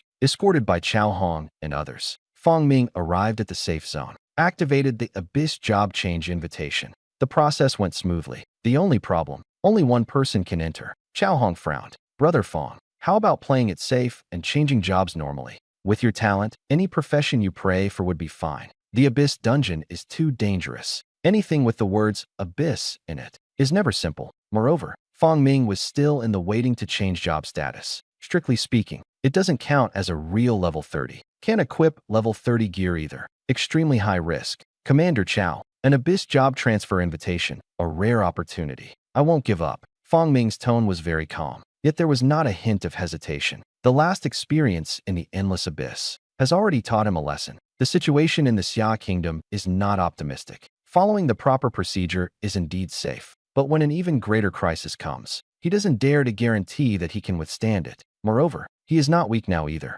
He has calculated it in his mind. For this solo dungeon, Commander Jiang urgently acquired multiple rare skills. He even spent resources to get him to unlock a level 25 epic skill. Also added a complete set of level 25 rare dungeon gear. This battle, he was not unprepared, not to mention those practical items. Among them was the legendary Liangyi balance. Upon seeing this, Chao Hong finally relaxed, only repeatedly reminding that if things went wrong, to immediately abandon the dungeon and teleport out. Fong Ming nodded while holding the teleportation scroll. This is an epic-level life-saving item rewarded by the military before joining the academy, capable of instantly escaping from any dungeon. Failing the class change is acceptable, but losing your life means it's all over. He no longer hesitated. Entering the Abyssal Job Transfer Dungeon. Teleportation complete. Welcome to the Necropolis. When he opened his eyes, he was already standing in the dim palace. The moment he landed, Fong Ming immediately activated the Purification Aura.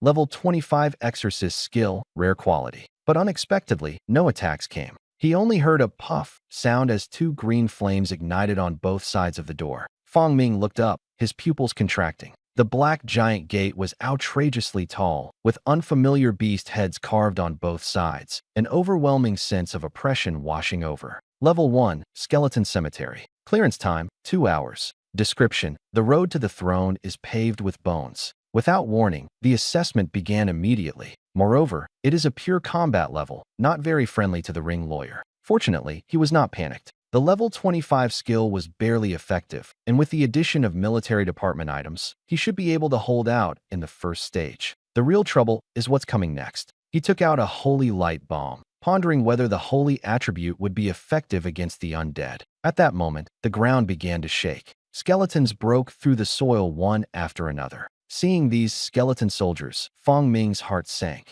He immediately threw out a scouting tool. Skeleton General LV30. Skill, Ground/Advanced. Equipment, Skeleton Dagger, Dark Spirit Armor, Advanced. Skeleton Priest, LV30. Skill, Ghostly Will-o'-the-Wisp, Advanced. Equipment, Skeleton Staff, Undead Robe, Advanced. The information is quite complete. The level is not very high. But the problem is, the little monsters all have skills, and they're all equipped with high-level gear. Looking around, it's all this kind of setup. This isn't just trash mobs. At the very least, they're all elite monsters. Fong Ming's mouth twitched, and the pressure instantly maxed out. He knew this abyss was tough, but didn't expect it to be this difficult. Moreover, these skeleton soldiers are also affected by a special status. Undead Legion. Once numbers reach a certain scale, gains full attribute resistance and attribute bonuses. Current effect. All attribute resistance plus 5%, all attributes plus 1%. Note, the chanting by the ear is the whisper of countless spirits.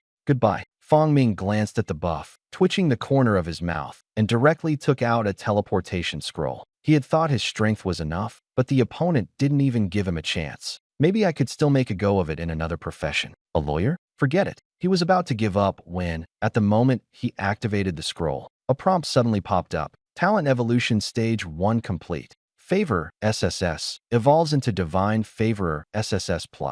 Divine Favored. The Goddess of Fortune is smiling. Effect 1. Enhanced Special Blessing Effect. Effect 2. Gift of the Goddess of Fortune, not activated. Effect 3. Obtain the Divine Mark of the Goddess of Fortune. Evolving at this moment. Isn't it still the first stage? Fong Ming was confused, opening the attribute panel. Talent Evolution Quest. Enter the God's Cemetery and obtain the Trial Certificate, second stage. Sure enough, the first stage has ended. But what is the God's Graveyard? Where's the trial proof? No time to think deeply. The skeleton soldiers have already begun to encircle. Fong Ming swallowed his saliva and prepared to retreat. Evolution is a good thing, but right now, it shows no use whatsoever. The first effect is useful for the prayer messenger, but since he prays to the adjudicator, it's basically useless. The second one, better not mention it. The third one, however, has changed. He looked down and saw a four-leaf clover mark on the back of his hand. What is this thing used for? He raised his hand and touched it. The next second, with a clatter, the ground was suddenly filled with skeleton soldiers, all kneeling on one knee in unison. Fong Ming took 2 sharp steps back, staring intently at the back of his hand. Before he could react, rumble. The stone gate, dozens of floors high, slowly opened. Level 1 cleared. Please proceed to the next level. So, what did I just do? Fong Ming looked confused. This level completion was way too casual, wasn't it? He cautiously took 2 steps forward, and the skeleton soldiers showed no reaction. Only then did he force himself to walk through the door. Level 2, the sleeping place of the gargoyle. Time limit to clear, 3 hours. Description, the sleeper, eternal and immortal. 4 massive stone statues stood in the room, occupying almost half of the palace. The atmosphere was heavy and oppressive, making it hard to breathe. Fong Ming didn't need to investigate to know that this was no ordinary monster. He immediately became alert. Getting through the first level 2 smoothly might have just been luck. The second level might not be this easy. He reminded himself in his heart, tightly clutching the teleportation scroll in his hand.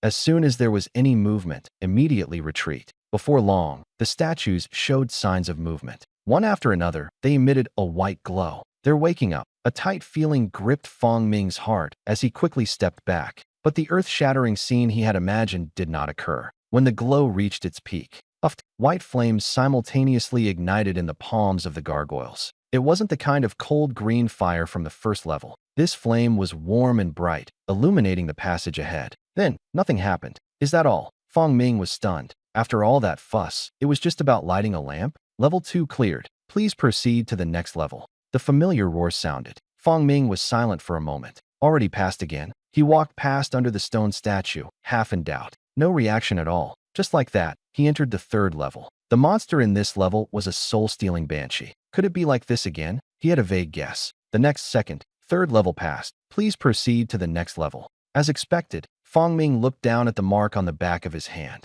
Is it because of this? All these changes happened after the talent advancement. The question is, what exactly did it do? No light, no skill activation, yet it seemed to silently suppress everything. Could it be the same for the levels ahead? He continued forward. Level 4 cleared. Still the same. The monsters are stronger, but the result is the same. Smooth sailing all the way. Until final stage. Final stage, Underworld Bone Dragon. Clear time, 24 hours. Description, beneath the throne, endless black flames. In the depths of darkness, a massive dragon head slowly rises. The hollow eye sockets locked onto Fong Ming. The cold, murderous intent instantly suppressed him. S-level area boss. Fong Ming's throat tightened. That sense of oppression was almost the same as the dark bone Black Phoenix. This time, there probably won't be a peaceful outcome. That Black Phoenix was a level 60 boss. Your operation is simply outrageous. How could a normal person at level 30 enter the necropolis and possibly reach the final stage?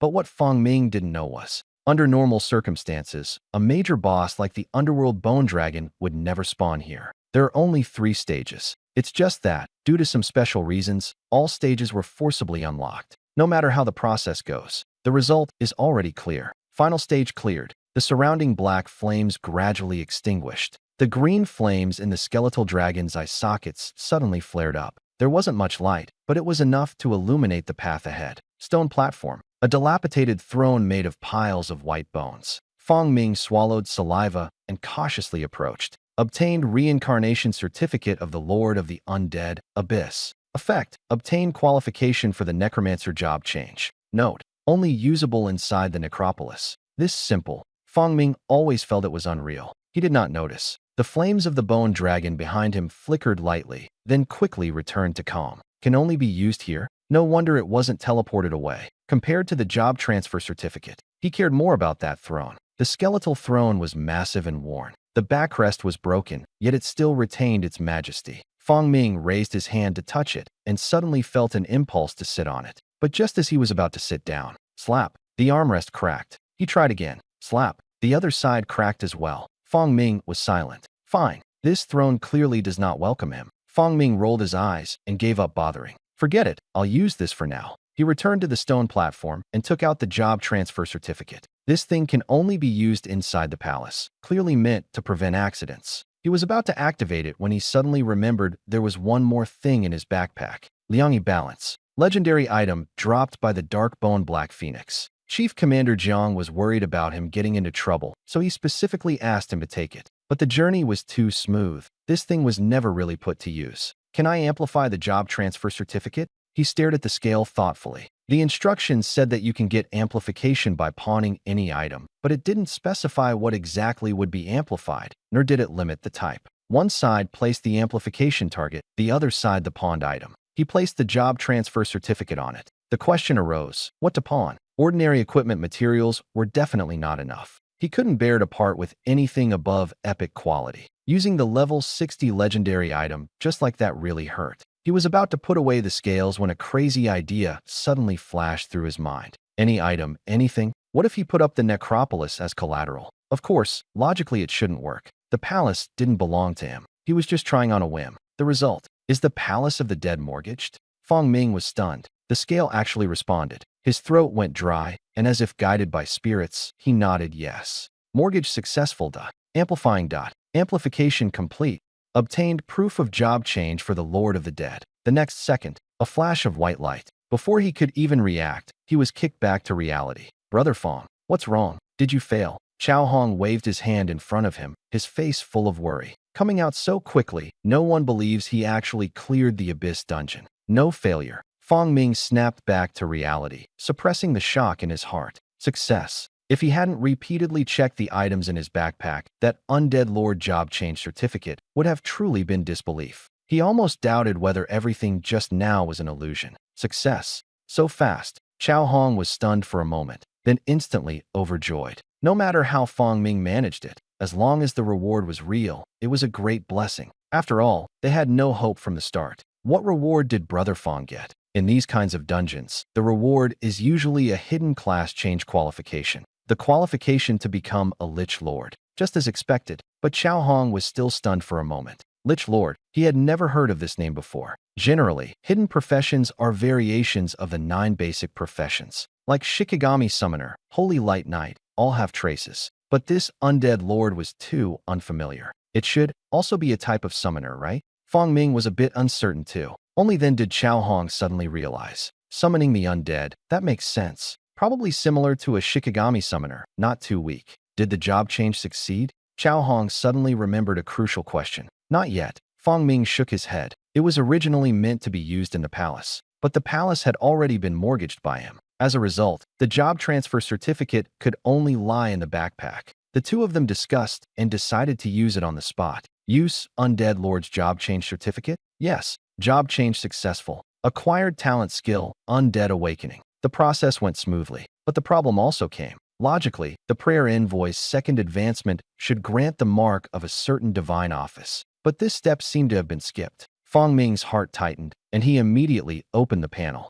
Profession, Prayer Envoy, second advancement. Prayer targets, Exorcist, Undead Sovereign, Abyss. Talent skill, Undead Awakening, Abyss. On the surface, everything looked normal, but the two words Abyss were particularly glaring. What does this Abyss suffix mean? Chao Hong also frowned. A normal hidden profession shouldn't have this kind of mark. Brother Fong, did you really never have any accidents in the job change dungeon? Fong Ming was stunned. There shouldn't have been, right? However, I used that two-aspect balance for the job change certificate. Chao Hong was stunned. His first reaction was, "You can play like this." His second reaction was, "What did you mortgage?" He wasn't blaming, just curious. What exactly was mortgaged to cause such a commotion? After Fong Ming finished telling the truth, Chao Hong was completely dumbfounded. "You mean, you mortgaged the palace and the copy?" He opened his mouth. There were too many points to criticize, and for a moment he didn't know which one to curse first. Using a legendary level item to improve quality is still understandable. But how did you come up with the idea of putting someone else's territory as collateral? The key is, it actually worked. I just gave it a try. I don't even know why it happened. Fong Ming shrugged. Chao Hong thought for a long time and could only conclude that the dungeon was too special. It was also the first time he had seen an Abyss job change dungeon. It seemed normal for something ridiculous to happen. Forget it. As long as the job change goes smoothly, that's fine. Such a thing would be ridiculous if it happened to someone else. But it made sense for Fong Ming, who had SSS-level talent. Soon, Fong Ming returned to Zhongda. Commander Chao sent him off and then left, as if he had an urgent mission. Only reminded him not to go out recently. The National Destiny instance just ended, and the World instance is about to start. In addition, the promised level 30 rare exclusive suit is already prepared. Told him to go find Director Su to collect it. On the way, he happened to encounter the Morning Light Adventure team. Senior Lee, Senior Nyo Dali. Fong Ming greeted them, but the other side looked completely dejected. "Junior, looks like you've already reached level 30. Your level has surpassed ours. Sigh, we're getting old, no use anymore." Fong Ming was silent. "This acting is way too harsh. Senior, don't be sad. I even brought gifts for you all." The moment the word gifts came out, Nyo Dali instantly revived. "What gift? Old Nyo must have a share. Li Xiaowei." "All right then, for the gift, a smile first." "Hee. Junior, you're too polite. Just come back, no need to bring gifts." "Let's be clear, it's not me asking, it's Dali specifically requesting." He spoke as he pulled Fong Ming into a corner, speaking mysteriously. Fong Ming chuckled, asked no further questions, and took out a wooden sphere. "Singing doll, advanced prop, pre-recorded, can be used in dungeons, effective against certain monsters. In simple terms, it's a walking speaker." This thing didn't drop in a dungeon. He casually brought it back from the Research Institute. Each of the few people got one, and everyone found it quite novel. Items from the Research Institute are simply not available on the market. "All right, I forgive you for the sake of the gift." Li Xiaowei smiled happily. "Are you here to see Director Su?" "What a coincidence, he's not here today." Fong Ming was stunned for a moment. Thinking of Commander Chao's hurried departure, he vaguely felt something was off. But he didn't think much of it and planned to come back another day. Then, "Senior, where are you all headed?" Only then did he realize these few people were clearly in a hurry. "You don't know?" Li Xiaowei looked surprised. "Freshman orientation, huh?" Fong Ming raised an eyebrow. The name sounded somewhat familiar. He was probably overlooked because he had been constantly leveling up. "No need to level up these 2 days, right?" Li Xiaohui's eyes brightened. "Then it's perfect. Come with us to the training ground. This time we won't let the people from Qingda get the upper hand. I write my name backwards." Fong Ming was completely confused as he was directly pulled into the training ground. It wasn't until he heard that sentence that he understood what was going on. "I'm just saying, there isn't a single capable freshman in Zhongda. This is the 10th one, right? Is anyone else going up? If not, I'm leaving." On the battle stage, a student wearing a baseball cap stood with both hands in his pockets. No sooner had the words fallen, the college students watching exploded with excitement. "Is there not a single freshman this year who can fight? Whoever beats him, I'll personally give a rare material." The senior issued the challenge. But those who truly dared to step up had already lost everything. Almost all were down within a minute. Most of the newcomers have just reached the first transfer. A few are at level 10 or so. And the person on the stage, level 25, S-level talent. TCH, all relying on level and talent. Piled up with resources, nothing to be so arrogant about. Qing University is the same, always targeting us from the middle and lower ranks. If you have the ability, go to Kyoto University. Kyoto University also has S-level freshmen. He wouldn't dare. In the audience, Li Xiaowei watched with Fong Ming for a while. The situation quickly became clear. That's what it means. Li Xiaowei sighed. Someone has to pick all the freshmen at the university. No one else could tolerate it. Indeed, it's unbearable. Fong Ming nodded, then immediately shook their head. He had just changed jobs, and his equipment skills were not yet developed. The opponent was a genuine S rank. He glanced at the stage a few more times. That person immediately noticed. "Hello, that rookie. If you want to fight, come on up." Fong Ming was stunned, pointing at himself. "Me? Is it a good time now?" He looked at Li Xiaowei. He had his second transition completed. Level 30 fighting, level 25. If he lost, it would be even more embarrassing. Li Xiaohui was clear about this in his heart, but he still asked, "You've completed your second transition, right?" "Done." "Second profession?" "Summoner." Fang Ming thought for a moment and gave a common profession. "Strictly speaking, an undead summoner also counts as a summoner." "That works. You'll definitely be fine, Junior. It's okay to lose, just give it a try.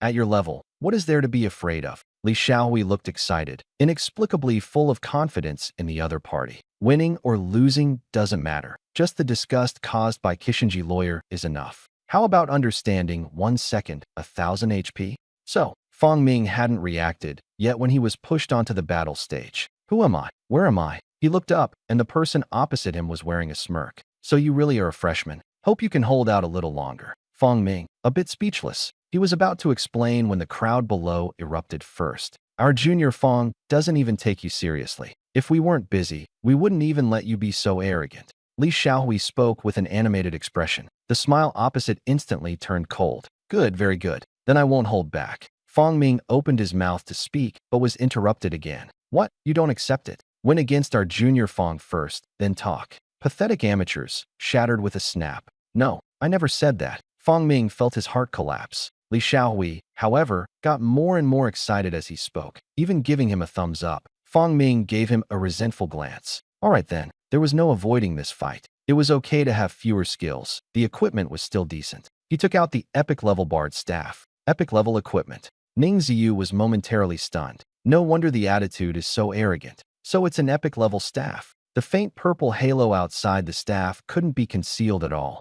Fang Ming was speechless. He never said that. But the other party didn't care at all. Humph. So what if it's epic level? The strength of S-class talent is beyond your understanding. In Ning Ziyu's eyes, equipment is just an aid. He was about to make a move, but an unexpected event occurred. Wait a moment. Can you wait a moment? Trying to buy time? Fine by me. The ending won't change. Ning Ziyu still stopped. Fang Ming gave an apologetic smile. In the audience, Director Su's assistant was frantically waving. He walked over, and when he came back, he had added a rare level 30 exclusive set to his outfit. What a coincidence. Fang Ming looked at the stats, his expression strange. Are we still playing?" Ning Ziyu snorted coldly. "Of course we are. Do you think you can win just by changing equipment?" But in his heart, he was already vaguely uneasy. Looks like the opponent is not simple. Fang Ming took a deep breath and decided to take it seriously. "So, shall we start?" "Begin. We're both mages. I'll let you make the first move. Don't just stand there without using a single skill."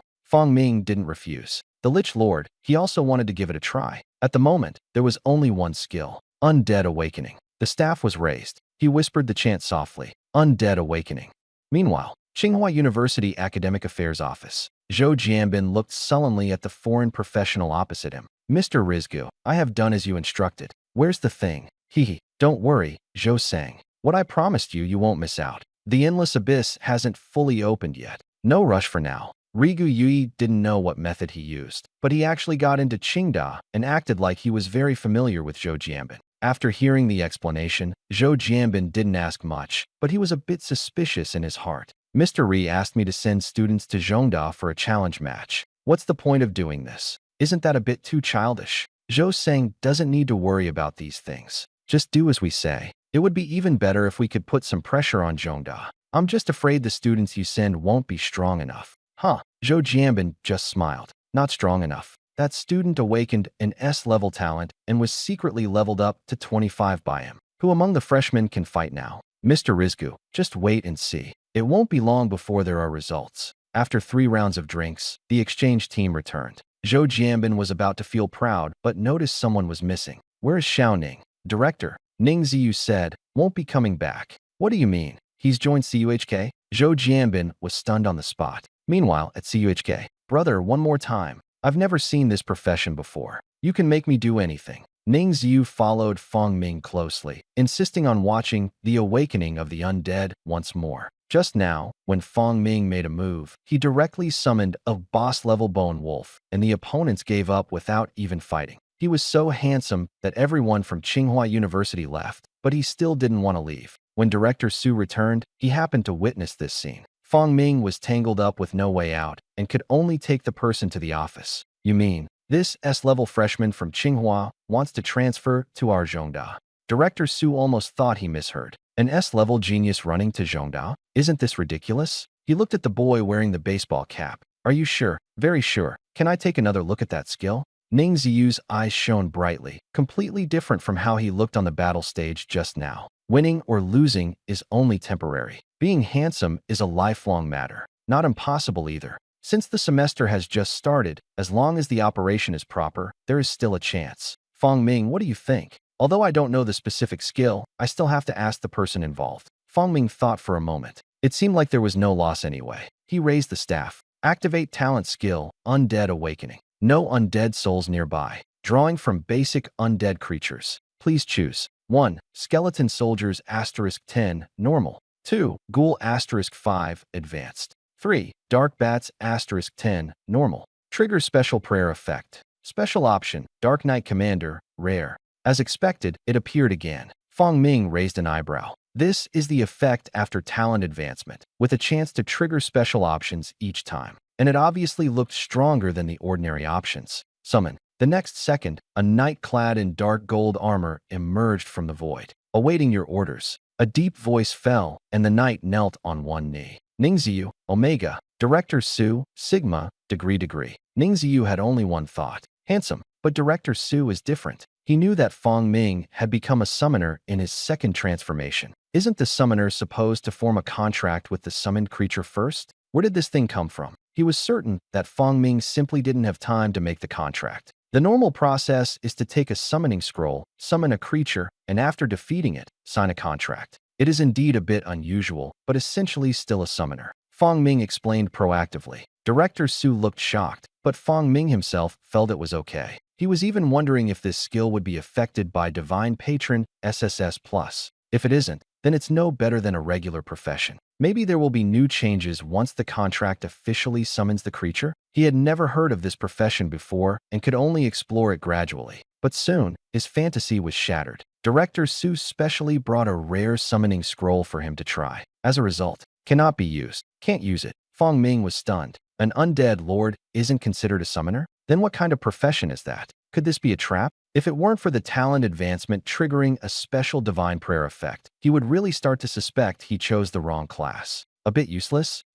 Quite interesting. Director Su also became interested, pulling Fong Ming to study it for a long time, and finally came to the conclusion. Class unknown, abilities unknown, combat power unknown. It doesn't matter. Anyway, you don't actually need to go to the battlefield. Su Xingqiuan could only comfort himself this way. Fong Ming was silent. The matter was set aside. At least the Undead Awakening was still available. Entering the world instance was enough for self-protection. The Real accident happened soon after. When Director Su was handling Ning Ziyu's transfer, he heard a piece of news. What did you say? Director Zhou from Qing University has close ties with Xiaorizi? This sentence instantly alerted Su Xingqiuan. Regional boss, talent leak. It seemed everything had an explanation. How do you know? Isn't it obvious? Ning Ziyu responded calmly. The reason he was chosen for the freshman exchange program at Zhongdao was precisely because of this. As an S-level awakened, it was normal for him to know more. Su Xingqiuan immediately made a decision. This person must stay at Zhongda.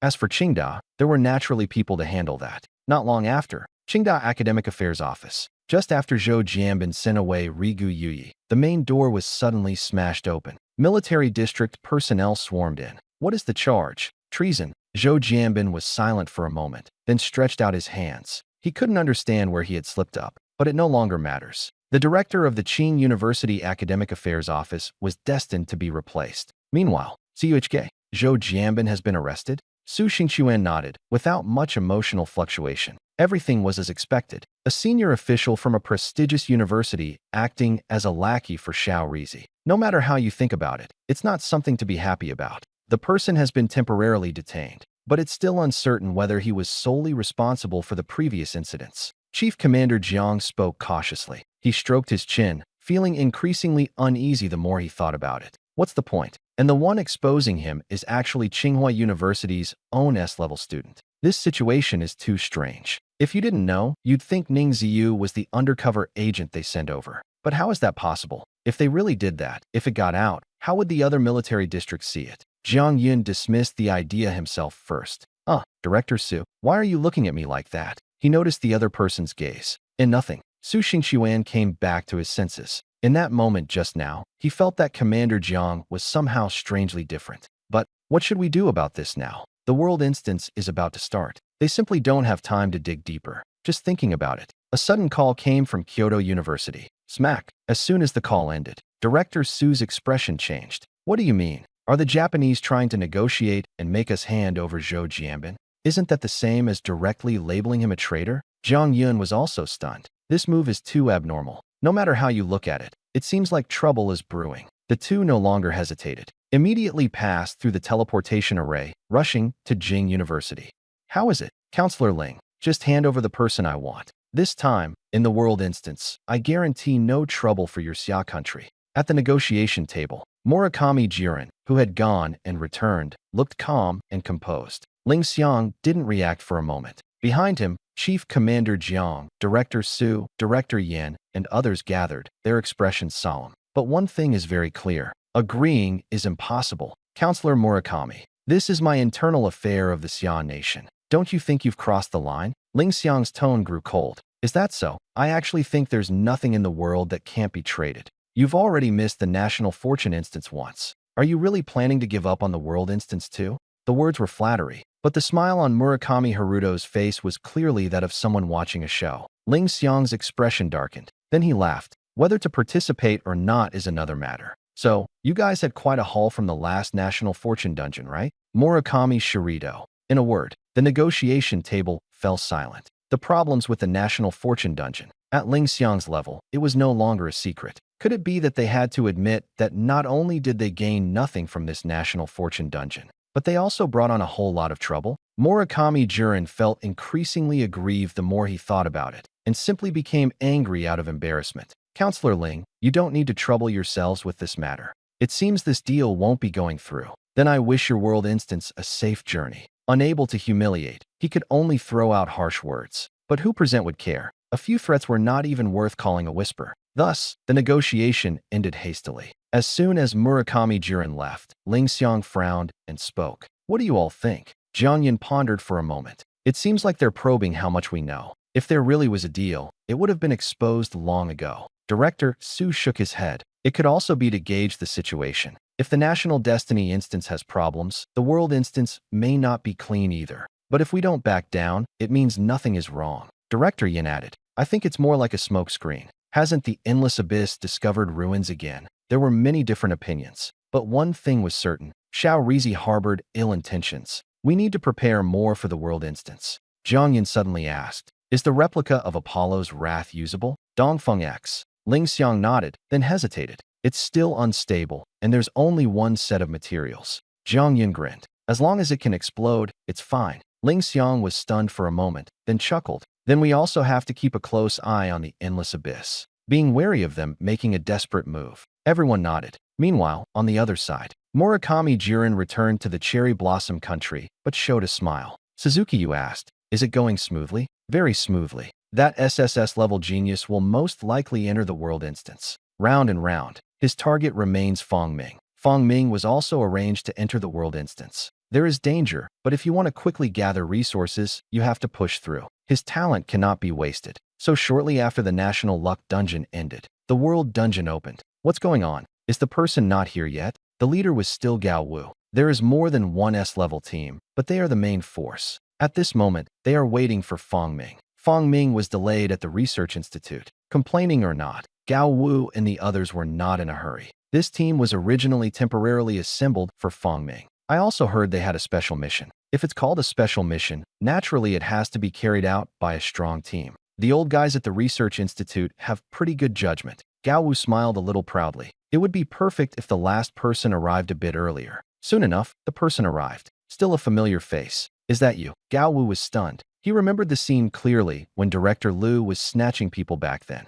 At the time, he guessed this kid was not simple. He never expected they would actually team up to enter a world dungeon. Captain Gao, sorry to trouble you. The one speaking was the military professional escorting Fong Ming from the Blue Whale Province Military District. No trouble, no trouble. Gao Wu repeatedly waved his hand. The other party's military rank was clearly high. He didn't dare say more. After a brief handover, Gao Wu led Fong Ming into the dungeon. Normal teleportation. Teleportation successful. Current dungeon, Undead Tomb, world class. Just landed. Gao Wu was about to speak. The world dungeon is fraught with danger. Moreover, Fong Ming is only level 30. But before he could finish speaking, Fong Ming spoke first. Captain Gao, thank you for your help. His tone was quite polite. Gao Wu was stunned. It's no trouble. The words could only be swallowed back. After all, it was the person appointed from above. At this moment, Fong Ming suddenly remembered something. By the way, I just came out of the research institute and happened to bring some things with me. Why don't you all share them? Gao Wu was stunned. He completely forgot what he was going to say. What stuff? That's all, Fong Ming said. Started digging outwards. 1 item, 2 items, 3 items. The result was simple. Everyone was stunned. Props and equipment were spread all over the ground. Everyone with their mouths open, momentarily forgetting what they were supposed to do. Fong Ming, are you moving the entire research institute out? Gao Wu's eyes went blank. No, not just the research institute. There are also a large number of rare items dropped from dungeons inside. It's understandable when you think about it. After all, it's a special mission. It makes sense to provide extra support from above. Then we won't be polite. But you came here on a special mission, right? We still have to make it clear that it's best to follow our arrangements for the action. Gao Wu spoke very tactfully. Originally, he wanted to give direct orders. But considering these rare items, his attitude softened considerably. The orders from above were strange. Everything must follow the command of the mission objective and protect it at all costs. He, an S-level team, had almost no autonomy. Even if the mission fails, it doesn't matter. The more Fong Ming looked, the more something felt off. The next second, Fong Ming took out a few more pieces of equipment. Gao Wu glanced over.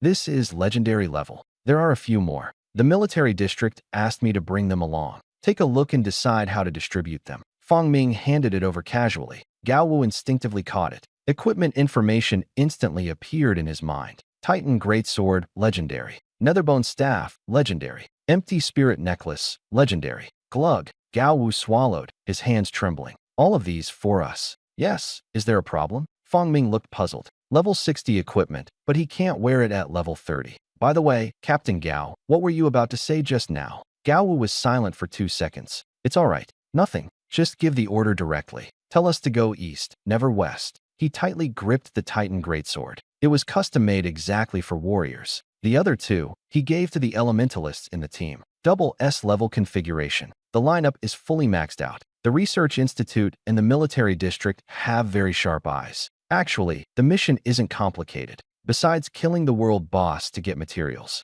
Director Liu also asked us to test something if we get the chance. Of course, I'm not familiar with world instances. Most of the time, I still have to listen to the veterans. Fong Ming was very clear-headed. The task had to be done, but this was his first time entering a world instance, and he had no idea about the process. Looking at this setup again, what does it mean to have awareness? The top martial artists were almost in tears. Others came with a bunch of local specialties and followed orders obediently. Sorry, the previous complaints were completely unjustified. Even frowning once is a sign of disrespect to the legendary equipment. This isn't just emptying the research institute. It's clearly draining the entire Xia country dry. Since that's the case, quickly gather the tokens. Gao Wu got straight to the point, because right now, he was ridiculously strong. World instances and national luck instances are different. Boss will not respawn automatically. You must first collect all the tokens to summon. There is no fighting over monsters. Rewards are distributed based on kill contribution. Therefore, everyone had the same goal and moved quickly. They just left.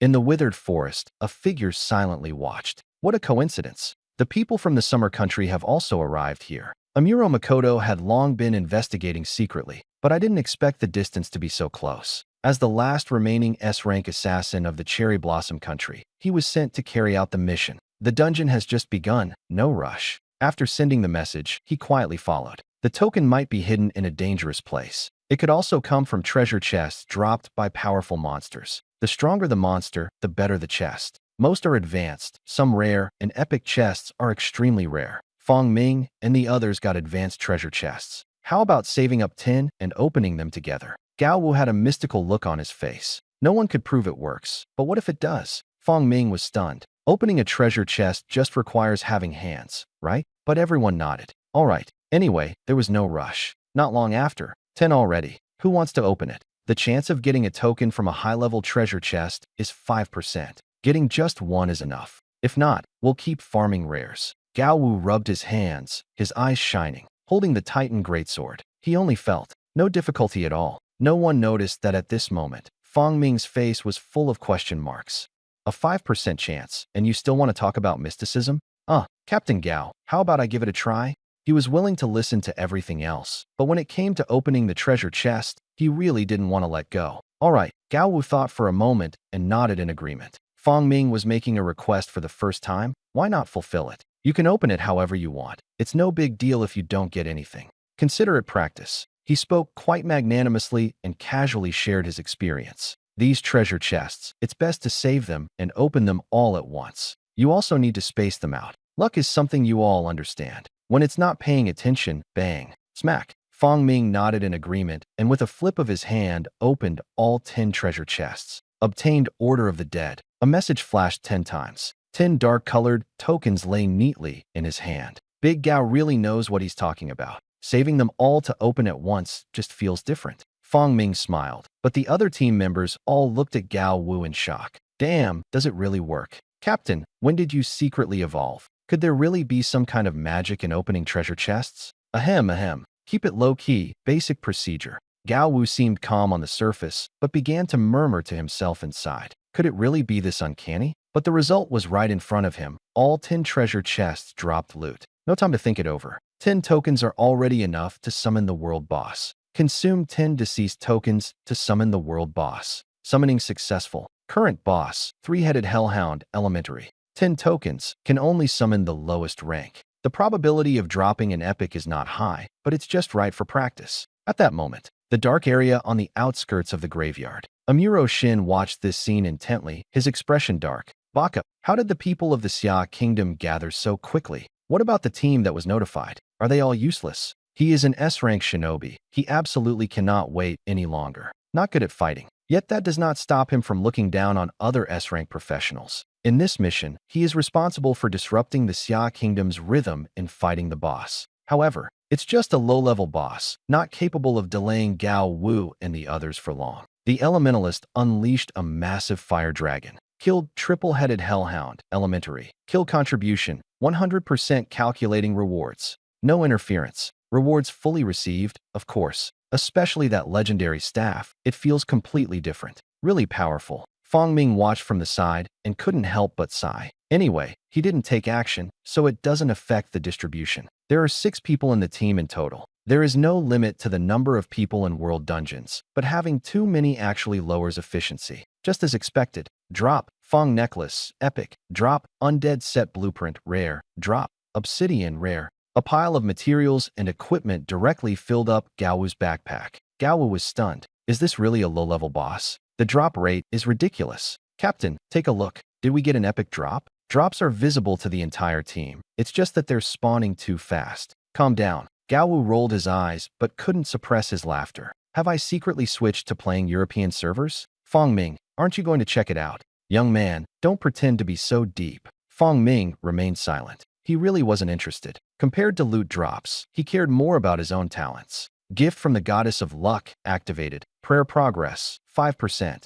A progress bar that suddenly appeared after killing the boss. What's it for? Unknown. Maybe once it's full, it will become clear. He simply stopped thinking about it. Meanwhile, Gao Wu was already excited, continuing to delve deeper into the dungeon, preparing to summon an even higher level boss. Fong Ming, they were happy on their side. But Amuro Jin, who had been following behind, was not happy at all. What kind of damn luck did those guys from the Summer Kingdom have? Summoning the boss so quickly is one thing. An elementary boss actually dropped epic equipment. Just now, when counting the loot, he saw it with his own eyes and his eyes turned red with jealousy. Then looking at the Empire's side, there wasn't a single figure. Where are the people? If they don't come soon, the opponent will take off. Here it comes, here it comes. Number 3, where are the people from the Summer Country? An S-level squad hurried over, but didn't even see a single figure. Waiting for you? The person ran off long ago. I've been sending signals for so long, and you're only just coming. Stupid pigs.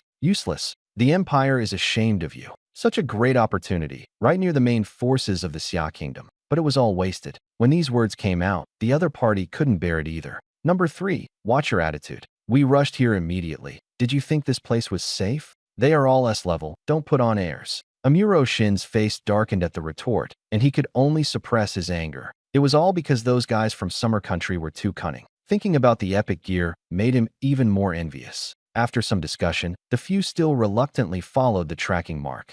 On the other side, Gao Wu counted the tokens. 50 pieces. Should we summon the boss directly? The mid-level boss is a sure thing. He himself was a bit dazed. In such a short time, they had actually gathered 50 pieces. He even felt that 100 pieces was not a dream. How about gathering 100? Once the words came out, no one opposed. High-level boss, the temptation is too great. A few people put away the tokens and continued to delve deeper. As long as it's not the boss, their lineup can simply steamroll through. Meanwhile, on the other side, the people of the Little Days Empire dared not move. What should we do? Should we call in a few more teams? Zhang Xiaoqiu asked in a low voice. Amuro Makoto fell silent. They were so close, yet the other had no awareness at all. Either it's too strong, or it's starting to get arrogant. Seeing that no one else had objections, Zhang Xiaoqiu sent a communication to several nearby S-level teams and, after some thought, also casually notified the Great Eagle Empire over there. They would temporarily follow behind, ready to wait and see. Don't rush for now.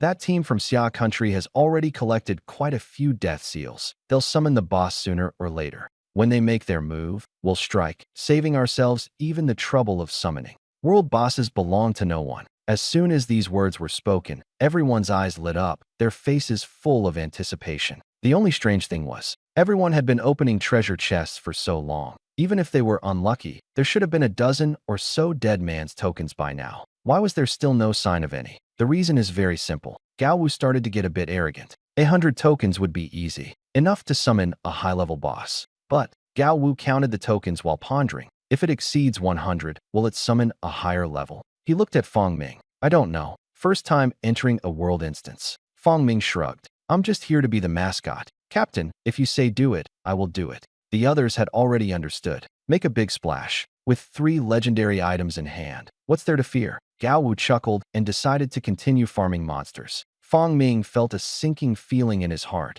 always sensing that something was going to happen. The result? No surprises. When the time was just right, they directly gathered a total of 200 death orders. 200 pieces, that should be about right. If it doesn't work anymore, it will be a big loss. Gao Wu originally intended to summon himself, but after a moment's thought, he shoved the token into Fong Ming's hand. How about you come? The number of tokens is related to the boss level, and there's a small chance to get higher level ones. It's pretty boring just standing beside, join in. It's okay to be unlucky. The important thing is to participate, he said with a relaxed expression. But in his heart, he was thinking about this walking humanoid treasure trove. Fong Ming was stunned. Let me. Could he even summon a higher level boss? Do you want to listen to what you're saying? What if? No what if. Gao Wu raised the Titan Great Sword, his tone resolute. Even if it's a high-level boss, we can handle it. You summon directly. World bosses are generally weaker than regional bosses. A 5-person team can manage them without much difficulty. All right. Fong Ming thought for a moment and hesitated no longer.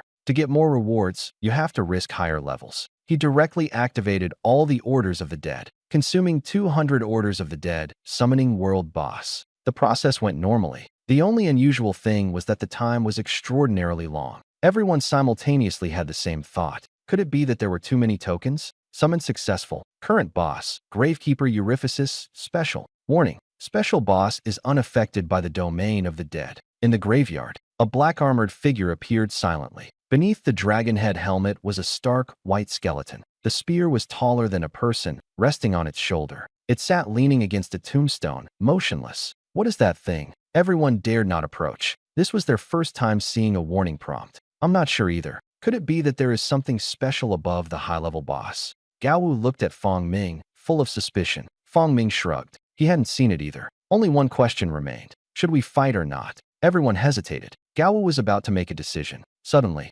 boom, a huge crater was blasted between the two sides. Dust flying. Ha! The trash of Xiaogua. This boss belongs to us now. If you know what's good for you, forget it. You all might as well stay. A shadow stepped out from behind the tombstone. 1 team, 2 teams, 3 teams, 3 S-class teams, 2 from the Little Sun Empire, 1 from the Great Eagle Empire. When did they arrive? Gao Wu was stunned. Wasn't there only 1 team? He had originally planned to clear these people out casually after entering the world dungeon. But because the boss distracted him, he neglected to notice when 2 more teams appeared in the arena. Captain, stay calm. Gao Wu frowned, but he was not panicked. It was just 3 S-level teams, and only 3 of them were truly capable fighters. They had two S-level members and 3 pieces of legendary equipment, so they were not at a disadvantage at all. What concerned him was that when the enemy used their skills just now, it seemed to have alerted the special boss in the back. Jiang Xiaojuan, stop talking nonsense. Let's eliminate the Xia nation first, then tackle the boss.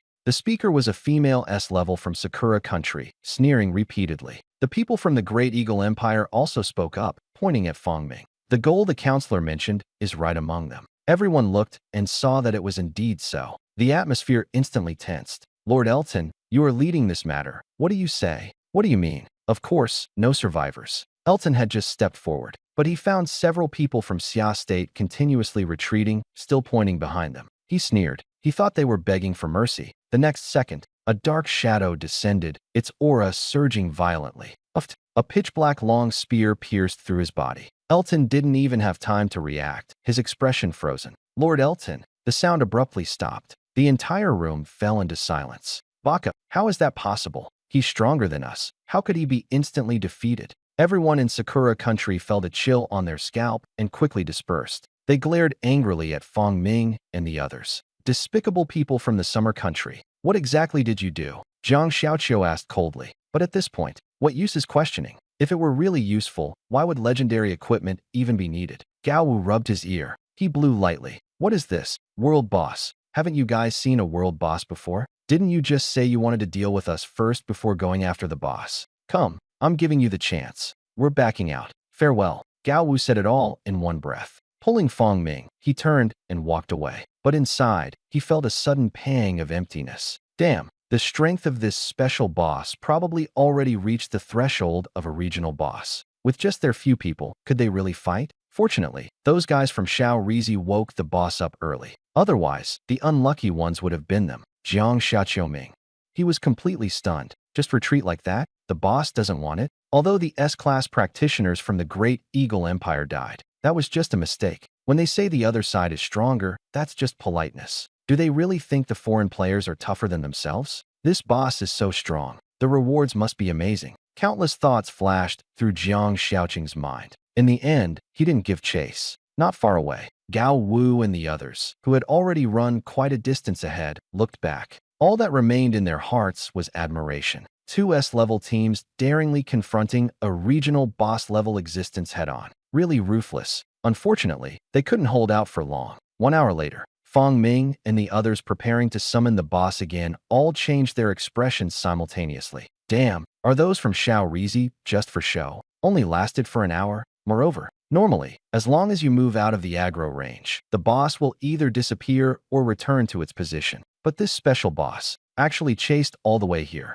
Captain, should we run away? Someone whispered. Gao Wu frowned, quickly calculating the chances of a kill in his mind. He hadn't spoken yet. Fangming suddenly raised his hand. Why not give it a try? I might have a way. His gaze fell on a certain item in the spatial backpack. Dongfeng X Abyss. Legendary, LV60. Semi-finished product. Contains extremely unstable violent energy. Fangming thought for a moment. Still didn't take it out. Instead, he looked at the innate skill, Undead Awakening. This dungeon is called the Tomb of the Undead. Would using this skill here bring a surprise? Fangming raised his staff. Directly activate. Activate talent skill, Undead Awakening.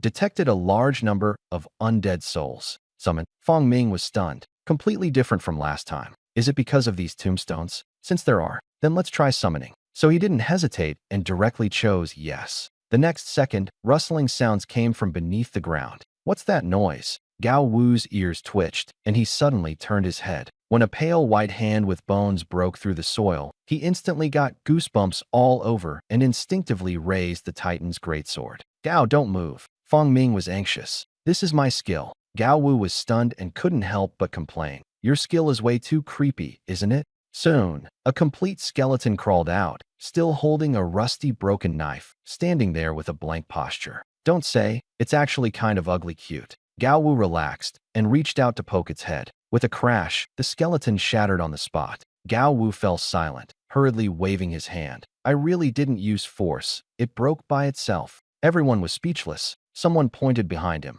Captain, you'd better take a look first. Gao Wu turned around, and a skeleton over 2 meters tall was standing there, its armor broken, the large sword gleaming coldly, exuding a full sense of pressure. Before he could speak, the shattered bones on the ground clattered again. The small skeleton from before had somehow reassembled and stood up. Then, one skeleton after another emerged from the earth, some humanoid, some beast-shaped, and even some whose species could not be identified. A vast expanse of white, a surge of deathly aura. At this moment, he finally understood why this place was called the Undead Tomb. Fong Ming. Gao Wu's expression grew grave. All these, did you summon them? There are too many, and several of their auras are already close to that of a low-level boss. Fong Ming was also stunned and whispered, "It seems so, and that special prayer effect has also been triggered." Buff gained. Skeleton Legion. Skeleton Legion. All attribute resistances increased by 20%. Hiss. Now it's really hard to explain. Should we do it? I'll have the skeleton soldiers hold the boss, and team leader Gao, you all go all out in output. Fong Ming's eyes lit up. This time the undead awakening exceeded expectations. Even the spare tools couldn't be used. With so many skeleton soldiers blocking the front line, the odds of winning were quite good. Gao Wu was equally tempted. The boss was already closing in. The group exchanged glances and nodded grimly. Done. 1 hour later. Bang! Gao Wu's sneak attack succeeded, but he was flipped and stabbed by the Tombkeeper's retaliatory shot. Upon landing, he shattered a pile of skeletons on the ground. The skeleton soldiers quickly filled the positions, overwhelming him. Gao Wu remained unharmed, instead shouting loudly, "Hurry! It's injured! Elementalist, unleash a big one!" The Elementalist had long been charging up. The wings of blazing flame erupted with a roar. Spikes pierced through the wound, causing the Gravekeeper to hesitate. In an instant, he was swallowed by the sea of skeletons. The next second, Gao Wu swung the Titan Greatsword, piercing through the chest. Strategy success. Defeat the Tomb Guardian Eurifos, special. Obtained Gravekeeper's Spear, legendary. Obtained Wraith Tombstone, epic. Obtained Shadow Relic, epic. Huff, finally made it through. Gao Wu let out a long breath. This was the toughest boss in the dungeon, but the reward made it worth it. Have to thank those little rascals. They helped wear down a lot of its health in advance. Gao Wu checked the rewards while grinning from ear to ear. The others were also beaming with joy. Only Fong Ming looked dazed. Fong Ming, wake up. Huh? What's wrong? Fong Ming came back to his senses. Gao Wu rolled his eyes, getting distracted even when counting rewards. Something feels off, but whatever. Legendary equipment is better anyway. Soon, he was immersed in the reward screen, unable to stop. Only Fong Ming was left standing there, stunned. But he wasn't daydreaming. He was checking the prompt in his mind. Detected Undead Soul, Gravekeeper Eurifus, LV60, legendary. Recruit as a servant. This is the prompt that pops up the moment the boss is killed. This boss is very special. Fong Ming furrowed his brows. Previously, when fighting the three-headed hellhound, this kind of situation never occurred. After a brief moment of thought, he clicked yes. Obtained Undead Minion, Gravekeeper Ariuffes, legendary. An additional section immediately appeared on the attribute panel. Undead Minion, Gravekeeper Ariuffes, LV60, summonable.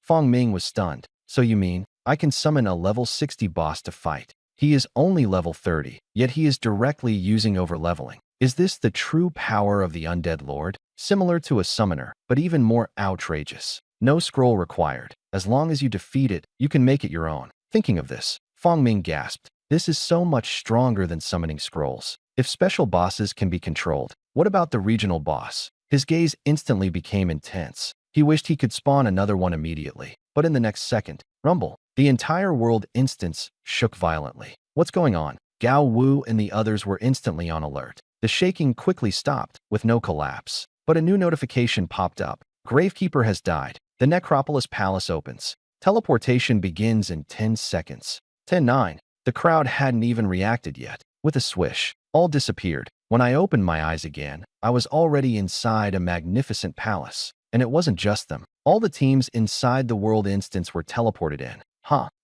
The S-rank professional from the Great Eagle Empire laughed out loud. Look what I found. A group of isolated Xia country people. This is simply a gift from God. They went to great lengths to find the Xia team. But in the next second, everyone was transported to the same place simultaneously. Captain Gao, what's going on? This time, only 2 teams from Xia arrived. The other team was led by S-rank elementalist Yunjin. Seeing it was their own people, Yunjin immediately led her team over. Now, apart from them, everyone else is an enemy. Wait, let me think. Gao Wu looked around, his expression somewhat confused. Could it be related to the world boss they just killed? He didn't expect that killing a special boss would result in being teleported. After all, this kind of boss was also their first encounter. Or could it be related to Fong Ming's skill? He instinctively looked at Fong Ming, but he found Fong Ming staring around, his expression strange. Fong Ming, did you discover something? Fong Ming came back to his senses. Nothing, it's just that this place looks a bit familiar. Familiar? The cold, damp air, the silent square. It does indeed resemble a tomb of the undead. But the most striking thing was the huge bronze door ahead. Fong Ming remained silent. He couldn't possibly say that this place looked very similar to where he activated the Abyss job transfer invitation. It was also an undead palace back then. Only this door in front of him was bigger. What exactly was the connection between the two? Before he could figure it out, people around had already gathered. The Great Eagle Empire, Little Sun Empire, Gall Chicken, Bongzi Country. Besides a few S-level teams, there are quite a few A-level ones as well. There are many countries, and even more people. Everyone's eyes are fixed on the Xia nation's side. A murderous atmosphere fills the air. Fong Ming, step back. Hide yourself when the fight breaks out later. Gao Wu's tone was low and steady. He had only one task: protect Fong Ming. But this empty square had nothing to hide behind. Where could he hide? Just as the atmosphere was about to explode, a prompt suddenly sounded in everyone's mind. Stage 1, Dark Legion. Monster, Dark Knight, LV60, Advanced.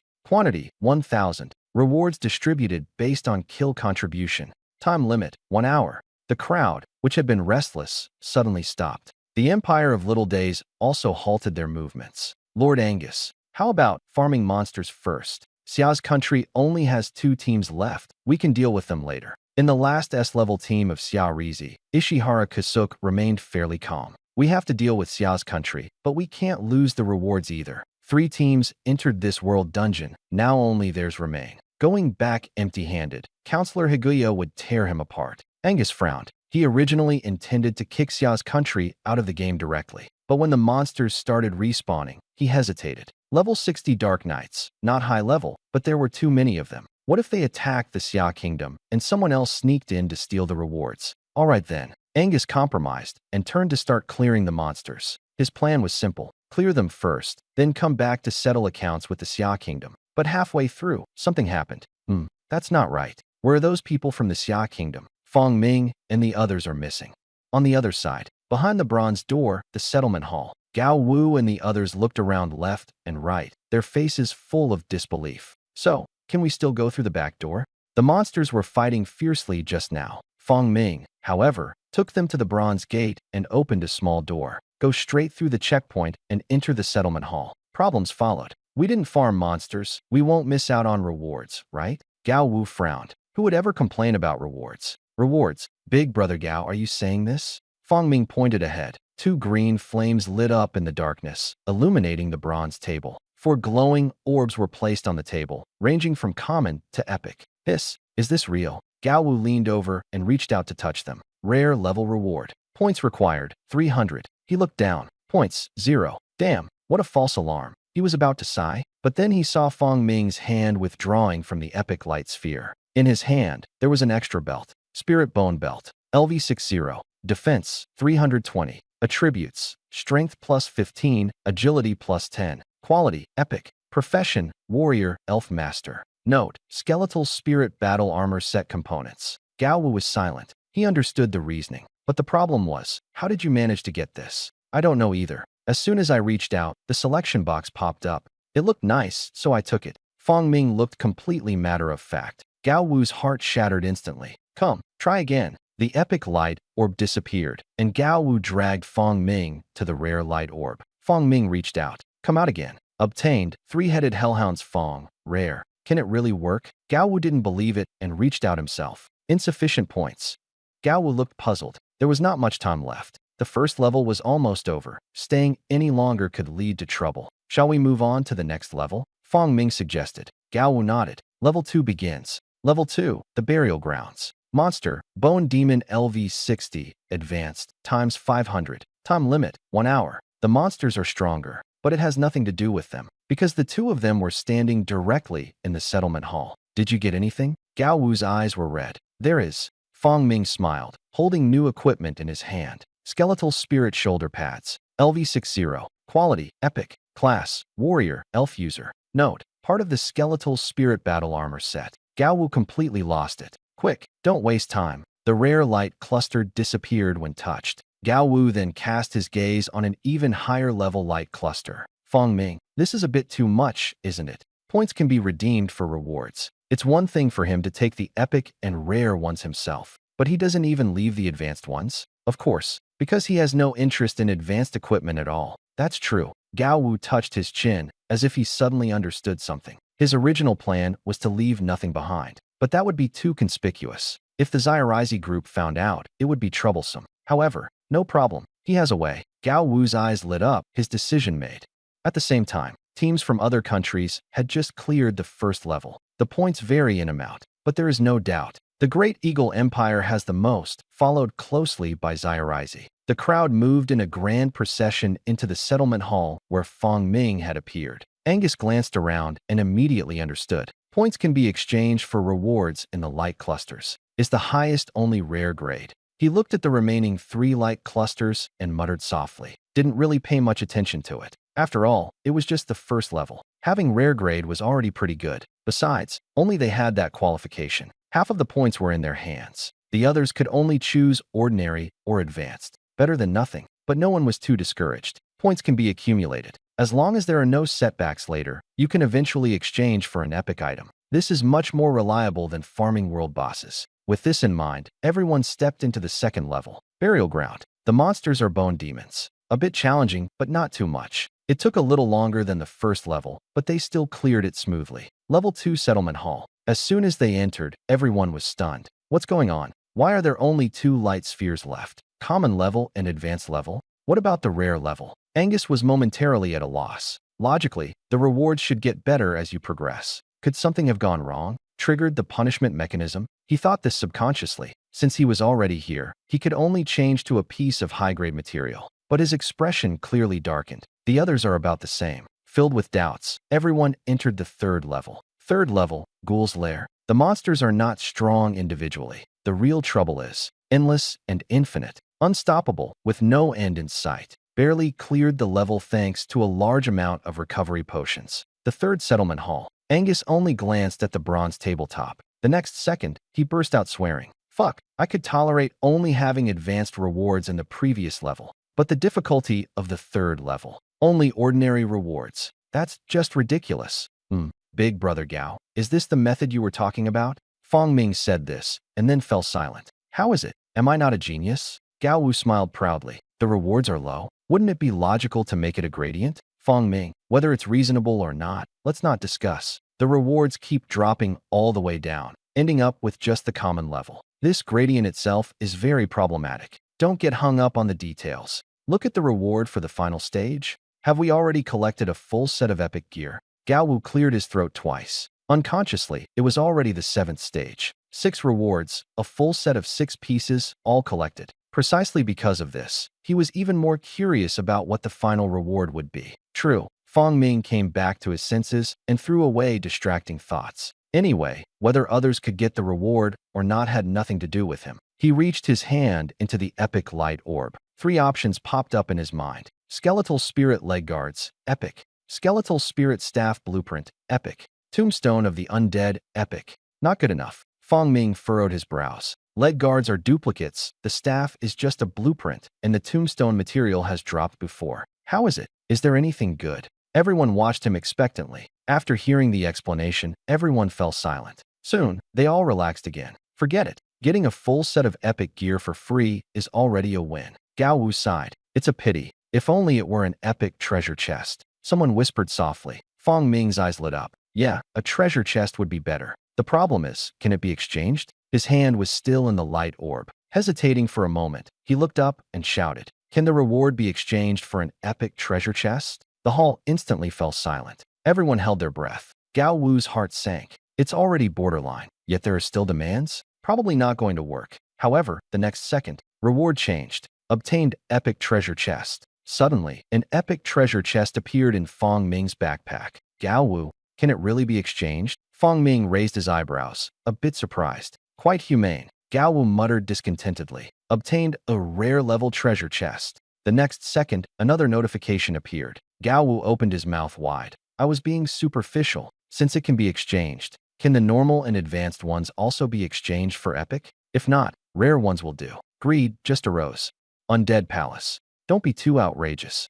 Everyone's gaze was strange. Ahem, just kidding. Gao Wu forcibly salvaged his dignity. But in the end, Fang Ming only obtained ordinary and advanced treasure chests. The cost, however, is very apparent. In the following levels, rewards will be reset. The trial ends immediately. Swish. Everyone was instantly transported to the finish hall. Xiao Rizi and the professionals from the Great Eagle Empire were also among them. Trial over. Automatically leave in 30 minutes. The air fell silent. The other party recognized Fang Ming and the others instantly and exploded. Despicable Xia nationals. Where's the reward? What did you do? Gao Wu instinctively replied. How do you know it was us? As soon as the words left his mouth, he regretted it. All eyes in the room were instantly locked. Fang Ming was silent. If you can't speak, then really just don't. What should I do? Should we run? Gao Wu had already shielded everyone, although they could immediately teleport away. But if the landing points were the same, it would still be a group fight. Wait, let me think. Fang Ming frowned in deep thought, then suddenly leaned close to Gao Wu's ear and whispered a few words.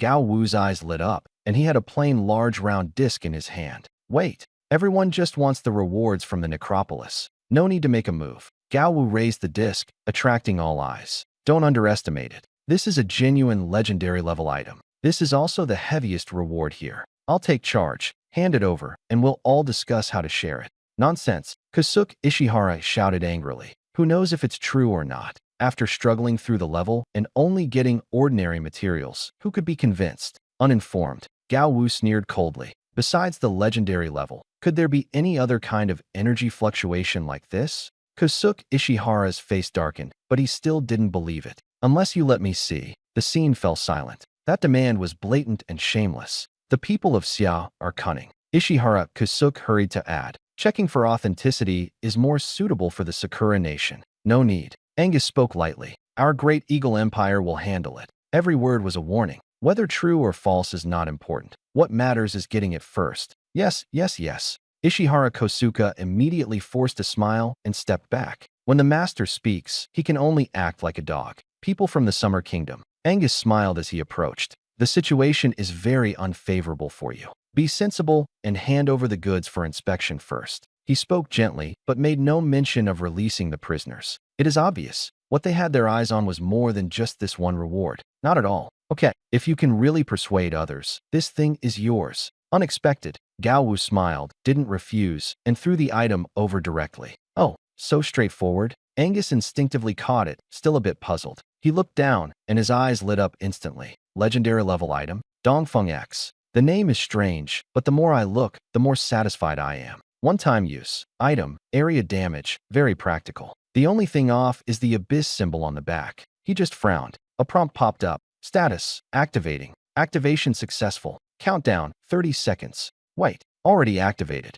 Angus's face changed abruptly, and his hand trembled, causing the large disc to fall to the ground. The possible volume did not decrease, but instead surged wildly. People around him all turned their heads. Bastard. Run. We've been screwed over by the Summer Nation. Angus turned his head to look. The professionals of the Xia Kingdom are gone. Damn it. As expected, it was a trap. The next second, he brought people and teleported away directly. The others also realized it and rushed to flee for their lives. The undead palace was empty in an instant. 30 seconds, enough to clear the area. This is the price of being half finished. Energy out of control, the detonation time is uncontrollable. Palace of the Undead. Outside the palace. As soon as Angus came out, he saw the Xia people running wildly. Fuck, they're trying to escape. Stop them. The anger was almost burning through Fang Ming and the others' backs. Meanwhile, over here, Gao Wu was running while cursing. Damn it, this method doesn't really work. How did they come out so quickly? Fang Ming. Compared to the official Apollo's wrath, this thing does have some flaws. But who would have thought it would be such a hassle? It's bad enough that it can't be detonated remotely, but activation takes time, and the detonation countdown is this long.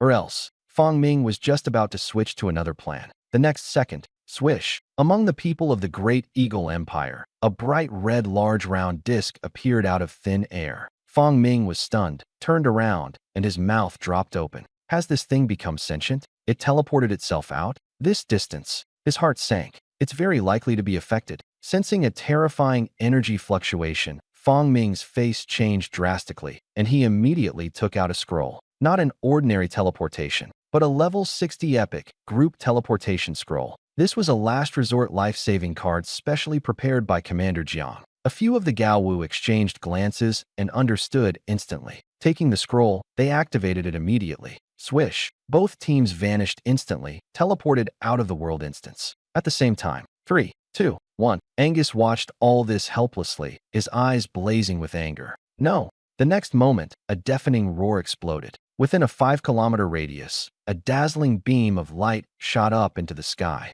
The real world. Near the research institute, the figures of Fong Ming and the others suddenly appeared. Cough, cough, cough. Fong Ming landed and immediately coughed violently. The transmission process was affected by East Wind X, almost making him vomit. The others weren't in much better shape, but at least they came back alive. Compared to those from Xiaori and the Great Eagle Empire, it was already a blessing. It was just too sudden a return. When they walked into the research institute, Jiang Yun was momentarily stunned, and her expression immediately turned serious. What's going on? Did something go wrong with the world instance? Countless speculations flashed through her mind instantly. A joint ambush? Boss run failure? But she quickly realized something was off. Both teams were intact, none missing. That. Fong Ming gave a dry laugh. There was a small accident while testing the Dongfeng X. No big problem. Jiang Yun gave them a suspicious glance. She sensed something was off, but couldn't quite put her finger on it. In the end, she didn't press the matter.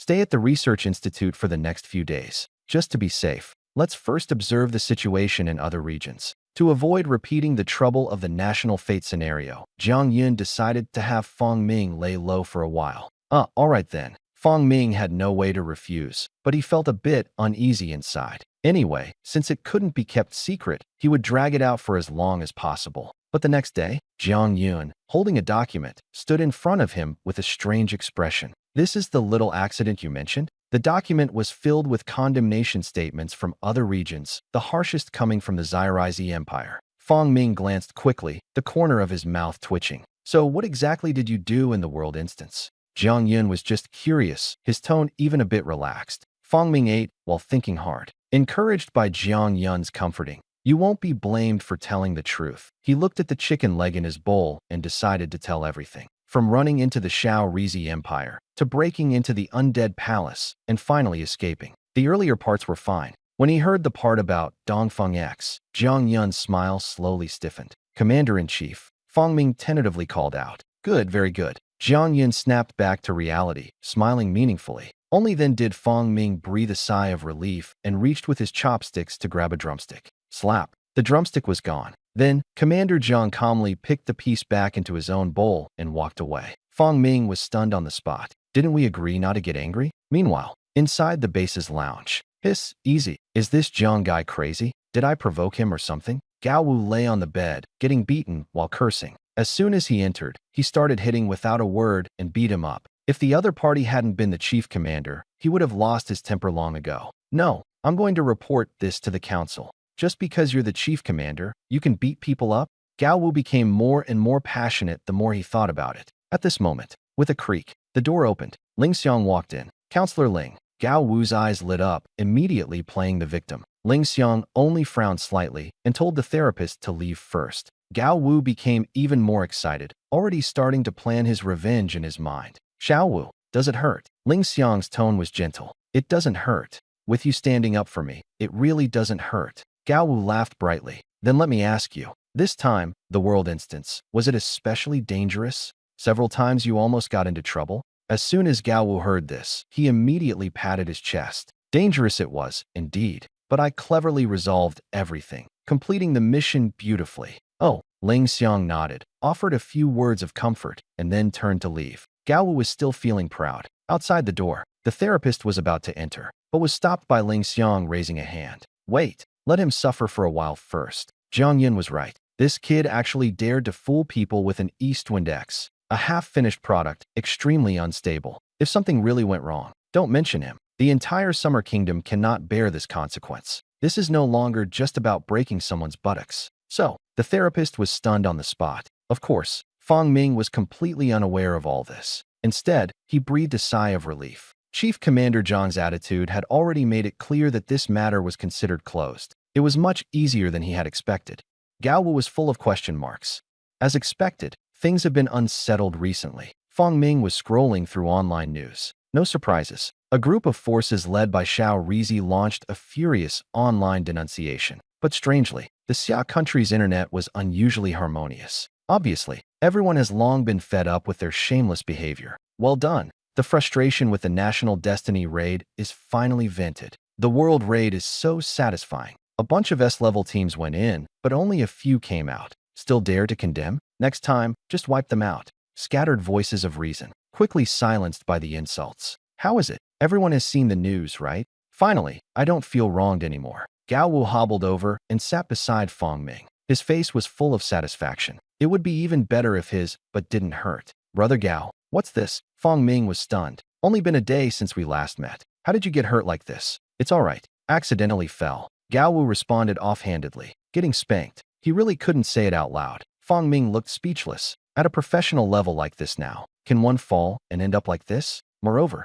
where's the healer? Gao Wu felt even more awkward. Originally, there was supposed to be a therapist, but when Counselor Ling arrived, he said there was an emergency mission. He ran off immediately. No sign of him until now. By the way, I'm here to talk to you about something important. Gao Wu quickly changed the subject. Listen, there's been a recent event and many people aren't at the base. You need to stay a bit longer these days. Feng Ming was stunned. Immediately understood. No wonder I haven't seen Commander Jiang. Most likely also went to participate in the event. If that is the case, then stay a few more days. Anyway, already reached the second stage. This bit of time won't make a difference. So, Feng Ming was idle for 3 whole days. Really couldn't stay. Simply ran to the research institute, only to find out Director Liu was not there either. Where has everyone gone? Feng Ming was somewhat puzzled, but didn't pay much attention until that moment. This day, he opened the online platform as usual. A glaring headline popped up. Shocking. The largest relic in history has appeared in the endless abyss. Global entrances have opened simultaneously, and a new round of resource battles is about to erupt. The existence of the endless abyss. After the last dungeon riot, the Xia nation had vaguely leaked some information. Everyone was not unfamiliar with it, but couldn't claim to understand it. They only knew that the place was much more dangerous than ordinary dungeons. The comments section instantly exploded. The world dungeon just ended, and the ruins are coming again. Things have been getting more dangerous day by day recently. At least we made big profits from the world dungeon, so we should have the advantage, right?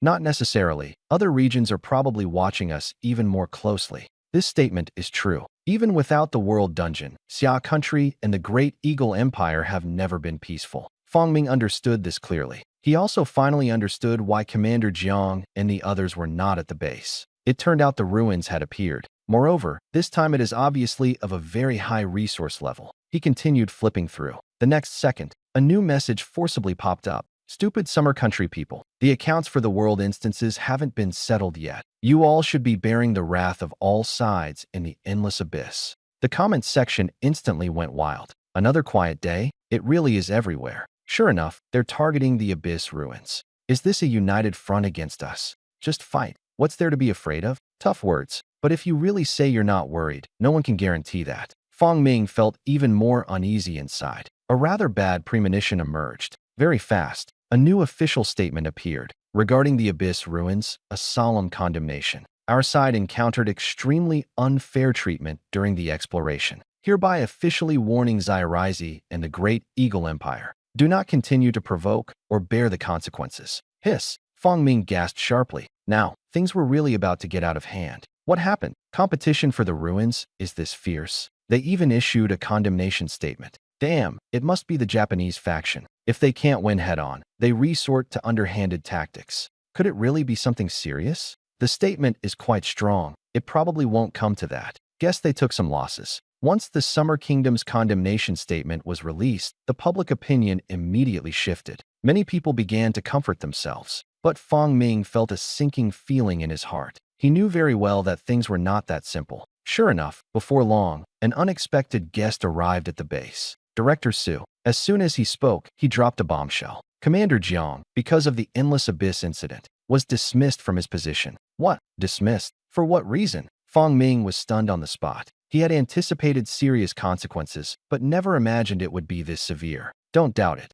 Just as you thought. Director Su smiled bitterly. In the giant ruins operation, there was a single wrong order. We gained nothing and suffered heavy losses. Someone has to take responsibility. Take responsibility? Fang Ming just felt wronged. Blue Whale Province was originally just support. Why should Commander Jiang take the fall? He turned and walked away. Direction, Research Institute. Wait, where are you going? Director Su grew anxious. Go to theory. Fang Ming didn't even look back. We can't let good people suffer injustice for nothing. Before the words had fallen, the person had already disappeared. Meanwhile, inside the Research Institute office, Ling Xiang and Dean Liu sat facing each other. Counselor Ling, Fang Ming staying at the Research Institute is definitely like adding wings to a tiger. Director Liu still wouldn't give up. Director Liu, Ling Xiang smiled and shook his head. You are slightly mistaken. His talent would be wasted if he stayed at the Research Institute. Don't rush just yet. Ling Xiang raised his hand to stop him. For difficult research problems, occasionally borrowing his breakthrough is enough. Now, the focus must be on the endless abyss and the world situation.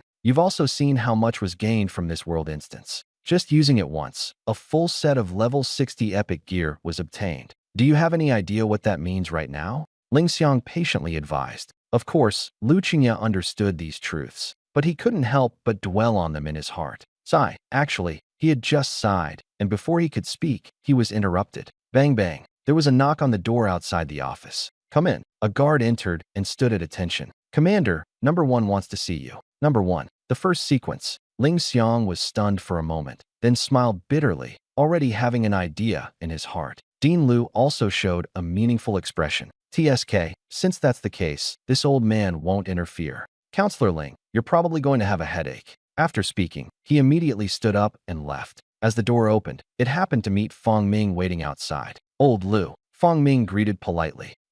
Not bad, a good kid. You focus on your important work, don't worry about me. Director Liu smiled and left. Not long after, this good kid in the office slammed the teacup down with a plop. Tea splashed all over the table. Ling Xiang, he knew Fang Ming had come to demand an explanation, but I didn't expect such a huge flare-up. If you don't want to drink, fine, just don't smash my tea. Fang Ming, can you put down my purple clay teapot first? That thing is quite important. Ling Xiang looked helpless. If you have something to say, direct it at me, not the teapot. Oh, sorry. Fang Ming was stunned and quickly put it back. He came to reason things out, not to smash anything. His anger was completely broken by this interruption. Fang Ming was silent for a moment, then remembered. Right, he came to stand up for Director Jiang. You came this time for Director Jiang, didn't you? Ling Xiang directly called it out. Fang Ming was momentarily stunned, his eyes slightly widening. How did you figure it out at a glance? Ling Xiang secretly relaxed, his face still composed. If it said that he was dismissed because of negligence, can you accept this reason? Fang Ming nodded. He immediately shook his head. Counselor Ling, call me Old Ling. Ling Xiang immediately corrected. The generational relationship must be clearly understood. All right then, Elder Ling. Fang Ming shouted somewhat awkwardly. Organizations have discipline. I understand. But General Commander Jiang cannot be removed. So, the terms are up to you. How can the decision be reversed? Fang Ming looked mature but awkward, leaving Ling Xiang speechless for a moment. Everyone knows there's discipline, yet you're trying to pull strings openly? Just as he was about to speak, he suddenly revealed a meaningful smile. All right, then you tell me. What are you trading with? Fang Ming's eyes darted, as if he had been prepared for this. The next second, he pulled out an item and placed it on the table. Smack! A gray crystal ball appeared, shimmering with golden light. Obtained Concealment Orb, Legendary. Can perfectly hide body and aura. Ling Xiang's mind went blank.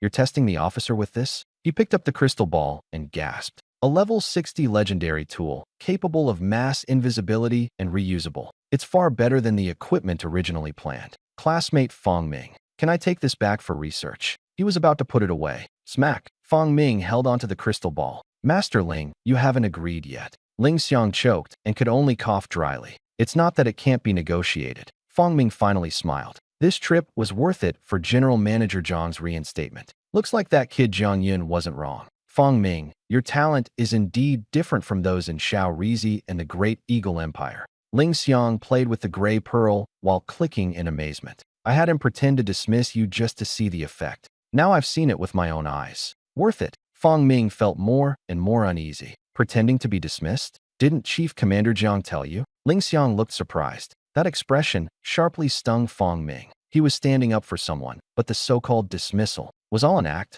Ling Xiang saw his confused face and almost laughed. Kid, you still dare to threaten me. Even though you know there are rules, you still want to pull strings. Now do you understand what it means that old ginger is spicier? Fong Ming was so angry he couldn't speak. What a waste of worry. He stared at the gray pearl. His hand just moved. Ling Xiang was already a step ahead, putting the item into the backpack space, not giving even a single chance. Don't look so dejected. Jiang Yun's reinstatement is real, and I can reveal some of the plan's details to you as compensation. Hearing the word plan, Fong Ming immediately perked up. Ling Xiang lowered his voice. That huge relic was discovered by us first. We were also the ones who leaked the news. The purpose is to lure the people of the small days and the great Eagle Empire over. Why do that? Because inside, there are divine essence shards. Those are the keys to enter the gods' graveyard. The place is very dangerous. We don't want to force our way in. Let them scout ahead first, and we'll pick up what's left behind. At this point, the meaning was already very clear. Fong Ming completely understood.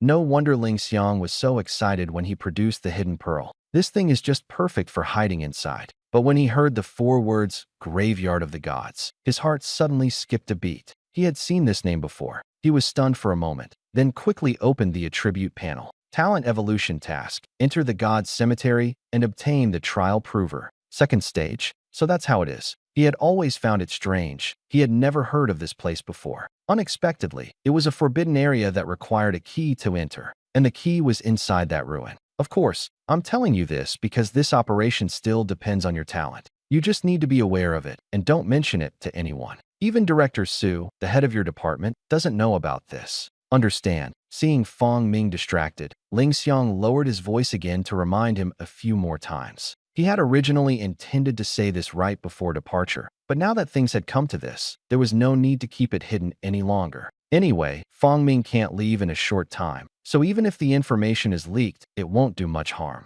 Now that the key is in hand, how could the little sunlight and Great Eagle Empire not be used? Oh, I understand. Fong Ming quickly nodded, seriously showing that he wouldn't tell anyone. Only then did Ling Xiang reveal a smile. However, the Cemetery of the Gods hasn't reached its opening time yet. In the meantime, you should level up first. The Endless Abyss is fine too, although it's a bit dangerous, but the leveling is fast. This time, in the ruins, they not only obtained divine fragments ahead of time, but also picked up a batch of ruin crystals, which can directly boost experience. After a brief explanation, Fong Ming left the Research Institute and returned to the temporary dormitory. He hardly absorbed the following words. His mind was filled only with the God's Tomb and the Talent Advancement task. What is the trial proof? He had no clue at all. And that gift of the Goddess of Luck. After defeating the Tomb Guardian, the progress directly soared to 65%. Previously, 3 Cerberus added 5%, and 2 elementary bosses added 10%.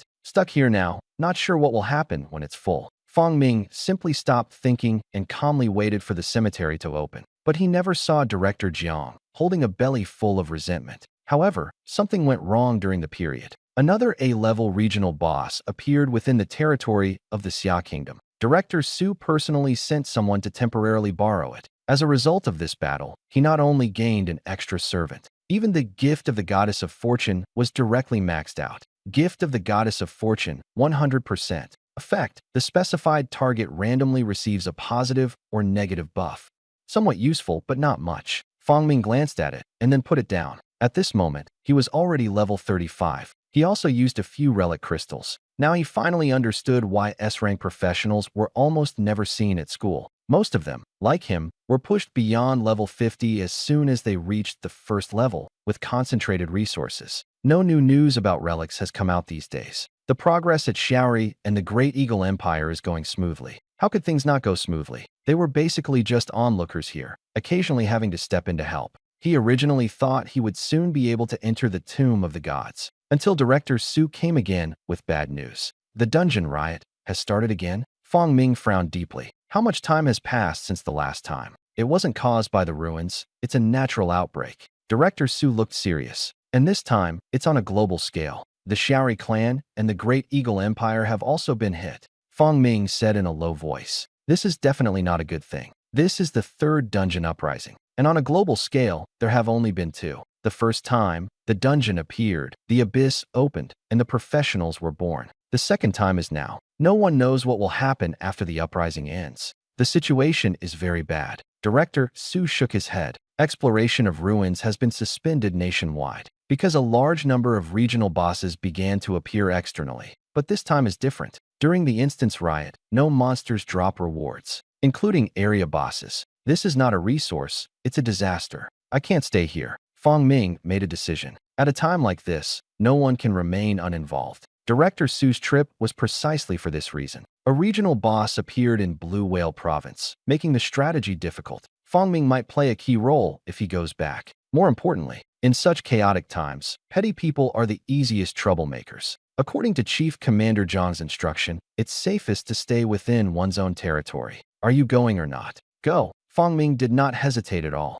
and in his heart, he still had his own calculations. Ever since he could recruit servants, he kept staring at the area boss. Now, the opportunity has arrived. It's just right for Chief Jiang to conveniently take down a regional boss. The more he thought about it, the more he felt that he had too few servants under his command. Only 2. There is not even a little sense of security. So, 2 days later, in a vast lake in Blue Whale Province, a flood dragon wrapped in black chains crashed down from the sky. The surface of the lake instantly sank. A cold and clear figure fell along with it. Zhuang Xian, an S-rank elementalist trained in Blue Whale Province, urgently recalled during a special period. Not just them. Other provinces and regions are also taking action. Only the strong provinces have more S-level ones. Blue Whale Province has 2. Besides Zhuang Xian, there is also the warrior Ruanjun. TCH, no wonder it's legendary level equipment. With just a necklace and a staff, you can solo it. Ruanjun sighed while standing by the lake. In his heart, he was even more puzzled. Isn't this equipment from Kyoto Province? How did Chief Commander Jiang borrow it? By talking. Jiang Yin stepped out from the back. A storm dragon of this level. He had to personally keep an eye on it. Xiao Xian, thank you for your hard work. This staff, only you can fully benefit from its effects. Zhuang Xian nodded. Her expression was cold. Jiang Yun was already used to it. He turned his head to stare at Ruanjun. I'm asking if you can do it or not. The whole time Xiao Xian has been the one fighting. Did I give you the hailing set for free? Ruanjun's face darkened. Commander-in-Chief, you are slandering. A man can't say he is incapable. It's just that this boss is too much for me. What can a soldier like me do against those flying in the sky? Jiang Yin thought for a moment. That makes sense. Otherwise, he wouldn't have bowed his head to borrow the Netherbone staff. Soul-devouring chains specifically counters this type of area boss. Battle problem solved. But Jiang Yun's mind was elsewhere. He had also brought Fong Ming along. Since learning about that profession's characteristics, he couldn't sleep. His mind was filled with just one thing. How to get Fong Ming to have a few more S-level regional bosses. Now, the opportunity has come. Jiang Yun thought, his gaze turning towards the distance. Chao Hong was leading Fong Ming, heading towards the center of the lake. Ruanjun sensed something was wrong, glanced along the way, and frowned. Commander Jiang, tell me the truth. That young man, is he your illegitimate son? Jiang Yun's face instantly darkened. You are the illegitimate child. Your whole family are illegitimate children. Ruanjun was stunned on the spot. Damn, if it's not true, why curse so harshly? But every time you bring him, you smile like you've found your own son. That kind of treatment, even illegitimate children don't get it. Cut the nonsense. Jiang Yun sneered coldly. What exactly is your S-level talent? Unbreakable, invincible for 10 seconds. Ruanjun instinctively replied. Then I'll tell you. Compared to Fong Xiaoyu, Jiang Yun raised his pinky finger. That's all there is. Still comparing to Fong Xiaoyu? Commander, you've gotten greasy. Ruanjun shivered. Speak properly. Jiang Yun slapped him. Ruanjun became obedient. Commander, are you sure? With his talent, he was also top tier among the S-rank. 10 seconds of invincibility was a life-saving skill against high-difficulty bosses. Just someone you found casually? Jiang Yun grinned. Have you gone dumb staying in the abyss? Haven't you seen the news? Ruanjun was stunned, then suddenly caught on. You mean, the SSS-level genius everyone online is raving about? Is it really that exaggerated?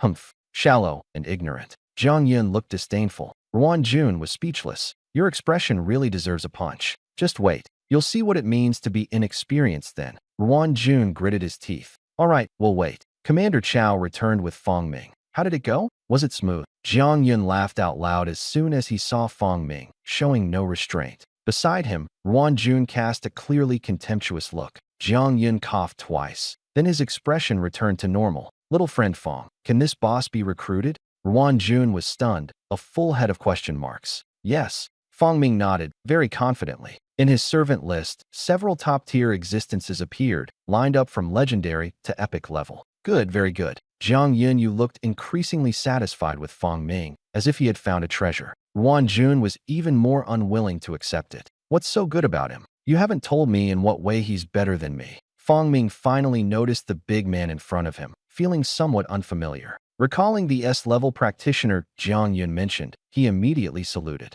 Greetings, senior. Ruan Jun was silent for a moment, then reluctantly replied. Politeness is politeness, but deep down, there was still no acceptance. Don't be in such a hurry. Jiang Yun began to hold back information. Isn't there still an A-level regional boss? Let's see that first. Ruan Jun looked speechless, but found his appetite whetted. Even the usually calm Zhuang Xian couldn't help but glance at Fong Ming again. Very fast, the group appeared in the endless Gobi Desert. As far as the eye could see, there was nothing but yellow sand and sky. This is the Devourer? Jiang Yun frowned. There shouldn't have been a desert in Blue Whale Province. Everything here was caused by this boss. Because of this, a large number of people had long since relocated. It's very troublesome, Ruan Jun said in a deep voice. It can form a devouring mouth on the sandy surface, swallowing anything. What's even trickier is that no one has seen its true form until now. The invisible enemy is the deadliest. In such a vast desert, even if your stamina bar runs out, you might not find the boss. Since that's the case, we'll have to try another method. Fong Xiaoyu, want to give it a shot? If that Storm Jiao Dragon were here, it would definitely be much easier. Jiang Yun smiled as he looked at Fong Ming. Fong Ming hesitated for a moment, then nodded. He had long wanted to try summoning a servant, but had never had the right opportunity. Since Jiang Yun has already spoken, then there's no problem. Ruan Jun fell silent. He has always hated riddlers, but the name Storm Flood Dragon made him unable to stop thinking. Soul binding, borrowing power, or even extracting boss skills. No matter which, it all sounds exaggerated. Jiang Yun just smiled, without explaining. The next second, roar. A low dragon roar sounded. A shadow blotting out the sky descended over the desert. Summon minion, Storm Flood Dragon, LV60, Legendary. Triggered special effect, Wings of Steel. Flesh and blood body quickly covered in steel. 2 pairs of steel wings unfolded, aura surging. Ruan Jun was completely stunned. Is this the Storm Flood Dragon? What's going on with the armor and wings again? Before he could even figure it out, in the center of the desert, the Devourer appears. The swirling sand condenses into the devouring eye. Gravity bursts forth. The Storm Dragon just gave a shake. The next moment, an even larger storm eye takes shape. Control of the desert instantly changes hands. Slap. The devouring eye collapses directly. The sea of sand is drained, exposing the boss's true form. A 2-horned earth dragon, its scales densely armored. Devourer. Ruan Jun. Not gonna lie, this thing looks quite unique. Not very big, yet it can create such a vast desert. Seeing the Devourer's true form, Ruan Jun couldn't help but click his tongue in amazement. But what truly gave him goosebumps was that Storm Flood Dragon. Is this ghostly thing really a lost soul? It looks exactly the same as when alive, even harder to fight. Ruan Jun couldn't help but send out a scout. Storm Dragon, Legendary, LV60. Skills and attributes almost unchanged, but with 2 deadly new traits. Undead Body, immune to soul attacks. Steel Wings, immune to all physical damage. Ruan Jun was immediately demoralized. 3 attack methods, 2 of which are completely useless. What's even the point of fighting? If it were before, he would have turned and run long ago. But the Devourer doesn't have that kind of mind. Its skill was broken. It instantly became enraged. The sand sea surged, and a gigantic earth dragon phantom formed around it. Sand armor formed. The next second, with a tremendous roar,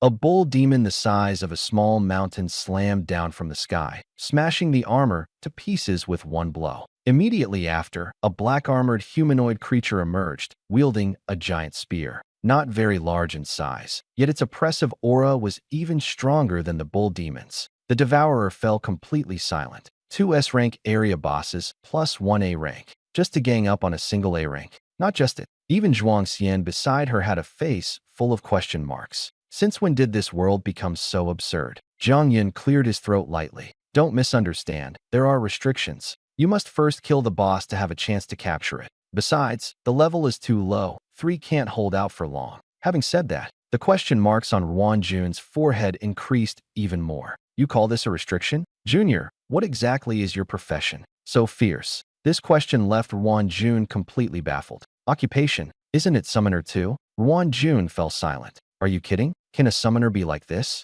Jiang Yun shrugged and didn't explain. Sacrificing the entire undead palace to get stronger. Isn't that a little abnormal? Any problem? Nothing. After 10 seconds, 3 gigantic figures vanished. The devourer died on the spot. The strategy was complete. The raging desert instantly fell silent. It was hard to imagine that the one who took action was just a level 30-something professional. Ruan Jun looked at the mess on the ground and was silent for a moment, turned around and walked away. Where are you going? Jiang Yun was stunned. Retired. Commander, don't you think I'm useless now? An S-level warrior doubted his life for the first time. Jiang Yun hurried to comfort him. Don't say that. You all performed well, just a bit less talented compared to SSS level. Fang Xiaoyu is still young and needs to rely on you for support. At these words, Ruan Jun's expression improved somewhat. He forced himself to gather strength and rushed to the next battlefield. At this moment, Fang Ming returned and sensed that the atmosphere was off. Chief Commander Jiang, what's wrong?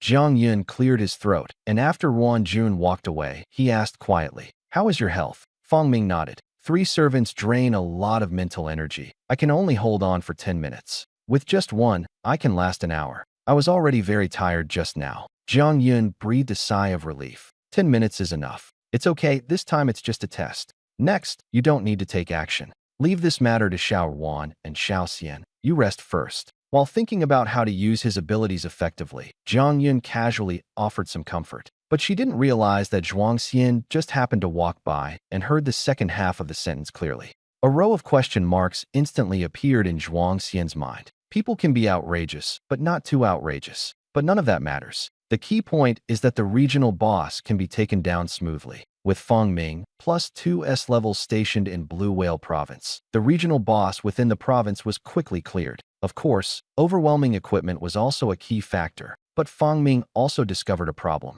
The Undead Lord can only summon 3 minions at level 35. They can be replaced or exiled, but the maximum limit is 3. This is quite a restriction. However, he was not disappointed. Even with only 3 servants, this strength is considered abnormal for all professions at this stage. Even at level 60, it might not hold up. The dungeon riot in Blue Whale Province was quickly suppressed. They turned their attention to other provinces, but other places were not so lucky. Without strong suppression, heavy losses were incurred. This is the instance riot. For most people, it is a nightmare. It's as if I've returned to the days when the dungeon first appeared. Despair, panic, powerlessness, once again shrouded. And the Little Days Empire was not idle either.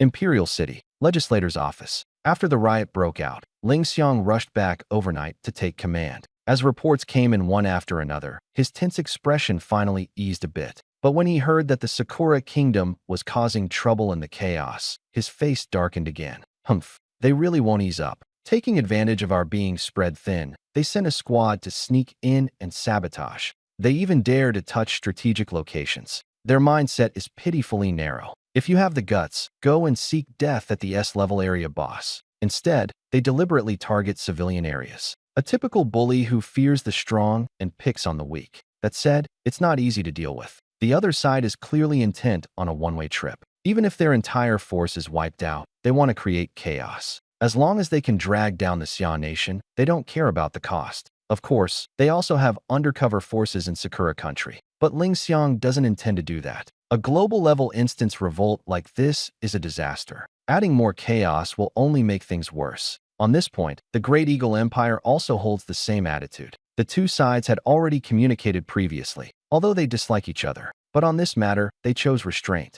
Counselor Ling, what should we do then? Just let Xiao Rizi continue causing trouble like this? The assistant's face was full of worry. Let it go? How is that possible? Send people to keep a close watch on those small squads. Take them out immediately if they show their heads. Apply more pressure on the Great Eagle Empire. Make sure they keep their dogs on a leash. Ling Xiang's gaze was icy cold. Troubles at the professional level could still be suppressed, but some effects weren't so easy to dissipate. For example, the internet. In a certain global forum, the people of Xia Rizi began to gloat. Interesting, there are indeed many regional bosses in Xiagua. What's even more foolish is that they clearly can't handle it all, yet insist on saving everyone. So hypocritical and stupid. Why not just lift the restrictions and let the warriors of our Dairizi Empire come to help? Don't worry, no need for rewards. We aren't lacking in equipment. Ha ha ha. Their attitude was extremely arrogant. Netizens from Siagwa trembled with anger but had no time to fight back, having to first deal with the disaster.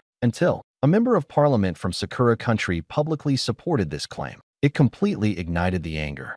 At the Sakura Country press conference scene, Yuichi Higatani smiled calmly, reporting the battle results. As you can see, the rebellion in the Sakura Country instance has been effectively controlled. Although there were setbacks under the battle efforts of the Imperial Samurai, all were turned from danger to safety. The regional boss near Rinkai and Tamadoyama. Just now, it has been successfully taken down. Thunderous applause. The whole venue is excited. Reporters immediately asked, Councillor Higatani, was the rebellion so quickly quelled in Sakurakuni because it was less difficult? Yuichi Higatani smiled. Of course not. Just look at our neighbor, Natsu Country, to understand how dangerous this rebellion was. I'm not gloating. I just want to say, this kind of efficiency is not something just anyone can achieve. It requires strong control, adaptability, and also determination in the face of crisis. The reporter showed a meaningful smile. Obviously, as the temporary commander, Councillor Haya indeed possesses these excellent qualities. This is the Empire's good fortune. The reporter showered him with praise, and Nikitani Yuichi listened with delight, smiling from ear to ear. Suddenly, a reporter changed the tone of the conversation. Master Higu, someone online suggested that the Xia Kingdom lift the restrictions and let the Imperial Samurai step in to quell the riot. What do you think? The question seems serious, but is actually full of mockery. Rigu Yuichi seizes the opportunity to respond. If the Xia Kingdom agrees, the Imperial warriors certainly won't disappoint. The only problem is, this would make the professionals of the Xia Kingdom look very incompetent. As soon as this joke was made, the scene was transmitted back to the Xia Kingdom and instantly caused an uproar. Shameless to a whole new level. Helping us, and yet saying we're incompetent. Just because I'm busy farming monsters doesn't mean I'm dead. The forum arguments exploded directly. A bunch of keyboards were broken. Even Fong Ming, who was still fighting the area boss, couldn't stand it anymore. The world dungeon lesson still isn't harsh enough. His gaze shifted to the attribute panel. Gift of the Goddess of Luck, 100%. Designated target. Well, let's let him use it then. The moment the thought arose, the system was triggered. Target lock completed. Extracting negative effects. Special effect obtained. Source of all evil. Effect. Dungeon monsters aggro increased by 100%. Fong Ming was stunned. Quite interesting. At this moment, Zairizzi Empire. The wind direction quietly changed. The press conference was nearing its end when Yuichi Higatani suddenly shivered. That feeling was strange, as if something was secretly targeting him. Councillor Higatani, are you okay? The assistant sensed something was wrong and asked softly. It's all right. Higatani steadied himself, waved his hand, and forced a smile again. This is Sakura Nation, not a war zone. What could possibly happen? A dungeon riot? Even more of a joke. The tough ones have long been cleared out. What's left are just a few small fry. He picked up the microphone, ready to wrap things up. The next second, the ground suddenly shook violently. What's going on? An earthquake. There was a stir in the reporters' seats, but they remained relatively calm. After all, this kind of thing was very common in Sakura Country. But Yuichi Higatani frowned. No, the epic-level equipment had clearly issued an early warning. This kind of tremor shouldn't have come without any sign. Before he could speak to calm everyone down. Rumble, rumble. The shaking grew stronger. The sound didn't resemble an earthquake. Rather, it sounded like thousands upon thousands of footsteps approaching. Security team, go check immediately. The captain of the guard leapt up to a high place, and his expression changed instantly at the sight. A dark, dense mass advanced like a tide. They're dungeon monsters. Beast tide. When the news came back, Yuichi Higatani was completely stunned. How is that possible? Weren't they all cleared out? What made it worse was, this wave of beasts is heading straight here. Your Excellency, the captain of the guard said in a deep voice. At this scale, it's unstoppable. Please evacuate immediately. Yuguyu nodded slightly. He was very clear. At times like this, survival is the top priority. He casually said a few words, then quickly ended the press conference. However, he did not mention the approaching beast wave, only saying that there was a situation elsewhere that needed immediate attention. After all, once panic breaks out, escaping becomes slower. Although everyone had doubts, they still calmly packed their things. All present were professionals, with physical fitness far beyond ordinary people. They didn't even take the earthquake seriously, and some even joked with a smile. Lord Higu is truly diligent. It must be a dungeon monster again. Sakura Nation has always been stable, unlike neighboring Summer Nation. and they're even giving out red envelopes. Very generous. The reporters were quite satisfied with this, and as for the earthquake, no one gave it any importance. We are all professionals. What is there to be afraid of? With Mr. Higatani here, it shouldn't be a big problem. Although exaggerated, the ground shaking quickly stopped. Everyone showed expressions of, just as expected, admiring Yuichi Higatani even more. Only Yuichi Higatani himself was a bit stunned, because shortly after he left, looking down from high above, the entire group of dungeon monsters had actually changed direction. What? Are you saying the beast horde is coming this way? Yuichi Higatani shouted out. Even though we already teleported so far away, they could still chase after us? At the moment, yes. The captain of the guard was also speechless. Have the other departments been notified? Yes, but they said the situation is too strange and can only contain it for now. In other words, this beast tide can't be resolved in the short term. Rigu Yuichi's face darkened as he muttered a curse. But there was no choice. They had to use the teleportation array to retreat again. Not long after, the guards who had just arrived near the beast tide looked completely devastated. Captain, why did those monsters change direction again? Was all our deployment for nothing? Bastard. The defense squad captain cursed and immediately gathered men to give chase. But when they caught up, they hopelessly found that the beast horde had damn well changed direction again. The defense team was completely speechless. Do they take Sakura Country as their backyard to roam around freely? What's stranger is that these dungeon monsters sprinted all the way without stopping much. Except for a few towns being damaged, no major disaster occurred. Everyone sighed in relief, but also felt extremely frustrated. It was like being made a fool of. They gritted their teeth and continued the chase. But after changing directions several times, the defense team was completely stunned. Captain, let's rest first. This doesn't look like an ordinary beast tide. Orders from above say to stop the pursuit and investigate the reason first. The exhausted captain nodded in agreement. But just as they were about to give up, the beast herd suddenly stopped. Stop! What's going on? Everyone was too tired to think anymore. But someone instantly became excited. What did you say? It's finally stopped. Rigu Yuichi's eyes lit up. He thought the beast tide was going to chase him to death. Now it seems there is another reason. At least, he has time to find out. Go check. Why are the dungeon monsters fixated on us? The captain of the guard received the order and left. But he quickly returned with a face full of panic. So soon? Did you find out? No. His voice trembled, filled with fear. Councilman Rizgu, it's the area boss. At least A rank or higher. Area boss. Yuichi Higuya was stunned. The next second, his expression changed drastically. Boom. A loud explosion burst out. A huge tentacle pierced directly through the base's steel plate. Through the crack, a massive crimson octopus could be seen outside. Yuichi Higuya's face turned pale in an instant. What A-level regional boss. This is clearly an S-level. The next day, the news from Zairizi completely changed. Latest news. Yesterday, a large-scale beast tide suddenly erupted within the Sakura Kingdom. The scale is rare, a large disaster seldom seen within the territory. More importantly, in the beast tide, an S-level regional boss suddenly appeared. Due to an overly abrupt appearance and inadequate response, the Sakura Country suffered heavy losses. Unfortunately, Sakura Country legislator Yuichi Higaya happened to be within the attack range of that boss. As soon as the message was released, netizens in the Summer Country fell completely silent. The forum of the Shaorizi Empire was even utterly speechless. One moment they were speaking grandly, the next moment the person was gone. It was truly unbearable. Over in the Summer Country, things exploded quickly. Sorry I couldn't help it.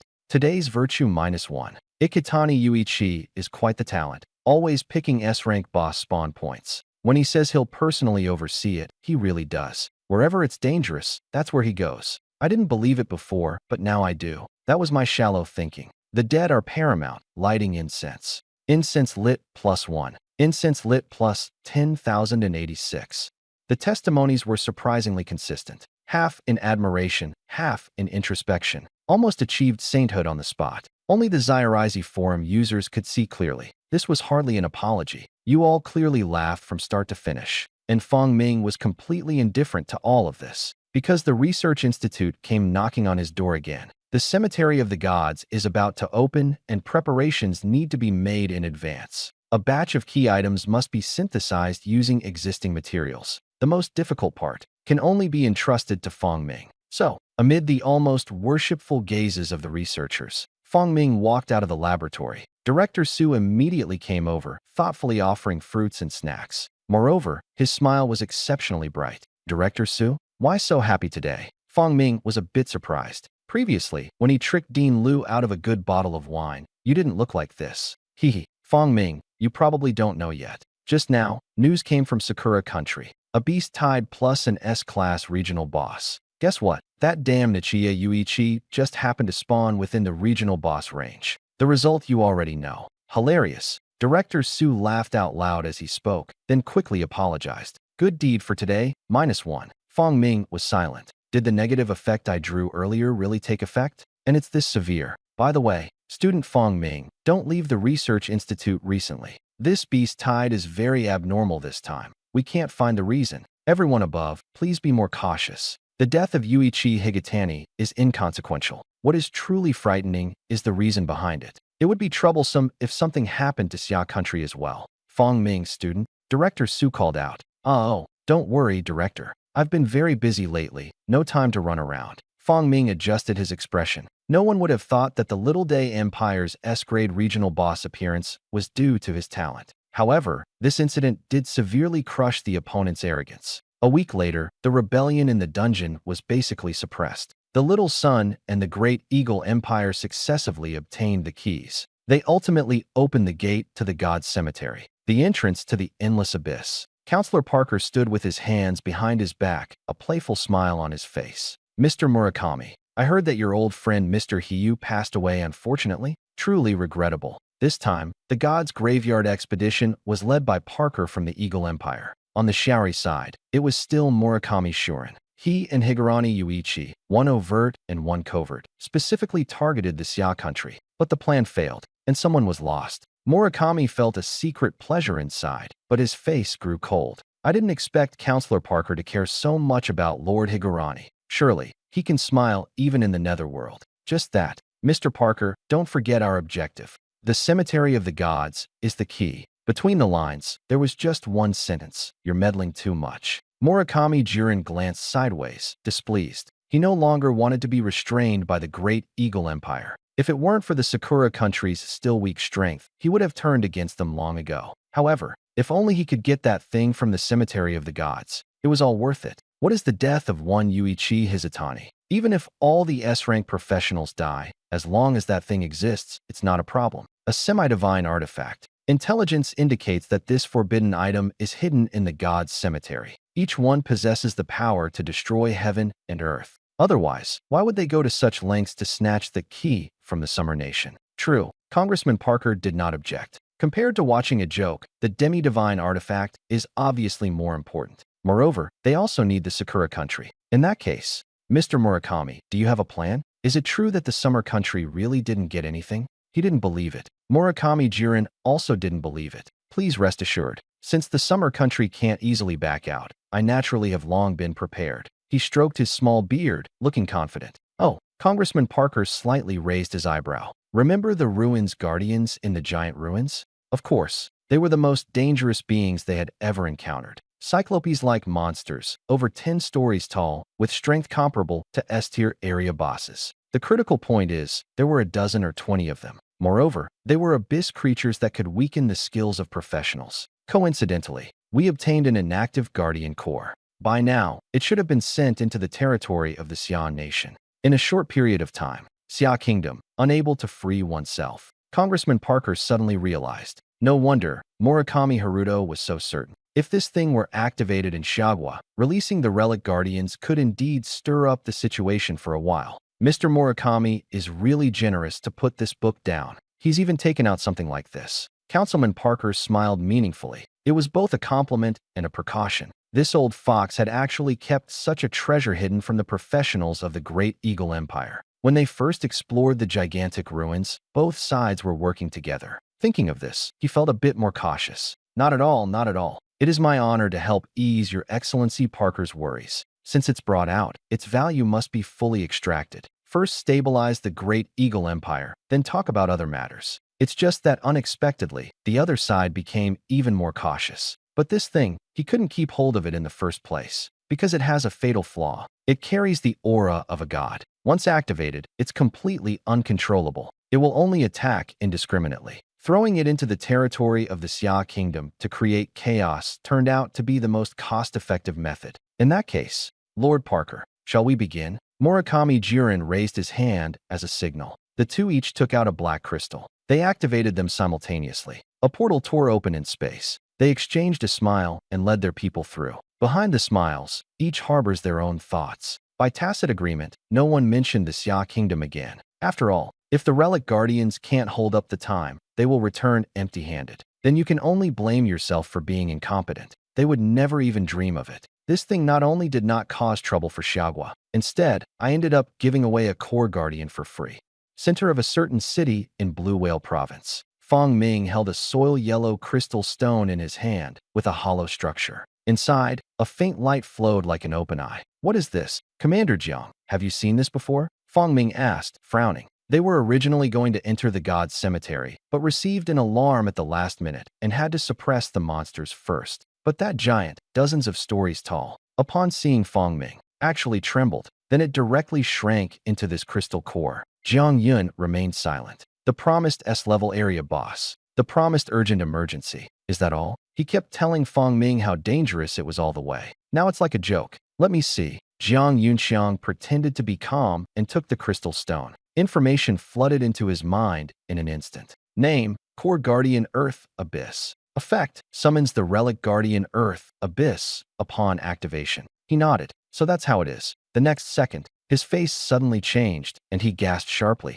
Hiss, that damn thing again. When they first broke into the enormous ruins, they were tormented by this thing. Its strength is almost on par with an S-tier area boss. Even S-level teams hardly qualify for a direct head-on fight. It's more like running for their lives than fighting. If it weren't for its sluggish movements, they would have abandoned the ruins long ago. Unexpectedly, to think we would meet here again now. No need to think twice. It's clear who's pulling the strings behind the scenes. Apart from the Xia Kingdom, only the Empire of Little Sun and the Great Eagle Empire have entered the giant ruins. Fortunately, Fong Ming arrived just in time. Otherwise, once this thing got out of control, the consequences would have been unthinkable. Having barely survived the disaster, he was filled with even more questions. What do you mean? Can this thing really be used repeatedly? Fong Ming shrugged. It seemed that it could. But the question is, how did you make it revert back to a crystal core? Jiang Yun stared at the guardian core in his hand. I don't know either. It was already like this when I arrived.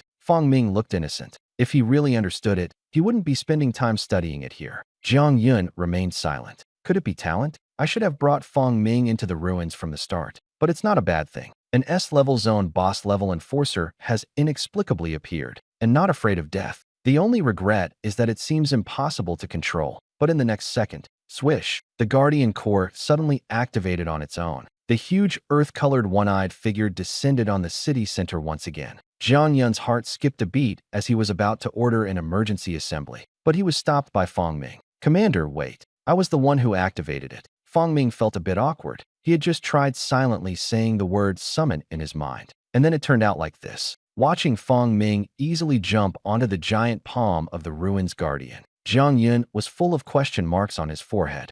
These details were quickly pushed to the back of the mind. The team entering the God's Cemetery was still the same group from Gao Wu. Those sent to world-level dungeons were ordinarily S-rank practitioners whose strength already surpassed that of Blue Whale Province. What truly determines combat power has never been just attributes and equipment. There are also talents, experience, and adaptability in the moment. To prevent accidents, the Ruan army was brought in again. His 10 seconds of invincibility is extremely valuable in an unknown environment. The only problem is, there are only so many legendary and epic-level pieces of equipment. Both of them are warriors. How to divide the equipment has become a powder keg. At this moment, inside the Research Institute, Gao Wu and Ruan Jun stared at each other, the tension thick in the air. What strength do you have? Competing with me for equipment? Don't you know my nickname is Big Cannon? Gao Wu did not yield an inch. He had become accustomed to this Titan greatsword in the World Dungeon and had grown attached to it. What strength do you have?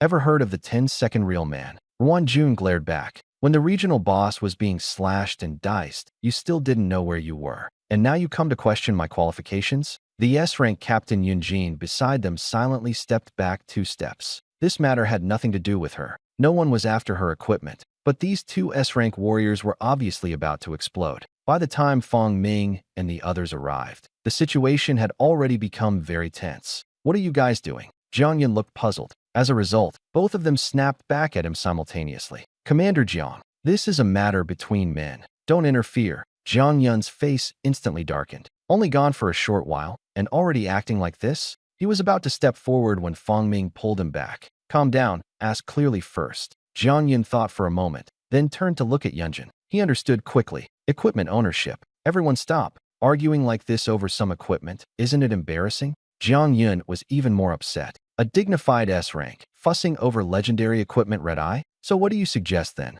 Gao Wu rolled his eyes. It's easy to talk when you're standing and not feeling any pain. I'm the commander-in-chief, so everyone listens to me. He said this while glancing at Yunjin. Yunjin immediately hugged her staff tightly and stepped back. Jiang Yun was speechless. Suit yourself, use it then. As for you two, forget it. He directly pulled Fang Ming over. Open the Iron Wall Bull Demon treasure chest and let them see. Isn't it not started yet? Gao Wu immediately became alert. Just one epic treasure chest to get rid of me. Do you believe I'll go report you to the councilman? How could it possibly compare to legendary grade equipment? Gao Wu was thinking. Suddenly, a dazzling golden light exploded. Obtained Mountain Fall Hammer, legendary. Gao Wu, everyone.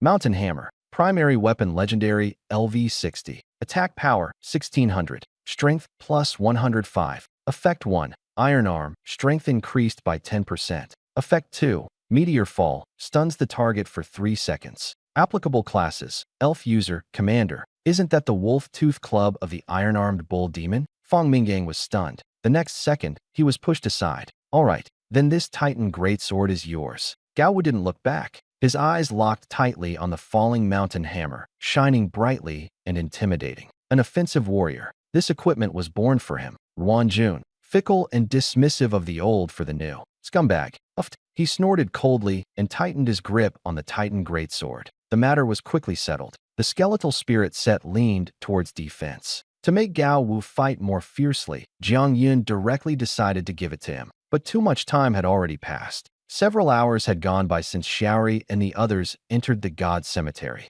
The situation is unclear. Jiang Yun no longer hesitated. Directly activated the key.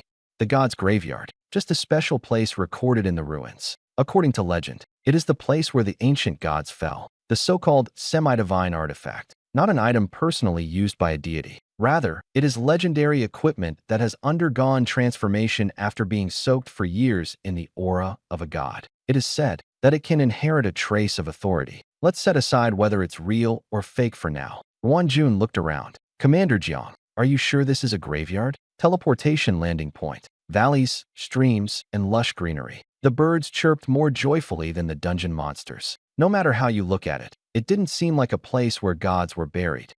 Jiang Yun was also silent. It was his first time here too. Who would have expected it to be like this? As for not finding any traces of Zyrizi and the Great Eagle Empire, although everyone was disappointed, it wasn't surprising. Teleportation points are inherently random. Let them come in first. It was meant as a safety net, in case it gets so dangerous here that everyone is wiped out. At the very least, there will still be others to die with them. In reality, the strength gap among professionals across various regions isn't large. This is Xia country's helpless choice amid multiple crises. In any case, scout first and then decide. Whether this is the god's tomb, we will only know after seeing it. Jiang Yun frowned and could only settle on this temporary plan for now. Ruan Jun shrugged and prepared to go wash his face by the stream. After taking just a couple of steps, he was stopped by Fang Ming. Brother Fang, you stay back there. Reconnaissance is a job for professionals. Ruan Jun grinned, thinking Fang Ming wanted to steal the job, but Fang Ming frowned deeply.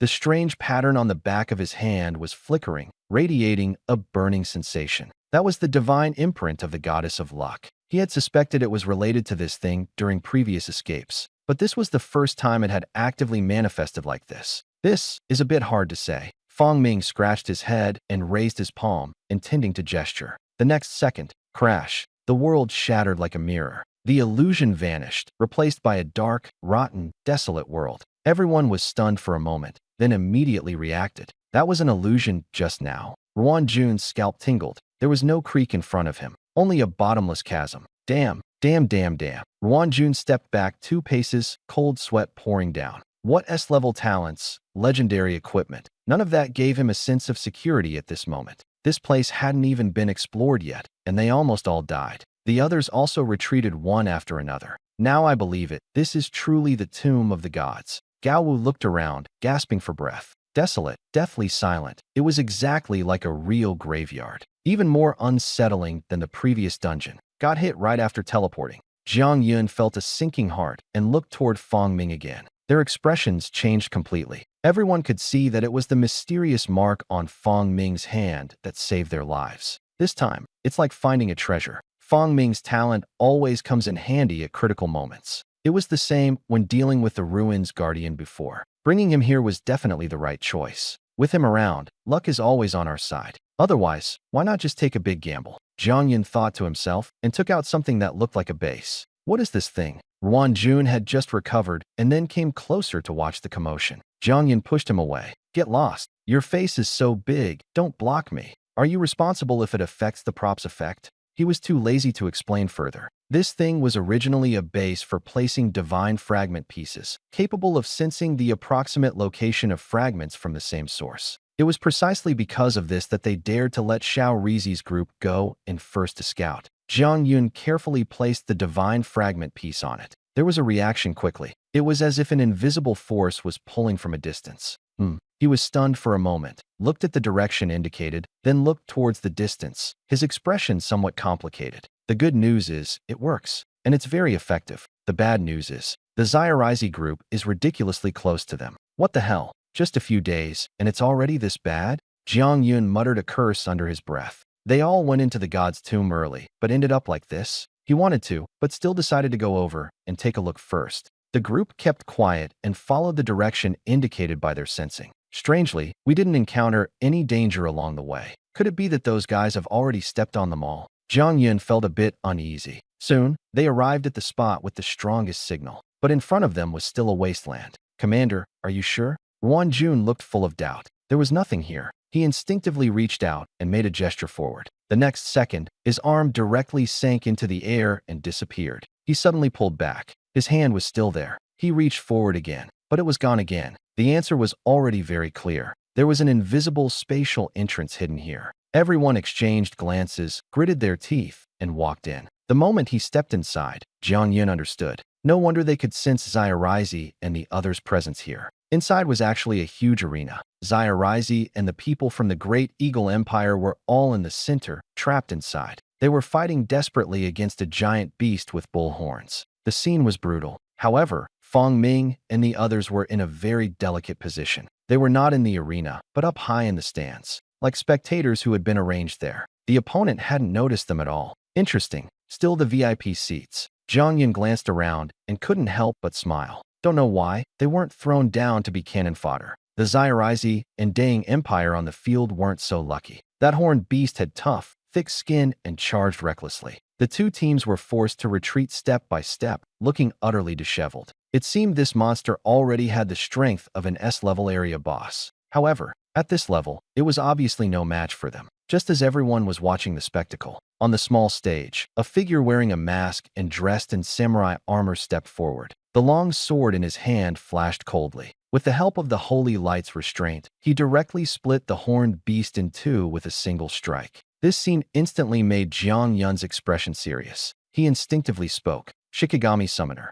Holy Light Knight." As expected, in a place like the god's graveyard, the opponent no longer held back. These two were both hidden professionals from their respective camps. At the same time, they had also awakened SSS-level talents. Their strength far exceeded that of ordinary S-levels. Fong Ming looked at them for a moment after hearing this. They are indeed stronger than regular professionals. But in terms of talent, I think they're still not as good as you.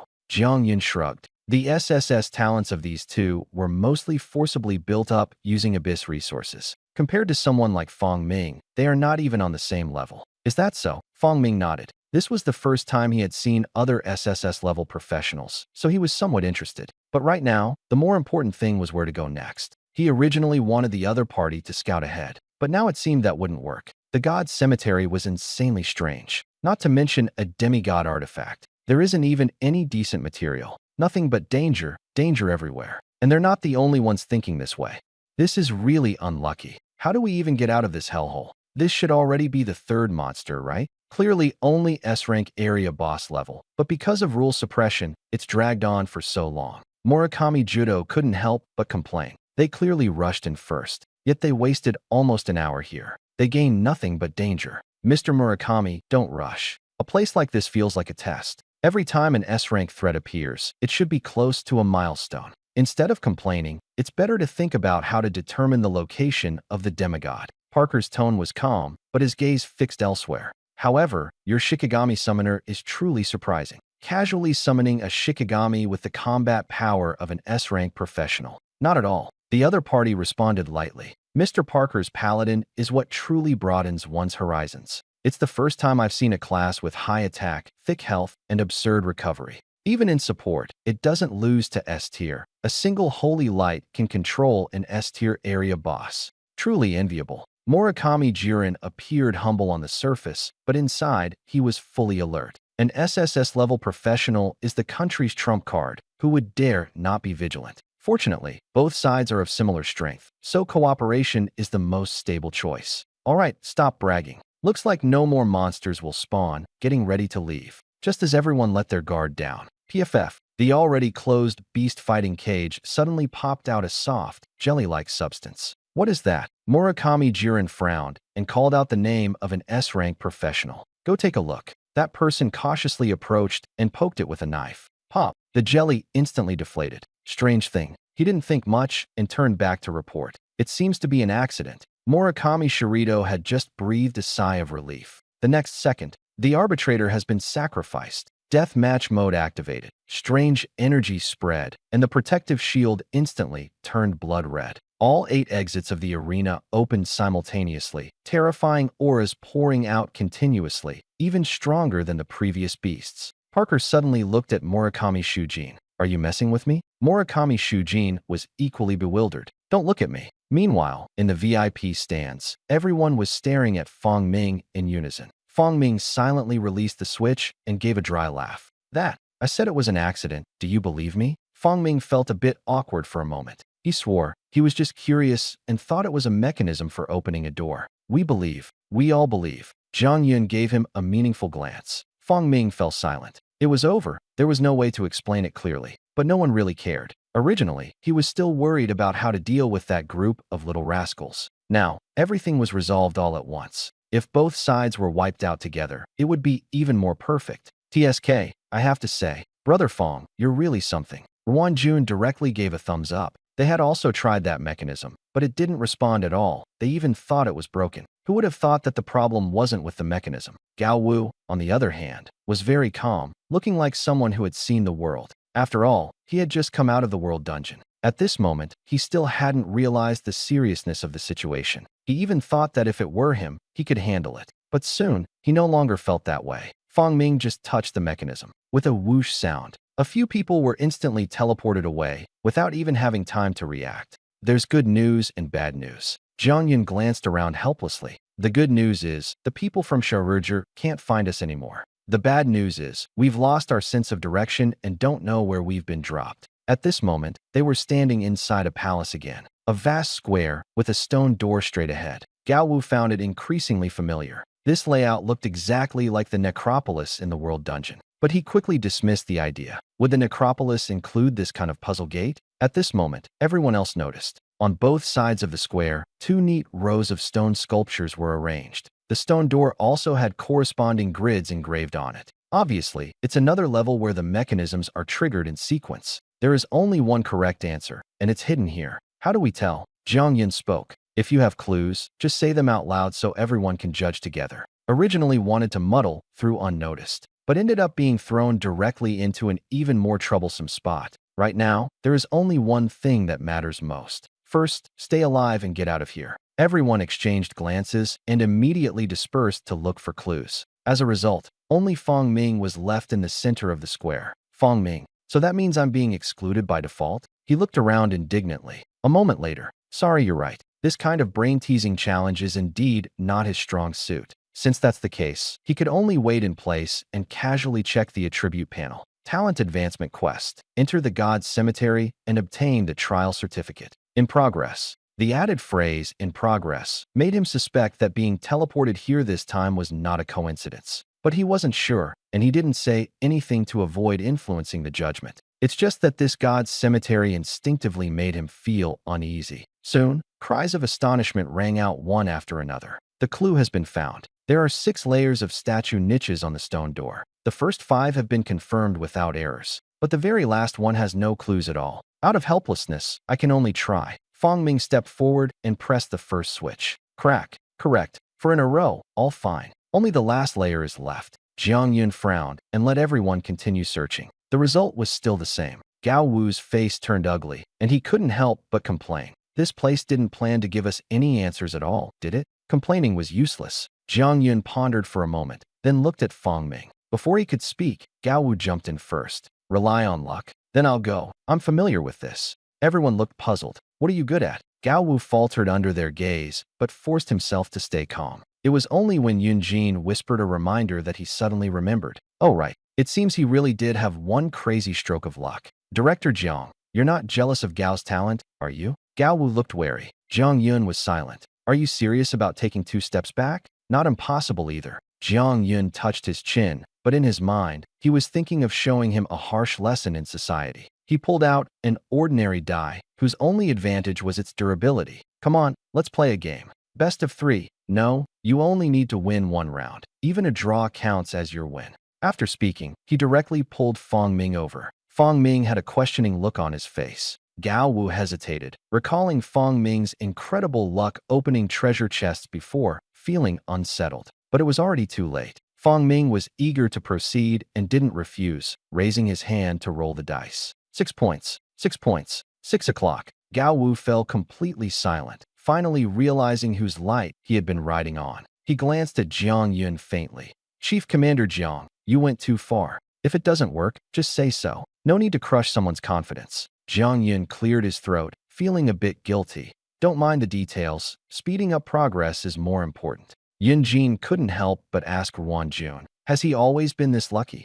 Ruan Jun thought for a moment and answered seriously. When he's not opening treasure chests, you can't tell. Yun Jin was speechless. Everyone agreed by default that Fong Ming would operate. Fong Ming pointed to himself. You really want me to do it? Don't worry. If you make a mistake, it will only mean facing some danger. Jiang Yun encouraged him. Fong Ming rolled his eyes inside, feeling even more pressure. He reached out and pressed the stone slab engraved with the double-headed serpent. The stone slab slowly sank. Everyone held their breath. The unexpected happened right at this moment. After pressing down, the stone tile clicked once, then slowly floated back up. It's over. I chose wrong. Everyone's hearts sank. The next second, a flash of red light suddenly appeared. Danger was clearly coming. The statue on the stone tile seemed to come alive, sticking out its tongue. Jiang Yun's pupils contracted, about to warn. But the 2-headed snake suddenly stiffened, as if it saw something terrifying, flashed with fear, and immediately retreated back into the stone tile, turning back into a carving.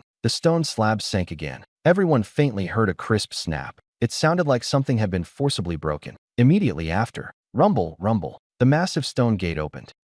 It opened. Gao Wu was completely stunned. Just a moment ago, it had been a life-or-death struggle, and in the blink of an eye, it was over. So, had they chosen correctly or incorrectly? Others remained silent. A thought arose in their minds simultaneously. This door seems to have been forced open, just like the Colosseum. The same mechanism. Others fail, but Fong Ming succeeds. Then, what exactly are they hoping to gain by painstakingly searching for clues? Commander, what's wrong? Am I opening it the wrong way? Fong Ming looked innocent, just a bit surprised that this thing could actually rely on luck. It's all right. Pretty good. Keep it up. Jiang Yun silently rolled his eyes. Aren't you the one who knows whether it's luck or not? But saving time is good too. So, everyone tacitly agreed not to expose it. They directly moved on to the next level, still deciphering. But this time, the bronze giant door has a full 9 layers of statues, making the difficulty skyrocket. Chief Commander Jiang, shall we begin? This time, I, Lao Gao, will definitely be the first to find the clue.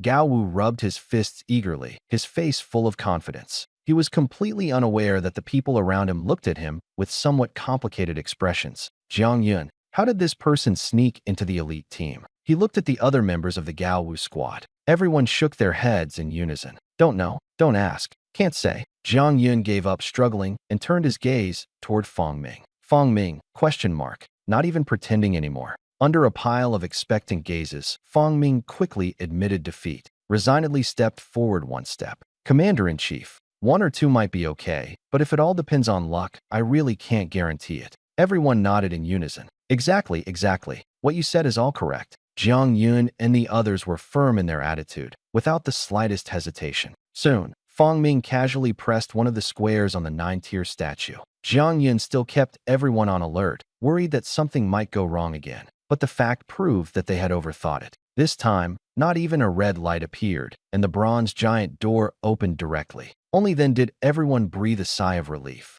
Let's go. Jiang Yun led the team into the next level. After just a few steps, someone suddenly realized Gao Wu was missing. Oh, he went to look for clues. As soon as he finished speaking, Gao Wu ran back with an excited look on his face, obviously having gained something. But the next second, he saw the open bronze door and froze completely. The door is open? At that moment, his heart clearly shattered. When he realized the following levels were also breezed through by Fong Ming, Gao Wu's eyes lost all light. Hopeless. Once again, he experienced the feeling of being a worthless person. Ruan Jun passed by, patted him on the shoulder, said nothing, and directly caught up with the team.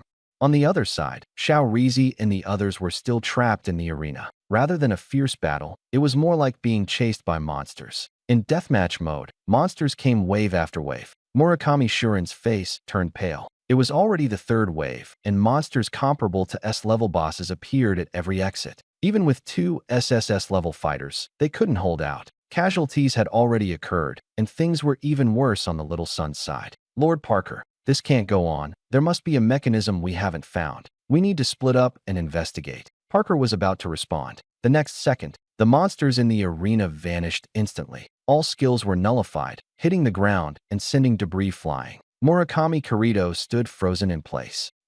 Disappeared. Immediately, the tightly closed door slowly opened. Could it be that we've passed through?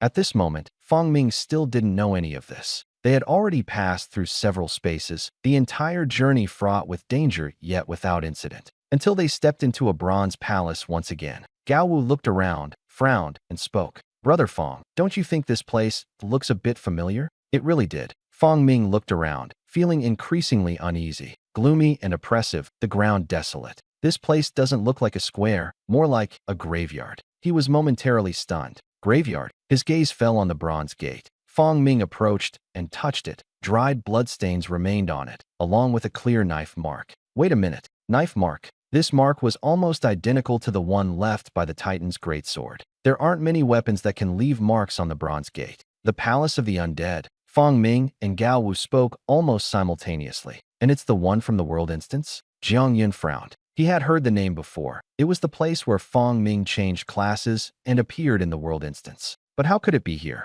Can it be confirmed? Basically correct. At that time, we went in through the small door. The Titan's giant sword was too tall, leaving this mark on the door. Fong Ming stepped aside. Jiang Yun nodded. But here comes the problem. What about the small door? Fong Ming and Gao Wu exchanged a glance. Don't know. They were also unclear about how the door originally appeared. But it doesn't matter. Since we're old acquaintances, you should at least make things a little easier, right? Jiang Yun just showed a smile. The next second, a prompt forcibly interrupted. Level 1. The Superior. Level Monster. Darkbone Dragon. LV60. Legendary. Quantity 1. Description. Leave or be destroyed. Everyone's mind shook. After going through so many spaces, you're still most fond of jumping hints? You promised you were an old acquaintance, yet you don't show any face at all. Gao Wu's expression changed. The very first level of the world dungeon wasn't configured like this. Legendary Darkbone Dragon. Kind of interesting. Jiang Yun sneered coldly. It seems there is something that doesn't want us to pass.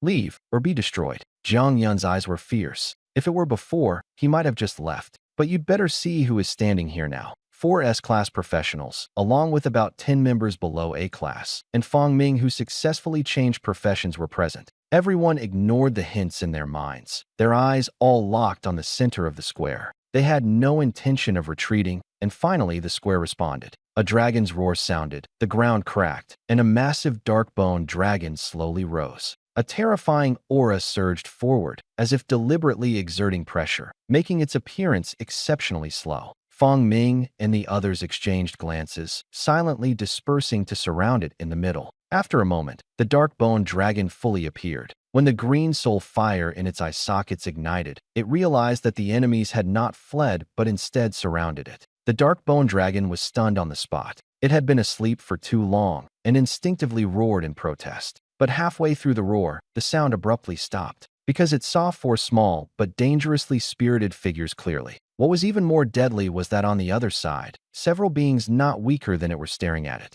The air instantly fell silent. The dark bone dragon maintained its skyward posture and silently folded its wings. Then, at a rapid speed, it burrowed back underground. The square fell silent once again. Fong Ming looked confused. Does this count as passing? Jiang Yun realized and sharply slapped his thigh. Damn, that was a mistake. Otherwise, I could have given you a legendary servant. Gao Wu frowned and spoke. The necropolis won't refuse to acknowledge it, right? Jiang Yun's face turned grim. It's not a maybe, it's a definitely. Without any completion prompt, the bronze door showed no response. After a brief silence, he said coldly, then we can only use force. Gao Wu nodded, revealing a grim smile, pulled out the newly acquired Luoshan hammer, leapt up, and slammed it hard against the bronze giant door. The impact was so fierce that no one had time to cover their ears. Ringing filled the air. But the result stunned everyone. It actually had no effect. Gao Wu's pupils constricted. He struck with all his strength, leaving only a shallow mark on the door.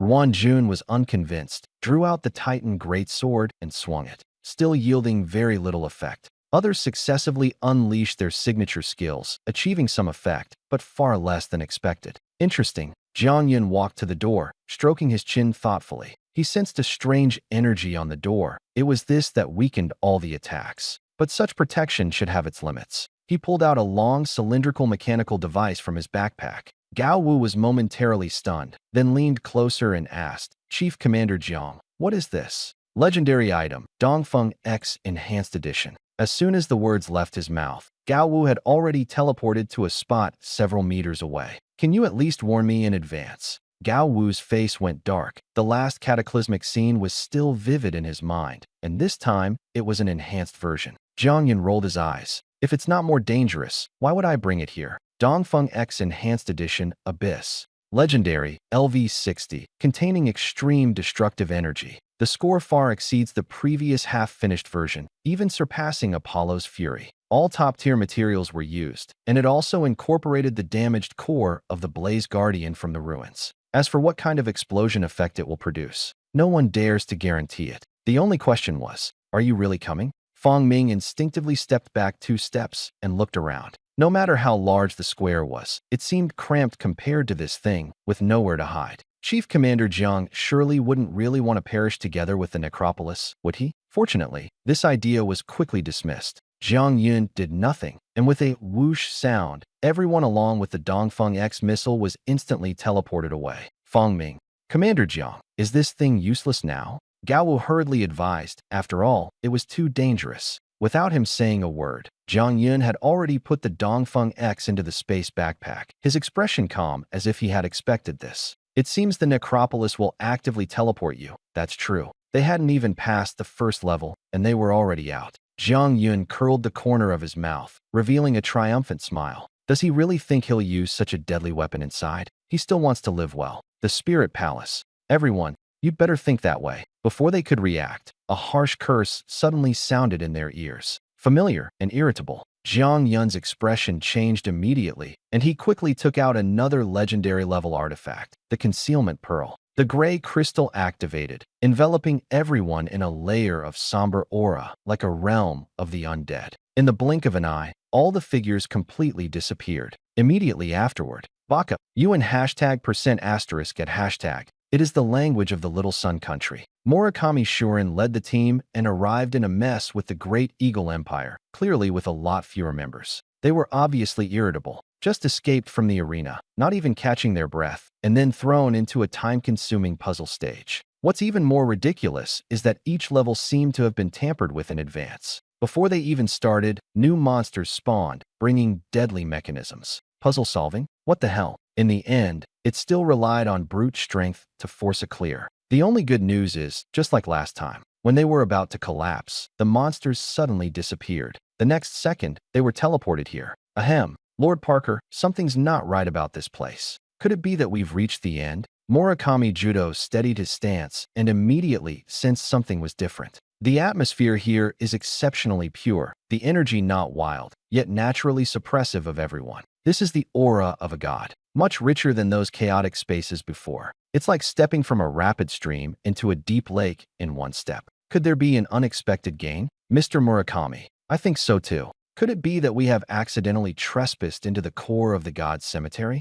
Congressman Parker could hardly hide his excitement as his gaze fell on the tall tower ahead. Soaring into the clouds, its end was nowhere in sight. Whether it was the final destination or not, at least there was no immediate danger here. More importantly, the people of Xia Kingdom seemed to have never been here. No time to delay. Mr. Murakami, what do you think? As soon as Parker finished speaking, the members of Xia Rizi's team gathered from all around. Upon his arrival, he immediately sent people to scout. There is only one outcome. Nothing. There were no traces of any outsiders. Lord Parker, safety confirmed. Also didn't find those rats from Xia country. Murakami Jiren finally smiled. He was very clear that people from Xia Kingdom had also entered, just via a different route. In fact, the other side was progressing even faster than they were. But now, luck was on their side. So what if they were faster? They went straight to the finish line. How could they lose? The two old foxes exchanged a smile, immediately rallied their team, and headed toward the tower. Surface relaxed, but everyone was secretly on guard.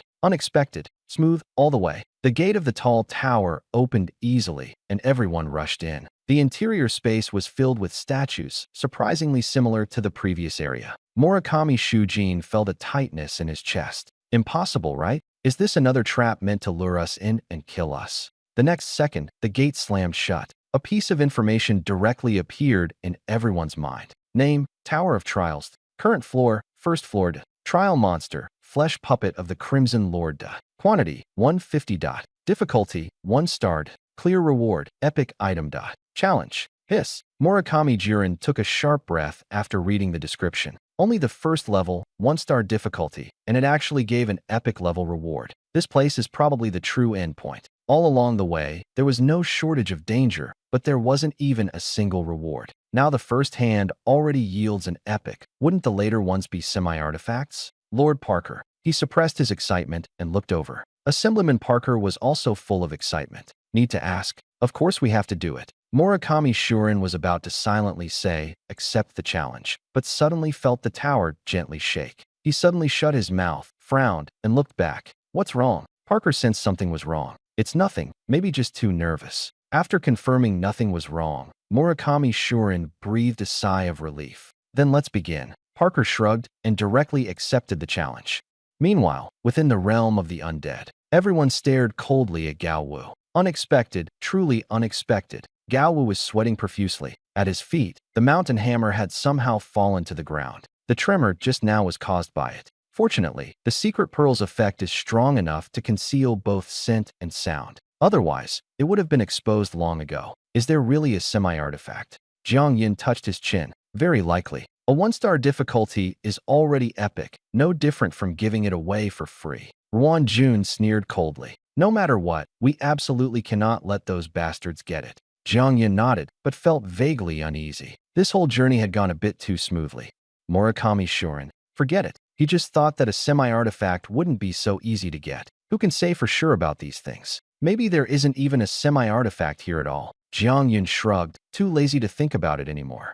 I have a question. Everyone was discussing when Fong Ming suddenly raised his hand. Jiang Yin glanced at him, signaling him to continue. The trial tower spawns monsters based on the number of challengers. So, will we be counted in that number as well? Could this cause problems? Hiss. Once these words were spoken, everyone immediately realized. It was indeed a hidden risk. They had originally just been freeloading behind Shaorizi. So you really mean the trial tower can't detect them at all? Just now, a little accident almost exposed them. If the number and difficulty of monsters don't match, things will get troublesome. Everyone instinctively looked towards Shaorizi's side, only to find that they had already started fighting. And it was a complete and utter crush. Murakami Shurin and Counselor Parker wore excited smiles. Jiang Yun was silent for a second. Sorry, I overestimated you. On second thought, that's true. Even if they killed a few more monsters, that little strength can't compare to the S-level monsters in the arena. Those who have been playing on hell difficulty for a long time. Is there really a difference between normal and easy? After realizing this, everyone finally breathed a sigh of relief. Then, Watch the show. Jiang Yun leaned against the wall, looking indifferent. Some regained their composure, others were dazed. As long as it didn't affect them, they didn't need to care at all. Even more bizarrely, the trial tower seemed to have noticed them. But the monsters acted as if they couldn't see them, charging only toward Xiao Rizi. Jiang Yun was too lazy to dig deeper. If he could avoid fighting, it was obviously best. Very fast, with a swish sound, everyone was brought into the second level. Got an epic level item for free. Awesome. Fong Ming smiled from ear to ear and put the item into his backpack. But they also knew clearly, the further they went, the less likely things would continue smoothly. Starting from the third level, everyone raised their vigilance, ready for things to go wrong at any moment. However, nothing. Everything went ridiculously smoothly. The difficulty of the ninth level obviously increased, but with two SSS-level talents working together, they still cleared it quickly. By the time Jiang Yun realized it, he was already standing on the 10th level. Jiang Yun was full of question marks. If nothing happens, I really can't adapt. The others were also stunned. But soon, they had no time to complain. Because of the 10th level, there were no trial monsters at all. In the center of the hall, there were only 3 rustic stone pedestals, each holding a scepter, a strange 6-sided die, and a blood-red long knife, respectively. As soon as the 3 items appeared, everyone instantly got goosebumps. The vast and ancient aura washed over them, as if the lingering shadows of ancient gods were present. Almost at the same time, 2 words popped into everyone's mind. Semi-divine artifact. Jiang Yun was also stunned. Is there really such a thing? And it comes so easily? The next moment, he had only one thought in his mind. He must act before Xiao Rizi and the Great Eagle Empire do. But just as he was about to move, he realized something was wrong. The surrounding undead realm had disappeared at some unknown time, and they were completely exposed. Several gazes locked onto them in unison. Hi, hello everyone. Jiang Yun gave a dry laugh and greeted them. Murakami Shurin looked completely puzzled. Who do you think you are familiar with? More importantly, how did you guys end up here? But Jiang Yun was already in motion. Thanks for clearing the way. Here's a little gift for you. Before he finished speaking, a black disc was thrown out by him, and a violent aura exploded instantly. Murakami Shurin and Parker's faces changed drastically, spread out quickly. They were too familiar with this wave of energy. This is the East Wind X. Using something like this in such a confined space, is it a suicide attempt? Just as they retreated in shock and anger, Murakami Jiren suddenly realized. No, the Chinese professionals didn't retreat but charged straight at the stone platform. And that disc fell to the ground and simply shattered into pieces with a pop, without even a wisp of smoke. Damn, I've been fooled. Quick, stop them. But it was already too late. Gao Wu lunged forward, rushing to the stone platform first. His target was precisely that strange hexahedron. And at that moment, disaster struck again. A gray shield suddenly rose on the stone platform, directly knocking Gao Wu's hand away, causing him to fall back. Damn, there's a protective mechanism too? Gao Wu's eyes widened. Such a great opportunity just vanished like that.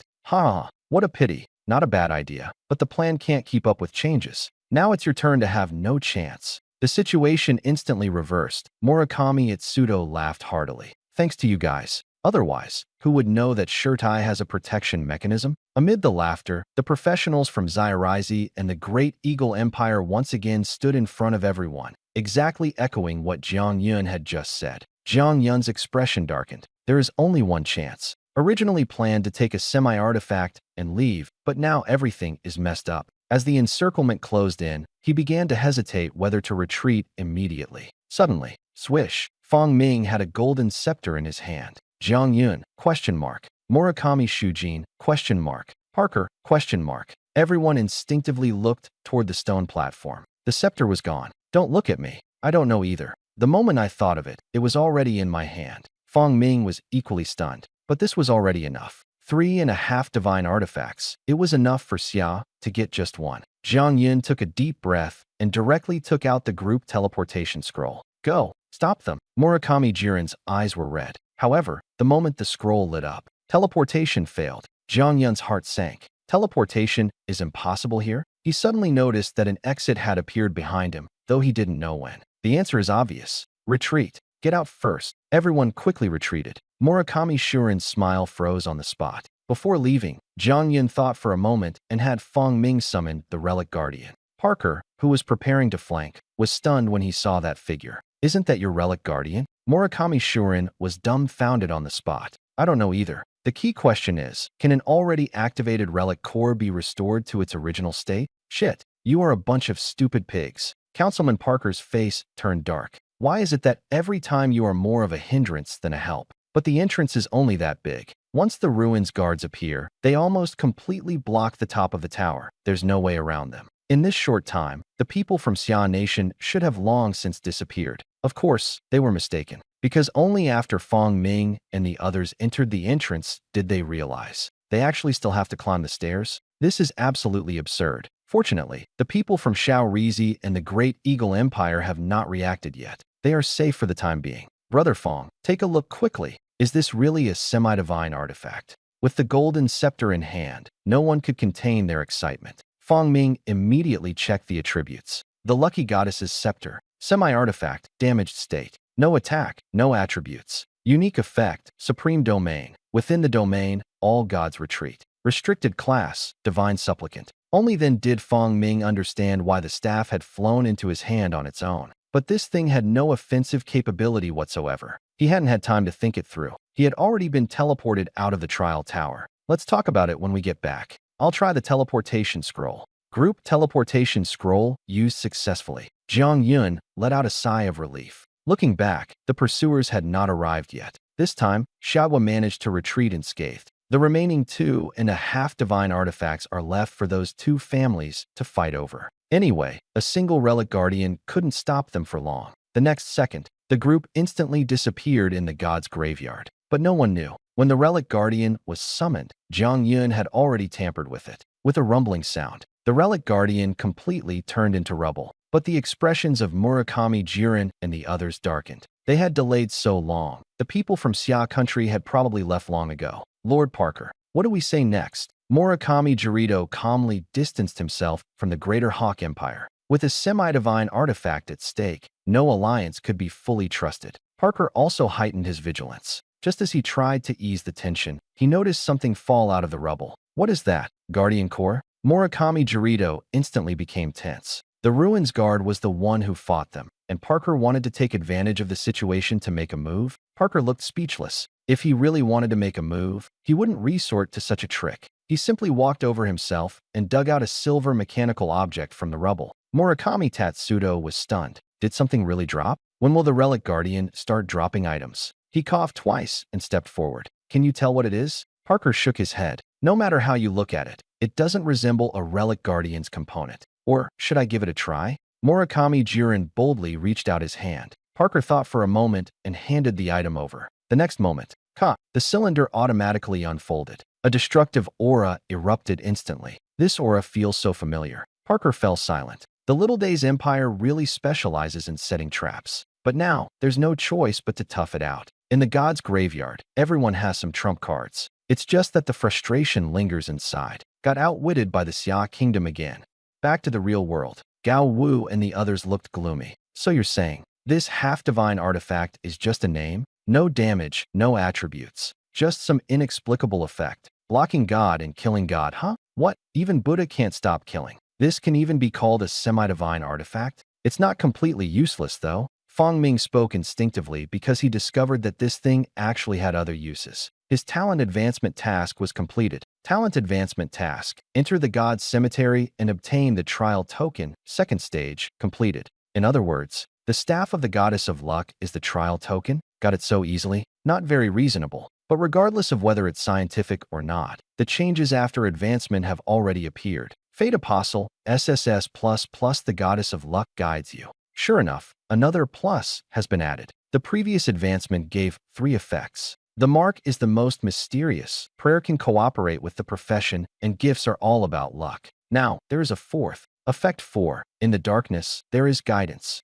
Fong Ming looked at it several times, but still didn't understand. These effects, each one more mysterious than the last. Forget it. At least it's not useless. But he didn't expect that the task wasn't over yet. Talent advancement task. Find the temple of the goddess of luck and sacrifice the goddess of luck's scepter. Stage 3. Continuous task. No wonder the scepter came to him on its own. Here comes the question. Where is the temple of the goddess of luck? Fong Ming looked confused. Fellow Fong. Jiang Yun noticed his unusual behavior and looked a bit worried. Are you okay? It's nothing. I just seem to have reached level 40. Jiang Yun.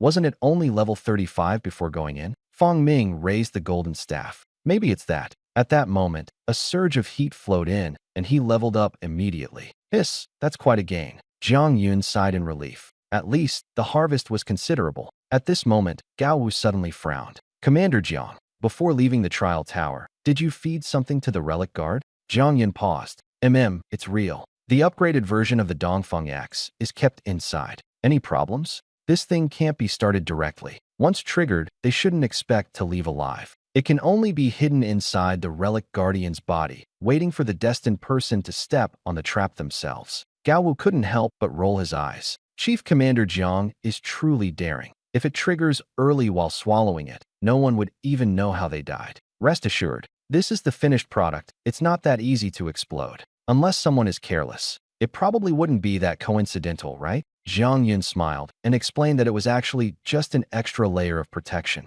If it really doesn't work, giving it to those people in Zyrizi wouldn't matter. The premise is they have to recognize what it is. Saying it's not activated isn't exactly right. To be precise, it's half activated. The insurance just hasn't started yet. In theory, it is already considered in use. Reconnaissance skills can't detect any information. If those guys recklessly touch things, the scene would definitely be quite something. However, people who can enter the god's graveyard shouldn't be completely unguarded. At this moment, Parker, still in the trial tower, is pondering the same question. As for whether the people from Xiaori returned safely and obtained the demi-artifact, Feng Ming was not clear. He had already been invited into the research institute. Is this it? Feng Ming held a cube in his hands, his face full of confusion. He originally wanted to study the goddess of luck scepter, but then Director Liu suddenly called him over, saying there was a difficult problem. So this led to the current scene. Name, the four-sided box of the giant spirit lord. Quality, legendary. Level. Description, a special item that is evolving. Legendary, yet has no attributes. It looks abnormal no matter how you see it. This was found in the giant spirit ruins. It was kept with the divine fragment at the time. It's too special, so we brought it back together. Jiang Yun gave a brief explanation. So, what do you want me to do? Feng Ming looked at him, but Jiang Yun looked at Director Liu. Everyone has been invited, so you speak up. Director Liu stroked his beard, looking a bit troubled. They had been researching for a long time, but still hadn't figured it out. Only one thing is certain. Its aura is very special, much stronger than those equipments infused with divine energy. And we suspect it's evolving into a demigod artifact. Demigod artifact? Feng Ming raised his eyebrows. After all their hard work to obtain the scepter from the Tomb of the Gods, they were now told that there was another item here evolving into a demigod artifact. What do you mean? Meaning, is there a way to speed up this process and produce a semi-divine artifact? Jiang Yun raised an eyebrow. If that could really be done, it would be a huge windfall. But Director Liu immediately poured cold water on the idea. What are you thinking? It's just a guess. Up to now, no one knows how to promote the evolution. Besides, it can most likely only be done inside that ruin. To put it bluntly, they took everything and still want to freeload half an artifact? But what Director Liu really cares about is not this. The key point is, this four-sided box is very likely just a storage item. The problem is, none of us can open it. After speaking, he looked at Feng Ming. The meaning is very clear. The reason for calling him this time was precisely to open the box. Something that needs to store legendary level or higher equipment. What exactly is inside? Feng Ming and Jiang Yun exchanged glances, both stunned. Such an incredible thing, yet it's just a box? But the problem is, Feng Ming had no idea how to open it. Old Liu, you know my talents. If this box has no mechanism, I can't force it open either. He is lucky, not omnipotent. No, you can. Dean Liu spoke with a tone of certainty. That semi-divine scepter has a very similar aura to the four-square box.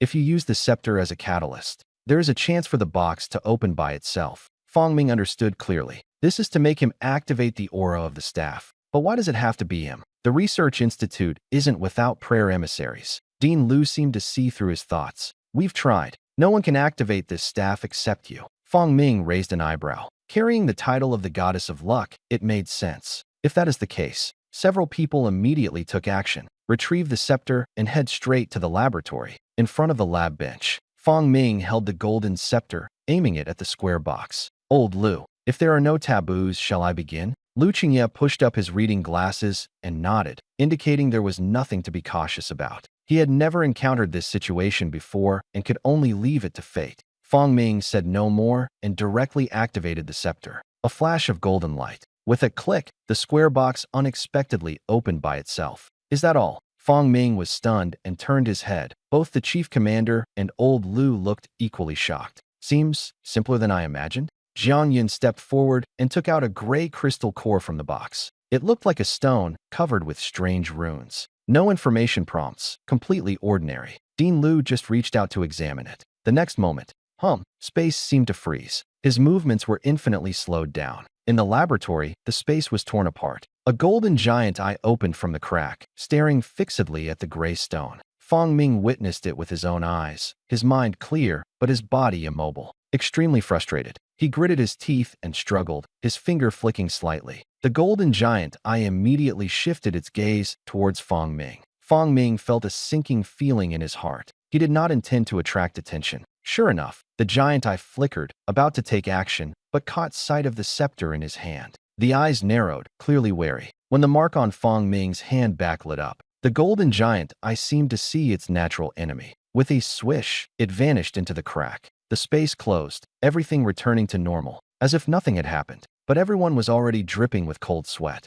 Jiang Yun and Director Lu were gasping for breath, as if just pulled out of the water. Damn it, what on earth is this ghostly thing? With Xia State's current foundation, combined with Fong Ming's talent, it was originally thought they could even stroll through the endless abyss. Who would have expected that just by unearthing a single gray stone, such a terrifying, unknown presence would be drawn here? He vaguely felt that if gods truly existed in this world, they would probably be no different. Fortunately, Fong Ming was pulled over in time, and the other party seemed to fear that staff of the goddess of fortune, or else the consequences would have been unimaginable. What was initially a simple matter suddenly became complicated. After discussion, the few decided to first report to the higher-ups and keep the rest confidential for the time being. The gray stone was handed over to Director Lu for research to see if any clues could be uncovered. Fong Ming had no objections and simply continued leveling up. According to Chief Zhang's command, now that such things had appeared in this world, the higher the level, the safer one would be. Meanwhile, he took the news and sped toward the capital. However, an accident happened on the road. The people from Xiaorizi unexpectedly returned, demanding an explanation from Xia State. Their reason was heavy losses in the Tomb of the Gods, and they asked for the surrender of that half-artifact. Jiang Yun was filled with questions. How could they dare to demand reasons at a time like this? After Ling Xiang explained, things became clearer. Originally, the ruins rear guard who stayed behind successfully detonated the Dongfeng X, but the other side survived thanks to legendary-level protective equipment and, along with the Great Eagle Empire, each obtained a half-artifact. Xiaorizi's side got a blood-red longsword. Worse still, there was even a traitor inside Xia State who leaked the information that the staff was useless. As a result, Xiaorizi, holding a half-artifact, not only didn't restrain themselves, but became more arrogant. Recently, the S-level area boss that had appeared in Xiaorizi territory reappeared, only to be cut down with a single strike by a professional wielder of that sword. Clearly, the blood-red longsword and Xia State staff were not on the same level. That was a genuine half-artifact. It had attributes, it had attack power. Now do you understand why I said this is difficult? Ling Xiang looked helpless. This feels like nuclear blackmail. I have it, you don't. Then you can only be manipulated by others. Jiang Yun frowned tightly. But the question is, how was the information leaked? The only ones who knew the half-artifact details were just those few people. He and Fong Ming had been immersed in research all along. Gao Wu and the others didn't even understand the function of the scepter. This matter is my fault. Counselor Ling sighed. There is a worm inside the higher-ups. Remember Zhou Jianbin from Tsinghua University? Jiang Yuni was stunned. Hasn't he already been exposed? The investigation revealed that he was just a decoy. The real person was covered by Xiaorizi using him as a smokescreen to escape. Jiang Yun was silent. Where are the people? Ran away, already arrived at the Little Sun Empire. One step slow, every step passive. What should we do now? Jiang Yun felt a heaviness in his heart. First, test their attitude. Equipment of this level can't come without a cost. If necessary, use benefits to buy time. Ling Xiang was obviously unwilling. A demi-artifact will never be handed over before the last moment. After much discussion, there is still no solution. It can only be suppressed for the time being. Jiang Yun then mentioned the anomaly in the laboratory. After hearing this, Ling Xiang's face grew even darker. The existence of the endless abyss is more dangerous than the mundane days. At this moment, Director Lu suddenly sent news. He said there was a lead. Jiang Yun just arrived in Kyoto. We could only rush overnight to the Research Institute with Counselor Ling. Speak plainly. What exactly is that gray stone? Why would it attract that kind of thing? Jiang Yin got straight to the point, but Director Liu seemed distracted. Frowning, he muttered to himself. Director Liu? Counselor Ling finally couldn't hold back. Shouted once. Dean Liu finally came to his senses, scratched his messy hair, and turned around. He frowned, as if deliberating his words. Just say it if you have findings. No matter. The situation now couldn't be any worse. Legislator Ling's words were unclear, whether they were meant to comfort or to mock himself. Dean Liu finally spoke. If I said, a semi-divine artifact is a scam in itself, do you believe it? A scam? Jiang Yun and his companions were stunned at the same time, a sense of unease rising in their hearts. Do you still remember that square box we opened before? Jiang Yun nodded. This matter was unforgettable. The gray stone inside, we have studied it. Its resonant waves are exactly the same as those of a semi-divine artifact staff. It's just that the staff's waves are more concealed. Concealed? Jiang Yun and Representative Ling exchanged a glance, their frowns deepening. In plain terms, that is, the more the semi-divine artifact is used, the more likely it is to attract the same kind of existence as that golden eyeball from before. Of course, this is just speculation for now. Golden eyeball. Jiang Yun instantly understood. This is not a trump card at all. It's clearly a ticking bomb with an unknown detonation time. Is there any concrete evidence? Ling Xiang asked in a deep voice. For example, over at Xiaorizi's side, their semi-artifact had already been used once. Any anomalies? Dean Liu was silent for a moment. The answer is obvious. Seal it for now. Continue observing. Ling Xiang made the decision. If it's true, the plan might have to be moved up. But for now, they couldn't afford to lose their composure. More urgent is the action of Xiaori. The next day, returning to Kyoto, Ling Xiang looked at the report with a grim expression. What do you mean? Xiaori ran into our coastal waters and took down an A-level regional boss.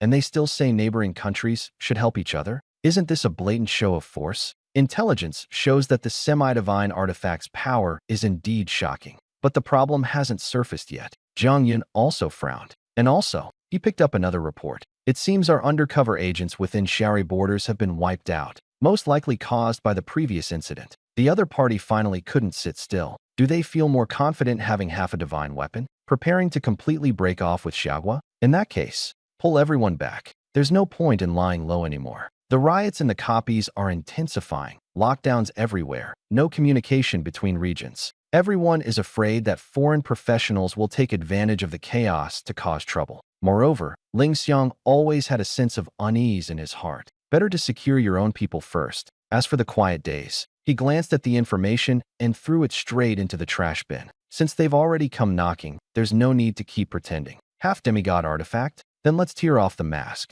By the way, is the Great Eagle Empire also coming to negotiate? Ling Xiang suddenly spoke. Jiang Yin nodded. Doesn't look like the kind of move from the little son. But who would believe it has no purpose? Ling Xiang tapped the table, his gaze slightly darkened. Coming to summer country at this time is intriguing. A few days later, Xiaorizi frequently used semi-divine artifacts, either to slay bosses or to extinguish beast tides. He even accidentally injured a group of professionals from the Stick Nation. Whether it was truly an accident, everyone was well aware. The calculations were very clear. Before long, people from the Great Eagle Empire indeed arrived. Inside the conference room, Ling Xiang and Jiang Yun arrived late. It seems that your Xia nation has yet to realize the true nature of your situation. Parker's tone was unfriendly. Congressman Parker is joking. Precisely because the situation is tense, there are more issues. Ling Xiang sat down calmly. Parker, on the contrary, laughed. It's not exactly on the brink of collapse. This time on the journey to the God's cemetery, your Xia nation had it the easiest.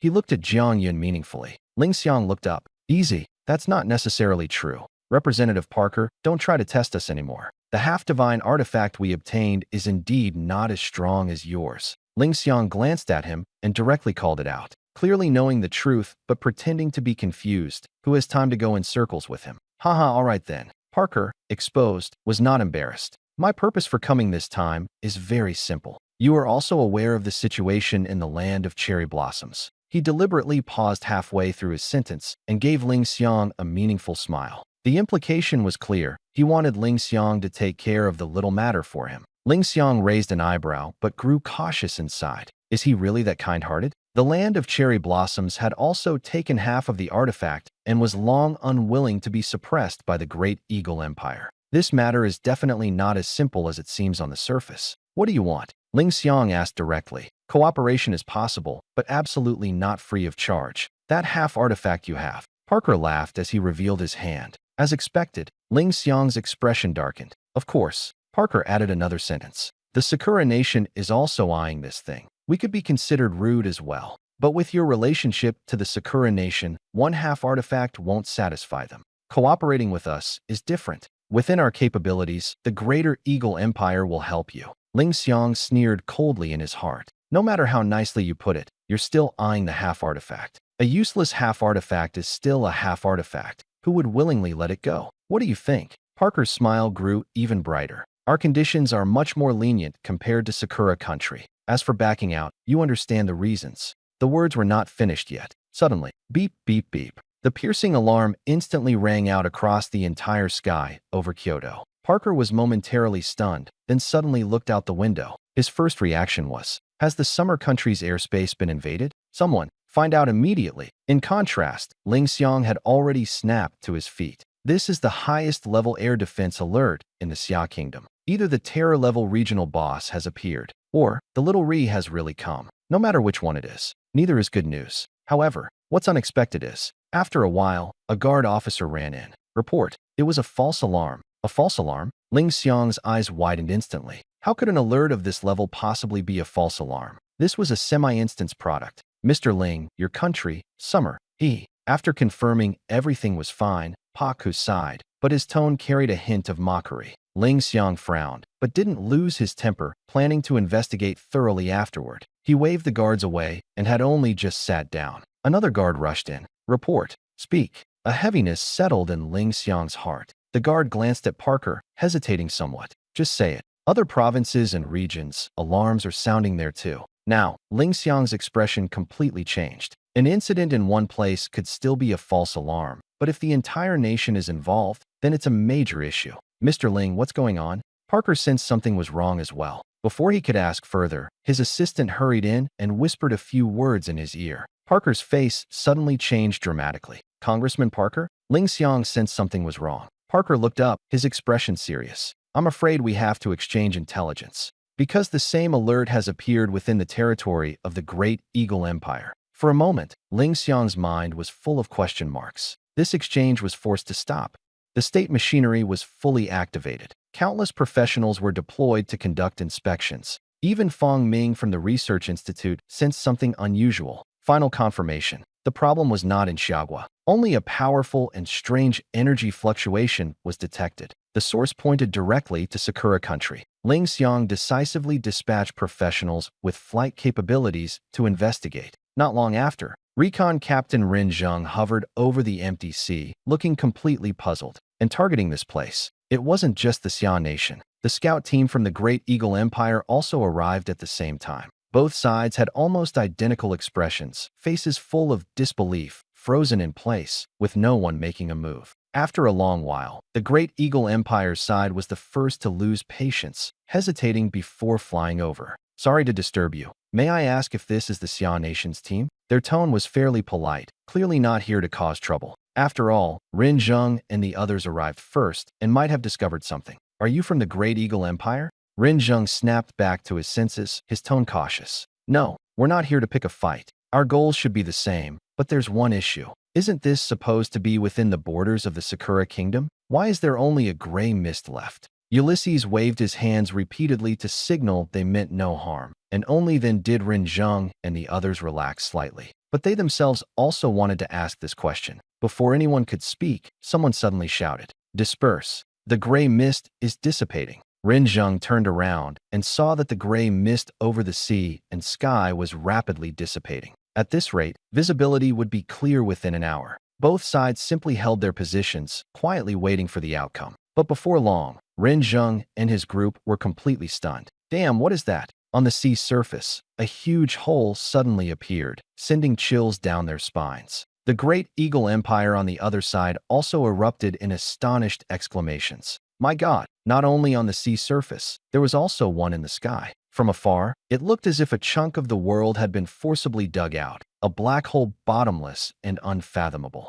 When the news reached Kyoto, the conference room fell into complete silence. Are you sure? Parker was the first to break the silence. Close to certain. Ling Xiang nodded, his expression grave. There was only one conclusion: Sakura country was gone. At the scene, beyond the vast, huge crater, there was nothing. Even more bizarrely, the seawater hadn't flooded in, as if the black hole had no gravity. All of this confirmed a terrifying suspicion. Perhaps Director Liu was telling the truth. That semi-divine artifact. Do you still want it? As soon as Ling Xiang finished speaking, Parker immediately waved his hands repeatedly, his attitude unusually decisive. What a joke. Although there is no direct evidence proving the disaster was caused by the semi-artifact, all verification results point to it. Worse yet, the Empire of the Great Eagle's semi-artifact has already been used once. Thinking of this, Parker's heart tightened, his throat went dry, and cold sweat dripped down his forehead. Is that so? Ling Xiang only responded lightly, without mockery, because even he felt the urge to throw away the golden scepter and that piece of golden stone outright. So, what exactly happened on the side of sunlight? He just felt a wave of weakness. But one thing is certain. From now on, the world is going to change.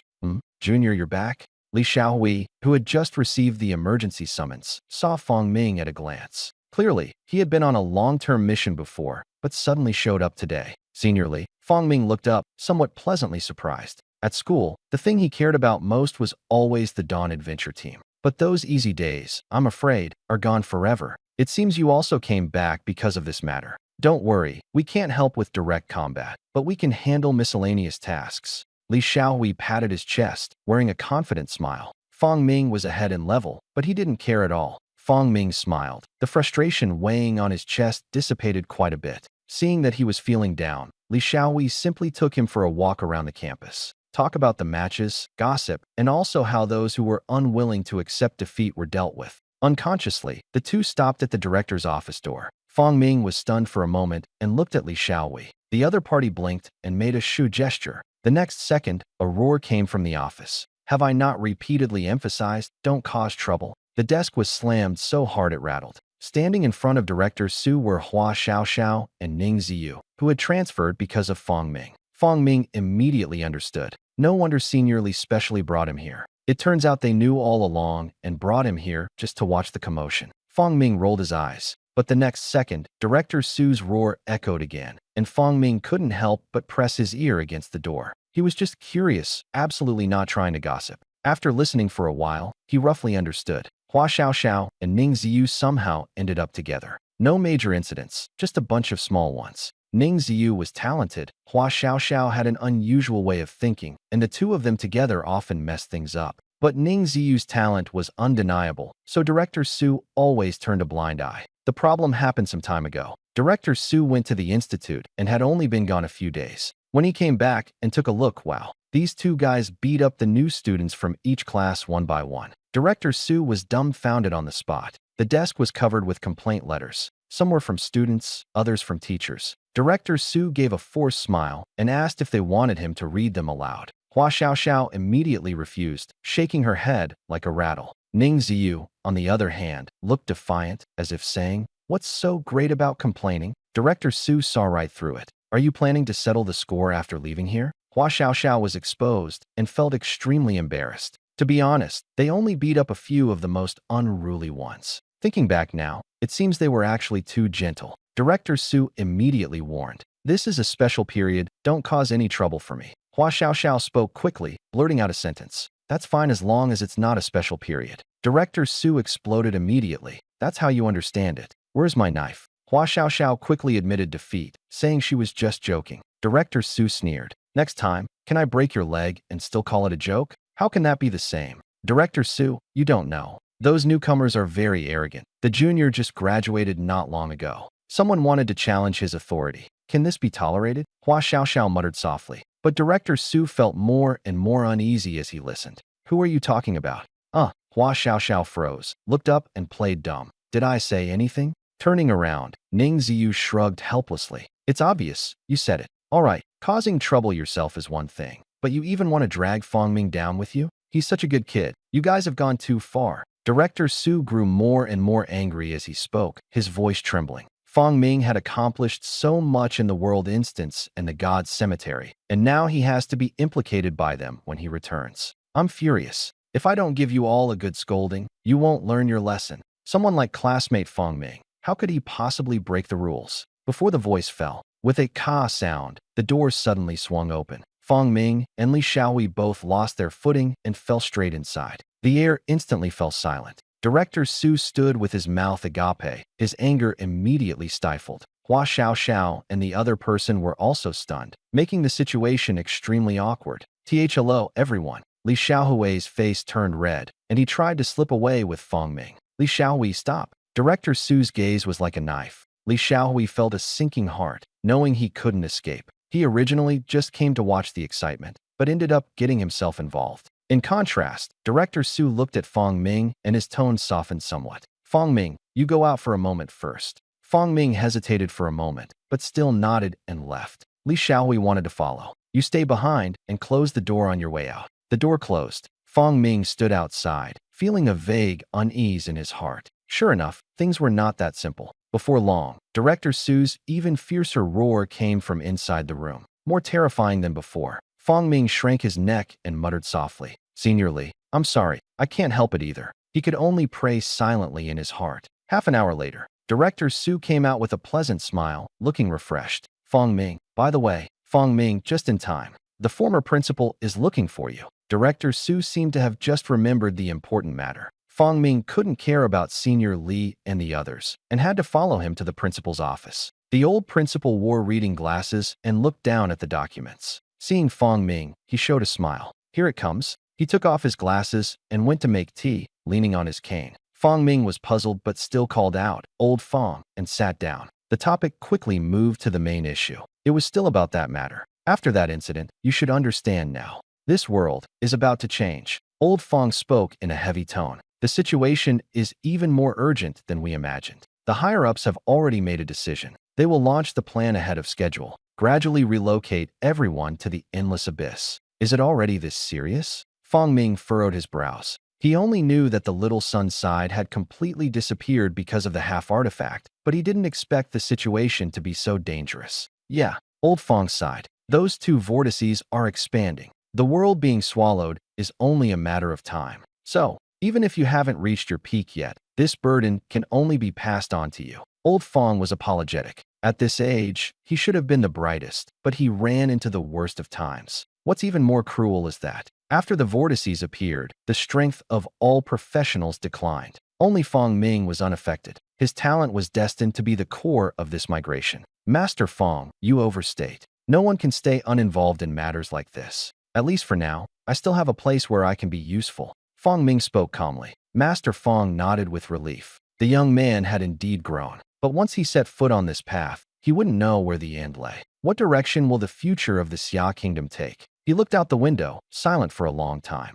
So, under the deliberate propaganda of the authorities, everyone realized one fact. Disaster. It was truly coming. On the campus of Zhongda University, all teachers and students were urgently gathered. Director Su looked solemn as he consecutively announced wartime regulations. The entire campus seemed shrouded in a black fog, oppressively suffocating. And this scene is continuously replaying across the country. Blue Whale Province, Military District. Commander Jiang issued the final orders. At all costs, ensure the safety of the people while finalizing the last group to enter the endless abyss. As the words fell, everyone scrambled eagerly, as if this were the highest honor. But no one knew. This was a deadly mission second only to that matter. As the vortex expands, the world is spiraling out of control. The power of the professionals is being constantly suppressed. The last group entering the abyss is undoubtedly gambling their lives on the future. And at the same time, there is also an even more dangerous operation unfolding in secret. Entrance to the endless abyss outside the research institute. Fong Ming was standing here without knowing when. Accompanying him were all the S-level teams. Counselor Ling silently scanned everyone, pinning medals on each person. Compared to evacuating the crowd, the real key is to carve out a place to survive in the abyss. This is the most dangerous and also the most difficult task. Endless abyss. No one has ever truly seen through it. One must also face the abyssal creatures. Also beware of those unknown gazes. This departure, perhaps never returning to the real world again. Dark clouds pressed down over the city. Counselor Ling looked back at the sky. Fong Ming clenched the badge on his chest, his gaze complex yet determined. Very fast, he followed the vanguard troops, stepping into the endless abyss. Alongside him were Commander Jiang, Gao Wu, Wan Jun, and other top professionals. What awaited them? might be an unknown ruin, or perhaps a god looming overhead. Off to go. Life and death are unpredictable. The reality world chapter concluded.